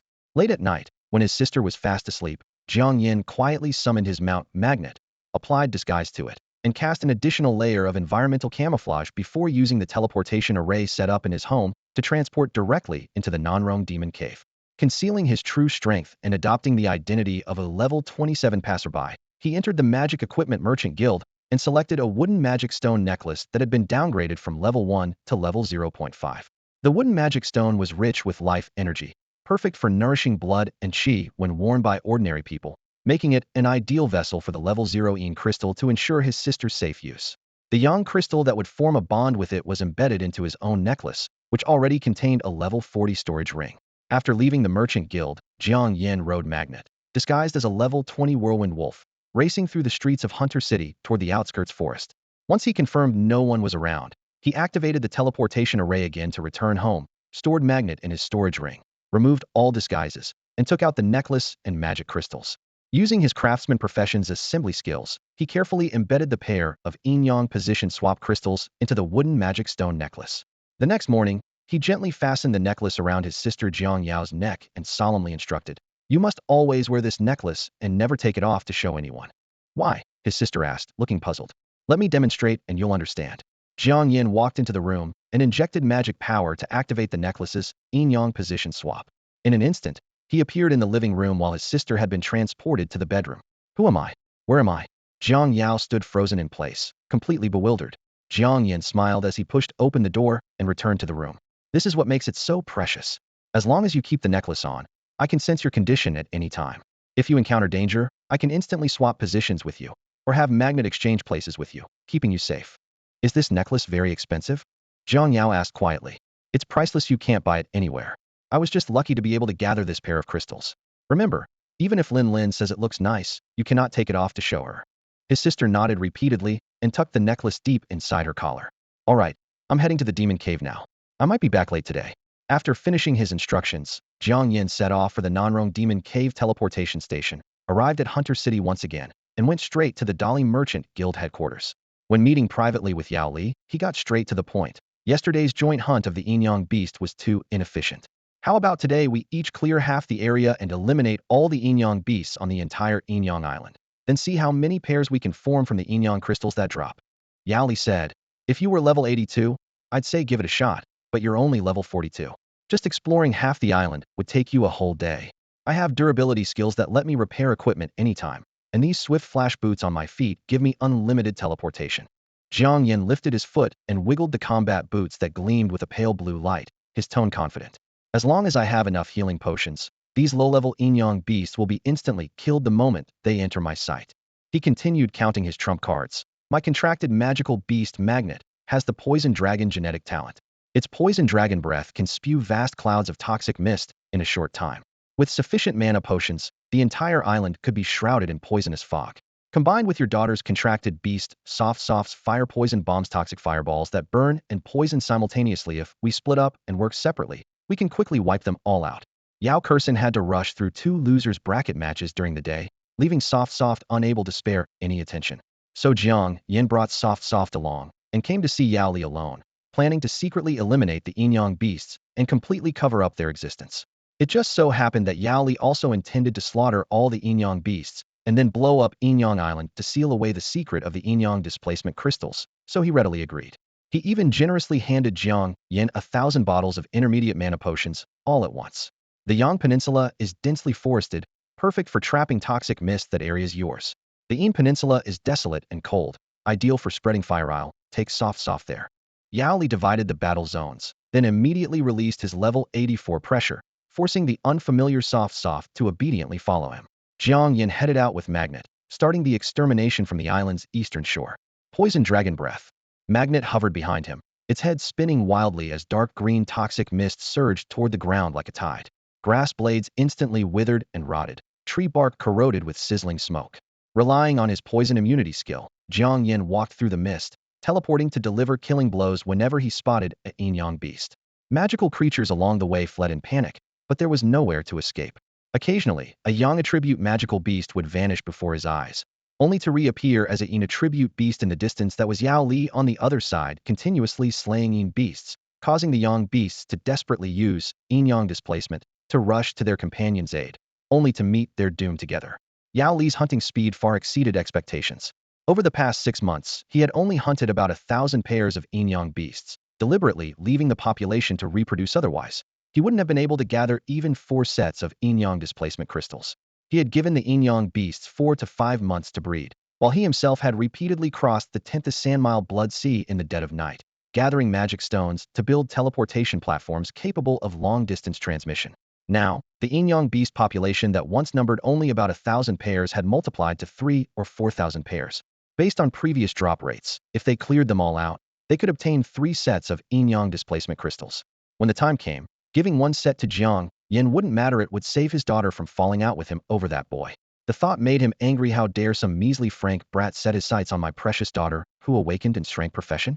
Haha, I actually got a complete set of Inyong displacement magic crystals. 2 hours later, Jiang Yan deliberately sent this magical communication message to Yao Li. When Yao Li received the communication, he was treading across scorched earth, surrounded by the wails of Inyong beasts and the crackling of flames. He was surprised by the kid's luck. A complete set in just 2 hours? Looks like I didn't misjudge you. He had already slain over 1,000 Inyong beasts, most of them Yang beasts, so he replied, how's your progress?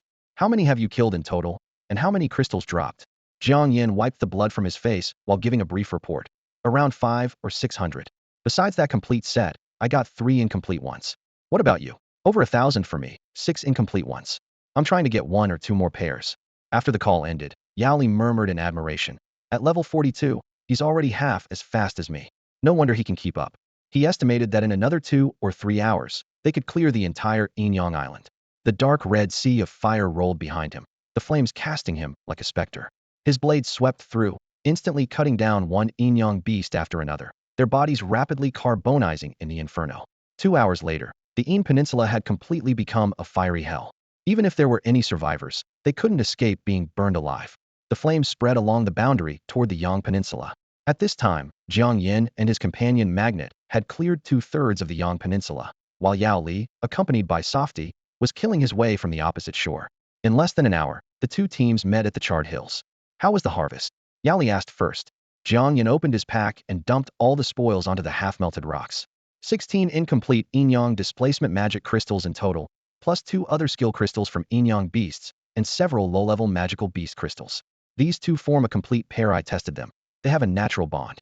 With that, he handed over the pair he had crafted into a perfect combination, using his modification skill last night, along with the 16 incomplete crystals, to Yao Li. Yao Li first grasped the complete pair, closed his eyes to sense them for a moment, then nodded with satisfaction. Since you found this set yourself, it's yours. Then he arranged the 16 incomplete crystals with his own 25 in 2 rows, sensing the bond fluctuations one by one. In the end, from 19 Yang crystals and 21 Yin crystals, he found 4 naturally paired sets. As expected, once one beast drops a Yin Yang displacement crystal, the probability of its mate dropping a bonded crystal increases at least tenfold. Yao Li concluded softly. Looking at the 4-colored radiance in his hands, he smiled with satisfaction. Worth the 4 or 5 months I spent raising them. During this time, he had not only provided breeding space, but also used secret methods to bring in large quantities of collision rabbit carcasses for feeding. This allowed the Inyong beast population, which had been slaughtered down to just 1,000 pairs, to multiply to 3,000 or 4,000 pairs within half a year. After storing the 4 sets of crystals, he patted Jiang Yan's shoulder. These 4 sets need to go to family members. You're an orphan with only a sister left, as family 1 set is enough for you. However, Jiang Yan pointed to a pile of dim crystals on the ground. Can I have those discarded incomplete ones? I can use my dismantling skill to remove the talent abilities and use them as magic stones for crafting equipment. Yao Li knew that magic crystals could have their innate skills erased and be used as spirit stones, but even the worst magic crystals were worth more than spirit stones, so only an idiot would erase the skills from magic crystals. However, this batch was completely ruined defective products that could neither activate skills nor function as spirit stones, so Yao Li didn't hesitate to dump them all on Jiang Yan. Jiang Yan appeared calm on the surface, but his heart was racing wildly. 23 complete Inyong reversal magic crystals. With just minor adjustments using his talent modification ability, he could assemble 11 complete sets. Combined with the 7 sets he had modified last night, he would possess 18 sets of magic crystals capable of activating Inyong reversal. Old man Yao, if you knew what I could do, you'd cough up blood from rage. Jiang Yan secretly rejoiced as he stored all the magic crystals in his storage ring. Ruan, keep launching fire poison bombs and burn down this entire island, he commanded. Not bad. This kid is decisive and efficient. He'll achieve great things, Yao Li praised, then summoned his resting battle pet from his ring. Quosha Dragon's roar echoed as the swift dragon appeared. This level 56 wind attribute magic dragon, though less than 10 meters long, radiated intense dragon might. Wind magic and high-speed flight were its specialties. Ruan, already timid and weak, was so terrified at the sight of the dragon that she wet herself on the spot. Magnet didn't urinate, but faced with this overwhelming pressure, he trembled like a sieve. The level gap, combined with the dragon race's natural intimidation, was impossible to resist. Fat Dragon, transform to maximum size and go fan the winds above those fire points. Yao Li ordered. Magic beasts above level 50 could shapeshift. The swift dragon soared into the air, its originally 10-meter body instantly expanding to over 100 meters. With one wing beat, it stirred up fierce winds. Ruan continuously hurled fire poison bombs, and flames intertwined with hurricanes, turning Inyong Island into a sea of fire in the blink of an eye. This teleportation tower is finished. Help me tear it down later, Yao Li said to Jiang Yan. On the way back, I'll take you to some territory occupied by those Japanese bastards and tear down 2 more towers. How do we split the loot after tearing them down? Jiang Yan immediately asked. Teleportation magic crystals and magic stones are scarce strategic resources. Yao Li shook his head. Your level is too low. Giving them to you would actually harm you. You contribute the effort, and I won't let you suffer. Whenever you need potions in the future, just come find me, and I'll provide all you need. Also, I previously said you had to surpass Wei Yuan Wu before pursuing my daughter. I'm relaxing the conditions. As long as you break through to level 60, I won't interfere with your relationship. Jiang Yan, what the hell kind of relationship do I have with your daughter? It's a misunderstanding. She and I are completely innocent, not what you think. Yao Li sneered. You dare to pursue her, but won't admit it? My daughter even told you her life-saving methods and threatened me with death if you kill him. I'll kill myself first. If that's not love, what is? Answer me. Jiang Yan's face darkened like the bottom of a pot. What the hell am I supposed to answer? If I really liked her, would I make her cry in public? Would I beat the crap out of her? He cursed inwardly, but didn't dare voice these thoughts. Forget it. I can't say this, and I don't dare to. Otherwise, I'll be the one getting the crap beaten out of me. With his magnetic teleportation ability, Jiang Yan had no need for teleportation crystals. After all, the magic crystals commonly used in these teleportation towers were generally low level. Even a level 20 crystal could only support a distance of 1,000 kilometers.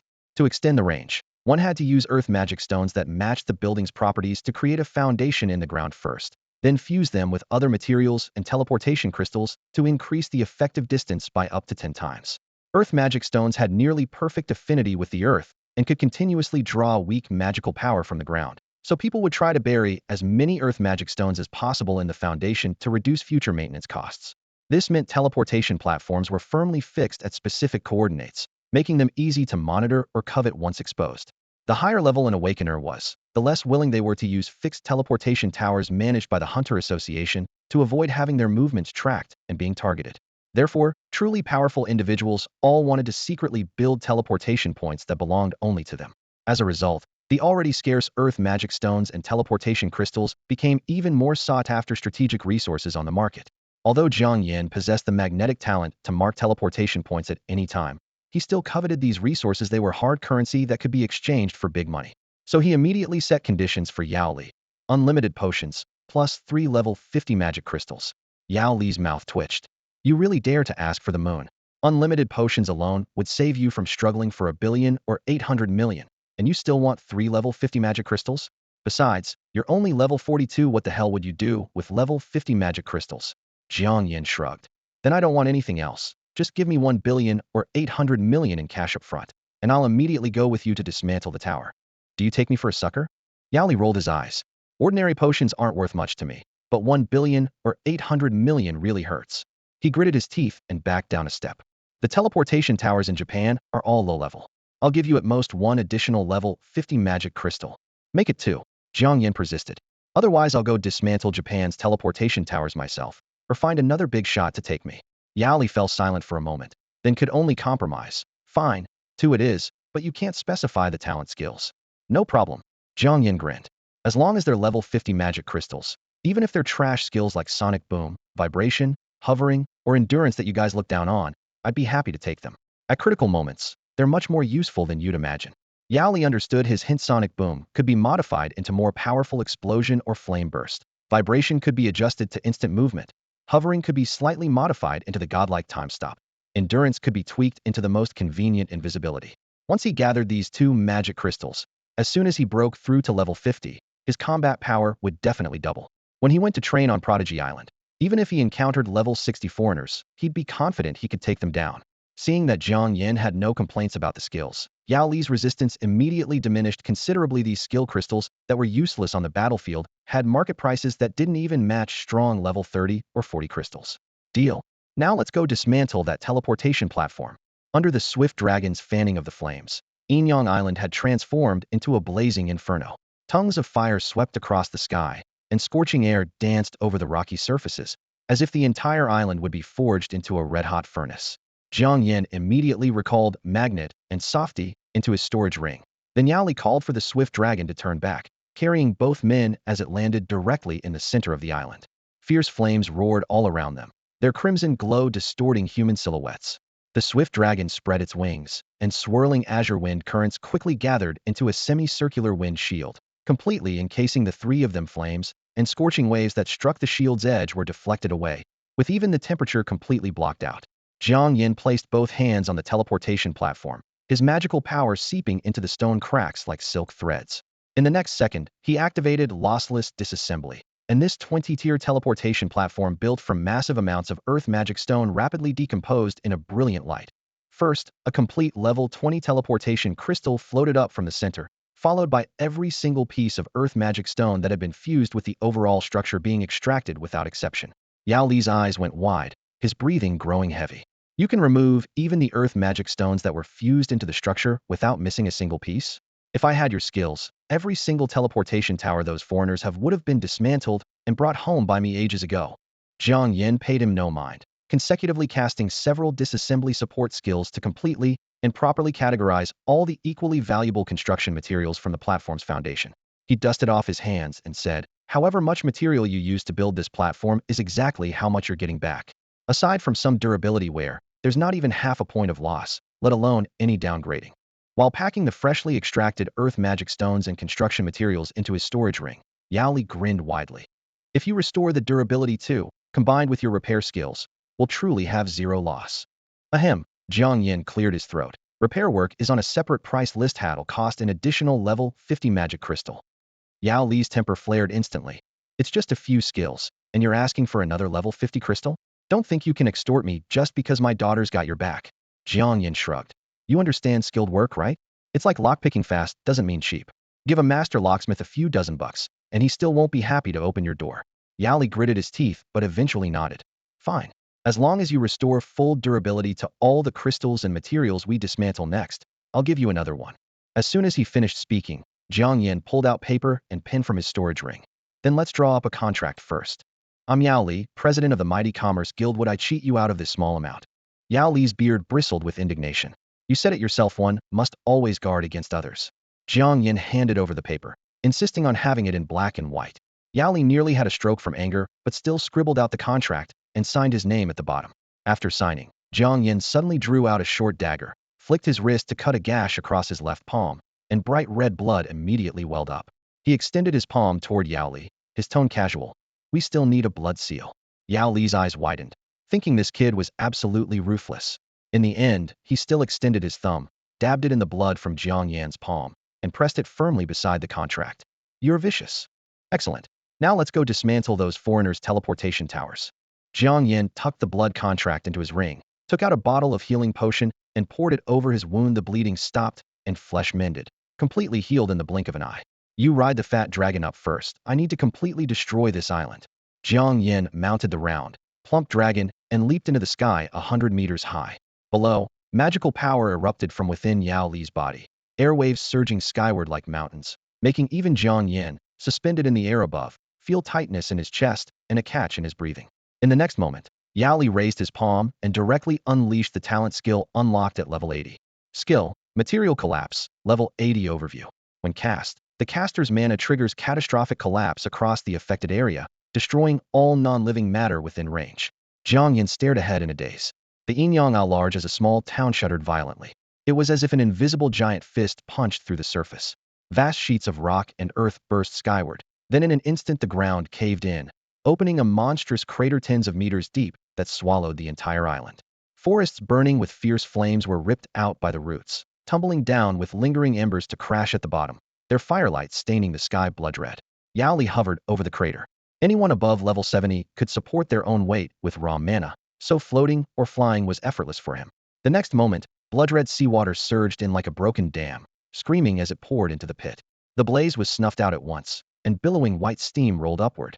In the blink of an eye, Inyong Island and the land beneath it were completely annihilated. The heaving surf swept over, drowning every trace. The scene made everything click for Jiang Yan. In his previous life, he had never heard of Inyong beasts or Inyong Isle, because Yao Li had already slaughtered the beasts, and the island itself had turned to abyssal dust under material collapse. Material collapse is downright broken. Jiang Yan's pulse raced as his thoughts spun. The skill doesn't affect living beings, but if its magical structure were altered into hostage collapse, wouldn't everyone within range be reduced to pulp on the spot? Within several kilometers, anyone below Yao Li's level or lacking sufficient defense would be instantly killed. If Yao Li later broke through level 90, pushing his mind and mana to new peaks, a single hostage collapse could wipe out an entire small city's civilians and low to mid-tier awakened.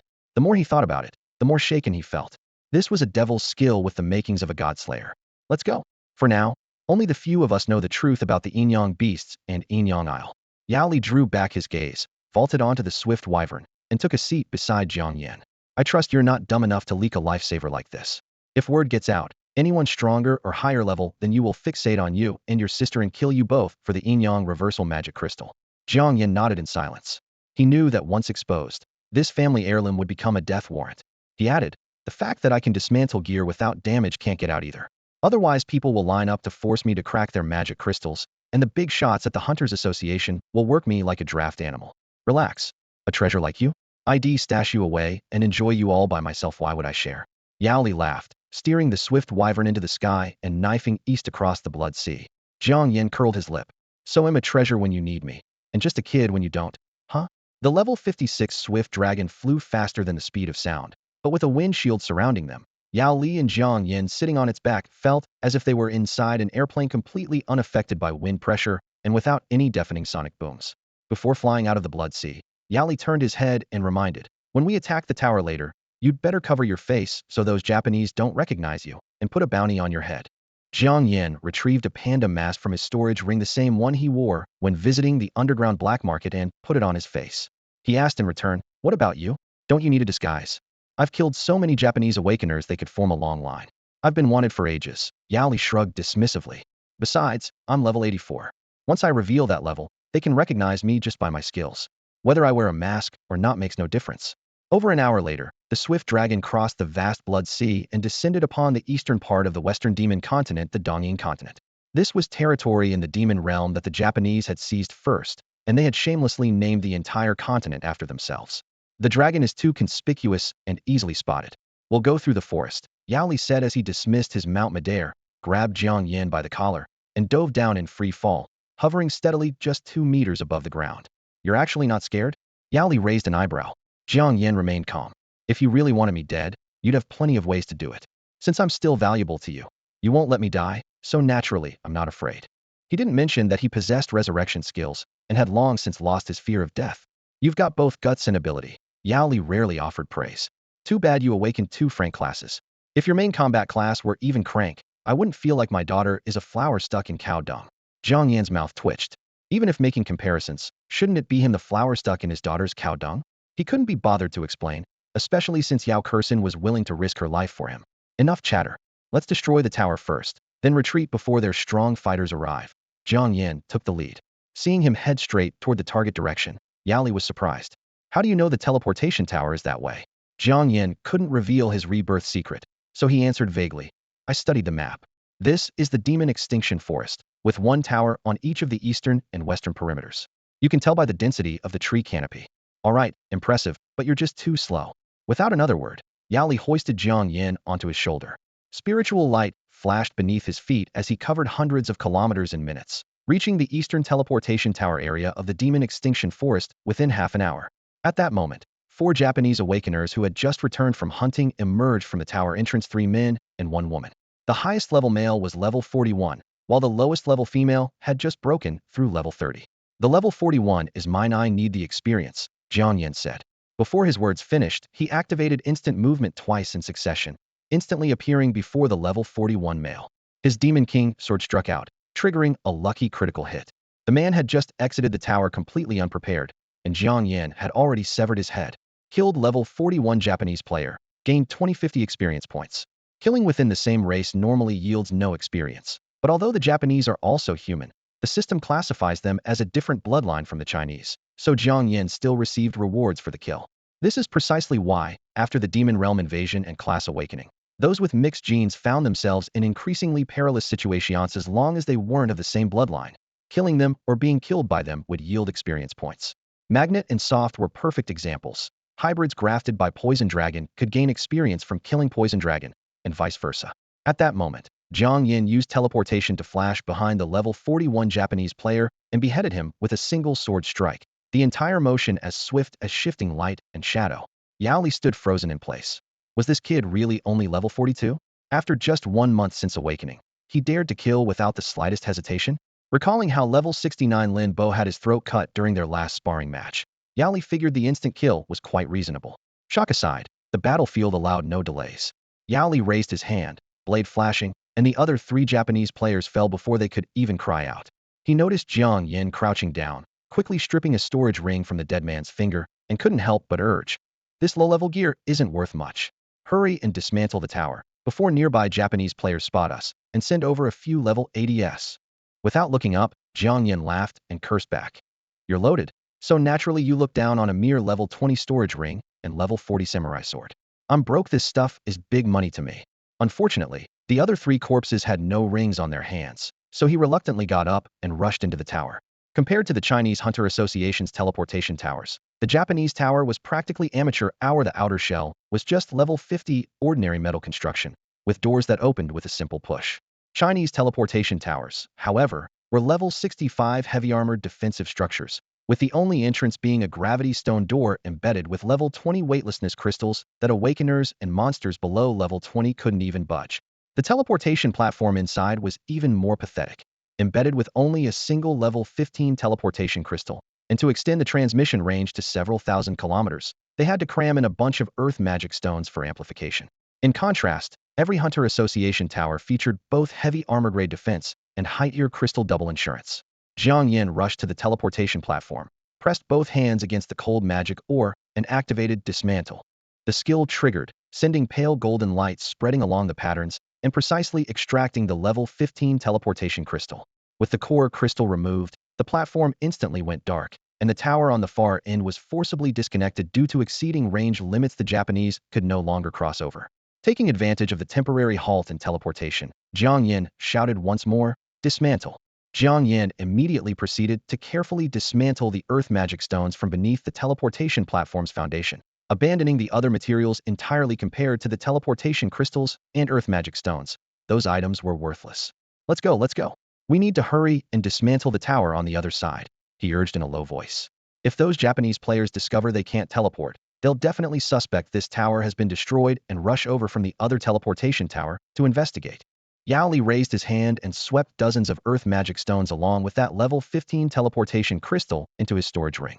Before his words had even finished, he had already hoisted Jiang Yan onto his shoulder and summoned his swift wyvern to soar into the sky. The moment the wyvern spread its wings, he casually aimed at the defensive tower guarding the teleportation platform and cast Matter Collapse. The once imposing level 50 defensive tower came crashing down in a thunderous collapse of rubble and dust. He had been itching to destroy these things for ages. It was just that previously, directly dismantling towers offered no profit and easily provoked retaliation from the Japanese players, making it extremely cost-ineffective. Now with Jiang Yan here, the temptation of perfectly extracting magic crystals and magic stones made him throw caution to the wind.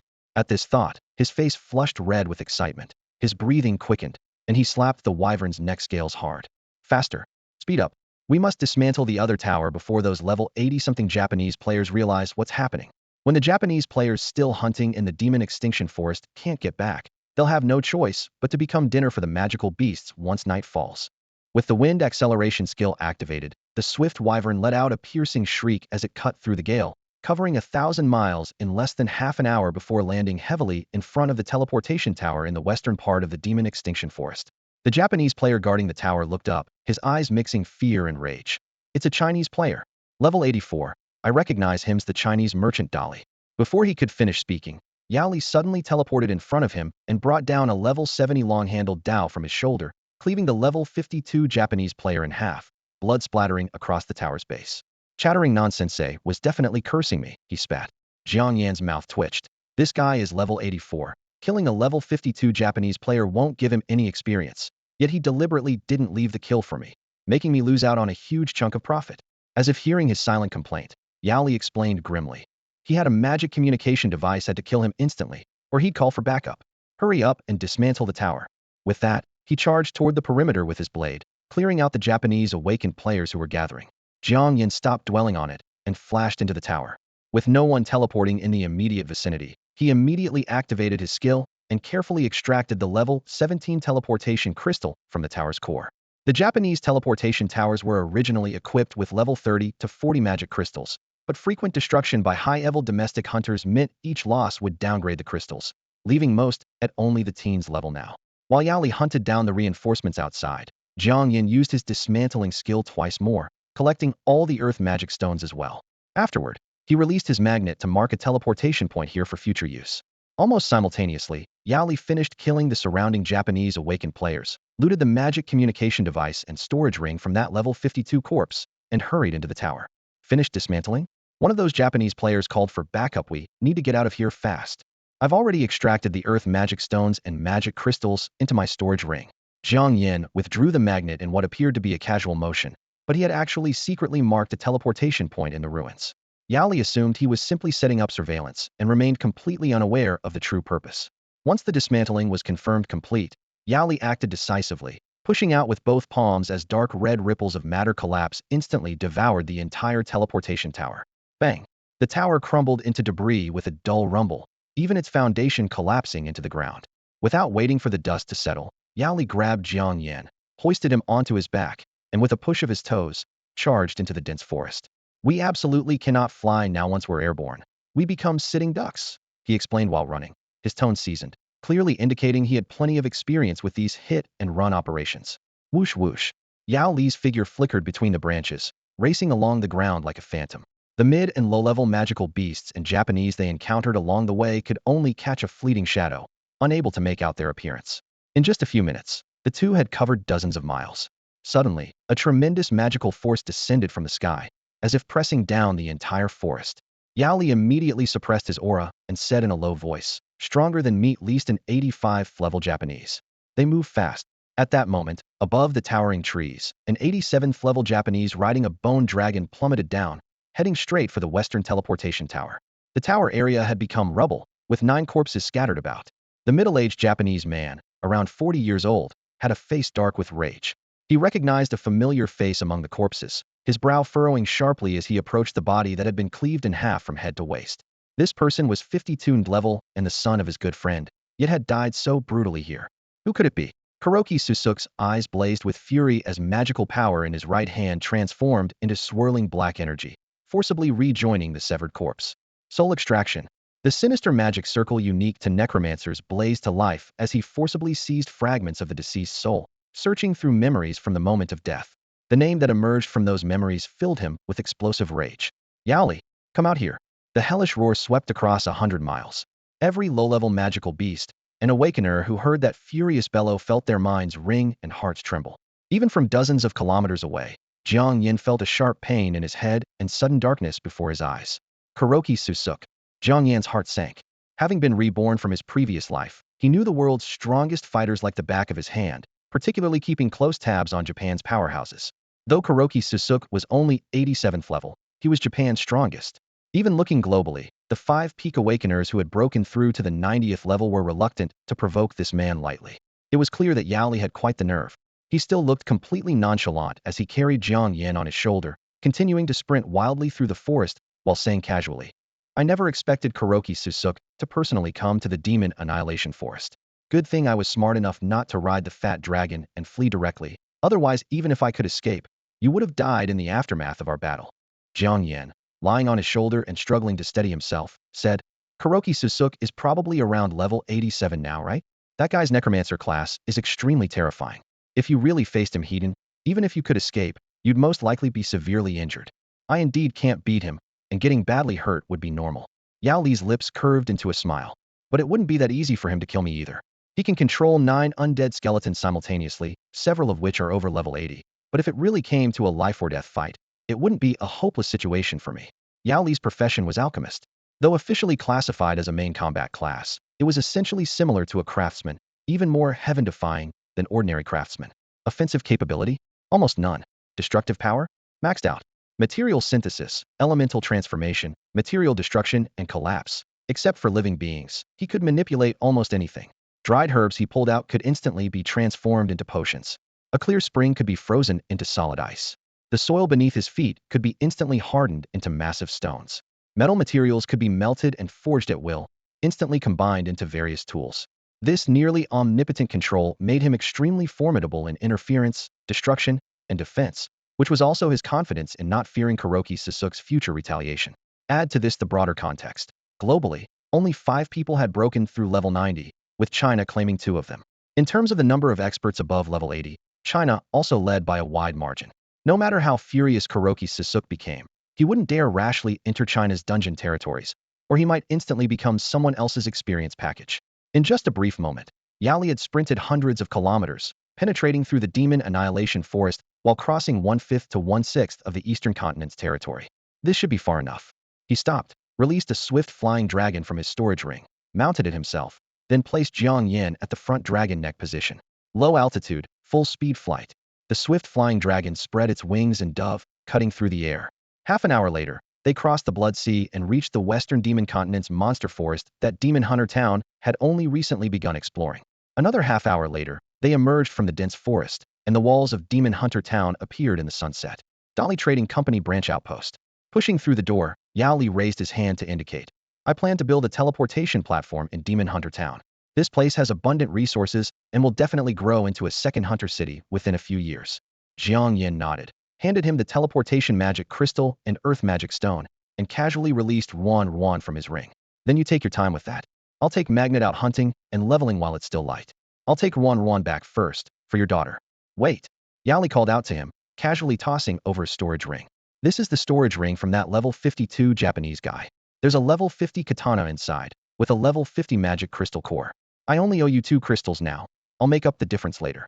Jiang Yan caught it, noticing the ring itself was level 40 quality, thinking to himself that this old guy was quite generous. Thanks. He put on the ring, walked out of the outpost, summoned Magnet, and leaped onto it. The spear-like magnetic tail beat the air, creating silver streaks across the sky above Demon Hunter Town. Before leaving, he sent his sister a magic voice message. The Hunter Association has piled up quite a bit of equipment for me to repair. I might not come back tonight, don't worry. Dusk was approaching, clouds rolled in the direction of the Demon Annihilation Forest, and the wind carried traces of blood. With the Japanese losing their teleportation tower, quite a few of them will definitely be trapped in the forest tonight. Jiang Yan touched the newly acquired katana at his waist, a cold glint flashing in his eyes. As they say, dark and windy nights are perfect for killing. Jiang Yan decided to return to the Demon Annihilation Forest without telling Yao Li, to launch a surprise counterattack on the Japanese. Under the fading glow of sunset, above the turbulent crimson sea. Magnet, can you sense the teleportation point we marked earlier? Jiang Yan raised his voice, his words torn apart by the howling sea wind. Magnet, gliding at low altitude toward the Demon Annihilation Forest, turned back and shook his head. Alert me the moment you sense it, Jiang Yan added. The Blood Sea between the western Demon Continent and the eastern Ing Continent stretched across 3,000 to 4,000 kilometers. Even a level 56 swift flying dragon capable of supersonic cruising would need half an hour to cross it. Magnet lacked acceleration skills, requiring at least 2 to 3 hours to complete the journey. Beyond lay tens of thousands of miles of unknown waters. This Blood Sea was several times wider than Earth's Pacific Ocean. Without high-level teleportation platforms, humans would waste enormous amounts of exploration time just traveling. Moments later, Magnet appearing to be level 24, but actually level 30 slowed to a halt midair and let out a low roar. He could now lock onto the teleportation point previously left in the Demon Annihilation Forest. By distance calculation, this location was exactly 1,600 kilometers from the western teleportation tower in the forest, his maximum teleportation radius. Can you mark a new teleportation point on this sea surface? Jiang Yan probed. Magnet attempted for a moment in the air, then shook his head helplessly. The flowing seawater made it impossible to fix coordinates. Jiang Yan gazed down at the churning crimson waves, where unknown terrifying creatures lurked beneath. He made a swift decision. Open your mouth and take me in. We'll dive to the seabed to set coordinates. Magnet turned his long neck toward his back and opened his massive jaws. Jiang Yan leaped in, settling steadily on the rough-tongued surface. Bite down tight. Don't let seawater flood in and drown me, he reminded. Magnet rumbled his acknowledgement and plunged straight into the Blood Sea, diving directly downward. If you sense powerful magic, don't teleport away immediately. Do you hear me? Jiang Yan continued issuing commands from within the oral cavity. Magnet roared again to signal understanding, flapping his tail fins left and right as he drilled downward. The Blood Sea here was only several thousand meters deep, and he quickly reached the seabed, marking new teleportation coordinates as Jiang Yan instructed. Excellent surface, Jiang Yan commanded. The massive body turned direction and shot toward the surface like an arrow from a bow, breaking through the waves and ascending back to high altitude. Magnet twisted his head to expose his back and opened his mouth wide. Jiang Yan flipped out and landed on the spine, casually patting the ugly cute single-horned head with approval. Beautifully done. Continue flying toward the Demon Annihilation Forest coordinates. He was crystal clear in his mind. Near the western teleportation tower of the Demon Annihilation Forest, there were definitely large groups of little day livers who couldn't return to Eastern Ing due to blocked passages. Teleporting directly, they would be walking into a trap. 2 hours later, night had completely shrouded the land, and Jiang Yan and Magnet had infiltrated the interior of the Demon Annihilation Forest. Disguise. Jiang Yan cast 2 consecutive disguise skills, transforming the level 32 magnet into a level 38 giant demon poison lizard he had once hunted, while he himself took the form of the level 41 little deliver he had previously killed with a single strike. Magnet, in a moment you'll chase after me, occasionally firing poison projectile skills, then I'll lure some enemies over, and we'll work together from inside and out to kill them for quick leveling. Jiang Yan was about to start hunting down the Japanese. Rather than slowly searching for magical beasts in the demon extinction forest, directly hunting foreigners would obviously be more efficient for leveling up. Magnet made confused woo-woo sounds, questioning whether this violated the principle of not harming people randomly. Jiang Yan patted its shell and explained, "They're not people, they're devils, they're bad guys, so we can kill them freely." Magnet immediately made an "oh" sound to show understanding. Remember, if any enemies above level 50 appear, immediately use your teleportation skill to escape and come back when it's safe, Jiang Yan instructed. "Don't worry about me. They think I'm their ally and won't suspect anything. You just need to stay alive." Magnet nodded, flicked its tail, and began executing the hunting plan. Jiang Yan gripped a level 40 katana embedded with a level 25 hurricane magic crystal as he rushed along the forest path toward the western teleportation tower. Modify. Change hurricane to gout, he thought. The equipment information instantly refreshed. Gout katana level 40. Material, magic meteorite steel. Core, level 25 gout magic crystal. Can release ranged gout skill when infused with magic power, causing severe joint pain and hit enemies for 2.5 seconds. Interesting. Jiang Yan's lips curved upward. He had just casually tried changing hurricane to gout, not expecting it to actually work. However, to kill the Japanese more quickly, he still stored the gout katana in his storage ring and took out the Demon King sword embedded with a level 40 critical hit magic crystal. The next moment, his modification skill activated, reshaping the heavy Demon King sword into the light form of the gout katana while retaining both gout effects and critical hit properties. At this time, Magnet behind him began chasing Jiang Yan according to plan, firing the first poison projectile with a thunderous shot. Jiang Yan rolled to dodge while shouting help. In fluent Japanese, this was one of many languages he had deliberately learned before his rebirth to facilitate infiltrating and hunting foreigners from various countries. With his level increasing and mental power strengthening, learning languages was almost effortless for him. His disguise skill activated simultaneously, making his appearance, level, and even racial parameters identical to the Japanese. Even if they used magic eyes to investigate, they would only see a genuine compatriot. With the teleportation tower destroyed, the Japanese stranded in demon extinction forest couldn't leave. Hearing the cry for help, they immediately looked over. Since humans had poor night vision compared to even low-level magical beasts, even high-level awakeners didn't dare venture deep into the forest at night. Hearing that a compatriot was being chased by a level 42 giant poison lizard naturally excited them. "Help! There's a level 42 giant poison lizard chasing me." Jiang Yan raised his voice. Several Japanese immediately exchanged glances. "Let's save him and hunt that level 42 giant poison lizard while we're at it." 3 men and 2 women who regularly teamed up for leveling immediately rushed toward Jiang Yan. A magic eye scan revealed their levels, 37, 35, 43, 40, and 39 respectively. Jiang Yan's true level was 47, and 3 of them could provide just enough experience for him to break through to level 48. Seeing 5 enemies with higher levels than itself charging forward, Magnet immediately turned and fled, luring the enemies deeper. The magnet cooperated perfectly. Jiang Yan feigned panic as he spun around and fled frantically, as if the level 42 giant troll poison lizard before him had truly cornered him into desperation. Only then did he turn toward the nearby Japanese team with apparent relief and shout his proposal. "This thing's defense is rock solid. Let's team up and take it down.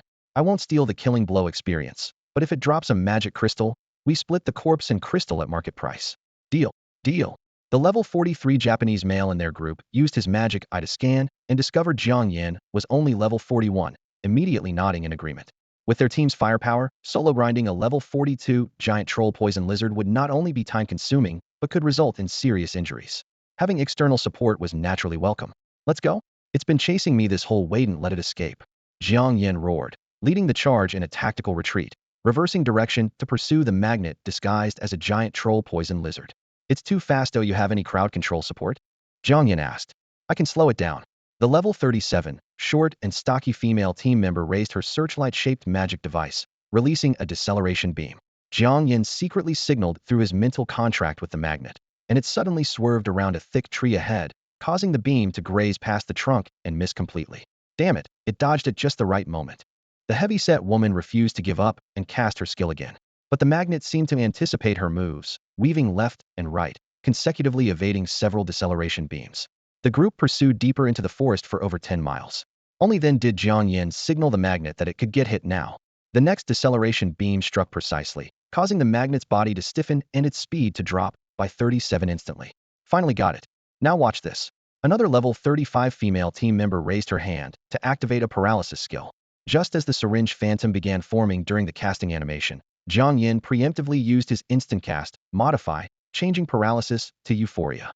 The magic-formed syringe pierced the magnet's surface, but instead of the expected full-body paralysis, a mood-lifting euphoric sensation took hold. It writhed its massive body, seemingly even wearing a smile at the corners of its mouth. The three Japanese males charging at the front assumed the magnet had been paralyzed for 3.5 seconds and unhesitatingly swung their weapons, stacking skills as they rushed forward. In that split second, Jiang Yan, who had been following close behind, suddenly exploded into action. The Demon King's sword, transformed into katana form, flashed with cold light. The passive 40 critical hit rate triggered on the first strike. The blade swept across the level 43 Japanese man's throat, blood spraying in an arc as his head flew off. Notification: killed level 43 Japanese player. Experience 2150. Before the remaining two male team members could react, Jiang Yan's second strike was already upon them. Though it didn't critical hit, it precisely severed the throat. The level 40 Japanese player clutched at his half-severed carotid artery with both hands, collapsing with a thud, convulsing all over, his eyes filled with terror and despair. Simultaneously, the magnet began its true counterattack. A poison projectile sprayed point-blank into the level 39 male's face, combining corrosion and toxin effects as he screamed and staggered backward. Jiang Yan moved in for the finishing blow, driving his sword tip straight through the heart for an instant kill, stealing the experience. Killed level 39 Japanese player, gained 1560 experience. Killed level 40 Japanese player, gained 2000 experience. Ding, you have leveled up. Name: Jiang Yan. Race: Huaxia Clan. Class: Repairman, Farmer. Level 48 18604-800. Health 600. Mana 5700. Spirit 6-2-5700. Attack 598-800. Defense 5-6-4720. Speed 5-8-2-750. Magic resistance 5-706-80. Innate skills: Modify, Resurrection, Durability, Universal Grafting, Dismantle, Poison Immunity, Disguise, Environmental Improvement, Transform, Harvest. After a series of system notifications, the wilderness suddenly fell silent in the night. In the distance, two Japanese girls responsible for lighting and control stood holding searchlights, staring blankly at the remnants of their three male teammates lying on the ground. They hadn't even had time to cry out before being instantly killed in the ambush. "Why did he betray us?" the chubby girl murmured, her mind in chaos. The giant venomous lizard that had been relentlessly chasing Jiang Yan was now fighting alongside him, instantly tearing apart their level 39 companion. "I'll leave them to you.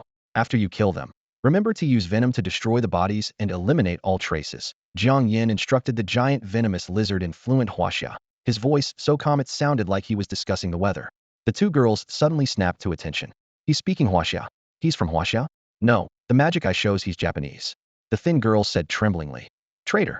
He's sided with the Huaxia people." The chubby girl raised her hand first. Slow. The next second, not only did the giant venomous lizard show no signs of slowing down, but its spirit surged, with its mental power directly skyrocketing by 37 on the status panel. The thin girl panicked and quickly cast Paralyze. In the blink of an eye, she saw the skill name on her panel bizarrely change to Intoxicate. Whoosh. The level 30 unlocked Poison Dragon Claw came crashing down, its scaled claws mixed with putrid venom, striking once each and turning the level 37 control-type chubby girl and the level 35 healing-type thin girl into bloody pulp. In just a few breaths, level 37 control support eliminated. Level 35 healing support eliminated. The giant venomous lizard's experience surged, immediately reaching level 33. One more kill of an enemy above level 30 would break through to level 34. Jiang Yan turned off the fallen searchlight and crouched down to search the bodies.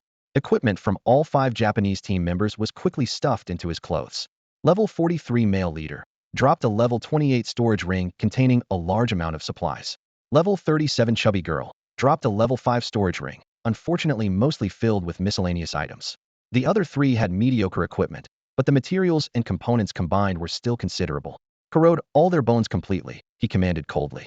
The giant venomous lizard spewed acidic mist, corroding the 2 girls and the level 43 male into slag. At the same time, Jiang Yan activated Modify again, changing the giant venomous lizard's Dismantle to Dissolve, turning the other 3 male bodies into black water as well.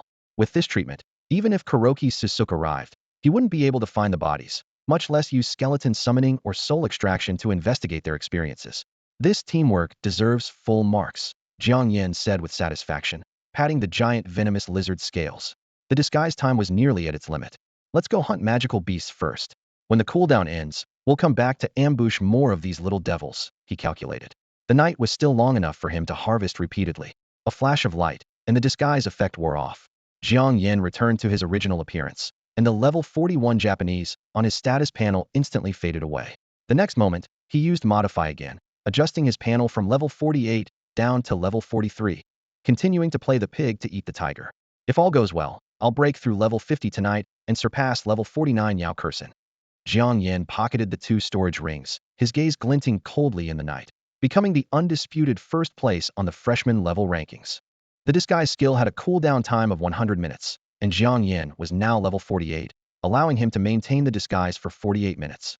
Since the cooldown began the moment the skill was activated, he would only need to wait another 52 minutes after the disguise ended before he could use the skill again. Magnet, it's time for us to put on another show and take down those little devils, Jiang Yan called out excitedly.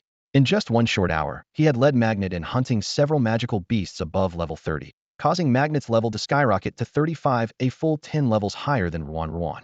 The man and dragon concealed their magical auras and silently crept toward the teleportation tower in the western part of the demon extermination forest. When they were within 2,000 meters of the tower, Jiang Yan immediately activated his disguise, transforming himself into the level 43 captain from that 5-person team, the first one he had ambushed and beheaded. Disguise countdown. 47 minutes 59 seconds, can be deactivated at any time. Cooldown countdown, 99 minutes 59 seconds, cannot disguise as the same target repeatedly, other targets may be selected. Magnet, claw me hard across the chest, Jiang Yan whispered. Magnet froze. Why? We need to make this performance convincing. If I don't have any injuries, they won't believe my story and will suspect that I killed those team members. But, didn't you actually kill them? Magnet looked confused. Jiang Yan nearly rolled his eyes. I'm playing the role of their captain now. Magnet seemed to half understand, raising his bear-like dragon claws and gesturing in the air. Really do it? It's going to hurt. Don't worry, I'm not afraid of pain. Go ahead. Rip Magnet made a symbolic swipe, but the level 40 cloth armor Jiang Yan had specifically acquired remained completely undamaged. Use your full strength. Don't worry, I'll only get minor injuries at most. Hearing his master's assurance, Magnet finally swung his right front claw with force. The sharp claws tore through the level 40 defensive gear, leaving 3 moderately deep, vicious wounds across Jiang Yan's chest. The tearing pain would have made an ordinary person cry out in agony, but Jiang Yan only frowned slightly before revealing a cold smile. Perfect, just like that. Let me run ahead first, then chase after me. Magnet had been worried about being too rough, but seeing that Jiang Yan wasn't angry and was actually nodding with satisfaction, he was deeply moved for the sake of eliminating those little devils. His master was even willing to harm himself, showing just how much he despised those people. Magnet secretly resolved that whenever he encountered those devils in the future, he would hunt them down even more ruthlessly. Magnet roared toward the sky, bellowing with the voice of a raging demon bear, then slammed a claw into the ground and charged fiercely after the severely wounded Jiang Yan. Roar! Magnet mimicked the furious roar of a raging demon bear and began pursuing the injured Jiang Yan. Help, help me!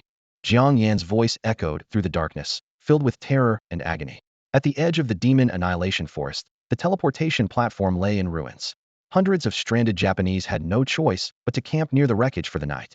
As the night wind stirred the flickering campfires, they all simultaneously looked up toward the pitch-black forest.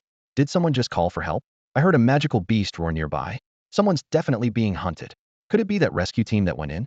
Maybe they didn't manage to hunt the level 42 giant venomous lizard and got wiped out instead.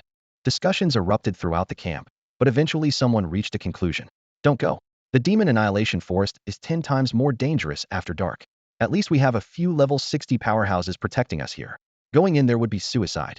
This was indeed the reality. Those with strong backgrounds had been evacuated by high-level warriors before nightfall. What remained were ordinary awakeners with neither connections nor flying battle pets. With the teleportation tower destroyed, their only way back to the demon cave cities was to cross thousands of miles of the Blood Sea. But the Blood Sea was treacherous and deadly. 1. Even those below level 70 with flying battle pets dared not risk the crossing if their mounts were shot down. Death was certain. 2. Those above level 70 who could fly using magical power were even more cautious. Aerial flight consumed enormous energy, and recovery potions were precious without rank alchemists like Yali domestically. High-level pharmacists were generally low-ranked, barely able to produce intermediate potions with insufficient output. 3. The higher one's level, the more they feared traps.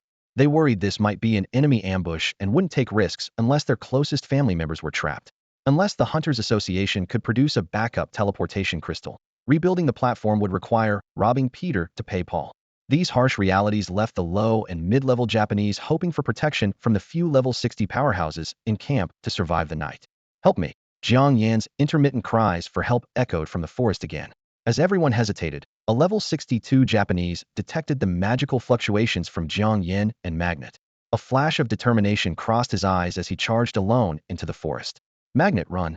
The approaching person has very strong magical power. Jiang Yan urgently warned through mental communication.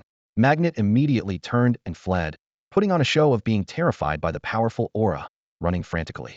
The newcomer activated his demon eye with one glance. He recognized Magnet as merely a level 44 berserk demon bear. With his level 62 strength, he could kill it, but it would waste time without gaining experience, so he lost interest. His gaze returned to Jiang Yan, pale-faced and bloodstained, clearly severely injured and near death. The newcomer recognized the disguised face of this level 43 Japanese and asked sternly, "What happened? Where are the others?" First take me back for emergency treatment. Then I'll explain." Jiang Yan gasped painfully, pleading weakly. The other man hesitated momentarily, but ultimately couldn't abandon a fellow countryman. In the next second, he scooped up Jiang Yan in a princess carry. Magical runes glowed beneath his feet as he became a blur, swiftly returning to the teleportation tower area. "Get a high-level healer over here to save him." In the center of the camp, Jiang Yan was half-carried, half-dragged to sit beside the bonfire, blood still seeping from his chest wound. The level 62 Japanese player frowned but still had his granddaughter bring over bandages, settling Jiang Yan into position even though Jiang Yan was secretly plotting that if he ever got the chance to backstab this man, he'd at least leave some ashes to bury in the ground as a show of respect. The bonfire crackled as a level 37 female healer raised her hand to cast a spell. Gentle white light enveloped Jiang Yan's chest, and the wounds visibly healed before their eyes. As the pain subsided, he finally spoke, recounting the events from beginning to end. "We went in to hunt down that level 42 giant venomous lizard. We finally managed to kill it, but then a level 44 berserk demon bear suddenly appeared. The beast seemed to have some kind of stealth ability. There was no warning when it targeted us. By then, our stamina and mana were completely drained, and we were almost out of potions. It suddenly charged out and nearly killed me with one swipe. Then my teammates were picked off one by one like helpless chicks, dying horribly under its claws. I could only use the time it spent slaughtering my teammates to desperately flee for my life." The firelight reflected in his dim pupils as everyone listened with growing alarm. Jiang Yan knew that while some might despise him for being cowardly, if they were in his shoes severely injured and out of supplies, facing a berserk demon bear 2 levels higher most would have chosen to run as well. He continued explaining. "Shortly after I was knocked away, our only healer was also killed. With no potions and no health left, I had no choice but to escape first and find people to go back, recover the bodies, and get revenge." At these words, the eyes of the level 4050 Japanese players around the camp lit up. Still, someone cautiously asked, "What if the berserk demon bear has already left by the time we get there, and we can't get your revenge?"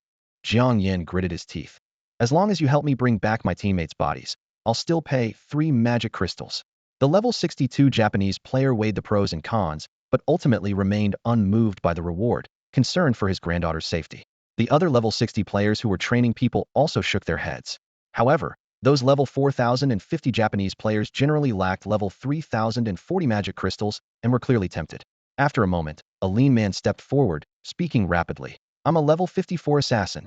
If there's a level 44 control support to team up with me, I only want 1 level 40 berserk magic crystal when it's done." As soon as he finished speaking, someone called out loudly, "I'll go with you. I'm a level 47 disruptor." Immediately after, another figure emerged, a level 48 ninja who declared proudly, "I have 3 teammates who fought alongside me for over a year, with the lowest level being 37. Together, we can also take down a level 44 berserk demon bear." Jiang Yan spoke up. "The level 44 berserk demon bear is too powerful in both defense and attack. Even with perfect coordination, your insufficient offensive capabilities would make it nearly impossible to take it down. So I'll go with the level 54 assassin instead. He has critical strike skills, which should make hunting the level 44 berserk demon bear a piece of cake." Hearing his decision, the others could only nod helplessly. Jiang Yan then bowed deeply to the level 54 assassin and level 47 disruptor, mimicking their accent as he called out loudly, I'm counting on you both. Please lead the way. The assassin held his head high in response, his eyes gleaming with arrogance.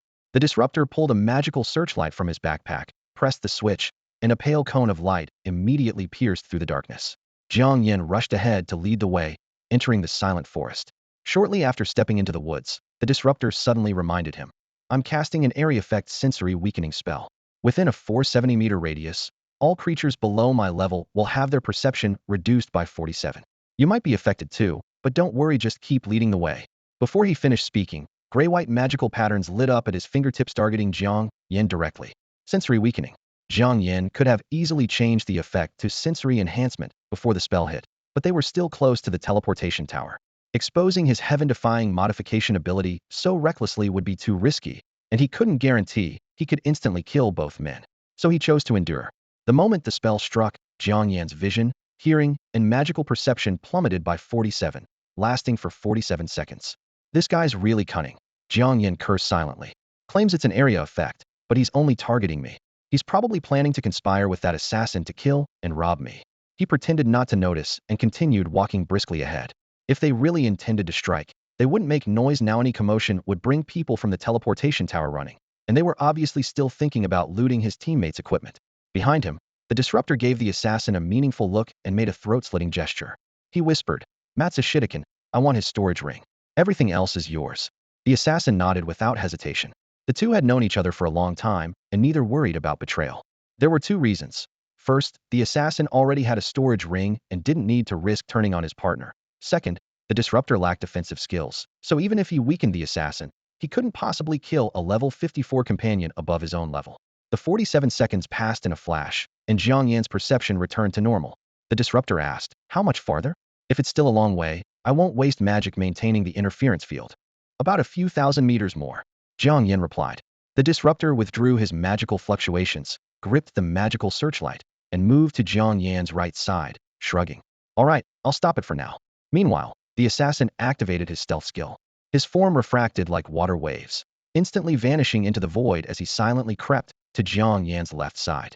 This skill was remarkably similar to the concealment technique of the wild bandit that Jiang Yan had previously slain.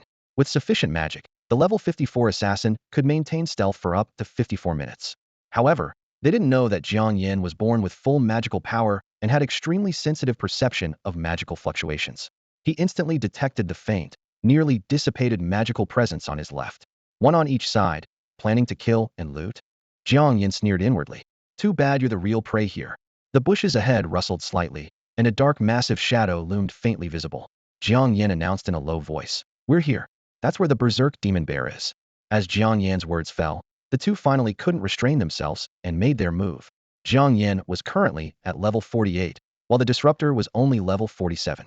Within the same level range, the target modification success rate was 100.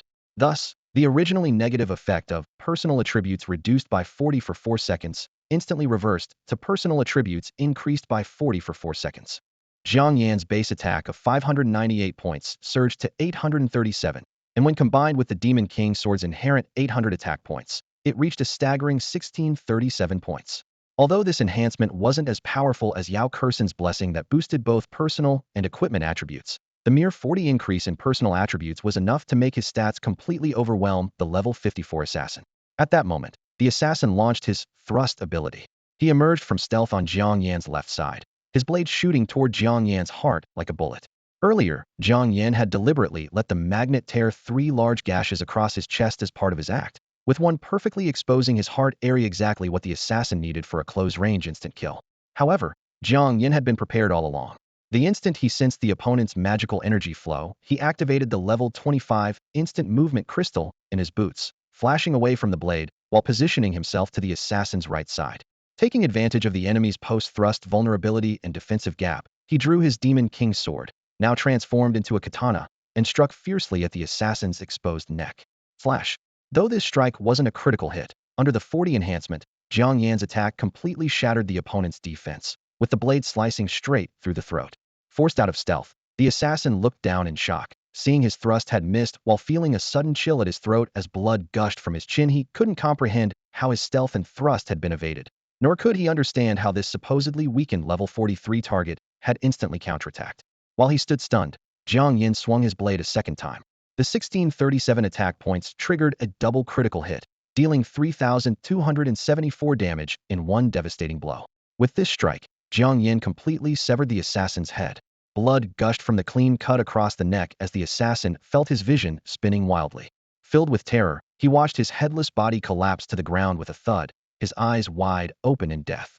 Killed level 54 Japanese player. Experience 3240 ding. You have leveled up. The system notification rang in Jiang Yan's ears as magical power surged through his body. His status panel updated. Level 49, experience 300-4900. Indeed, hunting higher level targets was the most satisfying. If he had targeted a level 40 enemy instead, he would have needed to kill at least 2 players to push his experience bar to level 49. Your turn. A cold smile crossed Jiang Yan's lips. With 2 seconds left on his attribute enhancement effect, magical power surged beneath his feet as he activated his level 25 skill, Instant Magic Crystal. In the next moment, he flashed like a shadow before the Japanese disruptor. The level 47 disruptor was already paralyzed with fear. His opening attribute weakening spell had somehow become attribute enhancement on his target. The level 43 prey had not only dodged the stealth attack, but had also slit one throat and severed the head of a level 54 assassin. This completely shattered his understanding of the magical mechanics in Demon Cave world. Just as he turned to flee, the blade followed the shadow. Cold steel fell, and his head rolled to the ground as blood spurted forth. Killed level 47 Japanese player. Experience 2350. His experience bar jumped to 2650-4900. One more level 45 kill, and he would break level 50. Jiang Yan's counterattack had taken less than 4 seconds from start to finish. Those 2 Japanese players hadn't taken the seemingly level 43 player seriously at all, and now they had become nothing but experience points and loot. Magnet finally arrived, panting heavily, having missed even the chance to assist. His eyes were filled with admiration. That was incredible. In his view, anyone who could instantly kill a level 54 enemy was a powerhouse worth following. While looting the corpses, Jiang Yan evaluated his spoils. 1. A level 50 magic cutting blade that could be upgraded to a Demon King blade. To boost base attribute, she would fuse it with a level 40 critical hit magic crystal once he reached level 50. 2. A level 20 storage ring, surprisingly low level for a level 54 assassin, but better than nothing. Including this one, he now possessed 6 storage rings. 1 level 30, 2 level 41 of which was a gift from Yao Li after killing a level 52 Japanese player, plus the level 28, level 5, and level 20 rings he had collected today. For more, and he could luxuriously wear storage rings on all 10 fingers. Killing and looting was indeed the best.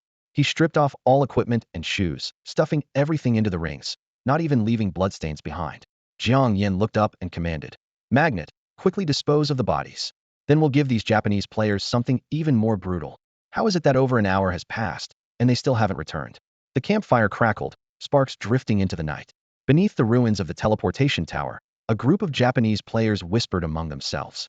By all logic, a level 54 assassin paired with a level 47 disruptor should have no trouble taking down a mere level 44 berserker bear. Someone frowned and speculated. Could they have run into higher level magical beasts? But the demon extermination forest, currently maxed out at the 40s, any beasts above level 50 had long been cleared out by stronger players. Another scoffed. If you ask me, that level 54 assassin probably wants to hoard the magic crystal and equipment for himself, so he killed his partner and ran off. The long night stretched on, sleep eluding them all. Just as the discussions began, chaotic footsteps suddenly echoed from the other end of the ruins. Jiang Yan, whose disguise had finished cooling down, and who now appeared as the level 47 disruptor among the Japanese players, stumbled into view. Under the interplay of moonlight and firelight, his figure appeared especially pale. His clothes were torn, several knife wounds bleeding profusely. His right hand clutched desperately at his chest where a blade had pierced through, blood seeping between his fingers. The level 62 Japanese player was the first to spot him and cried out, "How come only you made it back?" Jiang Yan gritted his teeth, his voice hoarse yet filled with hatred. The level 44 berserker bear dropped a magic crystal. That bastard Matsushita Takuya wanted to keep the crystal and those people's belongings for himself, so he suddenly turned on us. Fortunately, I managed to cast my weakening spell in time and used my disruption skills to block his perception, barely escaping with my life. Jiang Yan's demon eye could read all information, knew every player's name and level from their status panels. At this moment, he displayed genuine pain and anger, so convincing that no one could doubt him. After hearing his accusation, many of the Japanese players gripped their weapons, filled with righteous indignation. I knew this would happen. Matsushita Takuya is level 54, and an assassin at that with extended stealth and high burst damage. How could he possibly settle for just one level 40 magic crystal? This is outrageous. I never expected Matsushita to be that kind of person. If it weren't for that magic crystal, he might not have resorted to murder. You were all too naive, teaming up with someone with such a huge level gap. Amid the commotion, a young man around 20 years old and level 38 suddenly stood up, his voice trembling yet resolute. You're lying. My brother isn't that kind of person. Jiang Yan turned to stare at him, then abruptly pulled open his blood-soaked shirt. The penetrating chest wound was laid bare before everyone's eyes. Breathing heavily from pain, he stepped closer to the level 38 Japanese player. This is the wound from when he chased me all the way here and thrust his blade through me. If I hadn't weakened his attack and speed, this blade would have pierced straight through my heart. You say your brother isn't that kind of person, then how do you explain this wound? Did I kill everyone else and then stab myself to stage this whole thing? Blood dripped from Jiang Yan's arm to the ground, and with each word he spoke, the wound tore open further. The level 38 Japanese player was forced to retreat step by step, his face ashen. Jiang Yan gritted his teeth and continued to glare around at the group. How ridiculous. Anyone who understands disruptors knows that even if I can weaken an opponent's attributes by 47, there's absolutely no way I could win an unknown fight against a level 54 assassin. I used every trick I had, deployed all my weakening and disruption skills, and still barely escaped death. If I hadn't already escaped to this place, where your brother doesn't dare continue his pursuit for fear of being punished by the powerful figures here, I never would have made it back alive. Jiang Yan's voice was hoarse, yet filled with vicious determination. His gaze shifted to Inoue Jiro, a level 50 Japanese player standing nearby, and he pointed at him. Inu-kun, help me restrain him. I don't believe Matsushita Takuya would abandon his own brother. You little brat, don't even think about running. Inoue Jiro immediately activated his binding skill, green vines shooting out with a whoosh to firmly wrap around Matsushita's younger brother, who was trying to escape, dragging him back to his original position. At this moment, Jiang Yan was receiving treatment from the same level 37 female healer as before. The only difference was that previously he had disguised himself as a level 43 Japanese player, but now he had switched to level 47, gradually elevating himself step by step. Inoue Jiro threw the bound Matsushita's younger brother, who was tied up like a dumpling, at Jiang Yan's feet. Matsushita's younger brother struggled angrily. Let me go. Even if my brother really killed someone and hurt you, that's his fault and has nothing to do with me. Smack. Jiang Yan slapped him so hard that half his face immediately swelled up. There's a Chinese idiom, the son pays for the father's debts. And another one, the elder brother is like a father. Before I get my revenge on your brother, you'll suffer in his place first. You understand the concept of eliminating all threats, right? In a moment, I'll send you to reunite with your brother so you two can merge together nicely. After the treatment ended, Jiang Yan dragged Matsushita's younger brother over to sit beside the ruins of the teleportation tower, yanking hard on the vine rope in his hand. Matsushita, Takuya, he roared at the top of his lungs. I know you're nearby. If you want to save your brother, come out and surrender yourself. Otherwise, every minute that passes, I'll make another cut on his body. Rage and killing intent filled the air, making all the watching Japanese players look increasingly tense. Jiang Yan then called to Inoue Jiro. Come here. He has stealth skills and will definitely sneak over to rescue his brother. When he appears to kill me, immediately use your vines to restrain him. Inoue Jiro nodded and stood shoulder to shoulder with Jiang Yan on guard. They kept their eyes fixed on the surroundings, but no one noticed when Jiang Yan took 2 steps back with his back to the crowd, facing the ruins, and began relieving himself with a comfortable awe. The vines were still trembling slightly, and Inoue Jiro remained on high alert, but the sound of urination in his ears made his own bladder feel urgent. Are you done yet? I need to pee too. Just a moment. The instant the sound of urination stopped, Jiang Yan turned around, his right hand drawing the Demon King sword modified into the shape of a katana from his waist, cold light flashing. Critical hit. One-shot kill. Inoue Jiro only felt magical power surging behind him, but before he could turn around, his head had already fallen to the dust. The surrounding Japanese players watching the battle were instantly stunned. Why did Jiang Yan kill one of his own allies? Magnet, teleport over here. Jiang Yan commanded through mental communication. The next second, a magnet disguised as a level 46 poison dragon appeared out of thin air. Poison dragon's breath. Thick purple mist erupted forth. Several experts above level 60 had already rushed over when Inoue Jiro was instantly killed, but they were startled by the sudden appearance of the giant dragon, their attacks forcibly interrupted. Jiang Yan gripped the vine rope around Matsushita's younger brother with one hand and grabbed Inoue Jiro's shirt with the other, sneering coldly. Didn't expect that, did you? I am Matsushita Takuya. As his words fell, Magnet clasped its claws together, grabbing all of them, and with space distorting around them, they were instantly teleported to a predetermined location perfect for destroying evidence. Only poisonous mist remained at the scene, with blood from Inoue Jiro's severed neck still dripping in the air. Watching the poison dragon that had appeared and disappeared out of nowhere, along with the vanished Matsushita brothers and Inoue Jiro's headless corpse, at this moment, all the Japanese players present could no longer sit still. After Zairaizi used wind magic to disperse the poisonous mist from the dragon's breath, they discovered that Jiang Yan, who had claimed to be Matsushita Takuya, had vanished from where he stood. As the light cleared and the lingering sweet, metallic poison in the air gradually dissipated, several Zairaizi stared wide-eyed at the empty spot.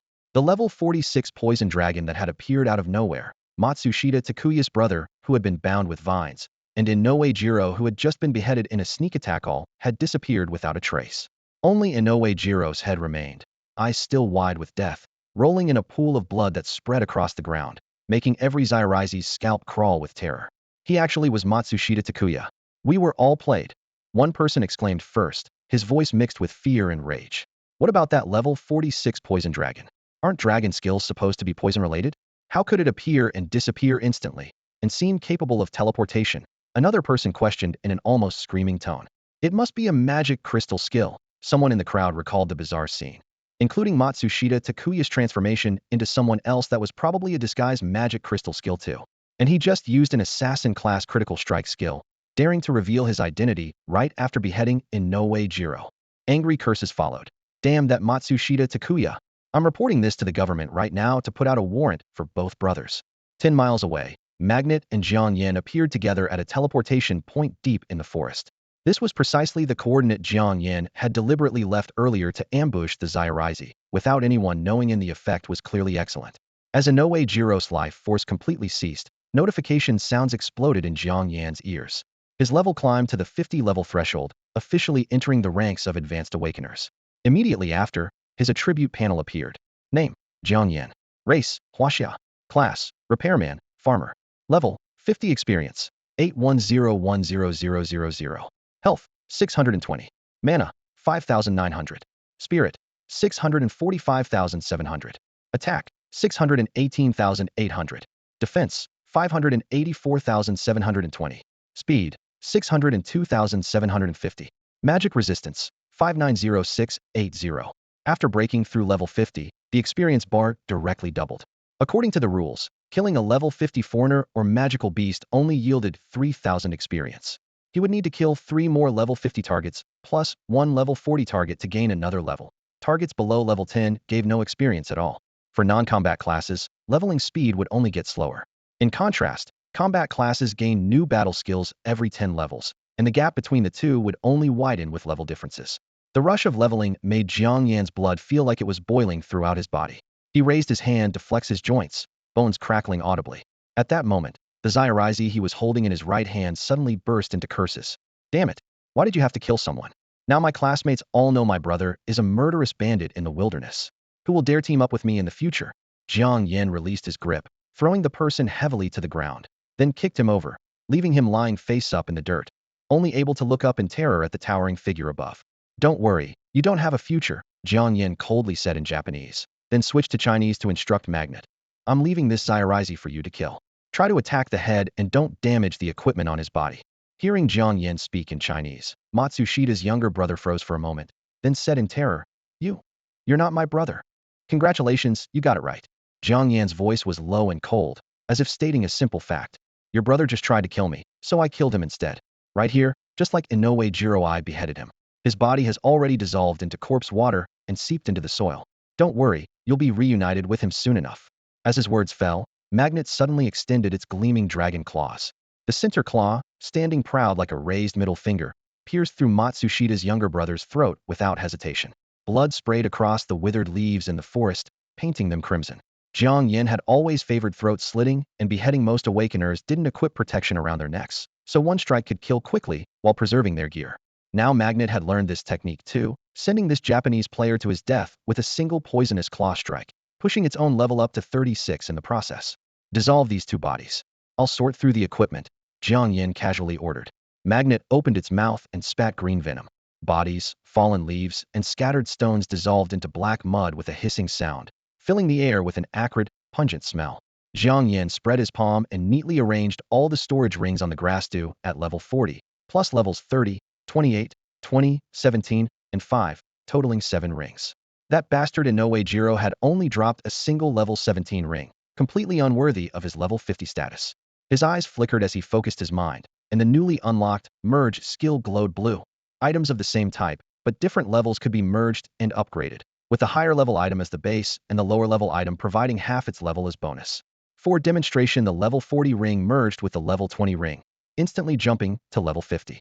The storage space was even more spacious than both rings combined. Next, he threw the 4 rings of levels 28, 20, 17, and 5 together for fusion. Blue light flashed, and a fresh level 49 ring emerged. Meanwhile, the Scarecrow skill from his farmer's secondary profession had also unlocked. Within his mental coverage range, he could simultaneously summon and control multiple scarecrows while sharing their vision. Such auxiliary skills were rare as phoenix feathers among farmer professions. Most people couldn't reach level 50 without a strong player to carry them. After confirming his plans, he looked up at Magnet. The venom had corroded a black crater in the ground, leaving not even a blade of grass. Let's go. I'll take you to hunt some magical beasts for leveling first. Once the cooldown on this disguise skill ends, we'll give these Japanese players another surprise, then head home. The exploration rate of the demon extermination forest was probably over halfway by now, so he could still encounter magical beasts around level 30, but Jiang Yan hadn't come across a single beast in the 40s or 50s. Fortunately, those little devils regularly delivered experience points. Otherwise, even if Jiang Yan hunted in the demon extermination forest all night, he'd struggle to break through the level 50 bottleneck.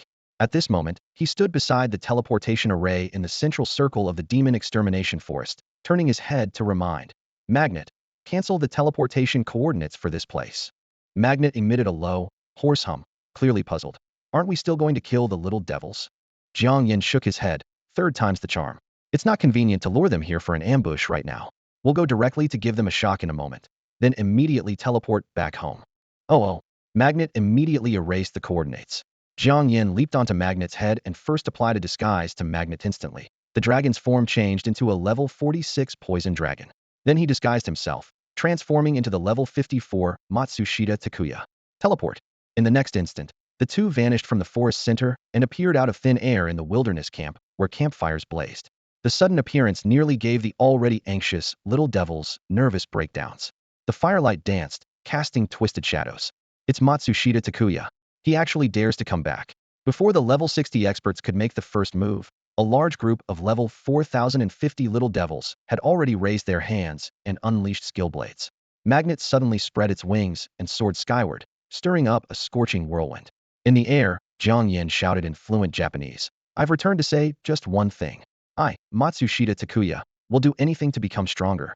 But I take responsibility for my own actions. Whoever dares touch my family, I'll slaughter their entire household." Before his words finished, several long-range spells struck Magnet's scales, sparking flames, but Magnet neither dodged nor evaded, enduring the damage and teleporting away from the camp with a hum. Thousands of miles away, in the depths of the Blood Sea, the icy seawater suddenly enveloped them both. Jiang Yan felt as if a hydraulic press was slowly crushing his entire body, so he quickly gripped the scales on Magnet's head. Immediately after, Magnet activated teleportation again, jumping from the seabed to the western demon continent on the other side of the Blood Sea. No stopping. Magnet had now reached level 39, could mark 39 coordinates, with a maximum single jump of 1,950 kilometers. It continuously teleported, quickly reaching coordinate 5, the western forest of Demon Hunter Town, then transferred to the western suburban woodland of Hunter City, and finally landed at the outskirts of Newbie village near the southern Banyan Demon Cave. Get down, fold your wings, tuck your head in.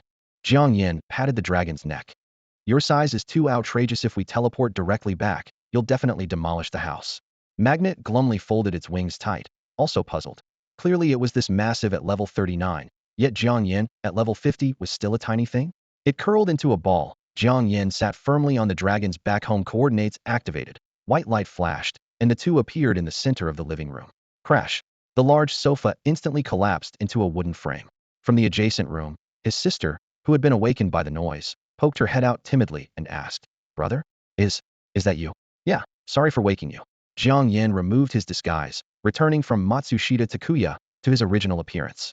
In the cramped living room, even curled into a ball, the level 39 Magnet nearly filled the entire space. After all magical beasts could control their body size after reaching level 50, but before that, their physique grew larger with each level gained. Jiang Yan quickly stored the Magnet in his storage ring, then looked at the collapsed sofa under the light and hurriedly explained, I just took out the magnet and accidentally crushed the sofa. The bedroom door was gently pushed open, and Jiang Yan walked out holding that adorably ugly magnetic beast, rubbing her sleepy eyes. She glanced at the clock on the wall. Brother, you actually worked overtime until 4:30? Are you hungry? There's still food in the fridge, let me heat it up for you. After saying this, she put the magnetic beast down on the floor. Through their time together, the originally shy magnetic beast cub had been raised by Jiang Yan into a complete little follower. It was herbivorous, with soft little short legs and arms, no sharp claws or fangs, and its only talent was transmitting information to marked members of its species. It was precisely because of this that Jiang Yan felt comfortable letting his sister keep it as a pet. All right, you heat the food, and I'll fix the sofa. After a night of grinding levels by killing Japanese, he was indeed quite hungry. He raised his hand and first reset the dissolve skill he had modified earlier to destroy evidence back to disassemble. The fabric surface of the sofa was immediately broken down into strips of torn cloth. Then he took out intact beast hide and several wood attribute magic stones from his storage ring, switching disguise back to assemble. The skill activated, and the damaged sofa was instantly reconstructed into a level 30 beast hide sofa. If used as equipment, ordinary people couldn't use it at all, but as furniture there were no level restrictions, unless someone was crazy enough to actually carry high-tier furniture onto a battlefield.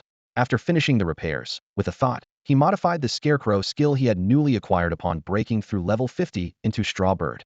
As the woven straw bird took flight, driven by his mental power, it perched steadily above the shoe cabinet.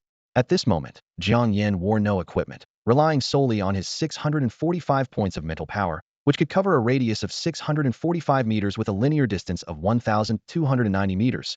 If fully equipped with level 50 gear, he could extend it to 2,290 meters. The straw bird at home served as his magical surveillance.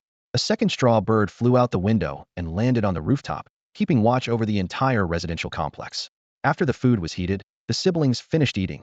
Jiang Yan took a hot shower and returned to his room to catch up on sleep.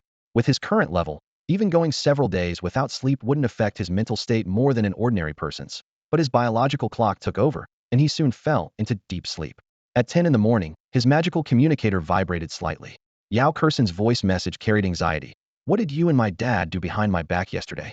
Today the Japanese have raised the bounty on my dad to 20 billion yen. Even my brother has a bounty now, 10 billion yen, equivalent to 1 billion yuan, 500 million yuan. Jiang Yan grabbed his long-unused phone, bypassed the firewall to access foreign websites, and indeed found the Yao father and son prominently listed on the latest Japanese bounty website, along with Matsushita Takuya, who had a bounty of 3 billion yen.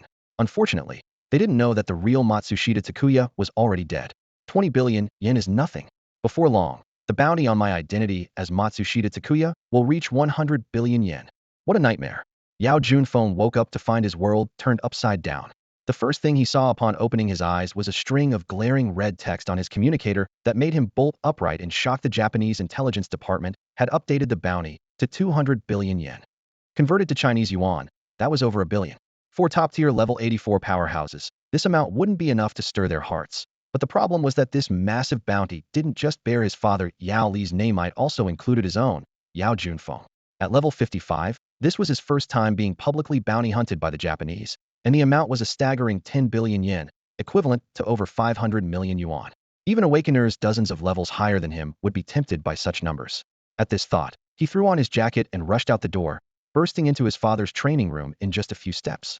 Dad, did you go cause trouble on Japanese territory again? Pushing aside the door curtain, he cut straight to the point.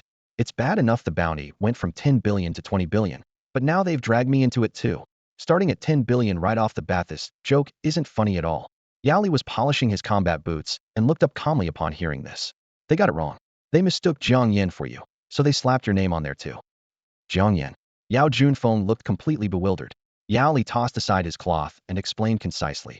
Yesterday I took him to the demon extermination forest, killed a few Japanese, and demolished 2 teleportation towers while we were at it.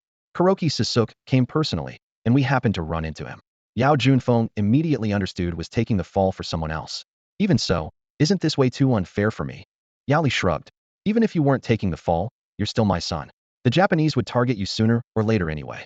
Better get used to it early. It's precisely because you slaughter them every year that I get chased around like a dog on Prodigy Island and Revival Island. Otherwise, I would have broken through level 60 ages ago. Yao Junfeng grew more frustrated as he spoke. If you're weak, train more. Yao Li stood up, his tone calm but cutting. Whether it's Prodigy Island or Revival Island, Anyone who enters gets targeted by enemy nation prodigies. Your strength is lacking when you get repeatedly killed and lose levels on Revival Island. Who's to blame?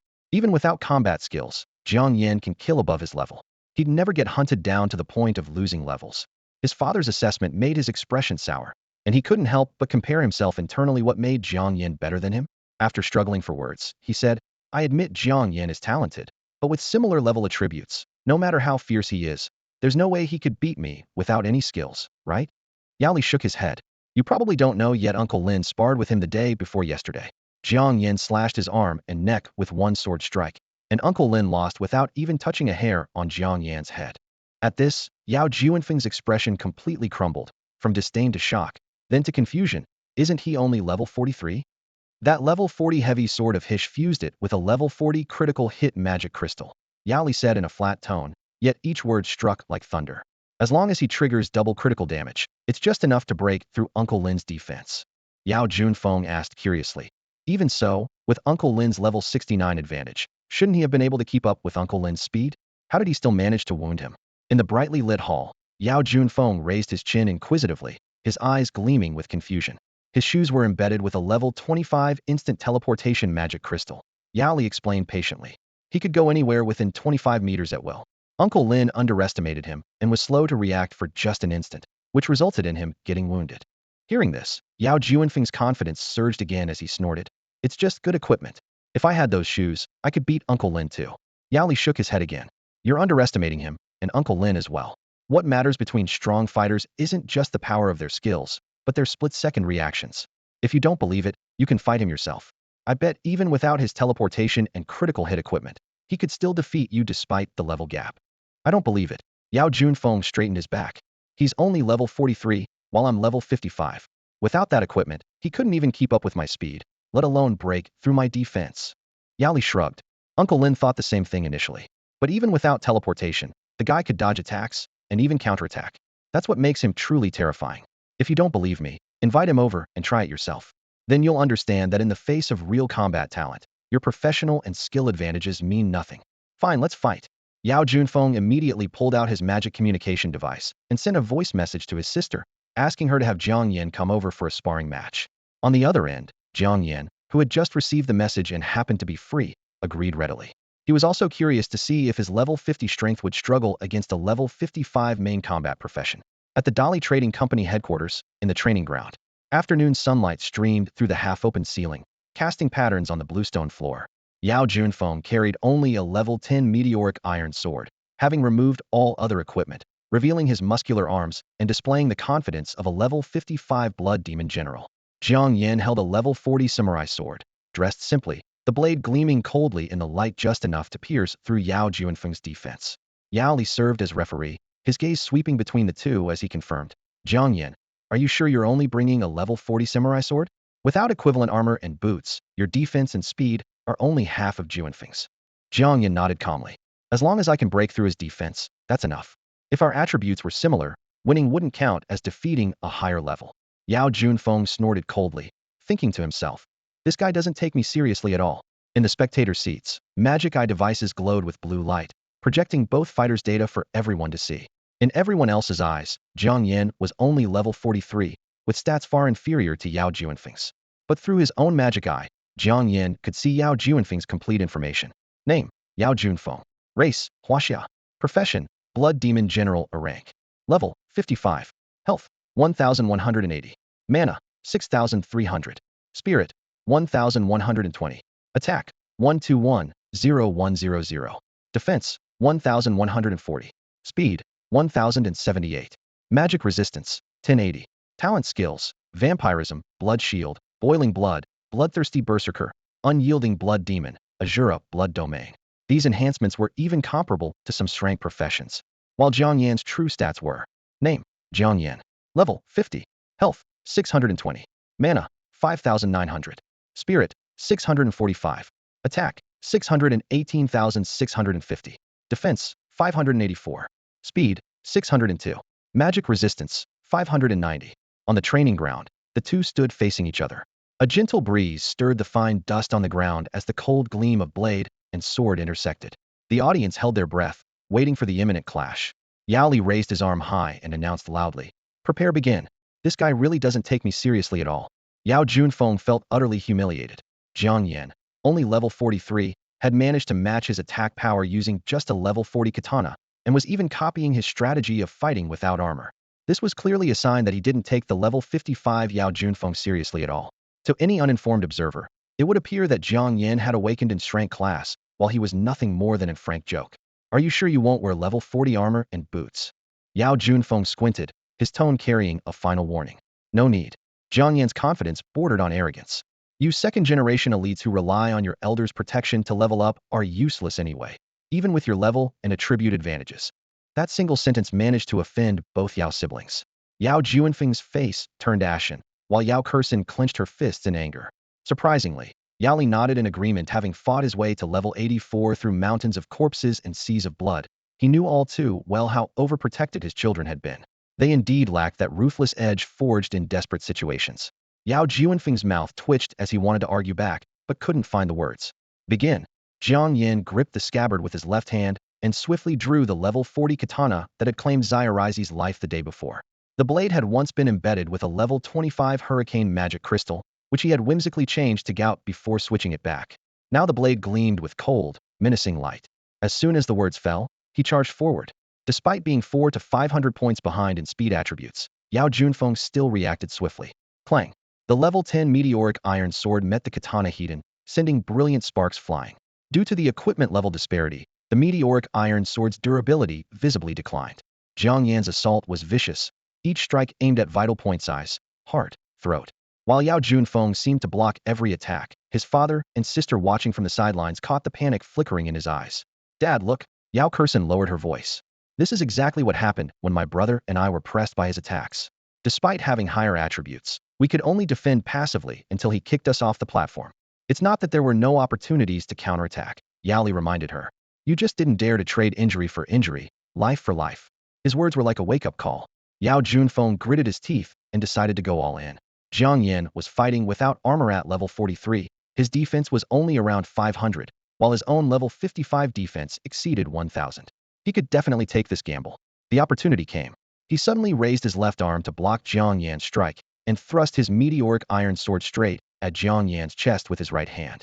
However, almost at the same instant, as if he had predicted everything, Jiang Yan gripped his scabbard and struck away the incoming sword with his left hand. Hiss!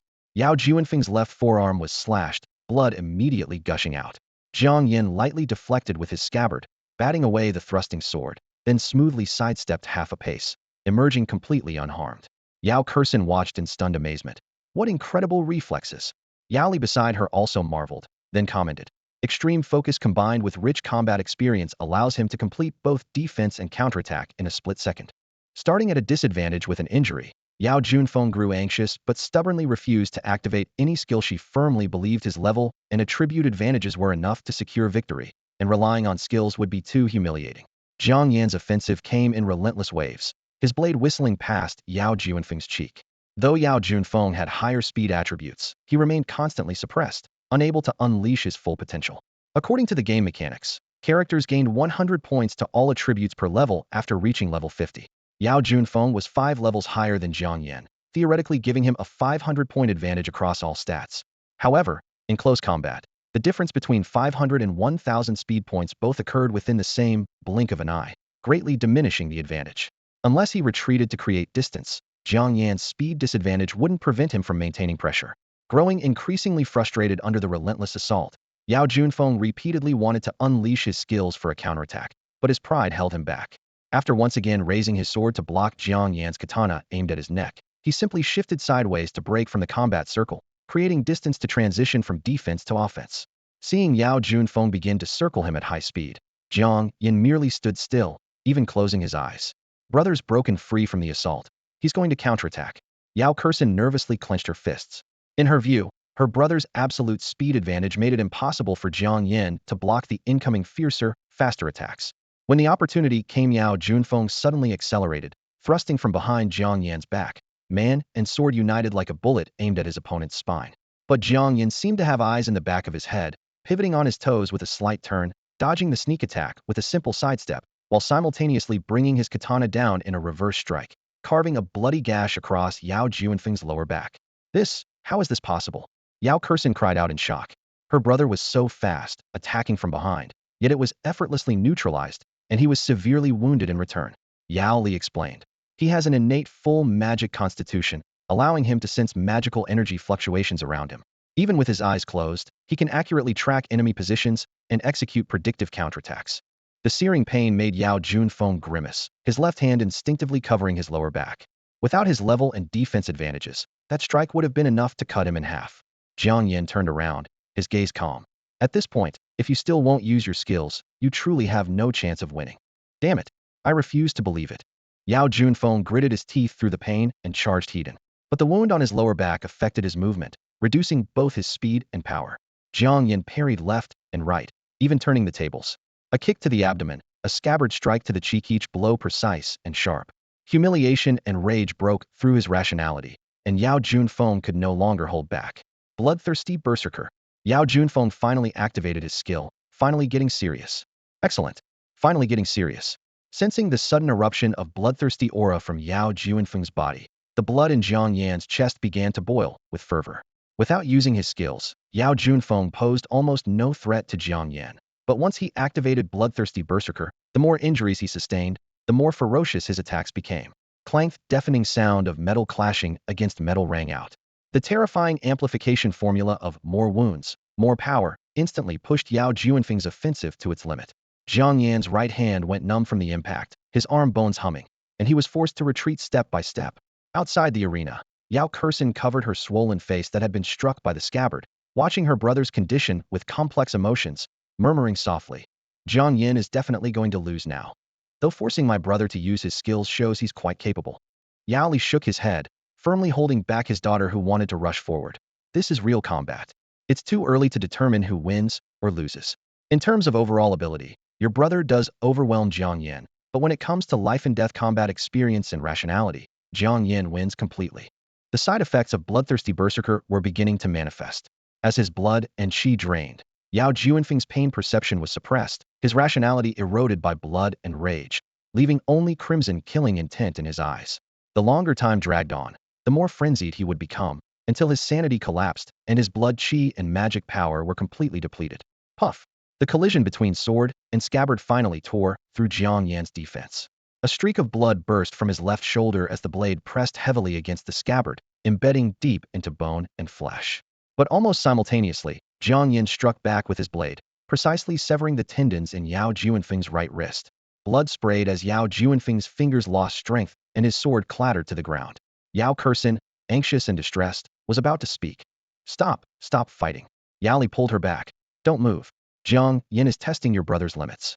If that strike had been meant to kill, he would have already slit your brother's throat or even pierced his heart. As his words fell, Yao Kursin's face changed dramatically. Was the outcome already decided? Could Jiang Yan, at level 43, really defeat her level 55 brother? This seemed too incredible. On the arena, Yao Junfeng, still retaining a trace of clarity, no longer dared to underestimate his opponent and suddenly retreated, avoiding Jiang Yan's follow-up strike. The next moment, he bit his tongue tip and, using the talent skill unlocked when he broke through level 50, roared. Azura Blood Domain. Boom. With him at the center, a radius of 55 meters was instantly filled with blood mist and killing intent. The domain would last 55 seconds, and as long as he lived, all injured creatures within the domain would lose one of their blood qi per second, which he would instantly absorb through his vampiric skill. At the same time, overwhelming killing intent assaulted the mind, and any creature entering the domain would be overwhelmed by fear and unease. However, not only did Jiang Yan's face show no fear or unease, but he actually revealed a maniacal smile. Domain skill? Blood absorption? Jiang Yan cast aside his scabbard and brutally yanked the level 10 meteoric iron sword from his left shoulder, the blade having cut deep into bone and flesh. His eyes wild with madness, he lunged straight at Yao Junfeng, who had already lost his weapon. At this moment, Yao Junfeng's right hand tendons were severed, his fingers powerless, reducing his combat effectiveness by half. Let's see whether you absorb blood faster or bleed faster. Jiang Yan wielded both blade and sword, the twin edges dancing through the air, forcing Yao Junfeng to retreat step by step. Blood qi shield. Despite his crippled right hand, Yao Junfeng could still raise his arm and conjure a crimson barrier. Bang! Blade and sword struck together, crashing heavily against the blood qi shield with sparks flying. The shield wall held firm, and Jiang Yan was knocked back, his blade trembling from the impact.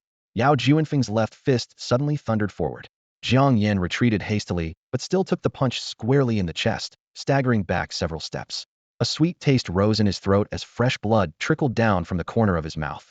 I still have 2 skills left unused. Jiang Yan seemed oblivious to pain, charging forward again before his breathing had even steadied. Seeing such tenacity, Yao Junfeng coldly unleashed a combination technique. Unyielding Blood Demon. Instantly, violent blood aura erupted from within his body. His hair and eyes turned crimson, his skin flushed with high-pressure blood flow, like a blood demon unleashed from its cage. In this form, his blood chi directly converted to defense for 55 seconds. Boiling Blood. The second skill immediately followed, burning blood chi to boost his attack by 55%, also lasting 55 seconds. Combined with the previous Bloodthirsty Berserker enhancement and the erosive suppression of the Azura blood domain, Yao Juanfeng's offense and defense skyrocketed as he pressed forward aggressively. Let me show you the professional gap that brute force cannot bridge. With over 2,000 points of terrifying defense, he pounced like a fierce tiger, completely ignoring the blade's edge. Whoosh! Jiang Yan took a deep breath, staring into those blood-red eyes. Defense over 2,000, impossible to break without a critical hit. Want to crush me into the ground? Then I'll oblige you. He casually tossed away the meteoric iron sword in his left hand, gripping the katana with both hands. His feet suddenly launched him forward, the blade slashing toward Yao Juanfeng's neck. This time, Yao Junfeng didn't use his shield, but raised his left hand, instead 5 fingers clamping down on the blade. Metal shrieked against metal as the blade stopped cold, yet his palm wasn't even scratched. You've lost, he sneered coldly. His crippled right hand could still swing, carrying amplified force as it swept toward Jiang Yan's left ribs. If this blow landed, his ribs would surely shatter. At that very moment, Jiang Yan finally unleashed his first skill of the match. Modification. The katana instantly twisted in his grip, transforming into a cone-shaped weapon over a foot long and 3 fingers thick, its pointed end gleaming with deadly sharpness. Yao Juanfeng's palm closed on empty air. Before he could react, the spike had lightning-fast pierced through his left eye. Bang! Simultaneously, his swinging arm struck Jiang Yan heavily, sending him flying. His ribs cracked with an audible snap, his insides churning violently. Despite the excruciating pain, Jiang Yan made no sound. He pressed his hands against the blood-stained ground and forced himself to stand. Meanwhile, Yao Junfeng, his left eye pierced through, clutched his blood-streaming eye socket and screamed in agony. Like a pig being slaughtered. You lost. If Jiang Yan had made that all a bit longer, it would have pierced straight through your skull. Yao Li roared his verdict, knowing full well that when it came to fighting for one's life, his son was no match for Jiang Yan. In the sparring circle, both Jiang Yan and Yao Junfeng were wounded, blood dripping onto the rough stone slabs of the training ground. Seeing this, Yao Kersen immediately raised her hands and cast her holy light skill. Pure white luminous mist poured down, mending flesh and repairing bones at the wounds of both her brother and Jiang Yan. While the holy light still lingered, Yao Li flashed to his son's side, pinned him down, and yanked out the level 40 all that had been driven deep into his left eye. Don't scream, he barked. Jiang Yan had his ribs shattered by you and is bleeding internally, yet he didn't even grunt. You have bloodthirsty berserker dulling your pain, and you're still wailing like a stuck pig. Chastened by this rebuke, Yao Junfeng could only clench his teeth. The sudden blindness in his left eye brought excruciating pain that made his whole body tremble, though fortunately his sister's holy light could dispel the pain, gradually weakening the agony. Yao Li flipped the blood-stained awl and without hesitation stabbed it into his son's thigh. Still refuse to admit you're weak? Now that Jiang Yan has beaten you into submission, do you know where your weakness lies? Ah! A scream exploded from his throat as Yao Junfeng bolted upright, face flushed red. My skills aren't as good as his, nothing more to say. The awl tip sank into his thigh muscle again. Only then did Yao Li look up, his voice thundering. You dare say my skills aren't as good? Which of your abilities is inferior to Jiang Yan's? If Jiang Yan had awakened a main combat class and possessed abilities to boost his combat power, he would have finished you in one move. Yao Junfeng clutched his leg, holding his breath as he retorted. When I said my skills aren't as good, I didn't mean my abilities are inferior to his, but my combat techniques and life-or-death fighting skills. Beside them, Yao Kersen silently felt sorry for him for 3 seconds, her hands continuously emanating holy light to heal the fresh wound in his thigh. Seeing his son admit defeat, Yao Li pulled out the awl without delivering another blow, his tone still stern. Jiang Yan is right, you've been too well protected. You have the levels and attributes, but don't know how to use them. If this fight had happened on Prodigy Island and he was your enemy, you'd be long dead. He waved his hand, delivering his final judgment. You're not going to this year's Prodigy Island trial. With your timid fighting and terrible combat skills, you'd just become experience points for those foreign prodigies. Don't take up a Resurrection Island trial slot either. lest you repeat last year's performance entering at level 48 and coming out at level 40, embarrassing me. Thinking of the young man before him, Yali had already made up his mind. If Jiang Yan couldn't get a Resurrection Island slot from Demon Abyss University, he would reserve the 2 slots from Dali Trading Company for Jiang Yan and Uncle Lin. The Prodigy Island trial was set for August 1st, only half a month away. Demon Abyss University would therefore start early on July 20th, when they would select the most outstanding among the new students to send to Prodigy Island. The island had 3 levels. The bottom level only allowed awakeners from level 30 to 39 to enter. The second level was limited to levels 40 to 49. The third level was accessible only to awakeners from level 50 to 59. Since each level can only accommodate 1,000 people, nations worldwide are fiercely competing for Prodigy slots. Thanks to having 2 powerhouses above level 90, our country has secured 200 Prodigy slots for each level.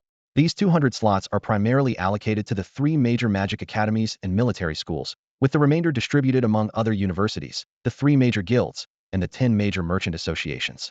Meanwhile, the Easter Island trials opening in September also have limited slots, making them even more precious. Easter Island has 9 levels, 3 more than Prodigy Island. The bottom level requires levels 30-39, while the top level restricts entry to levels 80-89. The island has unique elimination rules. If someone breaks through or drops levels while inside, they're immediately teleported to the corresponding floor. Since death only causes level drops rather than true demise, and killing enemies grants rapid experience, every year some people level up frantically on the island, while others like Yao Junfeng fall back to square one overnight. Dad, give me one more chance. Yao Junfeng's face was full of misery. His sister had awakened in Shrank Profession, which could secure them both a guaranteed slot. He firmly believed that fighting side by side, they could send foreign prodigies running with their tails between their legs. Yao Li just smiled faintly. You're level 55, and you're a rank blood demon general is quite rare, yet you can't even beat Jiang Yan, who's level 43 within Frank Profession. How can I trust you to take your sister into the island? Exactly. Big brother, you're so weak. Yao Kursen put her hands on her hips. If I could choose, I'd rather team up with Jiang Yan. Yao Junfeng deflated and muttered. Let it all burn. A world where father doesn't love me and sister doesn't care has no reason to exist. At this moment, Jiang Yan, whose injuries had been healed, spoke up. Your brother's profession and skills aren't bada, just hasn't experienced true pain and despair, lacking bloodthirstiness and ruthlessness. If he were willing to risk half his life to severely wound enemies, a blood demon general would be invincible among peers. Having been reborn, Jiang Yan was confident, planning to secure slots for both Prodigy Island and Easter Island. While Yao Kursen's powerful support was tempting, he preferred to level up alone so he could freely hunt foreign prodigies using his modification and disguise skills. Yao Li nodded. That's exactly Junfeng's biggest weakness. Before the trials on both islands, if you can't even solo hunt a magical beast above your level, don't waste the slot that the 10 major merchant associations worked so hard to obtain. The 3 major guilds could secure slots steadily due to their deep foundations, while the 10 major merchant associations only managed to buy 2 seats with money. For example, the Magic Equipment Association provides new weapons to the Hunters Association every year, while the Dali Association sponsors potions for various academies. Yao Junfeng was able to obtain a slot directly through his father's connections without competition. Having been escorted and protected by Butler Lin and his father to level 50 after awakening, he lacked not only combat experience compared to his peers who were self-reliant awakeners, but also that ruthless determination. Jiang Yan possessed the willingness to bet his life on a knife's edge. Could you please return my all? Jiang Yan walked up to Yao Li and retrieved the awl that had been modified from a katana. Only then did Yao Li ask curiously, can your skill change equipment forms at will? Jiang Yan nodded, instantly reshaping the awl back into a katana. He sheathed the blade and stored it in his spatial ring. After bidding farewell to the family of 3, he left the Dali Association with his pet Magnet, planning to hunt and level up first, letting Magnet break through to level 40. 2 days passed in a flash. On July 16th, the Global Freshman Martial Arts Tournament's Losers Bracket Top 100 list was announced. The next day, the news was finalized. The 3-day Freshman Top 100 finals would be held in Magic Cave University City. July 17th. The Demon Abyss University City was particularly bustling today. The National Freshman Combat Tournament had reached its final stage. The top 100 from the winners bracket would face off against the top 100 from the losers bracket, with victors earning direct entry to the Freshman Top 100 rankings and a chance to compete for the ultimate championship. Uncle Lin had been power leveling with Yao Kursen, bringing her to level 49 before deliberately slowing their pace. The reason was simple.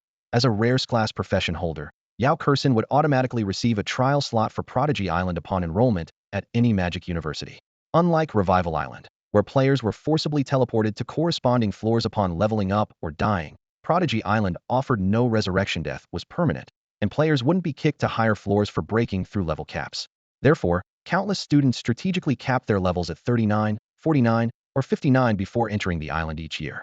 With only a dozen days remaining until Prodigy Island opened, rushing to level 50 would barely allow Yao Kursen to catch up to her brother's level even with desperate grinding. After careful consideration, she preferred staying at level 49 and waiting for Jiang Yan to accompany her into the 40th floor's middle tier. Once there, a single magical beast kill by Jiang Yan or his casual elimination of a foreign student would trigger her breakthrough to level 50. A level 50 player on the 40th floor would see dramatic increases in both survival rate and support capabilities. This was the safest strategy. With her 3 core skills healing, attribute enhancement, and defensive protection level 49, Yao Kursen had fought her way into the losers bracket top 100. As the match was about to begin, she nervously gripped her staff in the contestant tunnel, repeatedly praying she wouldn't be matched against Jiang Yan again. Otherwise, the first place holder on the freshman level rankings would be blocked from the freshman top 100 rankings by her own brother, leaving her exposed to others' mockery. At that same moment, above the Teleportation Plaza of Demon Abyss University City, a massive magical crystal orb hung, suspended in midair, continuously displaying the real-time freshman level rankings. First place, Yao Kursen, level 49. Second place, Sun Chongbin, level 46. Third place, Li Yufeng, level 45. Fourth place, Jiang Yan, level 43. With only 3 days remaining until the July 20th semester start, the rankings seemed set in stone. Yao Kursen held the undisputed first place on this year's freshman level rankings. However, no one knew that Jiang Yan, listed at level 43, had actually broken through to level 50. The truth was, he was this year's real level champion, and if he could also claim the freshman top 100 rankings title, he would sweep both championships. Before Jiang Yan's rebirth, this year's freshman level champion had been Sun Changbin, the only genius who had reached level 40 within a month back then. However, after Jiang Yan's rebirth, his 3 consecutive solo speedrun records dominated the Newbie villages, forcefully claiming the top spot on the freshman level rankings and igniting the competitive spirit of all freshmen. Everyone began grinding intensively, refusing to yield to anyone else, pushing the overall leveling pace several notches higher. The result was that over 20 freshmen on the current level rankings had broken through level 40. Even Yang Hongwei, whom Jiang Yan had never taken seriously, had broken through to level 40 and ranked 23rd on this year's freshman leaderboard. Jiang Yan stared at the rankings, sighing inwardly. The butterfly effect was truly powerful. Before his rebirth, reaching level 43 in just 1 month would have guaranteed him first place, but now his fellow freshmen were all pushing themselves to the limit, so he simply gave up competing for the top spot. Suddenly, he heard several students whispering behind him. Once the level gap widens, the class differences become obvious. Jiang Yan dropped from 1st to 4th. For in Frank class to reach level 40 in 1 month is already incredible, but level 50 it might be his limit, and level 60 is almost impossible. Even if he makes it into the top 100 freshman class, he probably won't get a spot for the Tianjiao Island trial, right? After all, the competition between levels 40-49 is the fiercest, and he'll have to compete with upperclassmen too. Stop talking, let's hurry to the arena to get seats. This year's freshmen are way more terrifying than our class was. The matches are definitely going to be exciting. At the center of Demon Cave University City stood a massive public arena, even grander than a bird's nest stadium, with fixed seating for 200,000 and room for nearly 500,000 when packed. Jiang Yan had just been teleported over and was walking toward it. Halfway there, enemies met on a narrow road. Yang Hongwei strode toward him, chin raised in mock disdain. Jiang Yan, I made it into the top 100 of the losers bracket. I'm level 40 now, and it won't be long before I surpass you. If we get matched up again in the draw, I'll beat you so badly your own mother won't recognize you. Jiang Yan couldn't even be bothered to lift an eyelid, showing off at just level 40. He himself was clearly level 50, but had discreetly changed his display to level 43. Too lazy to waste words, he walked straight past. Ignored, Yang Hongwei sneered twice. Playing the expert? Pray you don't run into me. With that, he strode ahead with large steps. Watching that smug figure, Jiang Yan hatched a plan. Let me fulfill your little wish. He silently thought, modify. His earlier straw man had been changed to straw bird, and now he adjusted it to straw ant. A small ant woven from magical straw immediately appeared in his right palm, detailed down to the finest hair. At 9 o'clock sharp, all 100 from the winner's bracket and 100 from the loser's bracket had arrived, and the draw officially began. Following procedure, the loser's bracket went first. Jiang Yan focused intently on Yang Hongwei's number. Then it was the winner's bracket's turn to step forward. Jiang Yan was positioned near the front. He reached into the lottery box, quietly releasing the straw ant from his palm, using shared vision to secretly rummage around in the dark before finally fishing out a small ball. Jiang Yan, number 14, the staff member announced while recording. Over in the losers bracket, Yang Hongwei's face flushed red the instant he heard number 14, his excitement making his fists crack audibly. What goes around comes around. Jiang Yan, you never thought this day would come, did you? Group 14, Yang Hongwei versus Jiang Yan. The moment this matchup appeared on the live tournament bracket, the audience erupted. What a narrow path for enemies. Fortress Bro was facing Jiang Yan again. What's with the Fortress Bro nickname? Whispered students who were attending for the first time. Veterans quickly filled them in. Level 40 Yang Hongwei had been kicked in the groin by Jiang Yan in the previous round, instantly losing his fighting ability. The referee frantically shouted, "He's fortified," signaling medical staff to immediately cast healing skills, and thus the nickname, Fortress Bro, was born. Some clicked their tongues in disapproval. Is this Jiang Yan really that underhanded? Using such dirty tricks? Others defended him. He had no choice. Both professions he awakened are frank with neither combat bonuses nor support effects. Without resorting to some tricks, even with a higher level than Fortress Bro, he couldn't win. With the draw complete, the tournament officially began. Two standard arenas stood in the center of the martial arts field for today's top 100 championship, full 100 matches, with winners directly entering the freshman top 100 rankings. Tomorrow would be the round of 100 to 30, followed by the finals the day after. The first two groups drawn took the stage. The rules remained the same. All contestants could only use equipment provided by the organizers to prevent pay-to-win gear from disrupting balance. During preliminaries, contestants wore level 10 common equipment, while the top 100 championship used level 30 common gear. Originally, officials had only prepared level 20 public equipment, but since all top 100 players from both winner and loser brackets were above level 30, they had to upgrade on short notice. With equipment standards raised across the board, everyone's attributes soared, promising even more intense battles. At the host's signal, thunderous cheers erupted as the first match instantly began. Contestants who made it to the winner bracket's top 100 had never tasted defeat aside from a few exceptionally lucky outliers. Most were formidable opponents with solid skills. Sure enough, winner bracket contestants on both arenas completely dominated their opponents, securing victories within minutes. The opening matches saw a clean sweep by the winner bracket. It wasn't until the 12th group that three loser bracket contestants managed lucky comebacks, squeezing into the freshman top 100. Now please welcome groups 13 and 14 to the stage. Finally, Jiang Yan and Yang Hongwei stepped onto Arena 2. Nearly every spectator's gaze focused on them. Jiang Yan, with his frank profession and reputation as the second Hui Yuan-Wu, was the most famous contestant this year aside from the Shrank freshman. Many who had never seen him in person wanted to confirm whether this second Hui Yuan-Wu truly possessed the same ferocity as Hui Yuan-Wu in his youth. Even disciples from Hui Yuan-Wu's martial arts school stood at the sidelines. They too had awakened so-called trash professions, and thus sought training under Hui Yuan-Wu, yearning to follow their predecessor's martial path. It was precisely because they trained under Hui Yuan-Wu that they understood just how difficult this martial journey truly was. Relying on combat talent and physical martial arts to bridge the gap between professions so far, only Hui Yuan-Wu has achieved this. At this moment, the audience was buzzing with excitement as everyone debated whether Jiang Yan could truly become the second Hui Yuan-Wu. President Shun of the Nanrong City Hunters Association had publicly stated in an interview that he expected Jiang Yan to surpass his predecessor, which only fueled the crowd's curiosity and excitement. They were eager to witness firsthand whether this newcomer truly possessed such talent and audacity. During the weapon selection phase, Jiang Yan once again chose a heavy sword identical to Yang Hongwei's. Yang Hongwei raised an eyebrow and sneered. Jiang Yan, you're quite arrogant. With so many weapons to choose from, you deliberately picked the same heavy sword as mine. Jiang Yan shouldered his sword and stepped onto the arena, responding coolly. Defeating you with other weapons would be meaningless. I need to use the weapon you're best at to make you lose with complete conviction. Hearing this, Yang Hongwei also laughed, but with a menacing edge. Last time I was just careless and fell for your sneak attack. This time, I'll dominate you throughout the entire fight and show you the gap between a worthless profession and a powerful one. The referee dropped the flag, and the match officially began.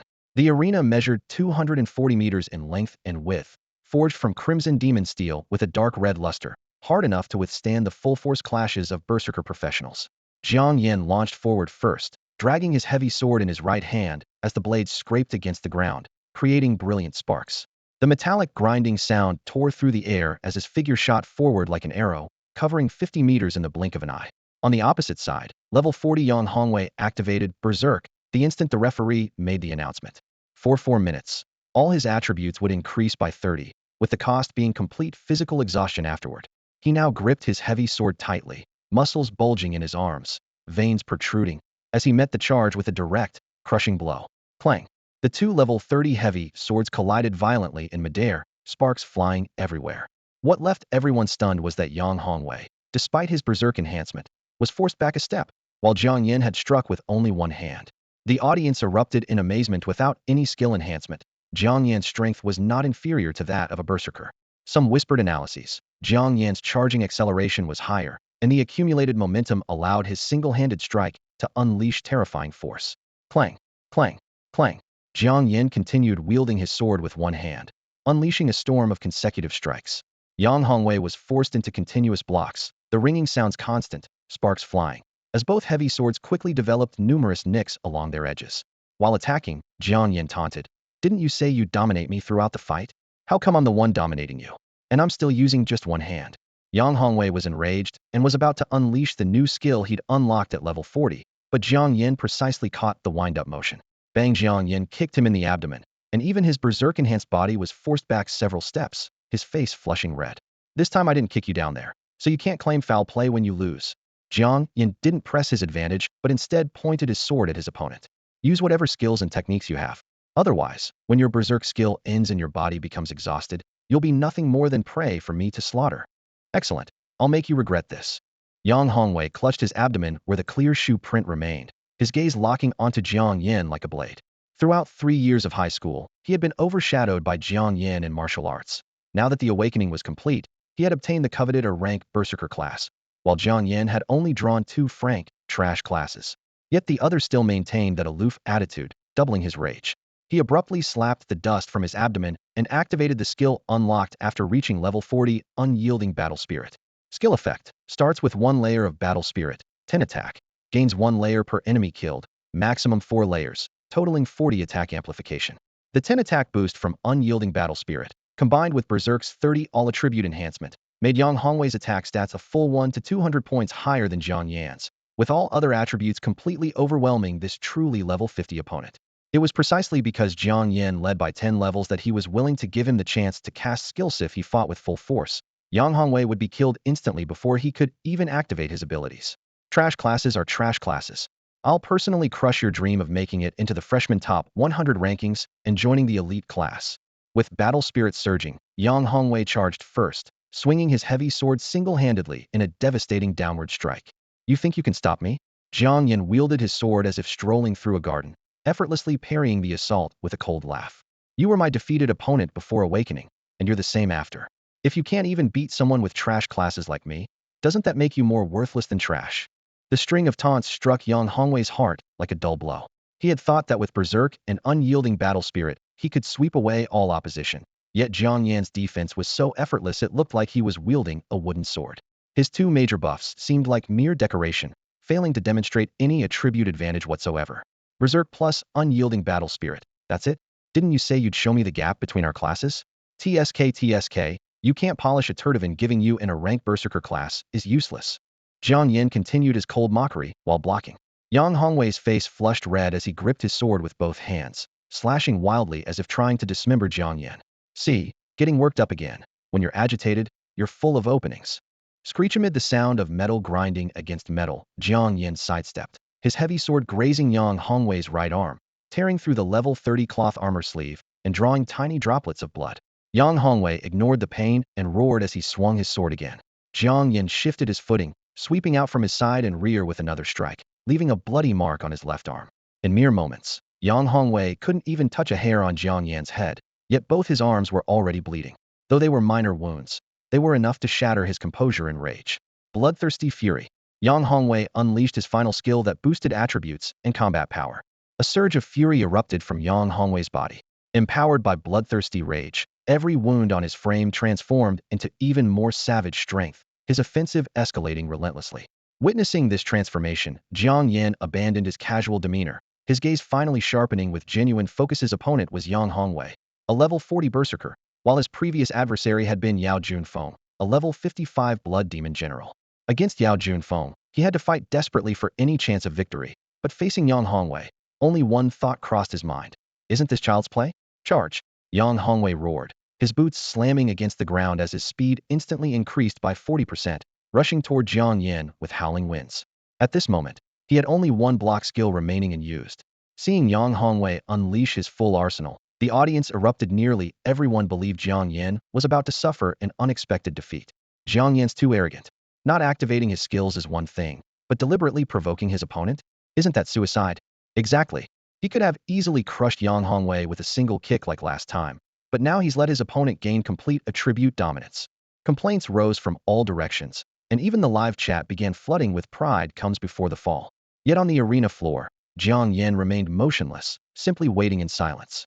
The next second, Yang Hongwei, consumed by rage, delivered a diagonal slash, his blade tearing through the air with a thunderous roar as it crashed toward Jiang Yan's shoulder.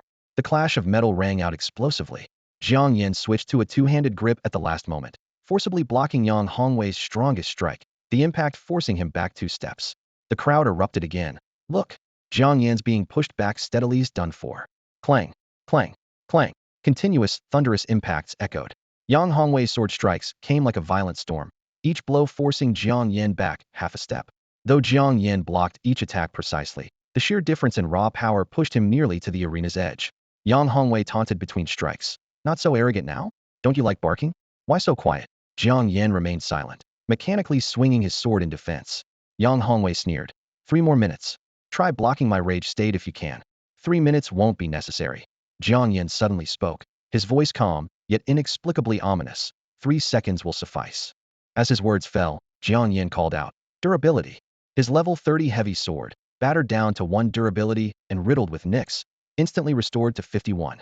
Immediately following, a second durability activated, erasing all chips and cracks as the blade became pristine once more. Yang Hongwei did sense a surge of magical energy, but dismissed its skills from a trash class, couldn't possibly make waves and continued his relentless assault. Time to end this. Jiang Yan shifted his weight, body angling slightly as his arms gathered tremendous force, bringing his heavy sword down in a devastating arc. Crack! Yang Hongwei's durability depleted heavy sword shattered on impact, sparks flying from the break.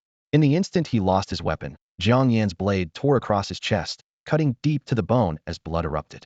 His agonized scream was drowned in the crowd's gasps of shock. I was waiting for my durability to restore, while you'll be waiting for emergency care. Watching Yang Hongwei's heavy sword suddenly shatter under Jiang Yan's strike, then seeing Jiang Yan's blade slice through the cloth armor and carve a deep, terrifying wound from the left shoulder down to the right ribs, the spectators witnessing this scene were completely stunned. What just happened? Yang Hongwei actually lost. Gasps of shock rippled through the crowd. Soon someone realized. That's right. One of the frank professions Jiang Yan awakened was repairman, can restore equipment durability. From the start of the match, both fighters had been swinging their swords frantically, each clash consuming durability. Just as Yang Hongwei's heavy sword was on the verge of breaking, Jiang Yan quietly activated his skill, instantly restoring his weapon's durability, then delivered the fatal blow first shattering his opponent's heavy sword, then following through to tear open the cloth armor, leaving a horrifying bloody gash across Yang Hongwei's chest. The referee quickly announced, Group 14, Jiang Yan wins. A level 52 advanced healer immediately rushed onto the platform, green healing light enveloping Yang Hongwei as they desperately stabilized his nearly depleted health. Blood continued pouring from his shoulder, staining his entire cloth armor red. Yet he couldn't focus on the pain, only the cold shadow of death shrouding his entire body as his consciousness teetered on the edge of darkness.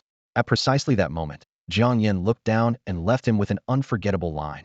I was waiting for durability to restore, while you can only wait for emergency treatment. Yang Hongwei was stunned. No wonder Jiang Yan had chosen the same heavy sword model. No wonder he had forced him into full defensive blocks from the opening. No wonder he had provoked him at every turn, forcing him into direct confrontations. From the very first strike, his opponent had calculated that he would exhaust his durability, then use that repairman skill to create a lethal opening. Understanding this now, it was already too late. He felt hatred for Jiang Yan, and even more for himself, repeatedly suffering losses, yet never learning his lesson. From freshman year until now, whenever there were martial competitions, despite having comparable physical attributes, he was always targeted by Jiang Yan, who used cunning to overcome strength. Now that he had awakened his profession, he thought he could finally surpass his rival, only to be completely outmaneuvered once again. The healer's rapid treatment stabilized his critical health. Moments later, he forced himself to sit up through the excruciating pain as Jiang Yan turned to leave the platform. Jiang Yan! A hoarse roar exploded across the arena. Jiang Yan stopped, turned back, his expression still cold and indifferent. Yang Hongwei's chest heaved as he coughed up blood, his eyes bloodshot. Next time? If there is a next time, I definitely won't lose to you again. Definitely not. I'll be looking forward to it. Jiang Yan replied coolly, then walked down from the platform. In the winner's bracket contestant area, Wang Qingfeng approached and patted Jiang Yan's shoulder. Congratulations on advancing to the top 100 freshmen. Then he asked curiously, by the way, which university did you apply to? Longyuan. Wang Qingfeng exclaimed with delight. What a coincidence. I also applied to Longyuan. Originally, I wanted to apply to Huaxia University since Huaxia Academy of Magic is the strongest among the 3 major magic academies. Jiang Yan recalled his conversation with his father while getting into the prodigy class would be easy. Securing spots for the Inyong Island trial and Resurrection Island trial would be extremely difficult to obtain. In the end, following his father's advice, he changed his application to Longyuan University, which ranked 3rd. That's exactly why I applied to Longyuan too, Jiang Yan said, just as his eyes met Wang Qingfeng's. Then we'll be classmates. Wang Qingfeng excitedly pumped his fist, then asked curiously, which university did that guy Yang Hongwei apply to? It would be interesting if he also came to Longyuan. Although Yang Hongwei lost to Jiang Yan in the freshman top 100 competition and failed to advance, with his rare rank combat profession and current level 40, he could easily be directly admitted to any of the 3 major magic academies and placed in the prodigy class, even without participating in the national freshman martial arts competition. Only a few hundred freshmen nationwide could awaken a rank combat professions each year, not to mention that after being provoked by Jiang Yan, Yang Hongwei had signed a binding contract with a guild early on and, under the guidance of guild masters, reached level 40 in just 1 month. In terms of professional strength and overall ability, this guy could crush 99 of freshmen who was just unlucky to encounter Jiang Yan, who knew his character weaknesses inside and out, which is why he kept getting outmaneuvered. He'll definitely apply to Hongmeng University. Jiang Yan recalled memories from before his rebirth. That guy loves to compete and show off. At Huaxia University, with so many strong students, he'd just become background scenery. Longyuan is the weakest of the 3 major magic academies, which his pride can't accept. Hongmeng University, being neither the best nor the worst, suits his taste perfectly. Wang Qingfeng gave him a thumbs up. You've really figured him out completely. No wonder you've had him under your thumb all these years. Jiang Yan patted Wang Qingfeng's shoulder with a smile. I've already advanced. Now it's your turn to perform. Don't worry, my opponent in the losers bracket isn't much pressure. Advancing to the top 100 will be a breeze, Wang Qingfeng said confidently. Jiang Yan raised an eyebrow. I'm looking forward to having an intense, fist-to-fist duel with you. Just like that martial arts duel in our freshman year. But you're only level 38, while Yang Hongwei is already level 40. If I fought you, it wouldn't be a fair victory. You're level 43, so your attributes are at most 4,050 points higher than mine. That difference is negligible, Wang Qingfeng chuckled. Besides, you got beaten to a pulp by me in freshman year too. An hour later, it was Wang Qingfeng's group's turn to take the stage. On the arena, he maintained his knight's radiance throughout, completely dominating his opponent and easily advancing to the top 100. Watching from below, Jiang Yan nodded approvingly. Tomorrow he'd continue using the straw ant skill to cheat and make sure he got matched with Wang Qingfeng's group for an exciting bear equipment duel. At this moment, his real level was 50, though he was disguised as level 43. Although Wang Qingfeng was level 38, he possessed the knight profession's attack and defense amplification skills, so if he went all out, his attributes might still surpass Jiang Yan's. This was precisely why Jiang Yan had been reluctant to continue leveling up after level 50. Each level increase jumped from the original, all attributes 10, to all attributes 100. Such a large gap would easily expose his secret of disguising as level 43 on the arena. The next day, the competition from 100 to 30 officially began. Through cheating, Jiang Yan successfully got matched with Wang Qingfeng. What a surprise that Jiang Yan and Wang Qingfeng were paired together. Yesterday's arena match featured class champion versus class runner-up, with Jiang Yan against Yang Hongwei, and today it was grade champion versus grade runner-up, with Jiang Yan facing Wang Qingfeng. Even more coincidentally, before their awakening, Wang Qingfeng had been overshadowed by Jiang Yan for 3 consecutive years. It seemed fate was pulling the strings once again. Many freshmen at Nanrong City No. 1 High School were convinced this destined showdown would be absolutely worth watching. On paper, Wang Qingfeng, and a rank knight with both defensive shields and offensive capabilities, had excellent chances of victory as long as he didn't repeat Yang Hongwei's mistake of underestimating his opponent. The audience area buzzed with excitement as nearly all the freshmen rose to their feet, anticipating this clash. After more than a dozen previous matches concluded, the big screen displayed Arena 17, Jiang Yan versus Wang Qingfeng, and the atmosphere instantly ignited.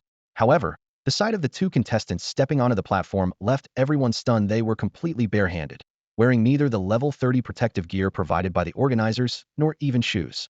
Whispers rippled through the stands. Is this some kind of unlimited bare-knuckle fighting from the dungeons? Clearly, the 2 had reached an understanding. Real men would settle this with nothing but their bare hands. The referee looked at both contestants with great interest.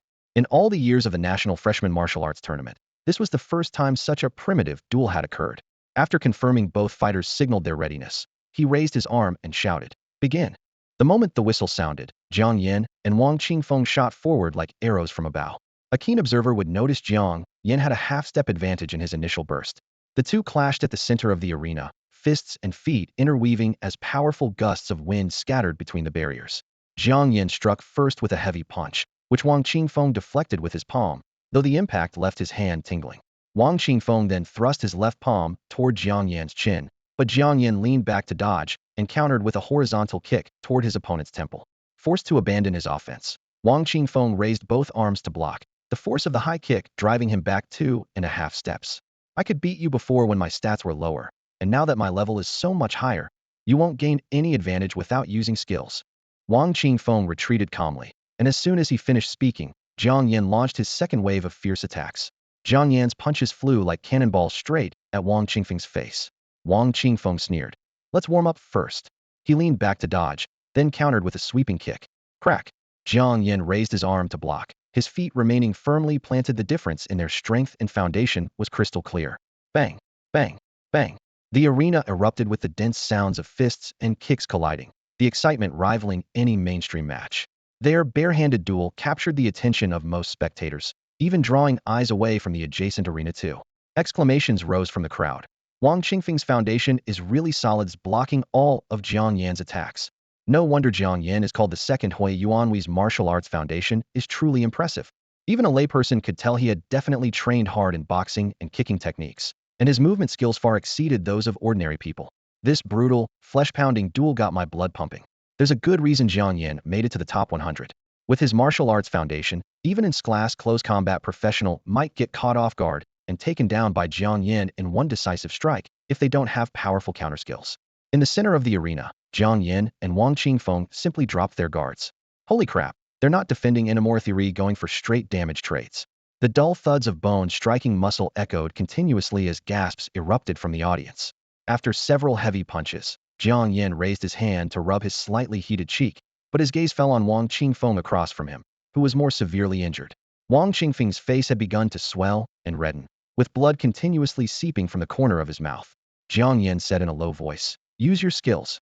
"Yeah, I need to use skills now, or I won't be able to beat you anymore." "Shield."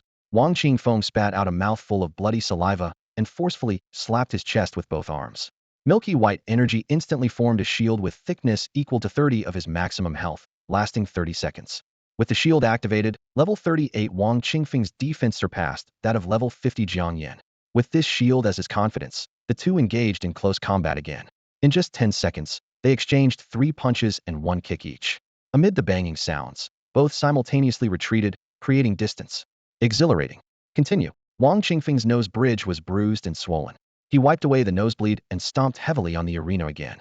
The moment the shield effect ended and entered a 3-minute cooldown, he launched his second move without hesitation. Faith Charge.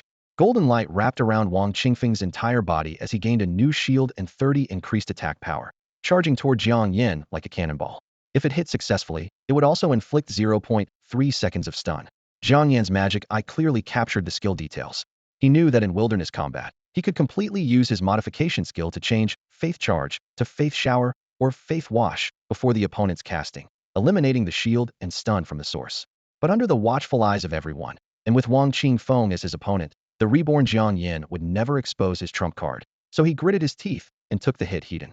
Boom! Wang Qingfeng, with both arms protecting his chest, crashed into Jiang Yan, forcing him to retreat several steps as the stun effect took full hold. Taking advantage of this brief opening, Wang Qingfeng threw a full-force punch that slammed hard into Jiang Yan's right cheek. Bang! Jiang Yan's body twisted sideways and fell to the left. As soon as the 0.3-second stun ended, he braced himself with his left hand, powered up with his core, and swept horizontally with both legs in midair. Thud. Wang Qingfeng was kicked in the abdomen, groaning as he staggered back several steps. As expected of you, even that punch couldn't KO you. Wang Qingfeng rubbed his stomach and charged forward again once Jiang Yan had steadied himself. Smack! Bang! Thud! Fists and feet clashed, each strike accompanied by dull impacts and sprays of blood. At this moment, the two had abandoned technique, leaving only willpower and fighting spirit. Who could take more punishment? Whose punches hit harder? Who would be the last one standing in the center of the arena? As their faces swelled and blood increased, every collision between the two stirred the audience's emotions, as if their blood was boiling along with the fight. The match on the neighboring arena had long since ended, and the newly entered pair of freshmen had no mind for their own competition, unanimously turning their attention to arena number 1. The referee didn't rush them either, because even the referee was completely captivated by this true man's bare-knuckle duel between Jiang Yan and Wang Qingfeng. Go, go. The audience couldn't help but cheer as they watched Jiang Yan and his opponent on the stage, both beaten so badly that their own mothers wouldn't recognize them. The dull thuds of fists and feet colliding echoed continuously, and the atmosphere rivaled that of an underground boxing match, perhaps even surpassing it. No man could resist this kind of pure, raw combat. Who would have thought that Jiang Yan, with neither defensive nor offensive skills, could go toe-to-toe with Wang Qingfeng for this long? In the center of the ring, Jiang Yan and Wang Qingfeng were simultaneously knocked down by each other's heavy punches, both falling flat on their backs. After a moment of deathly silence, they struggled to their feet, supporting themselves on the floor with trembling hands. As they faced each other, looking at each other's battered, swollen faces, they both managed to crack painful yet exhilarated grins. Tui. Jiang Yan spat out a mouthful of blood first, the crimson droplets mixed with debris hitting the platform. Wang Qingfeng followed suit, spitting blood before suddenly tearing off his already tattered t-shirt, revealing his solid torso covered in red and purple bruises. Jiang Yan grabbed the hem of his shirt and decisively ripped it off, as well as frame was slightly leaner, but equally well-defined, with sweat rolling down the contours of his muscles. The female spectators below were instantly transfixed. Yao Kursin, who had already advanced to the top 100, knew well how impressive Jiang Yan's physique was, and she knew his, but was quite perky and pale. But when this sweat-drenched, testosterone-fueled upper body was truly displayed under the lights, she couldn't help but swallow hard and raise her hand to shout, "Jiang Yan, go for it." On the stage, the two men, their steps already unsteady, approached each other once more. As the distance closed to striking range, they both simultaneously wound up their arms. Bang!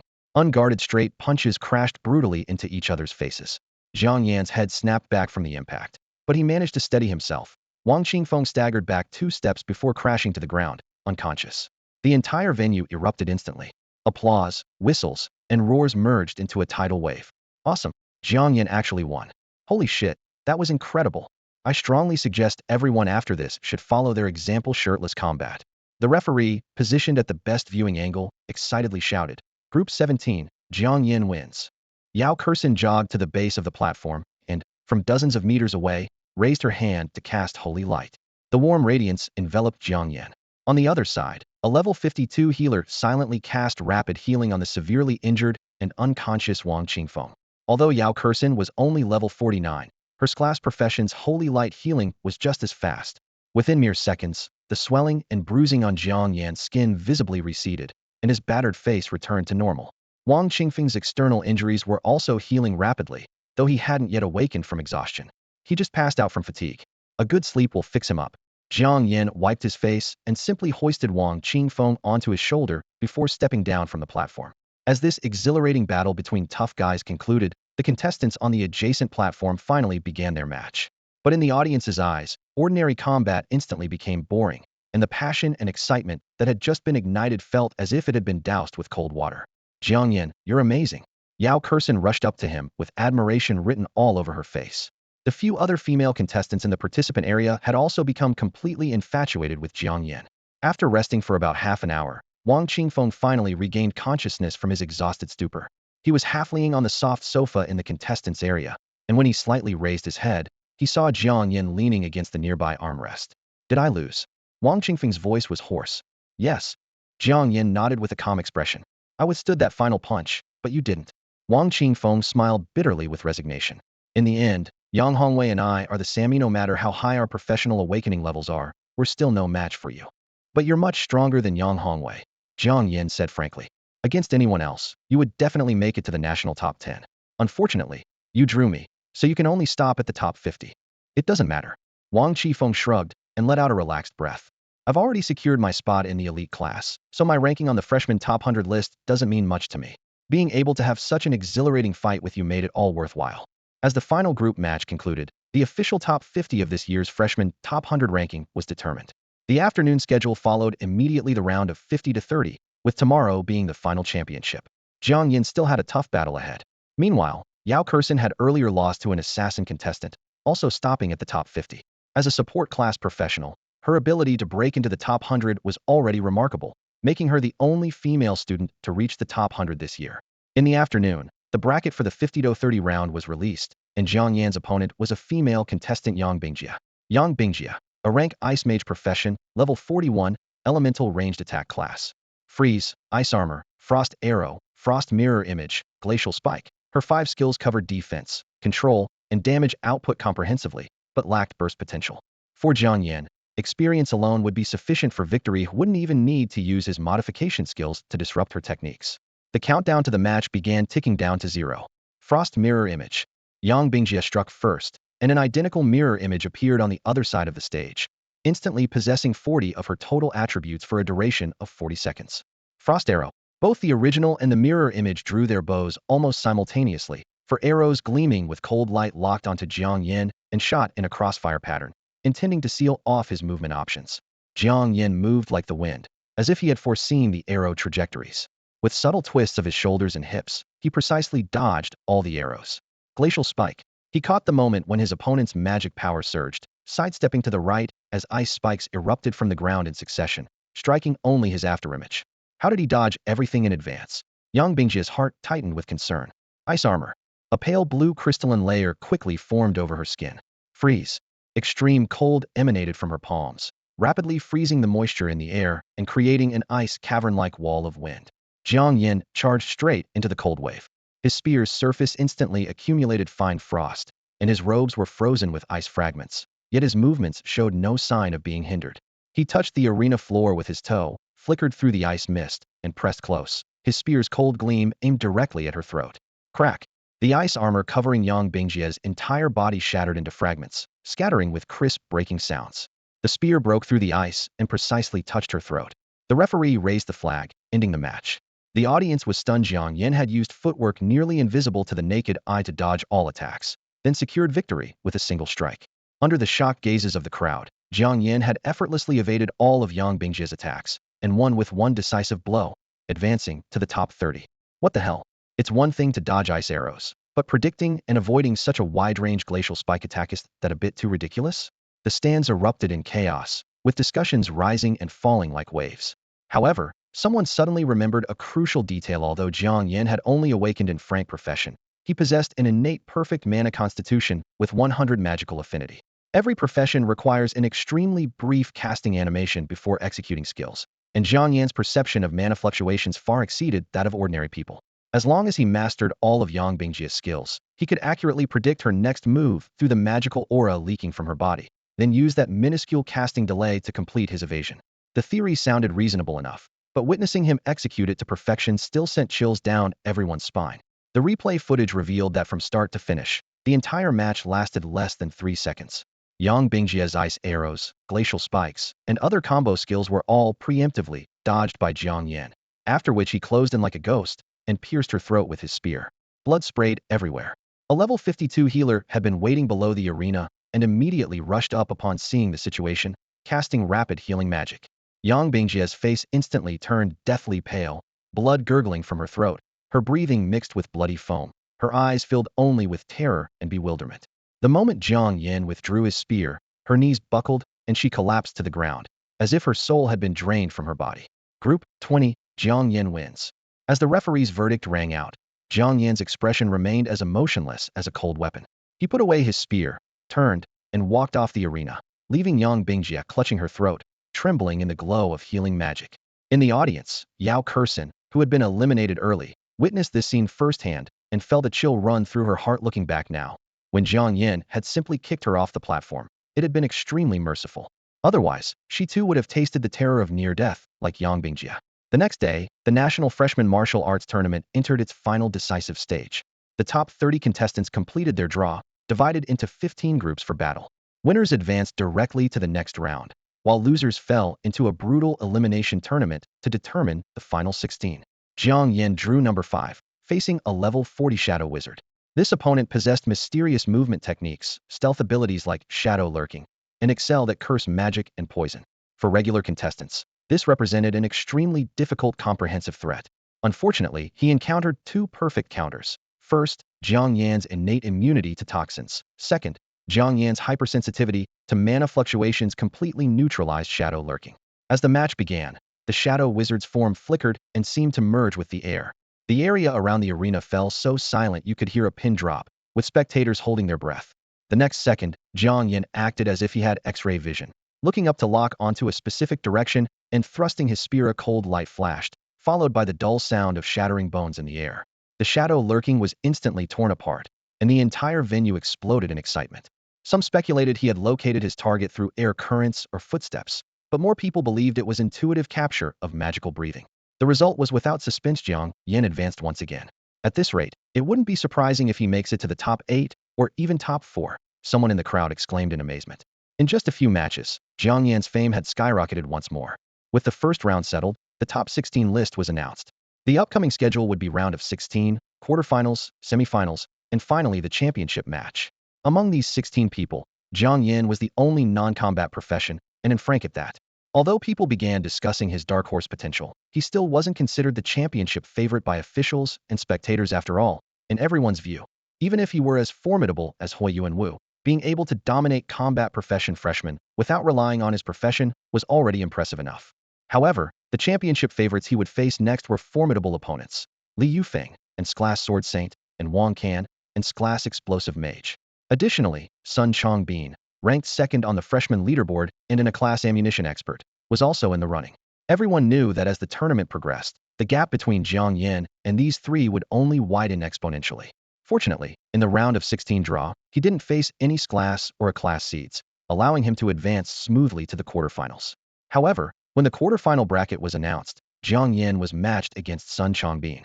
Jiang Yan's definitely going to lose this time. The stands erupted immediately. Sun Chongbin is level 46 and can unleash unlimited ammunition with crazy firepower right from the start. Who can withstand that kind of assault? Jiang Yan making it to the quarterfinals is already incredible, but it's a shame we won't see him face Li Yufeng. Exactly.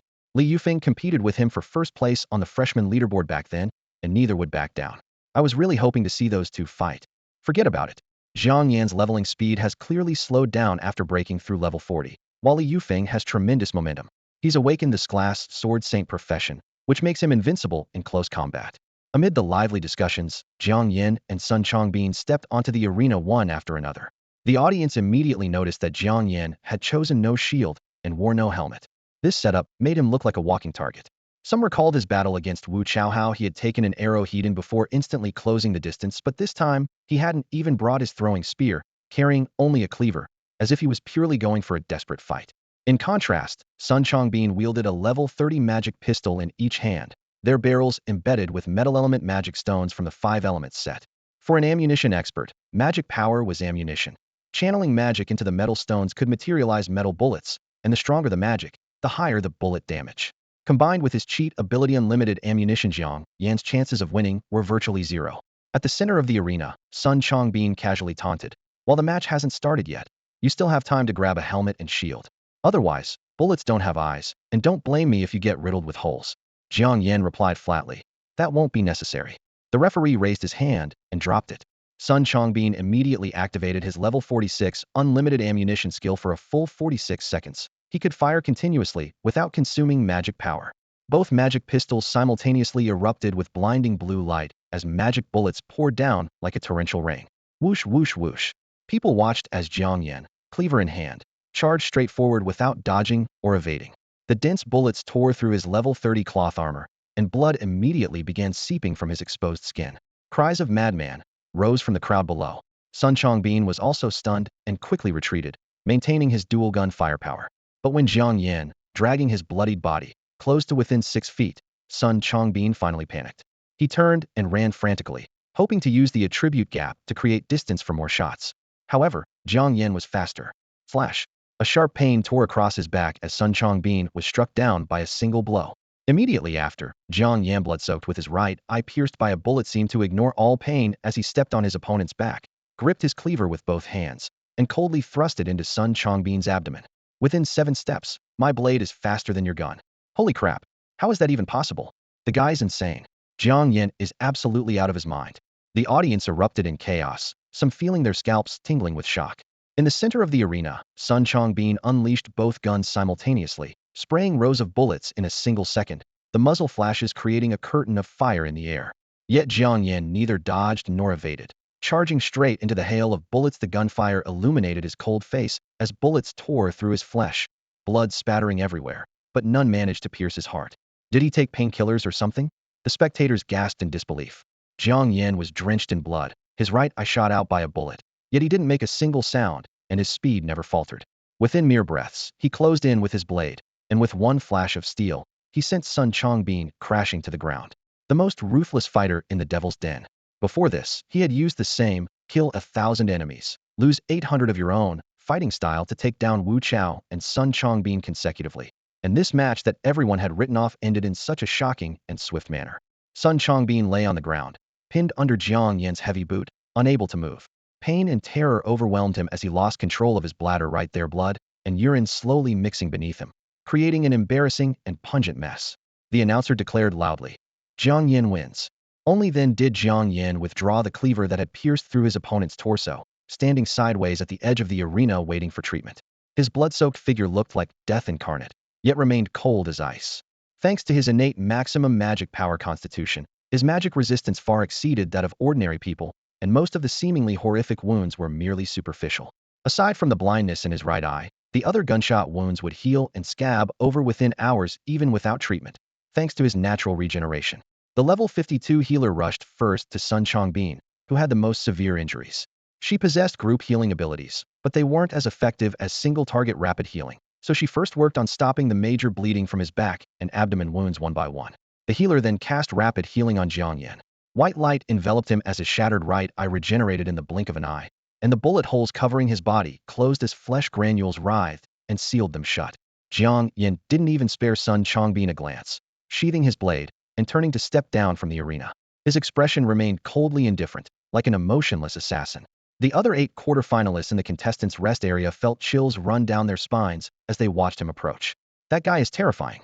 Anyone who faces him is in for a world of hurt. I never imagined he'd take down Sun Chongbin in such a way.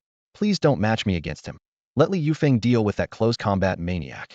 Li Yufeng's eyes blazed as he locked onto Jiang Yan. Initially, he hadn't taken this guy who awakened a trash profession seriously, believing that Jiang Yan was destined to be left far behind in the dust by himself and Shrank Sword Saint. But after witnessing Jiang Yan's series of spectacular battles recently, he had to admit in his heart that Jiang Yan was truly formidable. Without the talent skills granted by his Shrank Sword Saint profession, he knew clearly that he would have an 80% chance of being unable to withstand Jiang Yan's offensive. It was precisely because of this that he secretly sighed for Jiang Yan. If only Jiang Yan had awakened any combat-oriented profession back then, he would undoubtedly be the most formidable presence among this year's freshmen. The next duel was Li Yufeng's turn. The young man wore a regulation cloak, his longsword gently tapping against his leg as he walked toward the arena to the rhythm of the referee's announcement. Passing by him was Jiang Yan, who had just claimed victory and was returning to the rest area. As their steps crossed, Li Yufeng naturally raised his hand in a cupped fist salute, his voice not loud, but resounding clearly, "Magnificent." Jiang Yan nodded slightly in response, his pace remaining perfectly steady. According to the tournament schedule, Shrank Sword Saint Li Yufeng and Shrank Explosive Mage Wang Kim would most likely both advance to the semifinals. In that case, Jiang Yan would have to seize a championship spot from one of them no matter what. Honestly, he would prefer to avoid Li Yufeng without using modification skills and being unable to directly destroy his opponent's abilities. Li Yufeng was truly troublesome. The Sword Saint's attack amplification was too fierce. Even though Jiang Yan's true level was 5 levels higher than his opponent's, he could only barely lead by 40 to 50 attribute points. Meanwhile, Li Yufeng could instantly boost his attack by several hundred points with any random attack skill. Not to mention that Holy Sword skill once activated, the ordinary level 30 longsword in his hand would be temporarily forged into a level 30 Holy Sword with maxed out attributes. Overall, Li Yufeng was absolutely the most threatening opponent in this tournament. The moment golden light exploded on the arena, Li Yufeng declared victory with what was nearly a one-sided crushing defeat. Since Chairman Shin swept through various tournaments, Shrank Sword Saints had been hailed as invincible in close combat, and no one had raised any objections to this day. Li Yufeng, sharing the same profession, used a series of powerful and heavy close combat strikes to once again etch this invincibility into the audience's memory. The 4 matches concluded quickly. Immediately after, the tournament entered the intense Final 4 to Final 2 stage. The drawing ceremony was completed under holographic screens. Jiang Yan's opponent was none other than Shrank Explosive Mage Wang Kan. As soon as the results were announced, the audience erupted in sighs of disappointment.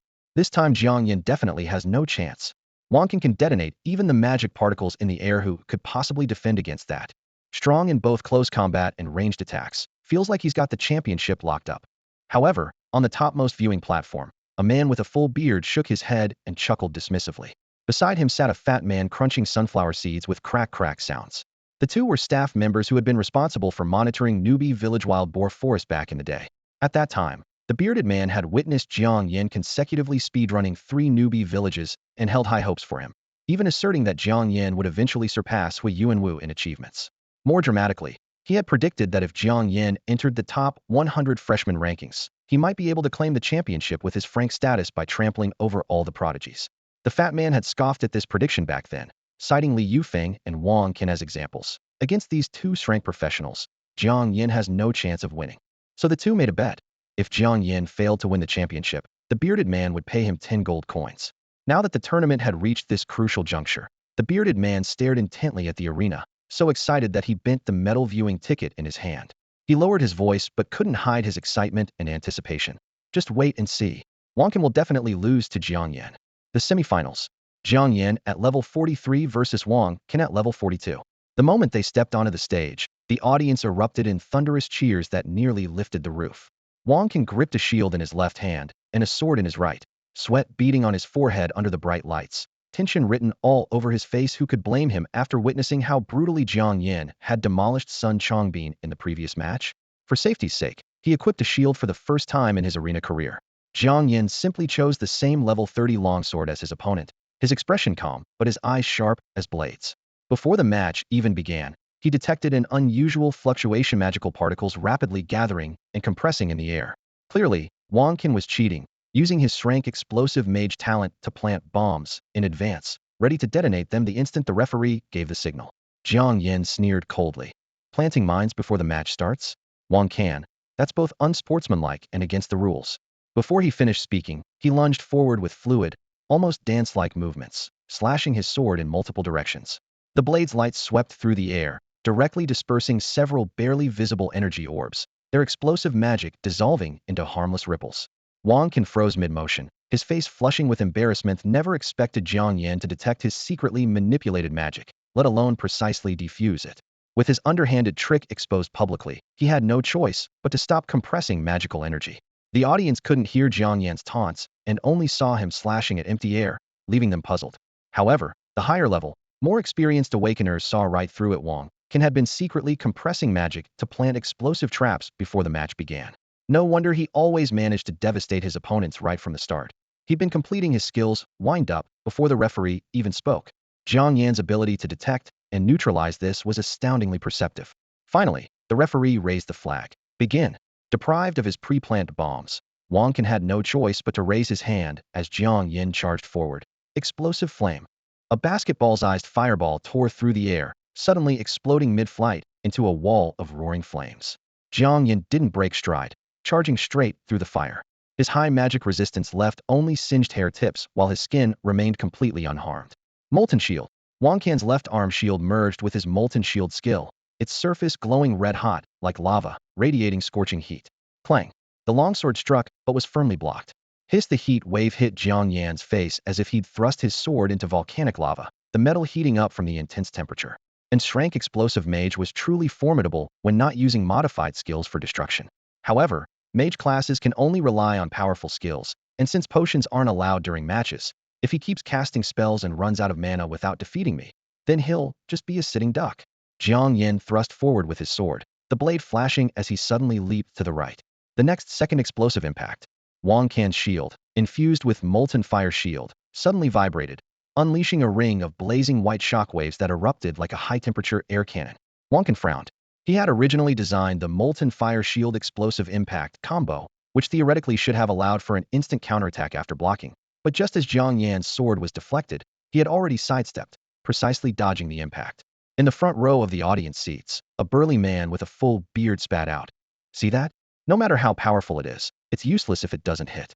Jiang Yan has a natural full mana constitution with extremely high magic resistance and sensitive perception of magical fluctuations. As soon as he senses Wang Qin's mana surging, he immediately catches the wind-up and easily evades. Wang Qin would struggle to win even at the same level, let alone when Jiang Yan is one level higher. The chubby spectator beside him cracked sunflower seeds leisurely. Don't rush, this is just the opening. Jiang Yan can predict, but Wang can also think of counter predictions. Flamestorm. At the center of the arena, Wang can raised his hand to cast his level 40 new skill. With him as the epicenter, the magical particles in the air instantly combusted, creating a blazing red tornado that swept across the arena, engulfing both fighters. Give up, Wang called out confidently from within the flames. You have no way to counter this. I can defend up close and attack from afar. Keep dragging this out, and you'll only end up burned or blown to pieces. Sorry, surrender isn't in my vocabulary. Jiang Yan actually perked up this type of wide area. Multi-second spell was perfect for masking his own magical fluctuations. Amid the raging flames, he charged through the intense heat toward Wang Can, thrusting his sword straight forward. Wang Can instinctively raised his shield. Dismantle.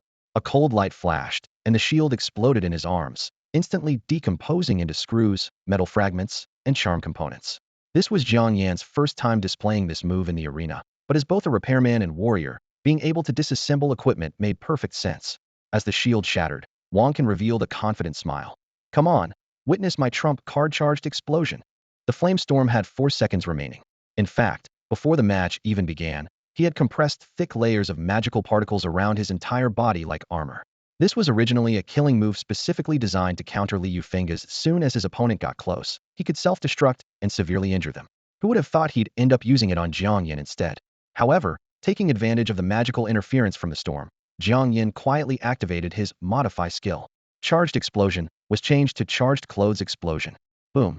The powerful explosion shockwave extinguished the blazing firestorm at the center of the arena. As the flames were forcibly scattered, a shower of dark red fragments was hurled high into the air as if something had been instantly pulverized and scattered in all directions. The next second, nearly every spectator gasped in unison. On the arena, Wang Can stood stark naked in place, so exposed that even the brick cracks at his feet seemed to feel the chill. His once thick and sturdy shield had been reduced to scattered pieces around his feet. Facing him, Jiang Yan was covered in burn marks, his hair singed and tangled, yet his right hand held a sword that had cleanly pierced through Wang Can's chest. Blood dripped down the blade as Wang Can coughed up a spray of blood, completely stunned. According to his plan, once Jiang Yan charged forward and thrust with his sword, he should have been blown away and severely injured by the charged explosion of the compressed magical energy coating Wang Can's body. But at the moment of detonation, the magical coating seemed to fuse with his clothing, exploding together with his entire set of level 30 equipment. The shredded fabric mixed with magical shockwaves only left shallow cuts on Jiang Yan's skin, far less powerful than the killing blow he had intended. Jiang Yan seized the opportunity, driving his sword straight toward a vital point. The blade pierced Wang Can's chest without resistance, turning his own explosion into cover for his opponent. Having won the duel, Jiang Yan glanced down at his torn sleeves and deliberately taunted. That's your trump card? You wanted to blow me up? No, you wanted to scare me to death, right? He then pulled out his sword, forcing Wang Can to retch and cough up a second mouthful of blood. The referee announced loudly, "The winner Jiang Yan." As his words fell, the audience erupted, though more in confusion than celebration. Why had Wang Can been instantly defeated right after the firestorm ended? Why was he completely naked? What exactly had happened between the two? Wang Can himself was more confused than anyone. How had his carefully prepared ace in the hole gone so ridiculously wrong? Why had the explosion's power suddenly diminished, failing even to break Jiang Yan's attacking arm? At this moment, the referee, who had been the only other person within the firestorm, walked to the center of the arena and dutifully recapped the entire sequence. After Wang Can released the firestorm, Jiang Yan closed in during the chaos and used the craftsman's skill, equipment disassembly, to break apart Wang Can's shield. Wang Can then activated Charged Explosion, detonating his own clothing in an attempt to severely wound his opponent through a mutual destruction strategy.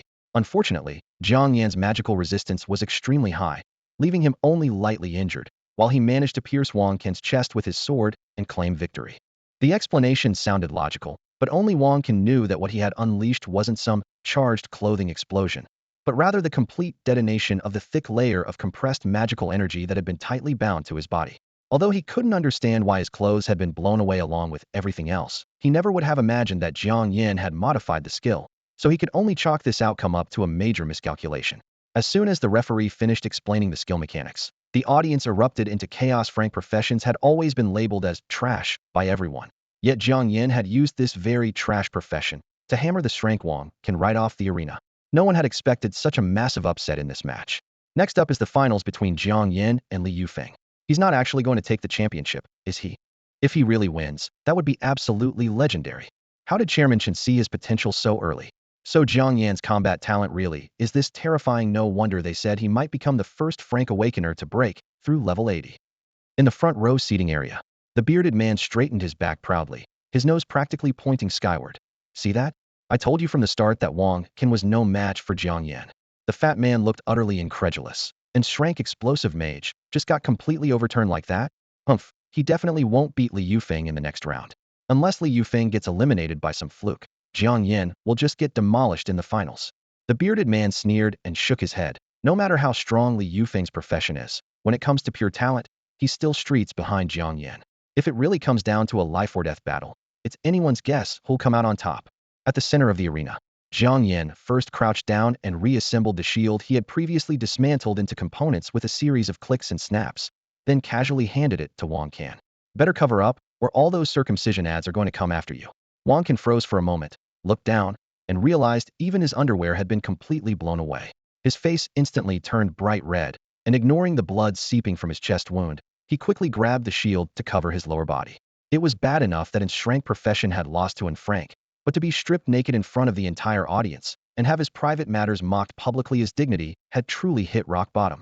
The referee kindly tossed out a pair of shorts from his storage ring to spare everyone's eyes. The level 52 female healer turned her head to the side and awkwardly cast healing spells on Wang Qin. As this semifinal match concluded, the crowd's excitement reached fever pitch. Meanwhile, on the other side, Li Yufeng also finished his battle and advanced easily.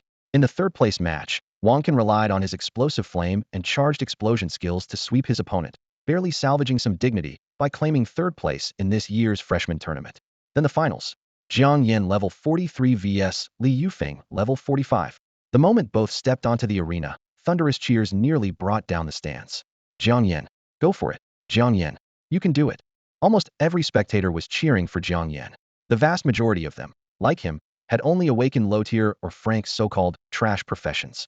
Deep in their hearts, they desperately hoped he could pull off this comeback, that he could defeat Li Yufeng and his Shrank Sword Saint profession. At the Demon Abyss University Arena, the roar of hundreds of thousands of spectators nearly shook the stands, with cheers unanimously directed toward Jiang Yan. Li Yufeng felt slightly irritated but consoled himself. They were only cheering for Jiang Yan out of jealousy that he had awakened and Shrank Class Sword Saint. Standing proudly on the arena platform, his tone was arrogant and cold. I won't go easy on you just because your awakened class is trash. When you truly experience the gap between us, you'd better surrender immediately. Otherwise, if I can't hold back in time, even rapid healing skills won't save you. Jiang Yan gripped his sword and lifted his chin slightly, responding coolly. I'll return those exact words to you. If you're smart, forfeit now, or I can't guarantee I won't finish you in one blow. Li Yufeng merely snorted coldly, thinking to himself, good advice falls on deaf ears, too lazy to waste more words on his opponent. The referee raised his right hand high, his voice passionate. The finals officially begin. Whoosh. As the referee's words fell, a shockwave exploded in the center of the arena. Jiang Yan took the first step to attack. His hidden true level was 50, not the publicly known 43, and his speed attribute alone exceeded the 45 level Li Yufeng by 40 to 50 points. In an instant, almost too fast for the naked eye to catch, the two had already clashed at the arena's center. Clang. Two level 30 long swords collided violently, sparks flying. Jiang Yan's sword techniques flowed continuously, each move vicious. Li Yufeng quickly countered, having to admit in his heart, this guy's swordsmanship is truly ruthless. I won't drag this out with you. Li Yufeng shouted, directly activating his class skill soul of the sacred sword. Silver-white spiritual light penetrated his level 30 ordinary longsword that originally had only 300 attack points. Instantly, complex patterns were etched into the blade, doubling its attack power for 4 minutes. Bang! He followed through with a horizontal slash, and Jiang Yan's level 30 longsword instantly lost 5 durability. At this pace, it wouldn't last 20 strikes before breaking. However, Jiang Yan possessed durability repair skills and wasn't afraid of direct confrontation. Li Yufeng knew this better than anyone. Learning from Yang Hongwei's defeat, as soon as Soul of the Sacred Sword finished activating, he immediately followed with his second skill, Void Severing Slash. Accompanied by a howling sound, a several-meter-long sword energy swept across the arena, slashing toward Jiang Yan's chest. The demonic eye runes in Jiang Yan's eyes flickered as he had already perceived all of Li Yufeng's skill trajectories, dodging sharply to the side. The sword energy crashed thunderously into the barrier shield outside the arena, tearing a conspicuous crack. The fierce wind made the spectators at the edge collectively gasp. Had Jiang Yan not anticipated this, The strike would have been enough to cleave him from head to abdomen. Li Yufeng sneered. Quick reflexes. As his words fell, he exerted force again. Gale slash. Wind-like currents swirled around his entire body as his movement speed and attack speed suddenly doubled, transforming him into a blur charging toward Jiang Yan. Clang. Jiang Yan raised his sword to block, the tremendous force hitting the blade surface and shocking him into retreating several steps. The high-frequency slashes brought by Gale slash followed immediately, each swing of Li Yufeng's sword carrying overwhelming pressure. Since the match began, this was the first time Jiang Yan had been forced to retreat step by step under an opponent's fierce offensive, temporarily choosing to defend.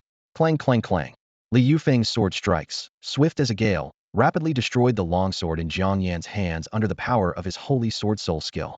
Around the arena, the audience watched in stunned silence. This was the first time they'd seen Jiang Yan forced into such a desperate state. They couldn't help but marvel. This was the insurmountable gap between in frank profession and in strength profession. Even with Jiang Yan's extraordinary talent, it was nearly impossible to overcome a sword saint across such a vast rank difference.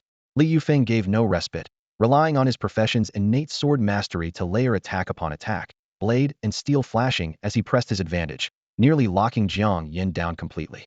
Everyone believed he could last at most 2 more minutes. Durability.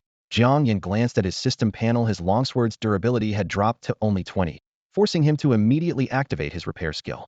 But just as the repair began, Li Yufeng sneered coldly. Your combat instincts are truly impressive. You actually managed to block my rapid attacks. Before his words had finished, sword light flashed again. Quadruple slash. The level 45 Li Yufeng unleashed this technique, turning one sword strike into 4 horizontal slash, downward chop, upward katao landing before Jiang Yan in the blink of an eye.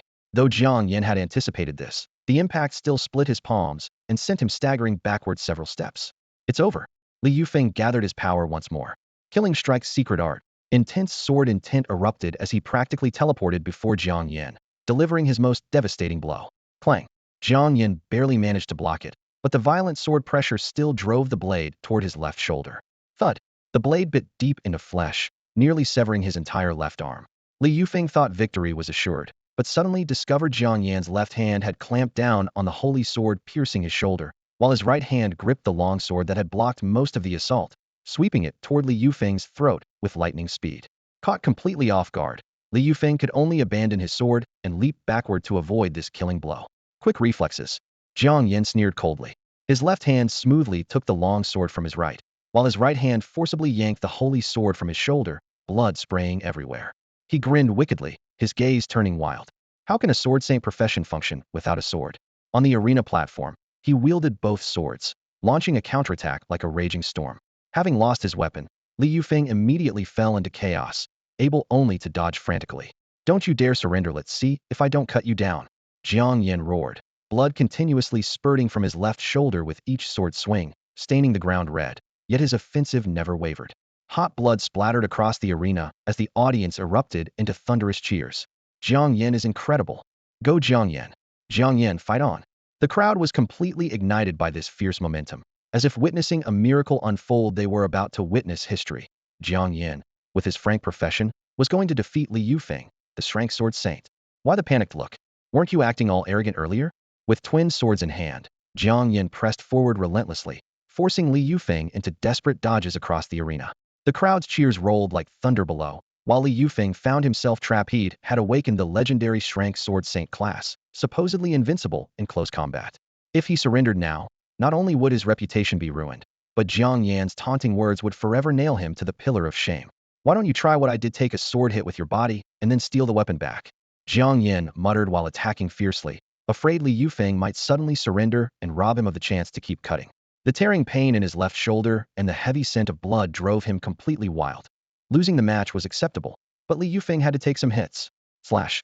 A cold gleam flashed as Jiang Yan's holy sword in his right hand sliced across Li Yufeng's chest. Level 30 cloth armor was as fragile as paper before a same-level holy sword, the gash instantly reaching bone. Before the searing pain could fully register, Li Yufeng's mind was thrown into further chaos by the audience's cheering, his face turning ashen. Void Slash. Having lost his holy sword, he could only use sword fingers to forcibly cast the skill. But without wind attribute amplification, this sword energy was merely pure martial force, completely unable to shake Jiang Yan.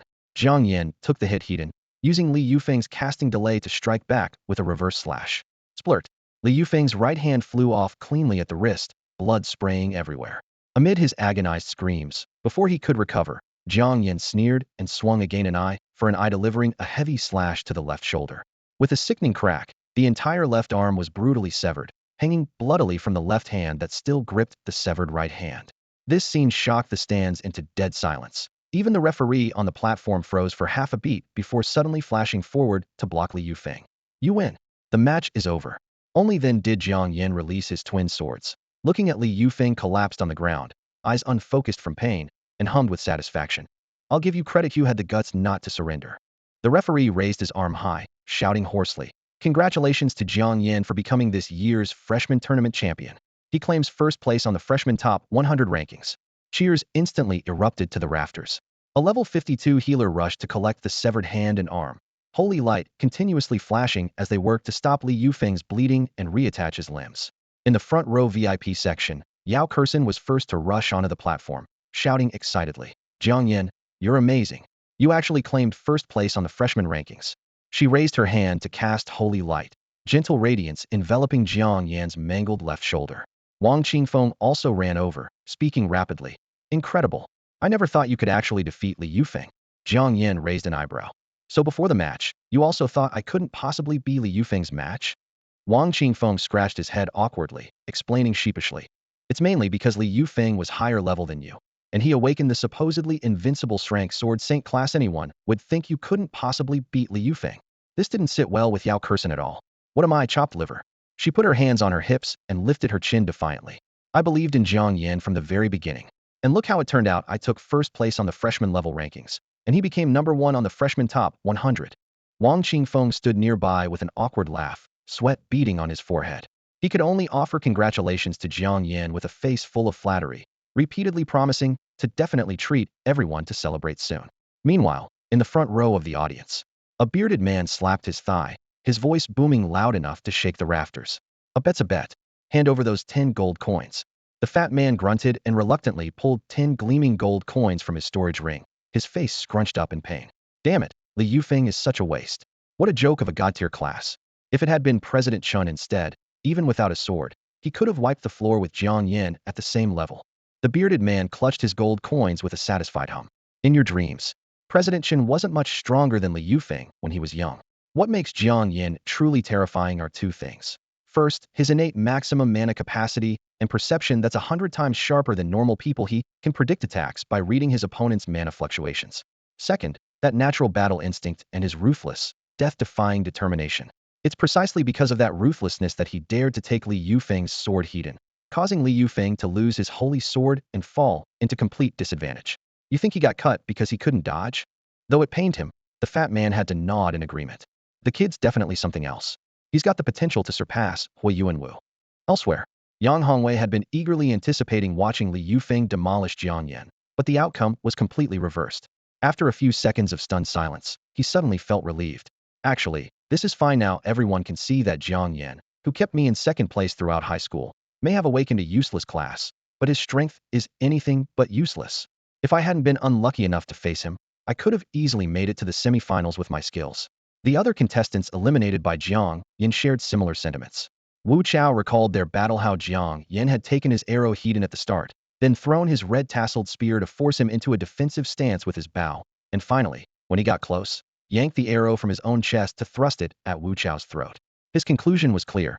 This guy's ruthlessness was too much even for Li Yufeng with his strength class.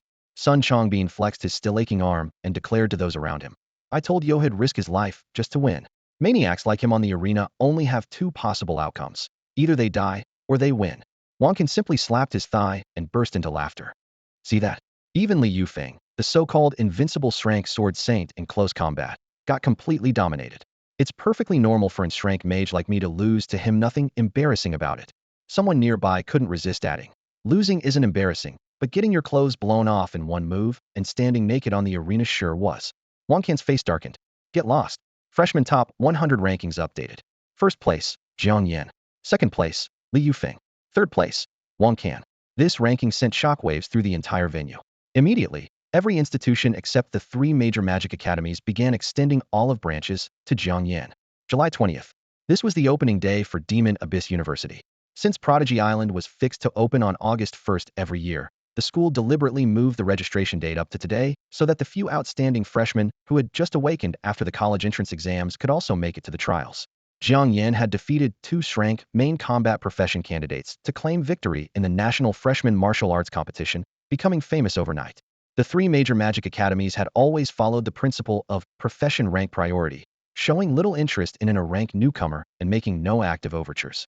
Instead, several technical schools and Huanong Magic University extended generous offers, trying every means to recruit him. Yet Jiang Yan ultimately chose his first preference Long Yuan University. The reason was simple. In the allocation of spots for Prodigy Island trials and the September Revival Island trials, other institutions held only a handful of quotas combined, most of which had already been secretly predetermined by school leadership. However, the three major magic academies could allocate 30 spots at each level. Except for the fixed quotas reserved for Shrank professions, all other Awakeners competed purely based on strength. This was the fairness that Jiang Yan valued. Before his rebirth, in his first year after awakening, he hadn't yet exposed his heaven-defying modification skill, so naturally couldn't obtain entry tickets to Prodigy Island or Revival Island. Later, for the sake of national duty, he voluntarily revealed his ability, but was confined by the Hunter Association's higher-ups under the guise of key protection, forbidden from entering Prodigy Island for fear he might be hunted by enemy nation prodigies. The following month, he was finally allowed to set foot on Revival Island, but was constantly watched by several bodyguards who only let him hunt foreign Awakeners for experience under their arrangements, severely restricting his movements. Now, living a second life, he chose to completely conceal his modification skill and walk the path of solo leveling. To become stronger quickly, he had to secure both the Prodigy Island quota and the September Revival Island quota. At the school gate, a massive archway-style dragon gate stood majestically, its dragon head raised high, a pair of golden pupils gleaming brilliantly in the morning light. Wang Qingfeng gazed at this gateway, symbolizing Longyuan University, and couldn't help but exclaim, "This dragon gate is magnificent." Yesterday, Jiang Yan had topped the National Freshman Top 100 rankings, and Wang Qingfeng treated everyone to celebrate. The two had agreed to register together this morning. Yao Kursin, and Shrank Holy Angel profession holder and young lady from the Dali Commerce Guild, also came along. She looked up at the dragon sculpture, unable to hide her awe. "It's so magnificent." The crowd instantly erupted. "Holy crap, it's Jiang Yan.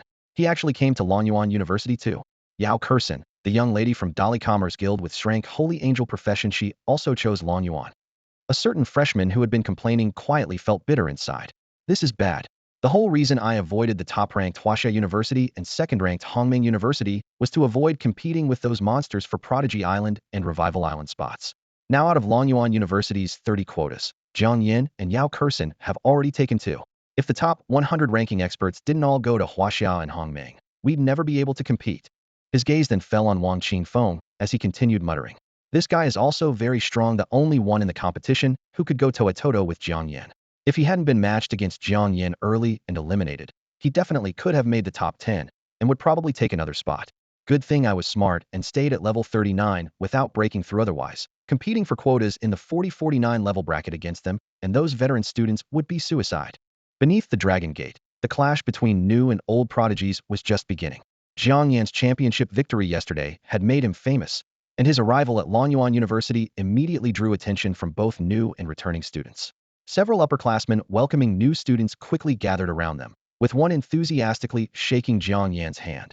"Welcome to Longyuan University, Junior Jiang Yan. Yesterday's finals were absolutely spectacular." Another scanned Jiang Yan, Yao Kursin, and Wang Qingfeng. "Are you all new students in this year's elite class? I'll take you over to register for the elite class right away."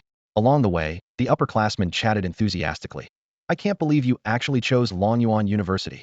Sure, we might rank third among the 3 major magic academies, but we have all the same resources as the top 2, with much less cutthroat competition and a better atmosphere." Led by the 2 upperclassmen, the trio walked through neat tree-lined paths and soon arrived at the freshman teaching building. Registration, student ID distribution, dormitory key collection, everything flowed smoothly. After completing registration, they arrived at the elite class classroom.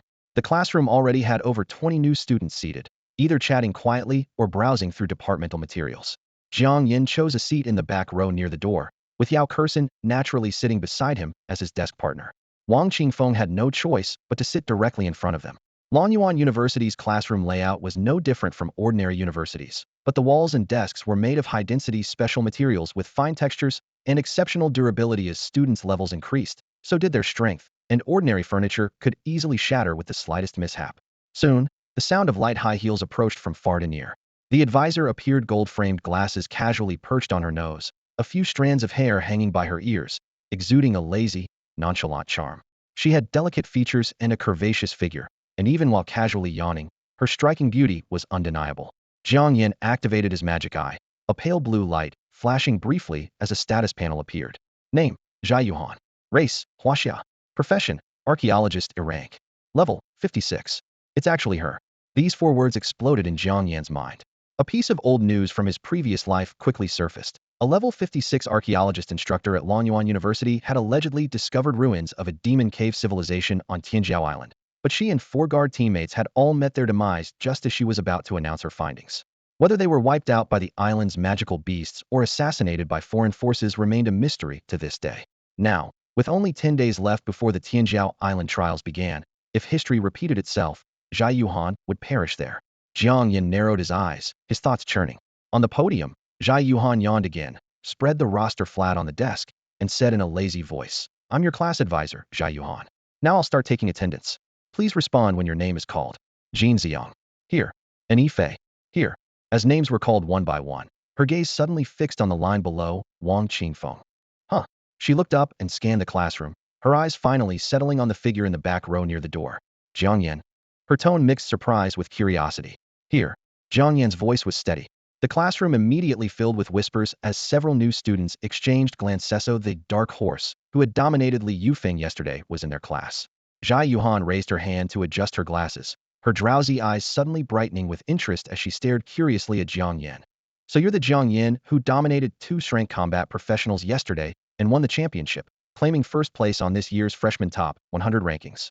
You're Jiang Yan, the one who crushed 2 strength combat professionals yesterday and claimed first place in this year's freshman top 100 rankings?"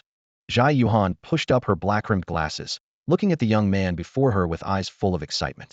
As a first-time teacher who had been directly assigned as an advisor for Longyuan University's elite class, she never expected such a formidable student to end up in her group. "Yes." Jiang Yan's voice was quiet but decisive. The classroom fell silent instantly, with nearly every gaze fixed on him. Zhai Yuhan gave him a thumbs up with a genuine smile. "Although I was too tired to watch the competition yesterday, I've heard plenty of news about you. And Frank Professional defeating Shrank Professional CV really brought honor to those of us with lower-tier technical professions who are constantly looked down upon." She continued, "By the way, I awakened an rank profession archaeologist, so I'm mainly responsible for teaching you about magical dungeons and related knowledge. 2 classes per week, and I'll notify you of the schedule in advance. The rest of your time is free. You can team up with classmates to level up, or take on campus missions to earn credits. School credits work similarly to the Hunter Association's merit points. Accumulate enough, and you can exchange them for items, or even have senior instructors lead leveling expeditions. In short, aside from my required courses, you can do whatever you want with your time, but remember safety first." After this brief explanation, she picked up the attendance roster to continue checking names. Longyuan University's elite class had 41 freshmen this year, with the vast majority having a rank professions. Only Yao Kursin had in rank profession, and only Jiang Yan had in rank profession. "Alright, everyone's here. If there are no other questions, I'll now cover the required material about Longyuan University and the magical dungeon dimensions." Before she could finish, a male student in the back row raised his hand and stood up. "Teacher, you haven't called my name yet." Zhai Yuhan tilted her head thoughtfully. "What's your name?" "Wang Qingfeng." She quickly looked down at the roster, finding his name before Jiang Yan's, and smiled awkwardly. "Sorry, your name comes before Jiang Yan's. I accidentally skipped over it." Wang Qingfeng sighed quietly. Just then, Zhai Yuhan pulled 2 thick stacks of books from her storage ring. "To make up for my mistake, why don't you come up and distribute these books?" Wang Qingfeng was nearly speechless but still walked to the podium. Taking the 2 stacks of books in his arms, each pile was about half an arm's height, almost blocking his vision. "You should read through these 2 books, Encyclopedia of Magical Dungeons and Survival Guide to Magical Dungeons, as soon as possible," Zhai Yuhan said while gesturing for everyone to look at the covers. Much of this content isn't covered in high school, especially the various teleportation points corresponding to different magical dungeon dimensions. Many of the magical beasts and creatures are completely unknown to you. There are also numerous poisonous or medicinal plants in magical dungeons that can't be identified with 100% accuracy, even with magical sight activated. For the sake of your lives, you'd better memorize everything in these 2 books." Wang Qingfeng walked to each row, handing out the heavy books to his classmates. The sound of thick paper hitting desks echoed throughout the classroom. Yao Kursin casually flipped through a few pages and frowned, clearly realizing the massive amount of information contained within. Most students immediately dove into reading, and soon the classroom was filled only with the sound of turning pages. After receiving the books distributed by Wang Qingfeng, everyone began reading earnestly. Before reaching level 50, mental power increases by 10 points with each level up, and all the freshmen in this year's elite class are above level 30, meaning their mental power is at least 300 points higher than ordinary unawakened people, roughly 4 times that of regular folks, naturally making their memory and reading abilities several times stronger as well. Standing at the podium, Zhai Yuhan spoke in a voice that wasn't loud, but was clear and powerful. Demon Abyss University is different from ordinary universities. You won't need to sit in classrooms attending classes every day. There's only one core objective: safe leveling up. But if you have time, you'd better visit the school's library and museum to browse through materials. They house a lot of Demon Abyss knowledge that isn't found in textbooks. At this point, she dropped her relaxed tone and became serious. There's one more thing you must be prepared for. Since you've joined Longyuan University, for the next 4 years, in life you belong to Longyuan University. In death you remain Longyuan University's ghost. Although the 3 major magic academies aren't military schools, when the nation faces crisis and the people need you, you must shoulder the same responsibilities as soldiers. If there's war, you must unconditionally respond to Longyuan University's call and unconditionally obey the National Association's arrangements. Anyone who shows cowardice or flees from battle will be immediately expelled from school, banished from the Demon Abyss, permanently forbidden from leaving the country, and barred from teleporting into the Demon Abyss. For serious disciplinary violations, betraying the country, or disrupting military morale, leading to major casualties, the penalty is immediate execution. The classroom fell instantly silent, everyone feeling the pressure condensing in the air. With great power comes great responsibility. Everyone understood this saying, but having it hammered directly into their hearts at this moment carried completely different weight. Zhai Yuhan had to remind these newcomers to the Demon Abyss. How many people sacrificed their lives during the Demon Abyss invasion over a decade ago? Don't approach this place with a casual gaming mindset. Her gaze swept over those excited yet nervous young faces as she continued her warning. I've seen too many freshmen team up and treat the Demon Abyss like a game, laughing and joking around. Don't forget it's a battlefield of life and death. With her speech finished, the necessary arrangements had to be implemented. Zhai Yuhan closed her lesson plan. Now let's choose a class monitor. I'll notify the monitor in advance about the specific times for our 2 weekly classes, and the monitor will relay the information to everyone. Who wants to be class monitor? Or who do you think is most suitable? Wang Qingfeng, who was still distributing textbooks, looked up and declared without hesitation. Except for Jiang Yan as class monitor, I won't accept anyone else. Several students immediately echoed. I also nominate Jiang Yan. Jiang Yan is the most suitable. The nominated Jiang Yan frowned. Why the hell would I be class monitor? It's thankless work. I'm used to going solo and don't really fit in with groups. I nominate Yao Kexinch, the only strength profession in our class and ranks first among this year's freshmen. She's most suitable to be class monitor. Seeing Jiang Yan's firm attitude, Zhai Yuhan made the decision. Then it's Yao Kursin. She added, after class, students without magic communication devices should go to the first floor of the magic engineering department to advance one. Then add the class monitor as a friend and join the class group. The bell rang, marking the end of the first class. Reluctantly appointed as class monitor, Yao Kursin had to lead the students without communication devices to handle the equipment, add everyone as friends one by one, and pull them all into the class group. Jiang Yan was the first to slip out through the back door, disappearing without a trace, leaving Wang Qingfeng, who wanted to team up with him for leveling, completely empty-handed. A week passed in the blink of an eye. Except for a few teachers and strength profession students who could secure guaranteed spots for the Inyong Island trial, everyone else had to compete internally. This meant that Jiang Yan, who was already displayed as level 45 externally, needed to compete with a group of freshmen and upperclassmen ranging from levels 40 to 49 for the remaining 25 spots. Wang Qingfeng never expected that Longyuan University would have 3,000 to 4,000 students between levels 40 and 49, with over 2,000 combat class students signing up to compete for spots on Inyong Island. Looking at the sea of people, his heart sank. If he had known the competition for level 40 spots would be this fierce, he should have stayed at level 39 and competed for the level 30 bracket instead. Now that he had already broken through to level 42, he could only grit his teeth and fight against a bunch of powerhouses who were even higher level than him. A week after the semester started, Jiang Yan publicly updated his level to 45 in the records, though he had actually quietly reached level 52. He patted Wang Qingfeng's shoulder with confidence. In the level 40 trials, excluding the 5 spots reserved by the school, there are 25 remaining, with 8 going to support classes.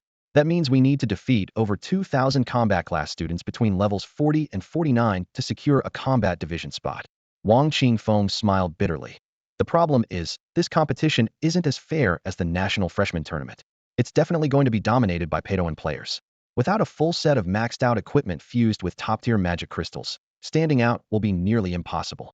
Jiang Yan raised an eyebrow, his tone smug. How do you know I don't have a set of level 40 divine gear fused with amazing magic crystals? Are you serious? Let me see. Wang Qingfeng's eyes widened. Jiang Yan grinned. Don't rush. Once the elimination rounds start, you'll know who to envy. This Inyong Island qualification tournament was divided into combat and support divisions. The support division only had 8 spots, equally competitive, but judged on control, healing, attribute buffs, and other comprehensive support effects rather than damage output.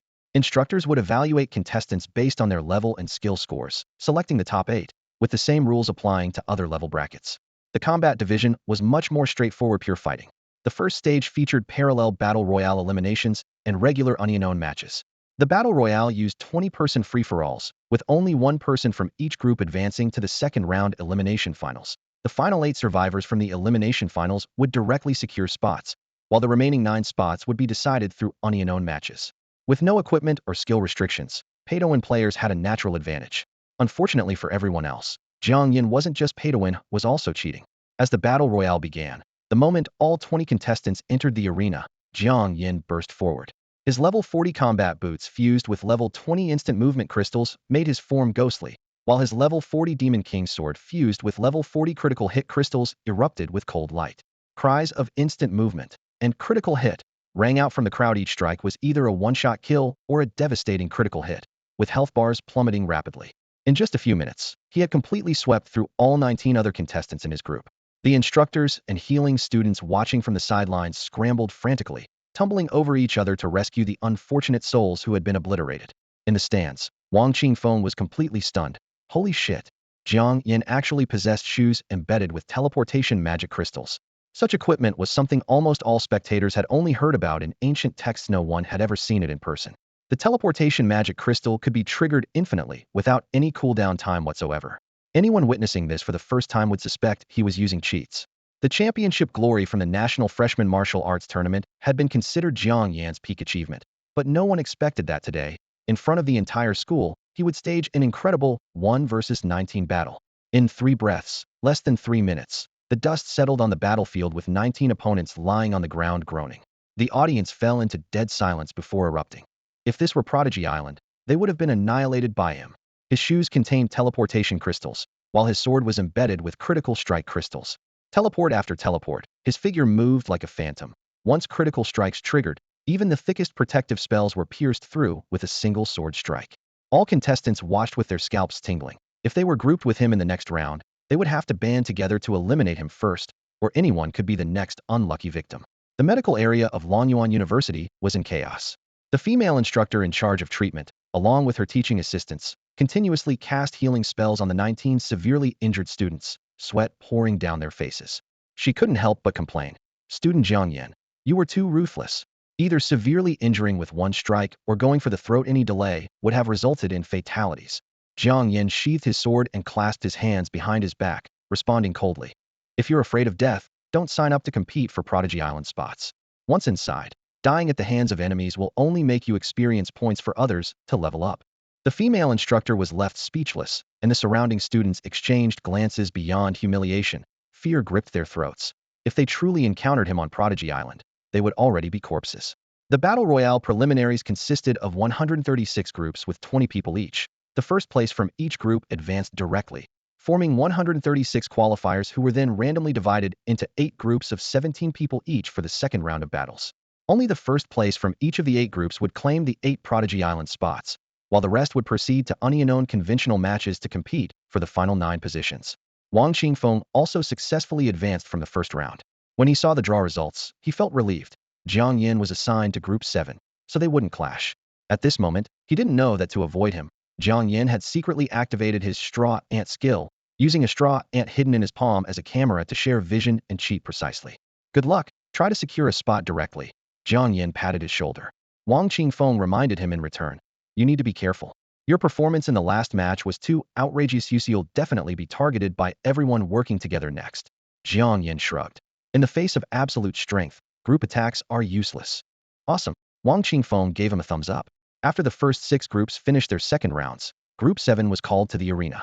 Since there were 136 groups in the preliminaries, this year they specifically placed 8 spots in the Battle Royale advancement round. So this round had 17 people per group with only one survivor. Jiang Yan, wearing his teleportation-capable black boots, immediately became the center of attention upon entering the field. The other 16 contestants looked at each other and unanimously regarded him as the primary threat. Someone shouted loudly, "Take down Jiang Yan first, then compete fairly." Jiang Yan sneered, his tone contemptuous. "Those who aren't afraid of death can still forfeit now. Less swords and blades have no eyes, and you end up accidentally killed by me." Holy crap, Jiang Yan is absolutely insane. An excited spectator in the stands shouted.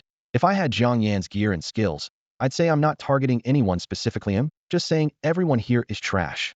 In the previous Battle Royale, Jiang Yan had taken on 19 opponents single-handedly, wiping out all the other students in his group within just 3 minutes. Now, with the finals approaching, he wasn't being arrogant, was kindly reminding the 16 students in his group that they'd better forfeit, or once he got into the zone, he might accidentally hurt them. Unfortunately, no one was willing to give up their shot at a spot on Inyong Island after all. They had each defeated 19 opponents in the previous round to make it this far. Seeing that no one was backing down, Jiang Yan had no choice but to focus completely, activating the magic eye that came with his artificer class and scanning the entire arena. The dark vertical pupil spun deep within his iris, mapping out all 16 opponents' classes, skills, personal attributes, and even equipment data in his mind. Know yourself and know your enemy, and you'll never be defeated. Information advantage on the battlefield was more terrifying than any sharp blade. Take your positions, the referee teacher called out loudly. Everyone quickly adjusted their stances, deliberately keeping a safe distance from Jiang Yan that would allow them to attack or defend. The shadow of the previous Battle Royale still lingered, and they instinctively stayed away from that young man. A tall, burly male student standing at the edge of the crowd openly formed an alliance. "I've been watching those shoes Jiang Yan's wearing can only teleport about 20 meters. I'll act as bait to pin him down while you guys look for a chance to seriously wound him. Then we'll work together to take out the others before having a fair, unknown showdown."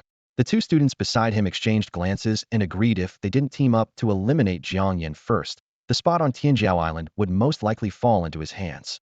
The referee teacher announced the start of the match. The tough guy shot toward Jiang Yan like a cannonball, roaring, hardening. His skin instantly became covered with an iron-gray film of light, and even his blood vessels bulged like metal rivets. In this state, even if Jiang Yan's sword was enhanced with a critical hit magic crystal and triggered a double critical strike, it would be difficult to break through his defense. However, he was thinking too simply. Jiang Yan didn't even look at him, his figure suddenly flashing as he charged toward the other contestants. Instant movement.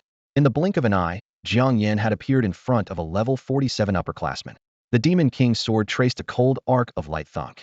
Even without triggering a critical hit, the upperclassman was still killed with a single strike to the throat, becoming the first to be eliminated. The level 73 referee teacher watching from the sidelines had his pupils contract, not expecting someone to be instantly killed right at the start of the match. He quickly flashed over to carry the injured student off the platform for treatment. Instant movement. Jiang Yan continued to ignore the hardened, tough guy, the light from his shoe soles flashing once more as his entire form appeared like a phantom behind another opponent. Brief sounds of wind and splashing blood followed, and the situation in the arena instantly became unbalanced. Suddenly, their group's Battle Royale elimination match had unknowingly turned into Jiang Yan single-handedly taking on everyone else again. The other contestants had lost all interest in engaging in a free-for-all battle, all remaining vigilant against Jiang Yan's indiscriminate sneak attacks. "Zhengdi behind you." The gruff roar of tough guy Zhao Dajuan exploded through the air, but Zhengdi was still a beat too slow. Cold steel flashed as Jiang Yan delivered a devastating strike, instantly shredding the level 45 defensive gear. Blood sprayed along the sword's edge as Zhengdi and another teammate were immediately eliminated by the system, 2 players eliminated. Zhao Dajuan's face turned ashen as he gripped his blade and roared, scurrying around like a damn rat. "If you've got guts, come fight me, heathen." Such crude provocation couldn't shake Jiang Yan in the slightest. He sheathed his sword and stood in the center of the arena, his gaze calm. "Don't worry, once I deal with the others, I'll take my time playing with you." The next second, flash step. Critical strike. Jiang Yan's figure flickered like a phantom, appearing each time in everyone's blind spots. Sword light cut through the air, accompanied by the crisp sound of shattering armor and screams of agony. With high-grade mana potions in hand, he tilted his head back and drained one completely, surging magical power refilling his body. Across the vast arena, bloodstains multiplied as terrified shouts rose one after another. In mere moments, only 2 remained from the original 17 contestants. Level 49 Zhao Dajuan and Jiang Yan standing alone amidst the bloodstains with his robes still pristine. What a shame your team-up plan against me fell through. Now you're all alone. Jiang Yan flicked his Demon King sword lightly, blood droplets flying from the tip to splatter a dark crimson arc across the ground. Zhao Dajuan rolled his neck, joints cracking audibly as he planted his great sword on the ground. What's there to be so arrogant about? If it weren't for those boots fused with instant teleportation crystals, what right would you have to stand here? This immediately drew agreement from the wounded below. Without instant teleportation, we couldn't even react. With your frank class, I would have finished you in seconds without those boots. Dajuan's right. Take him down and avenge us. Jiang Yan sneered. If you can't react, it just proves you're all trash. He suddenly waved dismissively at the crowd. Since you're not convinced, I'll let Zhao Dajuan have the boots and beat him again. Then we'll see who's making excuses. Fine. If you can really beat Dajuan without relying on teleportation, I'll admit I'm a scrub. Count me in. If you can dodge Dajuan's teleportation and still win, I'll shout, I'm a scrub 300 times in public. Zhao Dajuan hadn't expected his provocation to actually work, his heart pounding wildly. Under everyone's watchful gaze, Jiang Yan removed his boots and pulled out a pair of ordinary level 45 boots from his storage ring to replace them.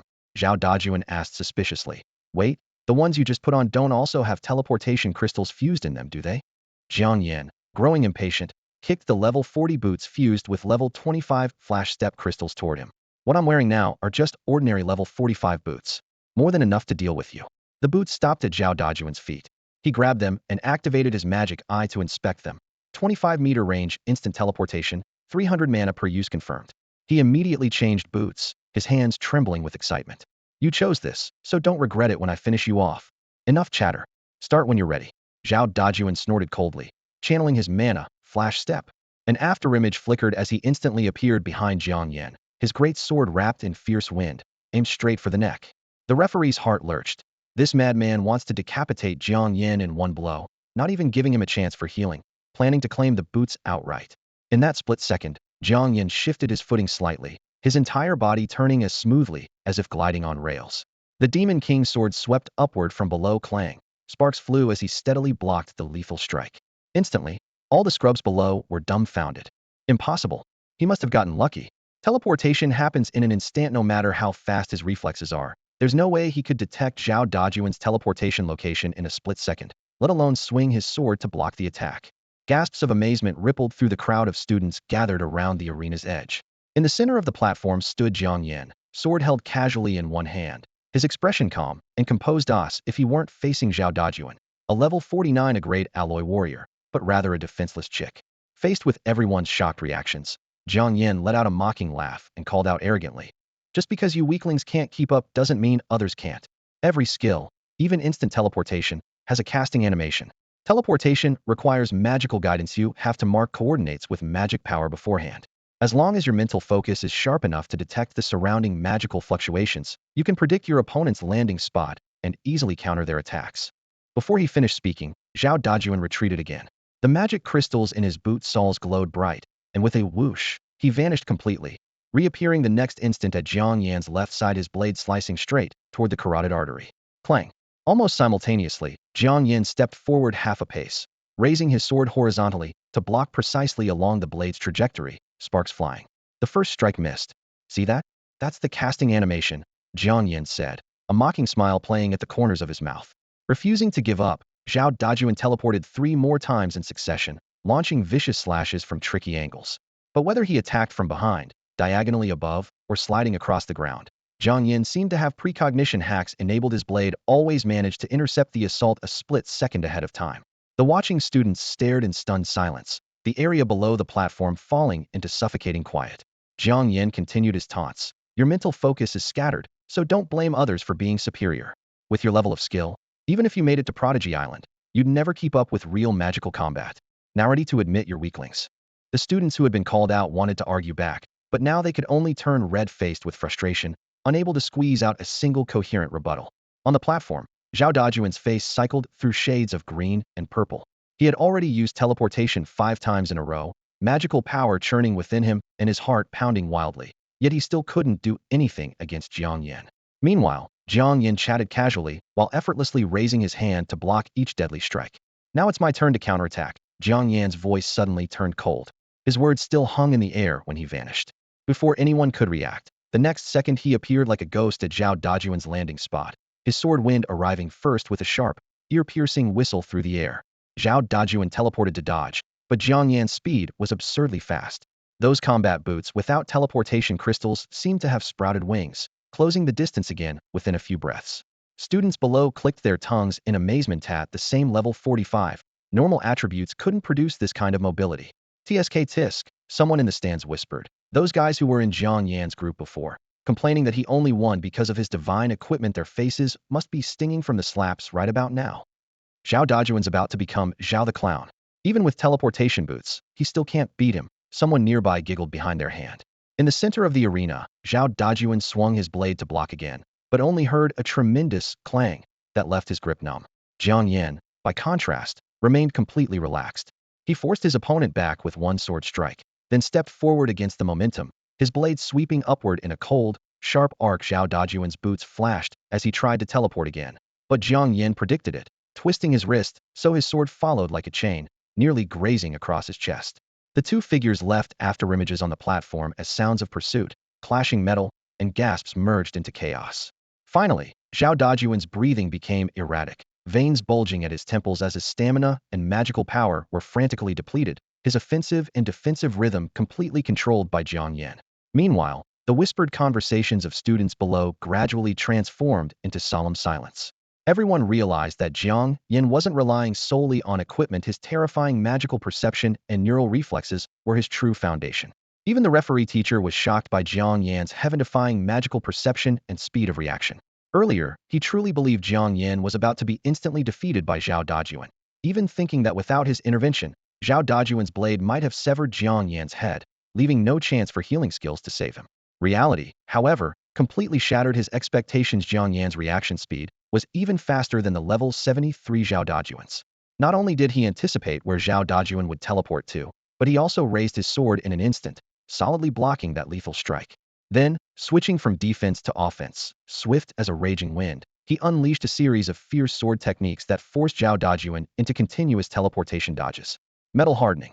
Zhao Dajuan simply stopped evading, his entire body instantly covered in a dark silver sheen, his skin becoming as indestructible as forged alloy. He planned to rely on the alloy warrior class's impressive defense to withstand Jiang Yan's attacks, then use his level and class skill advantages to turn the tide. Clang. The Demon King's sword struck heavily against Zhao Dajuan's neck, but it was like hitting a steel wall. Without triggering a critical hit, the blade couldn't even break through skin and flesh. Zhao Dajuan snorted coldly. I admit you're quite strong, but in frank class trying to compete with a high-tier combat class, the gap is simply enormous. With that, he grabbed for the Demon King's sword with one hand while swinging his blade toward Jiang Yan with the other. Jiang Yan glided with sliding steps, nimbly dodging without even letting his sword be touched. Metal hardening doubled Zhao Dajuan's weight and defense, but clearly slowed his speed. If the gap is so enormous, Jiang Yan sneered back, why can't you still hit me? This remark made Zhao Dajuan's face flush with embarrassment. He roared angrily, instantly moving his feet, his figure flashing as he lunged at Jiang Yan, throwing a massive steel fist, steel-heavy punch. But Jiang Yan, sensing the magical energy surging within his opponent, predicted the skill through the mana fluctuations and sidestepped half a beat early. The punch's wind swept past his ear, as if striking empty air. On this battlefield, after everyone's awakening, the first skill consumed 100 mana points, the second 200 points, with each additional skill costing 100 more points. As long as one was sensitive enough to mana fluctuations, they could predict upcoming skills from an opponent's internal mana flow, using the casting delay to precisely dodge and counter. Zhao Dajuan's attacks repeatedly missed, while his mana and stamina drained like a burst dam. Jiang Yan dodged while taunting. Clumsy as a bear, even teleportation boots wouldn't help you, and you still dare claim there's a huge gap? If I were you, I'd just surrender to avoid further embarrassment. The bear-like Zhao Dajuan flew into a rage, unleashing skills in rapid succession. Before he knew it, his mana was nearly depleted, forcing him to pull out a high-grade mana potion from his storage ring. This was exactly what Jiang Yan had been waiting for. He suddenly stepped forward, striking down the potion bottle with his sword, the blue liquid spilling onto the ground. Without replenishment, Zhao Dajuan could only activate metal hardening, once more, burning his last 200+ mana points into silver-gray radiance. The metallic luster quickly dimmed as Zhao Dajuan's mana bar hit zero. Now Jiang Yan's advantage was fully revealed in this battlefield. Once your mana is exhausted, your precious class skills become nothing but useless trash. He fell for it. Zhao Dajuan had completely exhausted his mana, leaving him with no advantage whatsoever against Jiang Yan. The onlookers finally understood Jiang Yan's decision to give Zhao Dajuan those boots embedded with instant teleportation magic crystals wasn't generosity at all, but a carefully laid trap. He had deliberately forced Zhao Dajuan to teleport repeatedly, gradually draining his opponent's mana bit by bit, while never giving him a chance to drink any mana potions, then crushing him with his own superior combat talent. At this moment, Zhao Dajuan's mana bar was completely empty, rendering all his professional skills useless. Even though he was several levels higher than Jiang Yan, without his skill advantages, he was essentially helpless. Moreover, even at full strength, he couldn't break through Jiang Yan's defenses now. With both stamina and mana depleted, he could only struggle to hold on. Jiang Yan gripped the Demon King's sword, his figure approaching like a phantom as his blade work formed sheets of cold steel. Zhao Dajuan, built like a brown bear, could only hastily raise his weapon in desperate defense. Within mere seconds, his arm guards and chest plate cracked in multiple places, blood seeping through the armor as he gritted his teeth and gasped in pain. I surrender. After being knocked back by the sword edge once more, Zhao Dajuan collapsed to his knees and finally begged for mercy. He knew that if this continued, he would either have his throat cut with a single strike or suffer critical damage from a devastating blow. Seeing his opponent raise his hands and surrender, Jiang Yan sheathed his sword in his storage ring without delivering a finishing blow. He lifted his foot and shook the boots that had turned an unsightly gray color, speaking coolly. Take off the shoes and return them to me. Also, durability damage fees plus cleaning costs. Considering we're from the same school, I'll only charge you 5 gold coins. Zhao Dajuan's face turned ashen. These shoes were something you forced on me, and now you want money for them? 5 gold coins, no less. But Jiang Yan's gaze instantly turned cold, his killing intent still lingering, causing the surrounding students to fall silent. Gritting his teeth, Zhao Dajuan pulled 5 gold coins from his storage ring and tossed them over, obediently removing the shoes and returning them. After completing this business, Jiang Yan's gaze swept over the crowd below the arena, finally locking onto the student who had been shouting the loudest earlier. Honor your bet, he said calmly. Shout, I am a noob 300 times in front of everyone. The student had already given up, immediately shouting at the top of his lungs. I am a noob.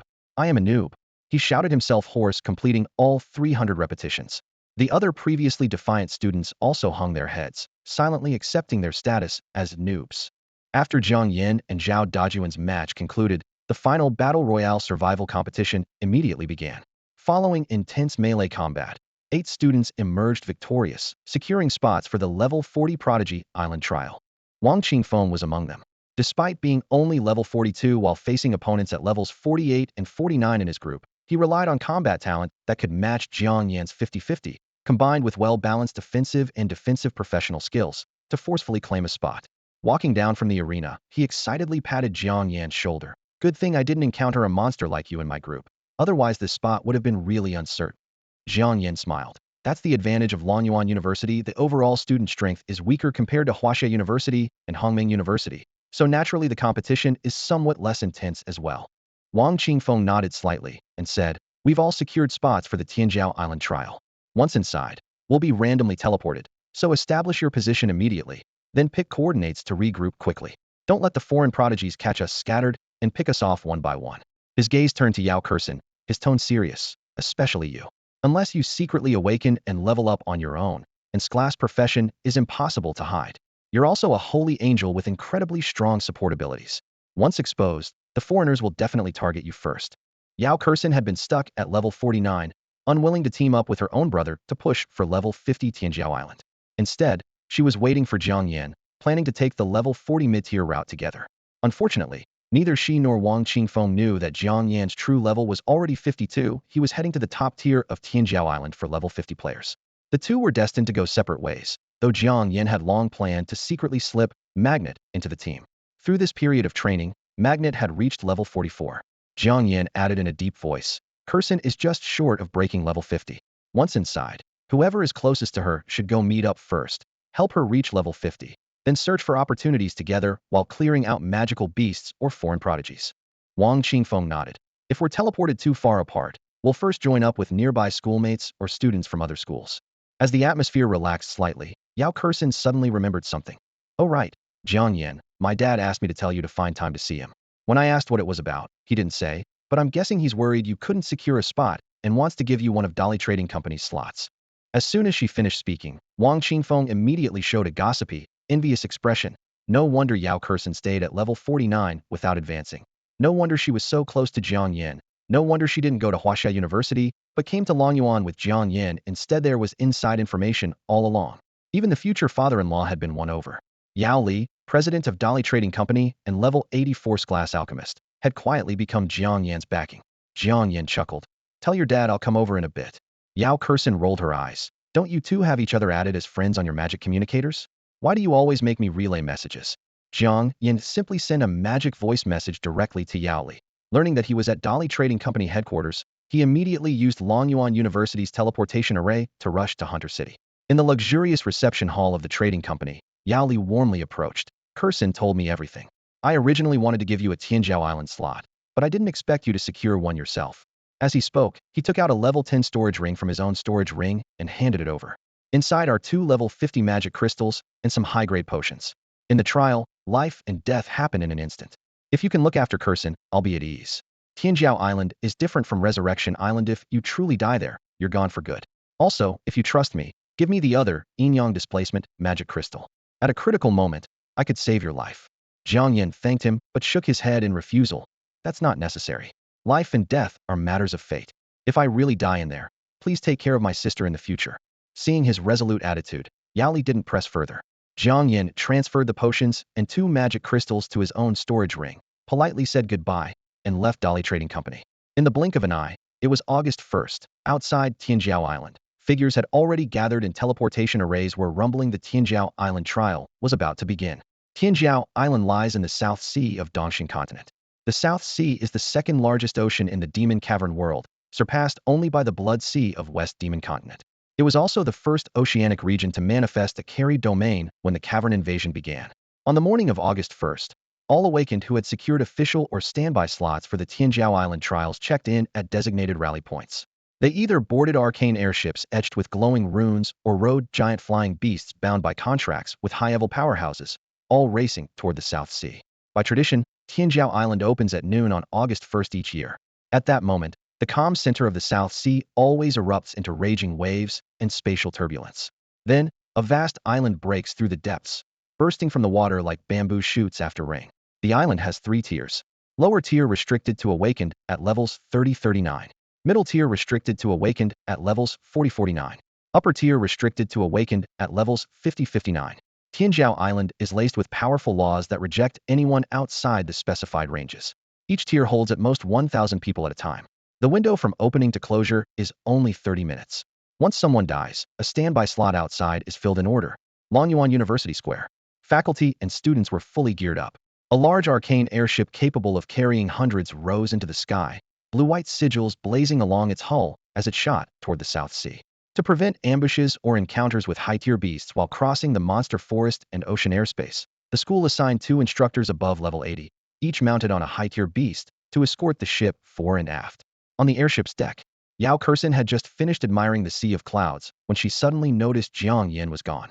Where's Jiang Yan? She frowned. Wang Qingfeng glanced around and shrugged. He was just on deck. Maybe he's afraid of heights and went inside to rest. Yao Kersen quietly shook her head. Wang Qingfeng clearly didn't know Jiang Yan well. Jiang Yan's contract magnet was a flying poison dragon Chuan Chuan that had taken him soaring over mountains more times than she could count. How could he be afraid of heights? She left the deck and headed into the cabin to look for him. It was her first time entering Tianjiao Island, and nerves were inevitable. But as long as Jiang Yan was nearby, she felt at ease. After all, when Jiang Yan had just broken through level 40, he had slain a level 51 poison dragon with her support. Because of that, she would rather hold at level 49 and stay on the middle tier alongside him than follow her brother to the far more dangerous upper tier. The interior of the airship was like a 3-deck cruise liner, its floor spaced dozens of times that of a typical plane. Yao Kersen searched the corridors and lounges back and forth, still not seeing any sign of Jiang Yan, wondering where he could have gone. Meanwhile, in the airship's restroom, with arrival approaching, Jiang Yan hid in a cramped stall and rapidly cycled through his abilities. First, he used Modify to revert Straw Ant back into Strawman. Then he cast Strawman in effigy woven from golden straw, matching his build, took shape before him. He followed with Disguise, turning the straw double into his exact likeness, down to the expression on its face. Immediately after, Jiang Yan retrieved a necklace embedded with an Inyong Displacement Demon crystal from his storage ring and placed it around the scarecrow's neck. Under the night sky, the fist-sized Demon crystal glowed eerily on the scarecrow's chest, resonating with the demonic runes Jiang Yan had inscribed within its body. Inyong displacement demon crystals were born in pairs, and no matter how far apart they were, once one was triggered, the other could instantly swap positions with it. This was precisely why Jiang Yan had devised a plan for Magnet to replace him at the crucial moment and infiltrate the middle layer of Prodigy Island for the trial. The plan had been meticulously arranged. Magnet, that outwardly simple, yet inwardly cunning magical beast, had already broken through to level 44 and was now waiting at a secret base thousands of miles from the South Sea. The earring on its right ear was crafted from an Inyong displacement Yang demon crystal, forming a perfect pair with the Yin demon crystal around the scarecrow's neck. Within Jiang Yan's mental coverage range, he could manipulate the scarecrow at will. He only needed to send a thread of consciousness to stimulate the Yin demon crystal in the necklace, and Magnet would immediately channel its magic power to activate the Yang demon crystal, completing an instant teleportation swap, with the scarecrow thus replacing Jiang Yan and boldly entering the middle layer of Prodigy Island. As for Jiang Yan himself, while he displayed a level of 45 externally, he had actually broken through to level 52 long ago. According to Prodigy Island's trial rules, he would be directly transported to the top layer for level 50 participants, where he planned to secretly usurp someone else's reserved spot during the chaos. After confirming everything was in order, he stored the scarecrow back in his storage ring, pushed open the wooden door of the restroom, and walked calmly toward the deck on the outer side of the flying vessel. Soon, the flying vessel reached the center of the South Sea. Intense and profound magical power churned through the air, making the atmosphere on deck feel almost solid. Below, the sea surface heaved violently, waves crashing against the hull like thunderous drums, while mid- and high-level marine magical beasts, sensing the overwhelming pressure, had long since retreated. Powerhouses above level 80 from various nations had gathered here to escort their prodigies. As for the world's mere 5 peak level 90 experts, they hadn't made public appearances, though some might be lurking in the shadows undetected. On the domestic front, the flying vessels from Huaxia University and Hongming University arrived almost simultaneously. While Longyan University had only sent 2 instructors above level 80 as escorts, Huaxia University had made a grand showing with 4 powerhouses of the same caliber, creating quite an impressive display. Additionally, the 3 major guilds, 10 major merchant associations, and other factions holding prodigy quotas had all arrived. The 10 major merchant associations held 2 quotas for each layer of Prodigy Island. Among the quotas for the level 50 top layer, one spot was occupied by Yao Kerson's brother, while the other was given to a level 58 male student to team up with Yao Junfeng. Merchant Association President Yao Li hadn't come personally after all, with only 6 quotas across all 3 layers combined, and Prodigy Island being more suited for young people's training, he chose to remain at headquarters instead. Thus, the 6 prodigies from Dali Merchant Association had traveled together with teams from other merchant associations on the same flying vessel. As time approached noon, the clock hand pointed precisely to 12. In that instant, the sea surface churned violently, and spatial rifts twisted and extended across the sky. A massive island suddenly materialized at the center of the waves, its 3-tiered outline faintly visible, surrounded by a thick barrier that allowed only blurred light and shadows to be seen with the naked eye. The Prodigy Island trial has begun. Prodigies from all nations who have obtained Prodigy Island quotas may now enter. As the authoritative voice descended from above, all the prodigies who had earned their Prodigy Island quotas sprang into action. Since Tianjiao Island only allows 1,000 spots per level, magical beasts would also occupy a quota if they entered. Unless a contracted beast earned its own spot, no one was permitted to bring magical beasts onto the island, not even if they were stored in spatial rings. Powerful experts from various nations hovered in the air, their spiritual power spreading like spider webs to detect any life force within storage rings. Anyone caught smuggling a battle pet and stealing another's quota would face joint annihilation by all the experts guarding the island. Following the aerial experts' reminder, hundreds of prodigies aboard the flying vessels anchored on the sea began disembarking. Some dove directly into the ocean and swam frantically. Others instantly cast ice magic to create frozen bridges, while still others ran across the waves, each using different methods. The moment they touched the barrier surrounding Tianjiao Island, the chaotic spatial forces within would randomly teleport them individually to island levels matching their own strength.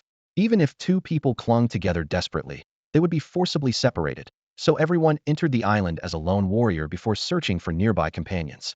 Less than 100 meters from the barrier, Jiang Yan first retrieved the scarecrow double from his storage ring. The scarecrow looked exactly like him. He immediately activated his level 50 instant movement skill, flashing into the seawater 50 meters deep. Previously, to upgrade his initially level 25 instant movement crystal to level 50, he had painstakingly gathered vibration crystals and movement crystals, then used fusion skills to enhance and upgrade them, finally gaining such range and stealth capabilities for instant movement. The moment Jiang Yan's form vanished, the scarecrow took his place at the storage ring's exit point. driven by his spiritual power to continue swimming toward the barrier. Since the scarecrow was merely a dead object before spiritual power was infused into it, it had no life fluctuations while in the storage ring, and the experts above completely failed to notice this substitution trick. Meanwhile, Yao Kurson stepped on level 49 battle boots embedded with level 45 swift wind crystals, leading in speed. She glanced back at Jiang Yan before being the first to crash into the barrier, instantly teleporting to the bottom level of Tianjiao Island. The next moment, the scarecrow swimming toward the barrier also touched it, and Jiang Yan immediately detonated the Inyong displacement crystal on the scarecrow. A piece of iron thousands of miles away instantly replaced the scarecrow through the displacement effect, being teleported to the same bottom level. The quota was officially occupied according to rules. Both scarecrow and iron were reduced to nothing, and no one could object. Perfect, my turn. In the deep sea, Jiang Yan equipped a disguise crystal, transforming his appearance into the level 54 Little Days Matsushita Takuya. He surfaced, deliberately adjusted his Japanese-style school uniform to display his Japanese attire, then swam toward the barrier with exaggerated movements. Holy crap, there's a Little Days spy, a nearby student shouted. An instructor from Dragon Abyss University guarding above turned his head and cursed angrily. Damn it. Those Little Days bastards are tired of living, daring to infiltrate our side. The magical recording devices on the flying vessels must have captured his appearance. Go intercept that Little Days guy first. Don't let their people get in.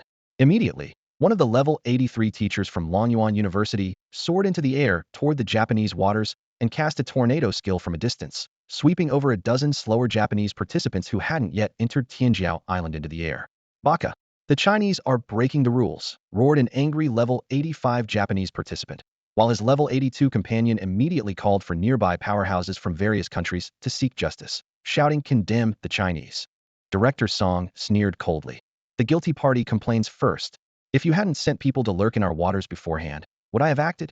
You're making baseless accusations. We have voyage recorders, the Japanese powerhouse retorted. Director Song pointed at the figures caught in the tornado. That scoundrel is wearing a kimono and carrying a katana at his waist. Anyone can tell he's one of yours. As the argument continued, powerhouses from various countries gradually arrived. Upon learning that the Japanese had broken the rules first and the Chinese teacher had only acted to intercept them, everyone immediately sided with China. Tianjiao Island has limited slots. Those without slots who attempt illegal entry will face island lockdown and execution. The countries of these illegal entrants must also pay the price. This is the rule established by all nations. Someone loudly reiterated the terms. At that moment, a level 80 powerhouse from a small country flew over with his level 55 male student, roaring angrily. Damn it. The level 50 slots are full. Someone stole my student's spot. The Japanese powerhouse seized the opportunity to make false accusations. It must be the despicable Chinese who stole the slot and then disguised themselves as us to frame us. Director Song exploded. Frame your ass. The most despicable and shameless people in this world are you Japanese. For teachers from Chinese universities flew over in quick succession, and the level 87 teacher asked, "Old Song, did you see their faces clearly?" "Crystal clear." Teacher Ren went to get the voyage recorder. Director Song replied. The Chinese side had 10 powerhouses in their 80s, their combined presence forcing the 2 Japanese participants to suppress their rage. Soon, Teacher Ren returned with a crystal orb embedded with recording magic crystals. He infused it with magic power, and a 360-degree image immediately appeared. A Japanese participant suddenly emerged from the sea surface and snuck into Tianjiao Island amid the chaos. "Look, there he is, lurking in our waters and sneaking in," Director Song declared loudly. Someone from the Japanese camp recognized him, Matsushita Takuya. They hastily explained. "Although he's an awakener from our country, he's already wanted by our government and has nothing to do with us." A Chinese teacher also confirmed. "That's right. When the bounty on Yao Li and his son was increased recently, this guy was also on the list. A level 54 assassin who publicly killed and robbed in the Demon Extinction Forest. Wanted globally." Director Song snorted coldly. "An assassin class. No wonder he could use stealth to hide underwater and infiltrate our group." The Japanese powerhouse continued to distance themselves. "He's already been stripped of his citizenship. If he comes out alive, we'll also take action to eliminate him. So can our other contestants continue to enter?" Director Song scoffed. "Who knows if this isn't all staged by you? If our contestants hadn't entered the island quickly enough and he had stolen their slots, you'd be finished." In the end, the Japanese could only compensate with 2 Tianjiao Island slots for levels 30 and 40, temporarily settling the matter. Meanwhile, Jiang Yan, disguised as Matsushita Takuya, had already begun his massacre. At the top level of Tianjiao Island, Jiang Yan had barely stepped out of the teleportation array when Yao Kurson's voice crackled through his magical device. "Jiang Yan, where did you teleport to?" Time flows 10 times faster on Tianjiao Island than in the outside world. The island opens once a year externally, but that equals 10 years internally. The maps are only rough references. The pure magical energy causes plants and magical beasts to transform dramatically over those 10 years. Besides, each level has magical beasts or undead of corresponding levels. They fight constantly during the island's closure, destroying most landmarks. Jiang Yan surveyed his surroundings. Towering ancient trees formed walls around him, and bones rattled in the shadowy mist. I'm not sure of my coordinates either. I'm surrounded by giant trees and undead skeletons. Keep an eye on the group messages and find people nearby to team up with. I need to take care of myself first. What he said was true, though Yao Kurson didn't know that he hadn't been sent to the level 40 middle tier, but rather to the level 50 top tier of Tianjiao Island. Even if she searched the entire middle level, she would never find him. The scent of living flesh alarmed the area, and two undead skeletons suddenly activated like programmed machines, dragging rusted long blades as they charged forward. His demon eye displayed information. Monster, human skeleton race, undead, level 57. Monster, human skeleton race, undead, level 56. Jiang Yan drew the long blade from his waist. This was the demon cutting blade he had obtained after killing Matsushita. Took originally just an enchanted weapon without embedded magic crystals, yet already possessing impressive attributes. He had since renamed it the Demon King Blade and embedded a level 50 critical hit magic crystal, instantly boosting its attack power by 1,200 points with a 50 critical hit rate. With his level 52 strength, he could break through the defenses of even 60+ level magical beasts. A cold flash crack. The blade erupted with explosive magical patterns, delivering a critical hit that cleaved the level 57 skeleton in half at the waist. These undead were likely former prodigies from various nations who had died on the island. Fragments of battle uniforms proved they were probably contestants who had perished last year, but with 1 year outside equaling 10 years inside, their flesh had long since rotted away, leaving only skeletal frames. The magical energy on Tianjiao Island was extremely pure, divided into two forces, life energy and death energy. Years of slaughter had buried countless prodigies here, so besides the life-filled magical energy, the place was equally saturated with thick death energy. Drawing upon this death energy, the corpses of humans and magical beasts that retained traces of spiritual power gradually transformed into undead monsters over time. Most skeletons were revived by mere wisps of obsession, having forgotten everything from their past lives, retaining only the instinct to attack humans or magical beasts because the life energy within humans and magical beasts was as tempting as delicious food to them. However, some rare undead skeletons possess stronger mental power, allowing them to retain memories from their previous lives and evolve into formidable and troublesome skeleton kings. The middle and lower levels of Tianjiao Island, due to generally low levels and mental power, can hardly give birth to such monsters. But once you step onto the top level, you may encounter skeleton kings at any time, creatures that maintain their sanity and can still use their professional skills from when they were alive. At this moment, the two undead skeletons that Jiang Yan had cut in half with a single strike provided a vivid demonstration. Black mist-like death energy emerged from both the upper and lower halves at the severed points, and this death energy acted like thin ropes, pulling the scattered bones back together and reassembling them. Ordinary physical strikes, unless delivered by a heavy hammer that could smash the skeleton into powder in one blow, would quickly be countered by the dense death magic in the surroundings, which would rapidly restore the skeleton. Under normal circumstances, both the repairman and farmer classes lack magical damage skills capable of suppressing undead, leaving Jiang Yan helpless against such opponents. However, skill modification completely overturned this limitation. Skill, absorption. Cost, 500 magic points. Description, activated upon physical contact with target, can devour all power within the target's body, including magic power, vitality, mental strength, etc. Note, against targets of equal level, absorbs 520 magic points per second and 52 points of other powers each. If the target is one level higher than the caster, absorption efficiency decreases by 10 per level. Jiang Yan was currently level 52, while the two undead skeletons before him were level 57 and 56 respectively. The level difference meant his efficiency was reduced by half, but since his opponents had neither weapons nor intelligence and could only attack with their bone hardness, the threat was limited. With this in mind, he simply sheathed his Demon King Blade, let the two skeletons approach step by step, then pressed his left hand against one skull and gripped another with his right hand, activating absorption without hesitation. In just 1 second, the last trace of mental power within both skeletons was instantly drained.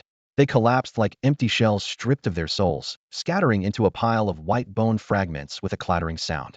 System notification. Defeated level 57 undead skeleton. Experience 342. Defeated level 56 undead skeleton. Experience 336. since undead had already died once. Hunting them yielded only 1/10 the experience of creatures of equivalent level. Although the rewards were meager, absorption was a natural nemesis against undead, making instant kills effortless. If he truly encountered a skeleton army, even small gains would add up to something substantial, and the experience would still be considerable. He brushed off the residual death energy from his hands and prepared to continue forward, but heard footsteps nearby. Around the corner, a blonde, blue-eyed foreign man stepped out, with a level indicator showing level 59. Jiang Yan frowned inwardly, encountering the first foreign prodigy upon entering Inyong Island confirmed that the difficulty would indeed be substantial.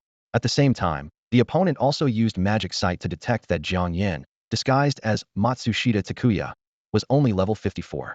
After confirming his advantage, the white man immediately grinned and charged directly at Jiang Yan. What luck! The first person I encounter upon entering is just a level 54 Japanese player. A gleam flashed in the blue eyes of the blonde-haired Martin Burton. If he could kill this level 54 Japanese player before him, he would break through the level 60 bottleneck and equip the coveted level 60 gear, allowing him to dominate this floor of Inyong Island. With this thought, he raised his right hand, and a long-handled axe hammer materialized in his palm. The handle was jet black, the hammerhead larger than a human skull, wrapped in magical runes. Accompanied by a deep rumble, he shot forward like a cannonball toward Jiang Yan, swinging the hammer down at his opponent's head. As magical power surged, Martin Burton activated his attack, Skill Heavy Strike. The axe hammer instantly increased its weight by 59 times, tearing through the air with a sharp whistle. However, the moment Jiang Yan sensed the magical power fluctuating within his opponent, he seized the casting delay of Heavy Strike and unhesitatingly unleashed his nearly zero delay talent modification. Heavy Strike changed to Light Strike. The next second, the originally devastating Heavy Strike was forcibly altered to reduce weight by 59 times. Thud! The hammerhead, larger than a skull, landed softly on Jiang Yan's head like a paper ball, so weak it didn't even redden his skin.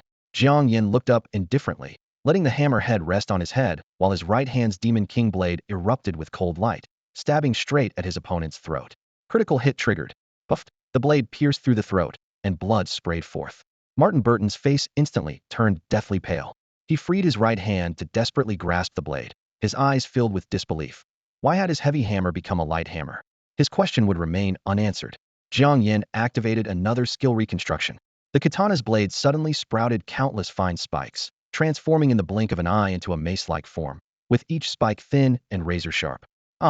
The spikes instantly pierced through Martin Burton's palm and throat, tearing flesh and leaving it mangled, while the long spikes penetrated completely through his neck. Agony and terror left him only able to emit muffled whimpers from his throat. Rip!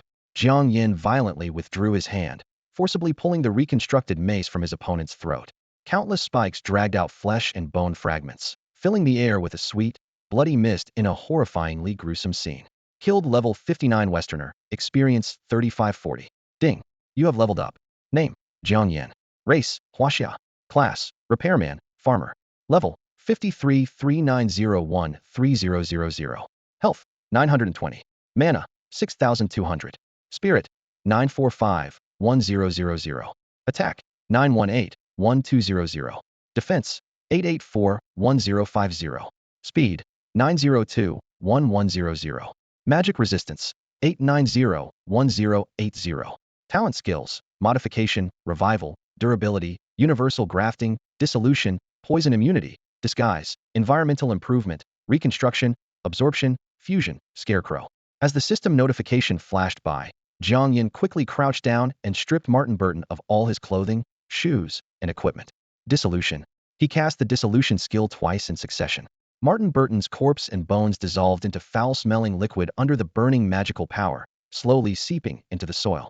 This way, the opponent lost any chance of becoming an undead skeleton and could not be summoned or contracted by any necromancer class.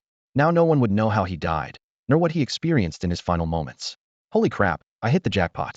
Jiang Yan rummaged through the level 40 storage ring he'd stripped from Martin Burton's corpse, immediately spotting a complete set of level 60 equipment lying inside the hammeraxe weapon, and combat boots were even embedded with level 60 magic crystals, Thunderstorm Crystal and Speed Crystal, each piece a priceless treasure that major factions would fight tooth and nail for on the market. After the initial shock wore off, he truly realized he'd just taken down someone with serious backing. Martin Burton had awakened as a rank-heavy warrior, and at level 59, he could carry such top-tier magic crystals, clearly indicating his powerful background. Too bad the guy got cocky and happened to run into Jiang Yan, who was basically running cheat codes throughout the entire encounter. His opponent only managed to cast one skill before getting instantly killed. The body had barely gone cold when Martin's magic communicator bust. Jiang Yan channeled magic power into it and connected immediately. A woman with a pure foreign accent demanded, "Martin, where are you now?" The channel held hundreds of American prodigies frantically exchanging coordinates and forming groups. Jiang Yan put on the communicator and seamlessly infiltrated their ranks. Thanks to that level 90 powerhouse from America pulling strings, they secured 100 spots on each floor, and Jiang Yan had now slipped into their group. If the opportunity arose, he wouldn't mind continuing to impersonate Martin Burton and cause some trouble for these foreigners. Suddenly, a message popped up in the group chat. "I fired an orange signal flare. Anyone nearby? Just wounded a level 56 Chinese woman with a Longyuan University logo on her clothes, probably a support class. She's got decent gear and runs like hell. I'm chasing her. Who can teleport over and lend a hand?" A level 56 Chinese woman? Longyuan University? Jiang Yan immediately thought of Zhai Yuhan. The advisor had barely entered the arena before getting wounded by foreigners. Talk about bad luck. He spared no magic power, casting instant movement repeatedly, reaching the tallest nearby giant tree within a few breaths. Its canopy stretched over 100 meters high. Gazing in all directions, he spotted the orange signal flare glowing like a small sun in the distant sky. The instant movement crystal in his possession had been merged and upgraded to level 50, boosting his teleportation range from 25 meters to a whopping 50 meters. Combined with a box of high-grade magic potions gifted by Yao Li and his own cheat ability to absorb magic power from beasts and plants, Jiang Yan felt no pressure about consumption. Chug potions while channel-porting directly toward the signal flare. Meanwhile, Zhai Yuhan fled desperately. Though her archaeologist profession was only a rank, it was extremely rare, and she'd already broken through to level 56. Her importance for researching archaeological dungeons was undeniable. In his previous life, Jiang Yan suspected she discovered some earth-shattering secret on the top floor of Prodigy Island, only to be silenced along with her protective teammates and all 30 faculty and students from Longyuan University. On that floor, their bodies and communicators vanished without a trace, utterly bizarre. This was precisely why the reborn Jiang Yan chose to join Longyuan University, secretly altering his level to infiltrate the level 50 top floor of Prodigy Island. Using the tree canopy as vantage point, Jiang Yan finally locked onto his target, a blonde woman wielding a longsword, pursuing Zhai Yuhan like a hungry wolf. Then Zhai Yuhan suddenly saw an East Asian man who looked like Matsushita Takuya, blocking her path. A Japanese guy ahead, a Westerner behind, and despair instantly flooded her heart. "I, Zhai Yuhan, think I'm about to die?" Zhai Yuhan was in despair. Before her archaeological teammates could track her down and come to her rescue, she would likely become just another string of experience points in some little devil or foreign devil's battle log. Level 56, 3,360 points. All that hard work with everyone's help to reach level 56, only to end up as mere data in someone else's experience bar. She knew clearly that there was no escape. Running frantically, she casually tossed empty potion bottles to the ground, her fingertips reaching into her storage ring to draw out that gleaming cold sword. Since she couldn't run, she'd prepare to fight to the death. Zhai Yuhan calculated in her mind. Killing one would break even. Killing two? Absolutely impossible. The little devil was level 54, the foreign devil level 58. At best, she could take down that little devil who was 2 levels below her to vent her frustration. The hook-nosed foreign woman pursuing her suddenly spoke up, her English dripping with arrogance. "This is my prey that I've been chasing all this way. You can't steal it from me. Help me block her, and I'll kill her and share some equipment with you." On the other side, Jiang Yan sneered coldly, responding in English. "Your attitude really pisses me off. So I've decided to kill you first, then go kill her." Before his words had even finished, he swept past Zhai Yuhan like a black shadow, charging directly at the level 58 hook-nosed foreign woman. Seeing the little devil bypass her to strike first, Zhai Yuhan didn't dare stop, seizing the time to run frantically toward her teammates. "Fuck," the hook-nosed foreign woman cursed, raising her hand to cast the control skill Slow. Modify. Change Slow to Soothe. The skill was instantly altered by Jiang Yan, transforming from reduce speed by 58, duration 5 seconds, to increase mental power by 58, duration 5 minutes, completely losing its crowd control effect. Whoosh! Jiang Yan flashed forward, his Demon King blade returning to katana form, the cold edge easily piercing through the woman's neck guard, the blade sinking halfway in. Ugh!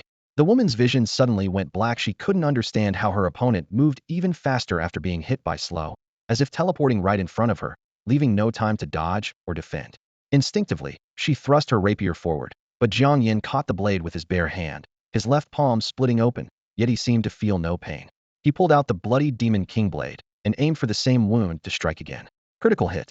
The blade flashed, and the hook-nosed foreign woman's head was cleanly severed, blood gushing forth and splattering across Jiang Yan's face. A level 58 female support, weak as a chicken, he muttered under his breath. System notification, killed level 58 Westerner, experience 3,480. 100 meters away, Zhai Yuhan looked back to see the level 58 hook-nosed foreign woman instantly beheaded by the level 54 little devil, her face turning deathly pale as she pushed her legs even harder. If even a level 58 control-type support could be easily killed in one hit, wouldn't she, a level 56 with a crafting profession, be even more vulnerable to a one-shot kill? She could only pray that the little devil wouldn't rush to pursue her, hopefully taking time to loot the corpse and collect equipment first, or maybe reveal some perverted behavior and have a quick go while the body was still warm. As she hoped, Jiang Yan seemed to completely forget about her, crouching down to start stripping equipment from the corpse.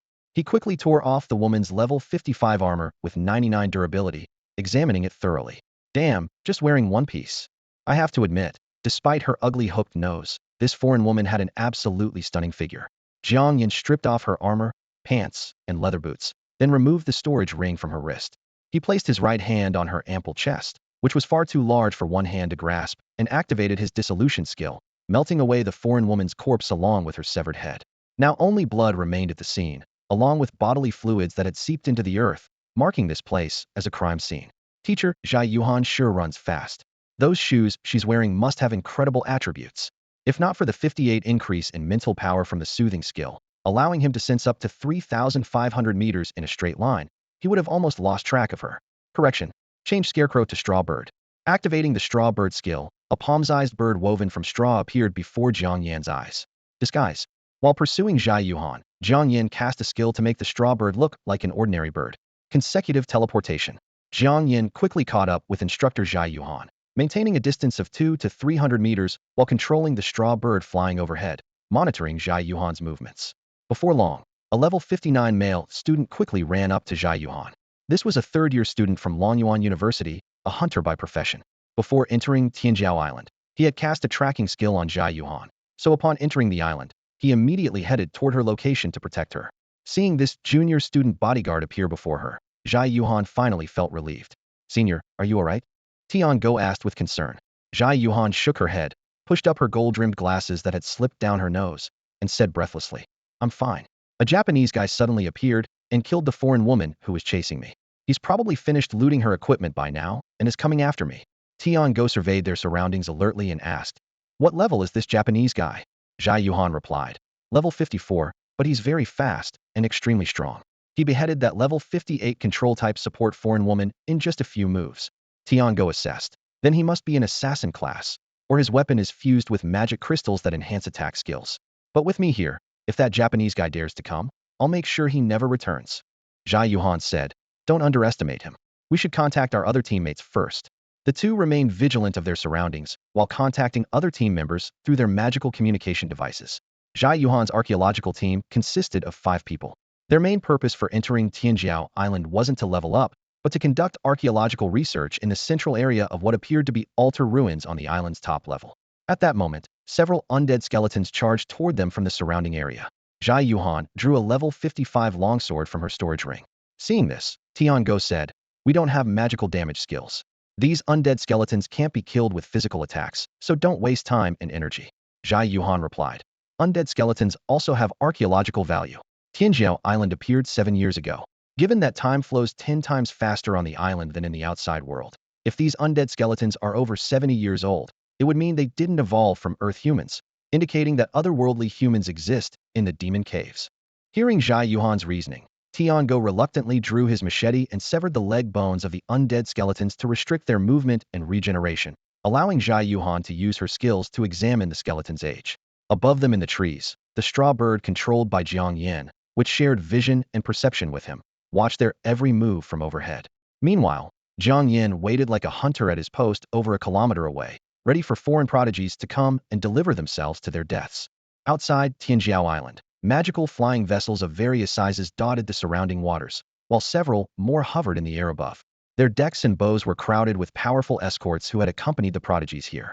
Intense magical energy emanated from their bodies, causing even the already restless sea monsters to retreat deep underwater, not daring to spare a glance at the overwhelming magical power flowing from Tianjiao Island.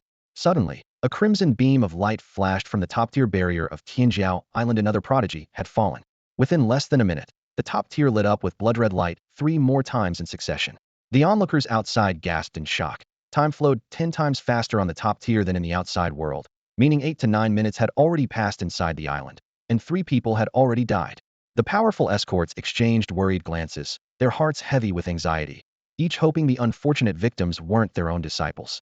The barrier blocked all sight, magical power, and spiritual detection, while also jamming magical communication devices. Those outside could only judge the death toll by the red flashes, with no way of knowing the specific identities of the deceased. The prodigies who had originally obtained preliminary qualifications and could enter the top tier at any time felt their scalps tingle, their steps becoming hesitant. However, with opportunities so close at hand, their desire for advancement and power ultimately overcame their fear, and they steeled themselves to enter the island. Before long, the barriers of the middle and bottom tiers also began flashing red. The middle tier, representing level 40, showed 4 red flashes within 2 minutes, indicating that 4 more prodigies had perished. Seeing that the island's entrance remained open, the remaining candidates outside rushed in masse. At this moment, on the middle tier of Inyong Island, Magnet, having broken through to level 45, was wielding its massive poisonous dragon claws to lift its freshly killed opponent along with their equipment, stripping off each item piece by piece and stuffing them into the giant storage ring on its middle finger. After completing this task, it raised its claw to condense a dark green poison orb and, with a sharp crack, completely corroded the 3 corpses into sludge. Before leaving the flying vessel, Jiang Yan had given countless warnings. Any humans whose race column displayed Huaxia clan must not be harmed under any circumstances, while all others should be treated as enemies and slaughtered without mercy. After entering the island, Magnet's primary mission was to use its teleportation skill to mark coordinates, then find Awakens to team up for leveling. Unless it was a matter of life and death, the teleportation skill must never be exposed in front of third parties. Therefore, after infiltrating the island using the Inyong displacement crystal, Magnet immediately set down teleportation coordinates, then began clearing undead skeletons and foreign prodigies while searching for Awakens. To avoid complications, after destroying the evidence, it retrieved a bottle of high-grade mana potion and a bottle of high-grade healing potion from its storage ring and downed them both. The wounds on its body healed instantly, and its magical power quickly returned to full capacity. Since Jiang Yan wasn't on this tier, Magnet could only rely on Awakens. Otherwise, those Huaxia prodigies would treat it as an ordinary magical beast and attack without mercy, while it couldn't retaliate against its own kind. With this thought, it spread its wings and soared into the air, looking around nervously yet expectantly. "Mama, Mama," Magnet called out as it flew, hoping Awakens would hear the familiar call and come find it on her own. Just then, Jiang Yan sent Awakens a magical voice message. Magnet got mixed in during the teleportation and ended up somewhere unknown. If you hear its voice, respond to it, and prevent others from ganging up on it. This brief message filled Awakens with both shock and joy. She was shocked that Jiang Yan had dared to secretly bring Magnet into Inyong Island, which was under strict surveillance by powerhouses from various nations. She was delighted because she had indeed caught the familiar hissing sound of Magnet nearby just moments ago. "Magnet, I'm here." The girl threw caution to the wind and shouted toward the treetops, no longer caring about concealing her location. Her companion from Huaxia University frowned deeply. "Are you crazy? There are magical beast calls nearby." "Magnet, is that you?" Awakens continued calling out loudly. From deep within the forest, a massive dark shadow reflecting cold light swooped down from the sky. With a sharp horn on its head and dark green scales covered in black spots, the wyvern that resembled a venomous dragon flapped its wings as it approached. Magical beast, venomous magnetic dragon. Level 45. A quick scan with her magical eye showed the danger level skyrocketing. The level 46 prodigy from Huaxia University cursed aloud. "I'm not afraid of godlike opponents, but I'm terrified of pig-like teammates." He didn't dare face a dragon-type magical beast Hedon and fled while cursing. With his rank main combat class strength, solo fighting a level 45 dragon was still suicide. Without control-type support, even though Awakens was a level 49 rank holy angel who could heal and buff, he wasn't willing to gamble with his life. Moreover, foreign prodigies might arrive at any moment. If he became the prey while trying to be the hunter, he'd be completely finished. Watching the male student flee in panic, Awakens could only sneer inwardly. Does such a coward even deserve a prodigy spot at Huaxia University? The next moment, the massive shadow landed. A venomous magnetic dragon 30 to 40 meters long folded its wings and raised its head toward Awakens in greeting. "Magnet, you've actually reached level 45. She joyfully stroked its thick neck scales. Ruan, who had hatched at the same time as Magnet, was only level 35 now. which was why she hadn't used the Dali Commerce Guild's quota to bring Wan to the island. If she had known Magnet would break through level 40, she could have had her father arrange a quota for it, saving Jiang Yan from having to risk sneaking aboard. Magnet raised its head and let out a proud roar, as if showing off. Aren't I amazing? She hugged its horn and laughed. Let's go find Jiang Yan. But Magnet immediately shook its head, making a throat-slitting gesture with its claw and rolling its eyes with its tongue hanging out. What do you mean? Jiang Yan wants to hunt and level up alone, so he told you not to look for him. Magnet nodded repeatedly. Yao Kursen had no choice but to pull out her magical communicator. I found Magnet. Did you tell it not to look for you? Jiang Yan quickly replied. Since you found Magnet, team up with it. Its body is too large. Following me would expose my position and interfere with my sneak attacks. All right, be careful, Yao Kursen responded. Indeed, a 30 to 40-meter-long dragon was too conspicuous and would inevitably attract group attacks once spotted. At this moment, the male student who had fled earlier returned, explaining awkwardly. You should have said earlier that this was your contracted magical beast. Yao Kursen couldn't be bothered to respond. She leaped on a Magnet's head and hugged its horn. Magnet, take me to hunt down an enemy or magical beast. Help me break through to level 50 first. Roar. Magnet spread its wings and took off, its massive body gliding over the treetops as it soared through the ancient forests of Tianjiao Island. The male student from Huaxia University was left behind, grinding his teeth in frustration. Holy shield. Blessing. Angelic protection. Sitting atop Magnet's metallic black head, Yao Kursen gripped her staff tightly and cast all 3 enhancement skills on her magical companion in one breath. Holy light flickered in the void as layers of protective barriers adhered to Magnet's thick scales, radiating with flowing halos. Almost simultaneously, for foreign prodigies who had targeted them unleashed their skills. Ice blades, fire thunder, and lightning wove together into a net, crashing down toward Magnet like an overwhelming tide. Venom shot. Magnet opened his massive maw to its limit, spewing forth highly corrosive, sickly green venom in the form of several spherical projectiles. Anyone touched by even a drop would face death by poisoning unless they immediately used purification healing skills and consumed high-grade antidote pills. Even level 50-something awakeners couldn't escape this fate.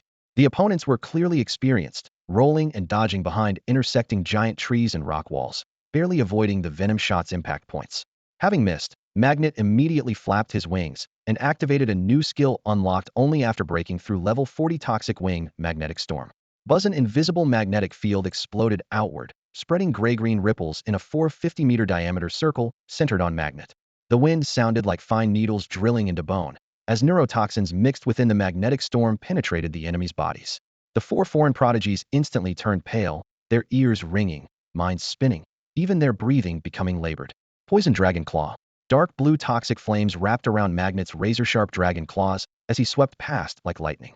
Taking advantage of their neural confusion, he tore 2 enemies into bloody mist with 1 claw each, his level surging to 46. The remaining 2 fled in terror, swallowing antidote pills while stumbling away. Split up and pursue. Yao Kursen called out softly, and Magnet responded with a low roar. She locked onto one target, her holy light sword slicing through the air. The opponent, still affected by toxins and moving sluggishly, had his spine severed by her triple-slash combo and died instantly. A brilliant leveling light pillar shot skyward level 50. Almost simultaneously, the sound of shattering bones echoed from the distant forest as Magnet captured the other foreign prodigy. Soon after, Magnet returned carrying the barely alive foreign male student and casually dropped him at Yao Kursen's feet. Letting me have the kill? Magnet is so sweet. Love you, love you. Ignoring the man's painful and fearful pleas for mercy, she thrust her sword straight into his heart. The level 47 foreign prodigy convulsed twice before completely stopping breathing, and experience points flowed into her body once more. Prodigy Island was just this cruel. Those not of our kind surely harbored different intentions. To survive, one must strike first. Killing people here was much easier than hunting magical beasts. Each floor only had 1,000 slots, with Huaxia occupying 200, the highest number globally, but also the highest death count. Therefore, before setting foot on Prodigy Island, everyone was told to either kill or be killed. To help his daughter adapt, Yaoli had specifically taken Yao Kursen to the Demon Annihilation Forest to practice on some little-day targets, teaching her to hunt foreign prodigies like magical beasts. At this moment, she stared blankly at Magnet's fluid follow-up actions. His massive claws stripped the corpses of armor, rings, and pouches, quickly stuffing equipment, materials, and crystals into storage rings. After finishing the looting, Magnet raised his head toward the bodies and spat out one final venom shot amid sizzling corrosion sounds. Flesh and bone dissolved into a pool of black liquid, leaving not a trace behind. Did Jiang Yan teach you this? Yao Kursen was so stunned her jaw nearly hit the ground. Magnet raised his head, and responded with a resonant roar. Only then did she realize that Jiang Yan had often brought Magnet along to kill, loot, and destroy evidence. This was indeed necessary on Prodigy Island. Leaving no corpses meant they wouldn't be corrupted by undead magic into skeletons, let alone powerful deceased transforming into skeleton kings with their living consciousness intact. Understanding this, Yao Kursin also bent down to loot the bodies, collecting remaining equipment and pills into her ring before signaling. Magnet spat out a second venom shot, black liquid seeping into the soil, leaving only a faint rotting smell in the air. Killing, looting, destroying evidence. Magnet performed the entire process with assembly line efficiency. After finishing up, he retrieved a purple gold medicine bottle from his storage ring and tilted his head back, gulping down high-grade magic potion with loud glug-glug sounds. The deep green liquid flowed down his dragon neck's muscular contours, shimmering with faint light. Yao Kursin was dumbfounded again. The magnet could even use a storage ring and knew how to take out magic potions to drink, while her contracted companion Wanruan was still a useless, timid, and weak little nobody. At this moment, Yao Kursin felt a strong urge to steal Magnet away. Achoo! At the top level of Tianjiao Island, Jiang Yan suddenly sneezed. He was crouching in front of the corpse of a foreign-looking prodigy he had just killed, looting equipment, thinking it must be the lingering spiritual remnants of the dead cursing him from beyond. Otherwise, why would he suddenly sneeze for no reason? Dissolve. With a low shout, the corpse instantly turned into putrid blood that seeped into the ground. 30 minutes had passed inside the island, but the time flow within Tianjiao Island was 10 times faster than the outside world, which meant only 2 or 3 minutes had passed externally. According to the rules, Tianjiao Island would remain open for a total of 30 minutes external time, which equaled 300 minutes, or exactly 5 hours inside. When that time came, even if someone died and freed up a spot, those outside with reserve qualifications would be unable to teleport in due to the island's closure and would be directly eliminated by the system. Just one more member and teacher Zhai Yuhan's archaeology team would be complete, 2 at level 59 and 1 who had just broken through level 60. Such a configuration should have been able to dominate the top level. Yet now they were completely wiped out, along with more than 20 other prodigies from Longyuan University on this level who had all perished. Jiang Yan maintained a safe distance of 1,000 meters from his target, controlling a straw bird disguised as an ordinary bird, secretly following behind Zhai Yuhan and her group. Every Longyuan faculty member and student on the island was equipped with a magical communication device, and each level had established a prodigy group to facilitate nearby team formation and intelligence sharing. However, if the holder was killed and the communicator fell into enemy hands, the enemy could impersonate the deceased, infiltrate the group chat, and use the intelligence to kill even more people. He had done exactly that, using Martin Burton's communicator to locate that blonde foreign woman and incidentally rescue Zhai Yuhan. In just half an hour, he had used group chat information to eliminate 3 more group members. From this, he deduced that Zhai Yuhan's archaeology team, as well as almost all Longyuan prodigies on this level, had likely been wiped out using this same tactic. Even worse, the enemy might possess higher-level tracking skills that could directly lock onto the magical signals of communicators, allowing them to eliminate all Longyuan members in one sweep. Jiang Yan split his mental power in 2, controlling the straw bird 1,000 meters away to monitor the team while hunting nearby magical beasts and lurking enemies in the dense forest and ruins. But in 20 minutes, he had only encountered a few shambling undead skeletons.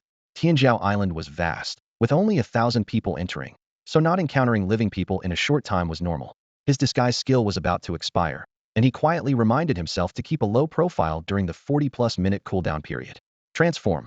As the skill activated, his outfit with its distinctly Japanese flavor was piece by piece transformed into proper Chinese style.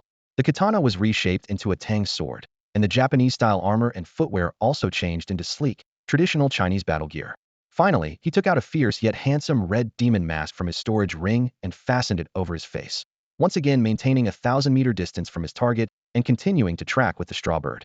Moments later, Zhai Yuhan's excited but hushed voice came from ahead. This skeleton's historical dating shows 163 years. There really are other human races in the demon cavern world. Zhai Yuhan's first talent skill upon awakening as an archaeologist was the Eye of Appraisal, which could identify the historical age of all things and perceive the material composition of everything. This was her second time setting foot on Tianjiao Island. Last year, when she first arrived here, she had just graduated from Longyuan University with only 4 years since awakening and was still stuck at level 48. At that time, in order to stay and conduct archaeological research, she chose to remain at the university as a teacher, using her faculty status to secure a reserved spot on Tianjiao Island. However, because she couldn't assemble a team capable of dominating the island, she spent most of her time fleeing from undead and magical beasts, having no opportunity to excavate ruins peacefully, and returned empty-handed. A year had passed, and her preparations were worlds apart. Her new team consisted of 4 members, with levels of 3 at 59 and 1 at 58. The team composition was also extremely well-balanced. 1 melee and 1 ranged main combat profession, another level 59 member handling control support, and the remaining level 58 members specializing in healing. Those 3 level 59 teammates could break through to level 60 simply by casually slaying a few undead skeletons, a magical beast, or even killing a foreign prodigy after entering Tianjiao Island. With such a formation, Zhai Yuhan could finally focus all her attention on archaeological excavation, hoping to completely uncover the secrets of Tianjiao Island. Upon entering the island, the Eye of Appraisal immediately brought an exciting discovery. In the rocky crevices of the Demon Cave world, a complete skeleton lay quietly, its bone structure identical to humans, yet it had existed for 163 years. Tianjiao Island was first discovered by humans 7 years ago, while the Demon Cave invasion occurred 12 years ago. Even if human awakeners had been lost here since 12 years ago, considering that time flowed 10 times faster on the island than in the outside world, the skeleton could have existed for at most 120 years. In other words, this skeleton, nearly identical to human bones, could not possibly have originated from Earth. Amid her excitement, an inexplicable unease crept into Zhai Yuhan's heart. The earliest Demon Cave invasion was 17 years ago, but during these 17 years, whether in the Demon Cave world or on Tianjiao Island, humans had never discovered any advanced civilized races other than magical beasts, nor had they found any traces of otherworldly civilizations. Even so, many people still firmly believed, including Zhai Yuhan, that the depths of the Demon Cave world must harbor advanced civilizations, and even speculated that the next round of Demon Cave dimensional invasion might bring these mysterious and dangerous intelligent races. This was precisely why she was so persistent in conducting archaeology in the Demon Cave world. If she could find historical ruins sufficient to prove the existence of advanced civilizations, this speculation would become ironclad evidence. When that time came, if new Demon Cave dimensions truly opened, humanity might no longer face simple magical beasts, but advanced civilizations with complete societies, technology, and strategies. Just think, such a vast Demon Cave world could be artificially segmented and projected onto the blue planet, with each piece becoming a gate of invasion. How powerful must the manipulator behind all this be? This could no longer even be described as the work of an advanced civilization, but could only be described as divine. Tiango held the level 55 skull in his hands, puzzled. If there really are otherworldly humanoid races with human-like body structures in the Demon Lair world, then why haven't we discovered even a single historical building representing otherworldly civilization across all these Demon Lair plains and such vast territories? He turned the skull over and over, examining it carefully, then added a string of deductions. This skeleton is marked as 163 years old. Converting that with Tianjiao Island's tenfold time acceleration, only 16 years have passed in the outside world. That means people were still active in the Demon Lair world 16 years ago. But over these past dozen years, the earliest human invaders have turned several Demon Lair planes upside down, yet we haven't seen a single living otherworldly being or any decent otherworldly architecture. Could it be that there are no so-called otherworldly races at all? Maybe this skeleton is actually from the earliest Earth humans who entered Tianjiao Island and evolved under the island's accelerated time flow. His eyes gleamed as he mentioned the island's mysteries. After the trial's end, Tianjiao Island disappears for 362 days. Who knows if the time acceleration inside far exceeds tenfold during that period. The trials start August 1st and end August 4th each year, only 3 days outside, but a full month passes on the island. After everyone is forcibly evacuated, the 3-tiered island simply vanishes. Where does it drift during those 362 days? How much time passes inside? Zhai Yuhan, who had been excited about the 163-year data, felt like cold water had been poured over her head by Tiango's logical doubts. She composed herself and nodded gently. Your speculation does make sense. We can't rule out that possibility. She lifted the skull and began chanting softly, pale golden magical patterns spinning at her fingertips. Temporal echo. The skill could reveal a target's past, but the target must have lived through a complete history. Though the skeleton was born 163 years ago, it had only truly died completely seconds before. So the echo only contained anguished wails, the pain of being shattered by her teammate's spell.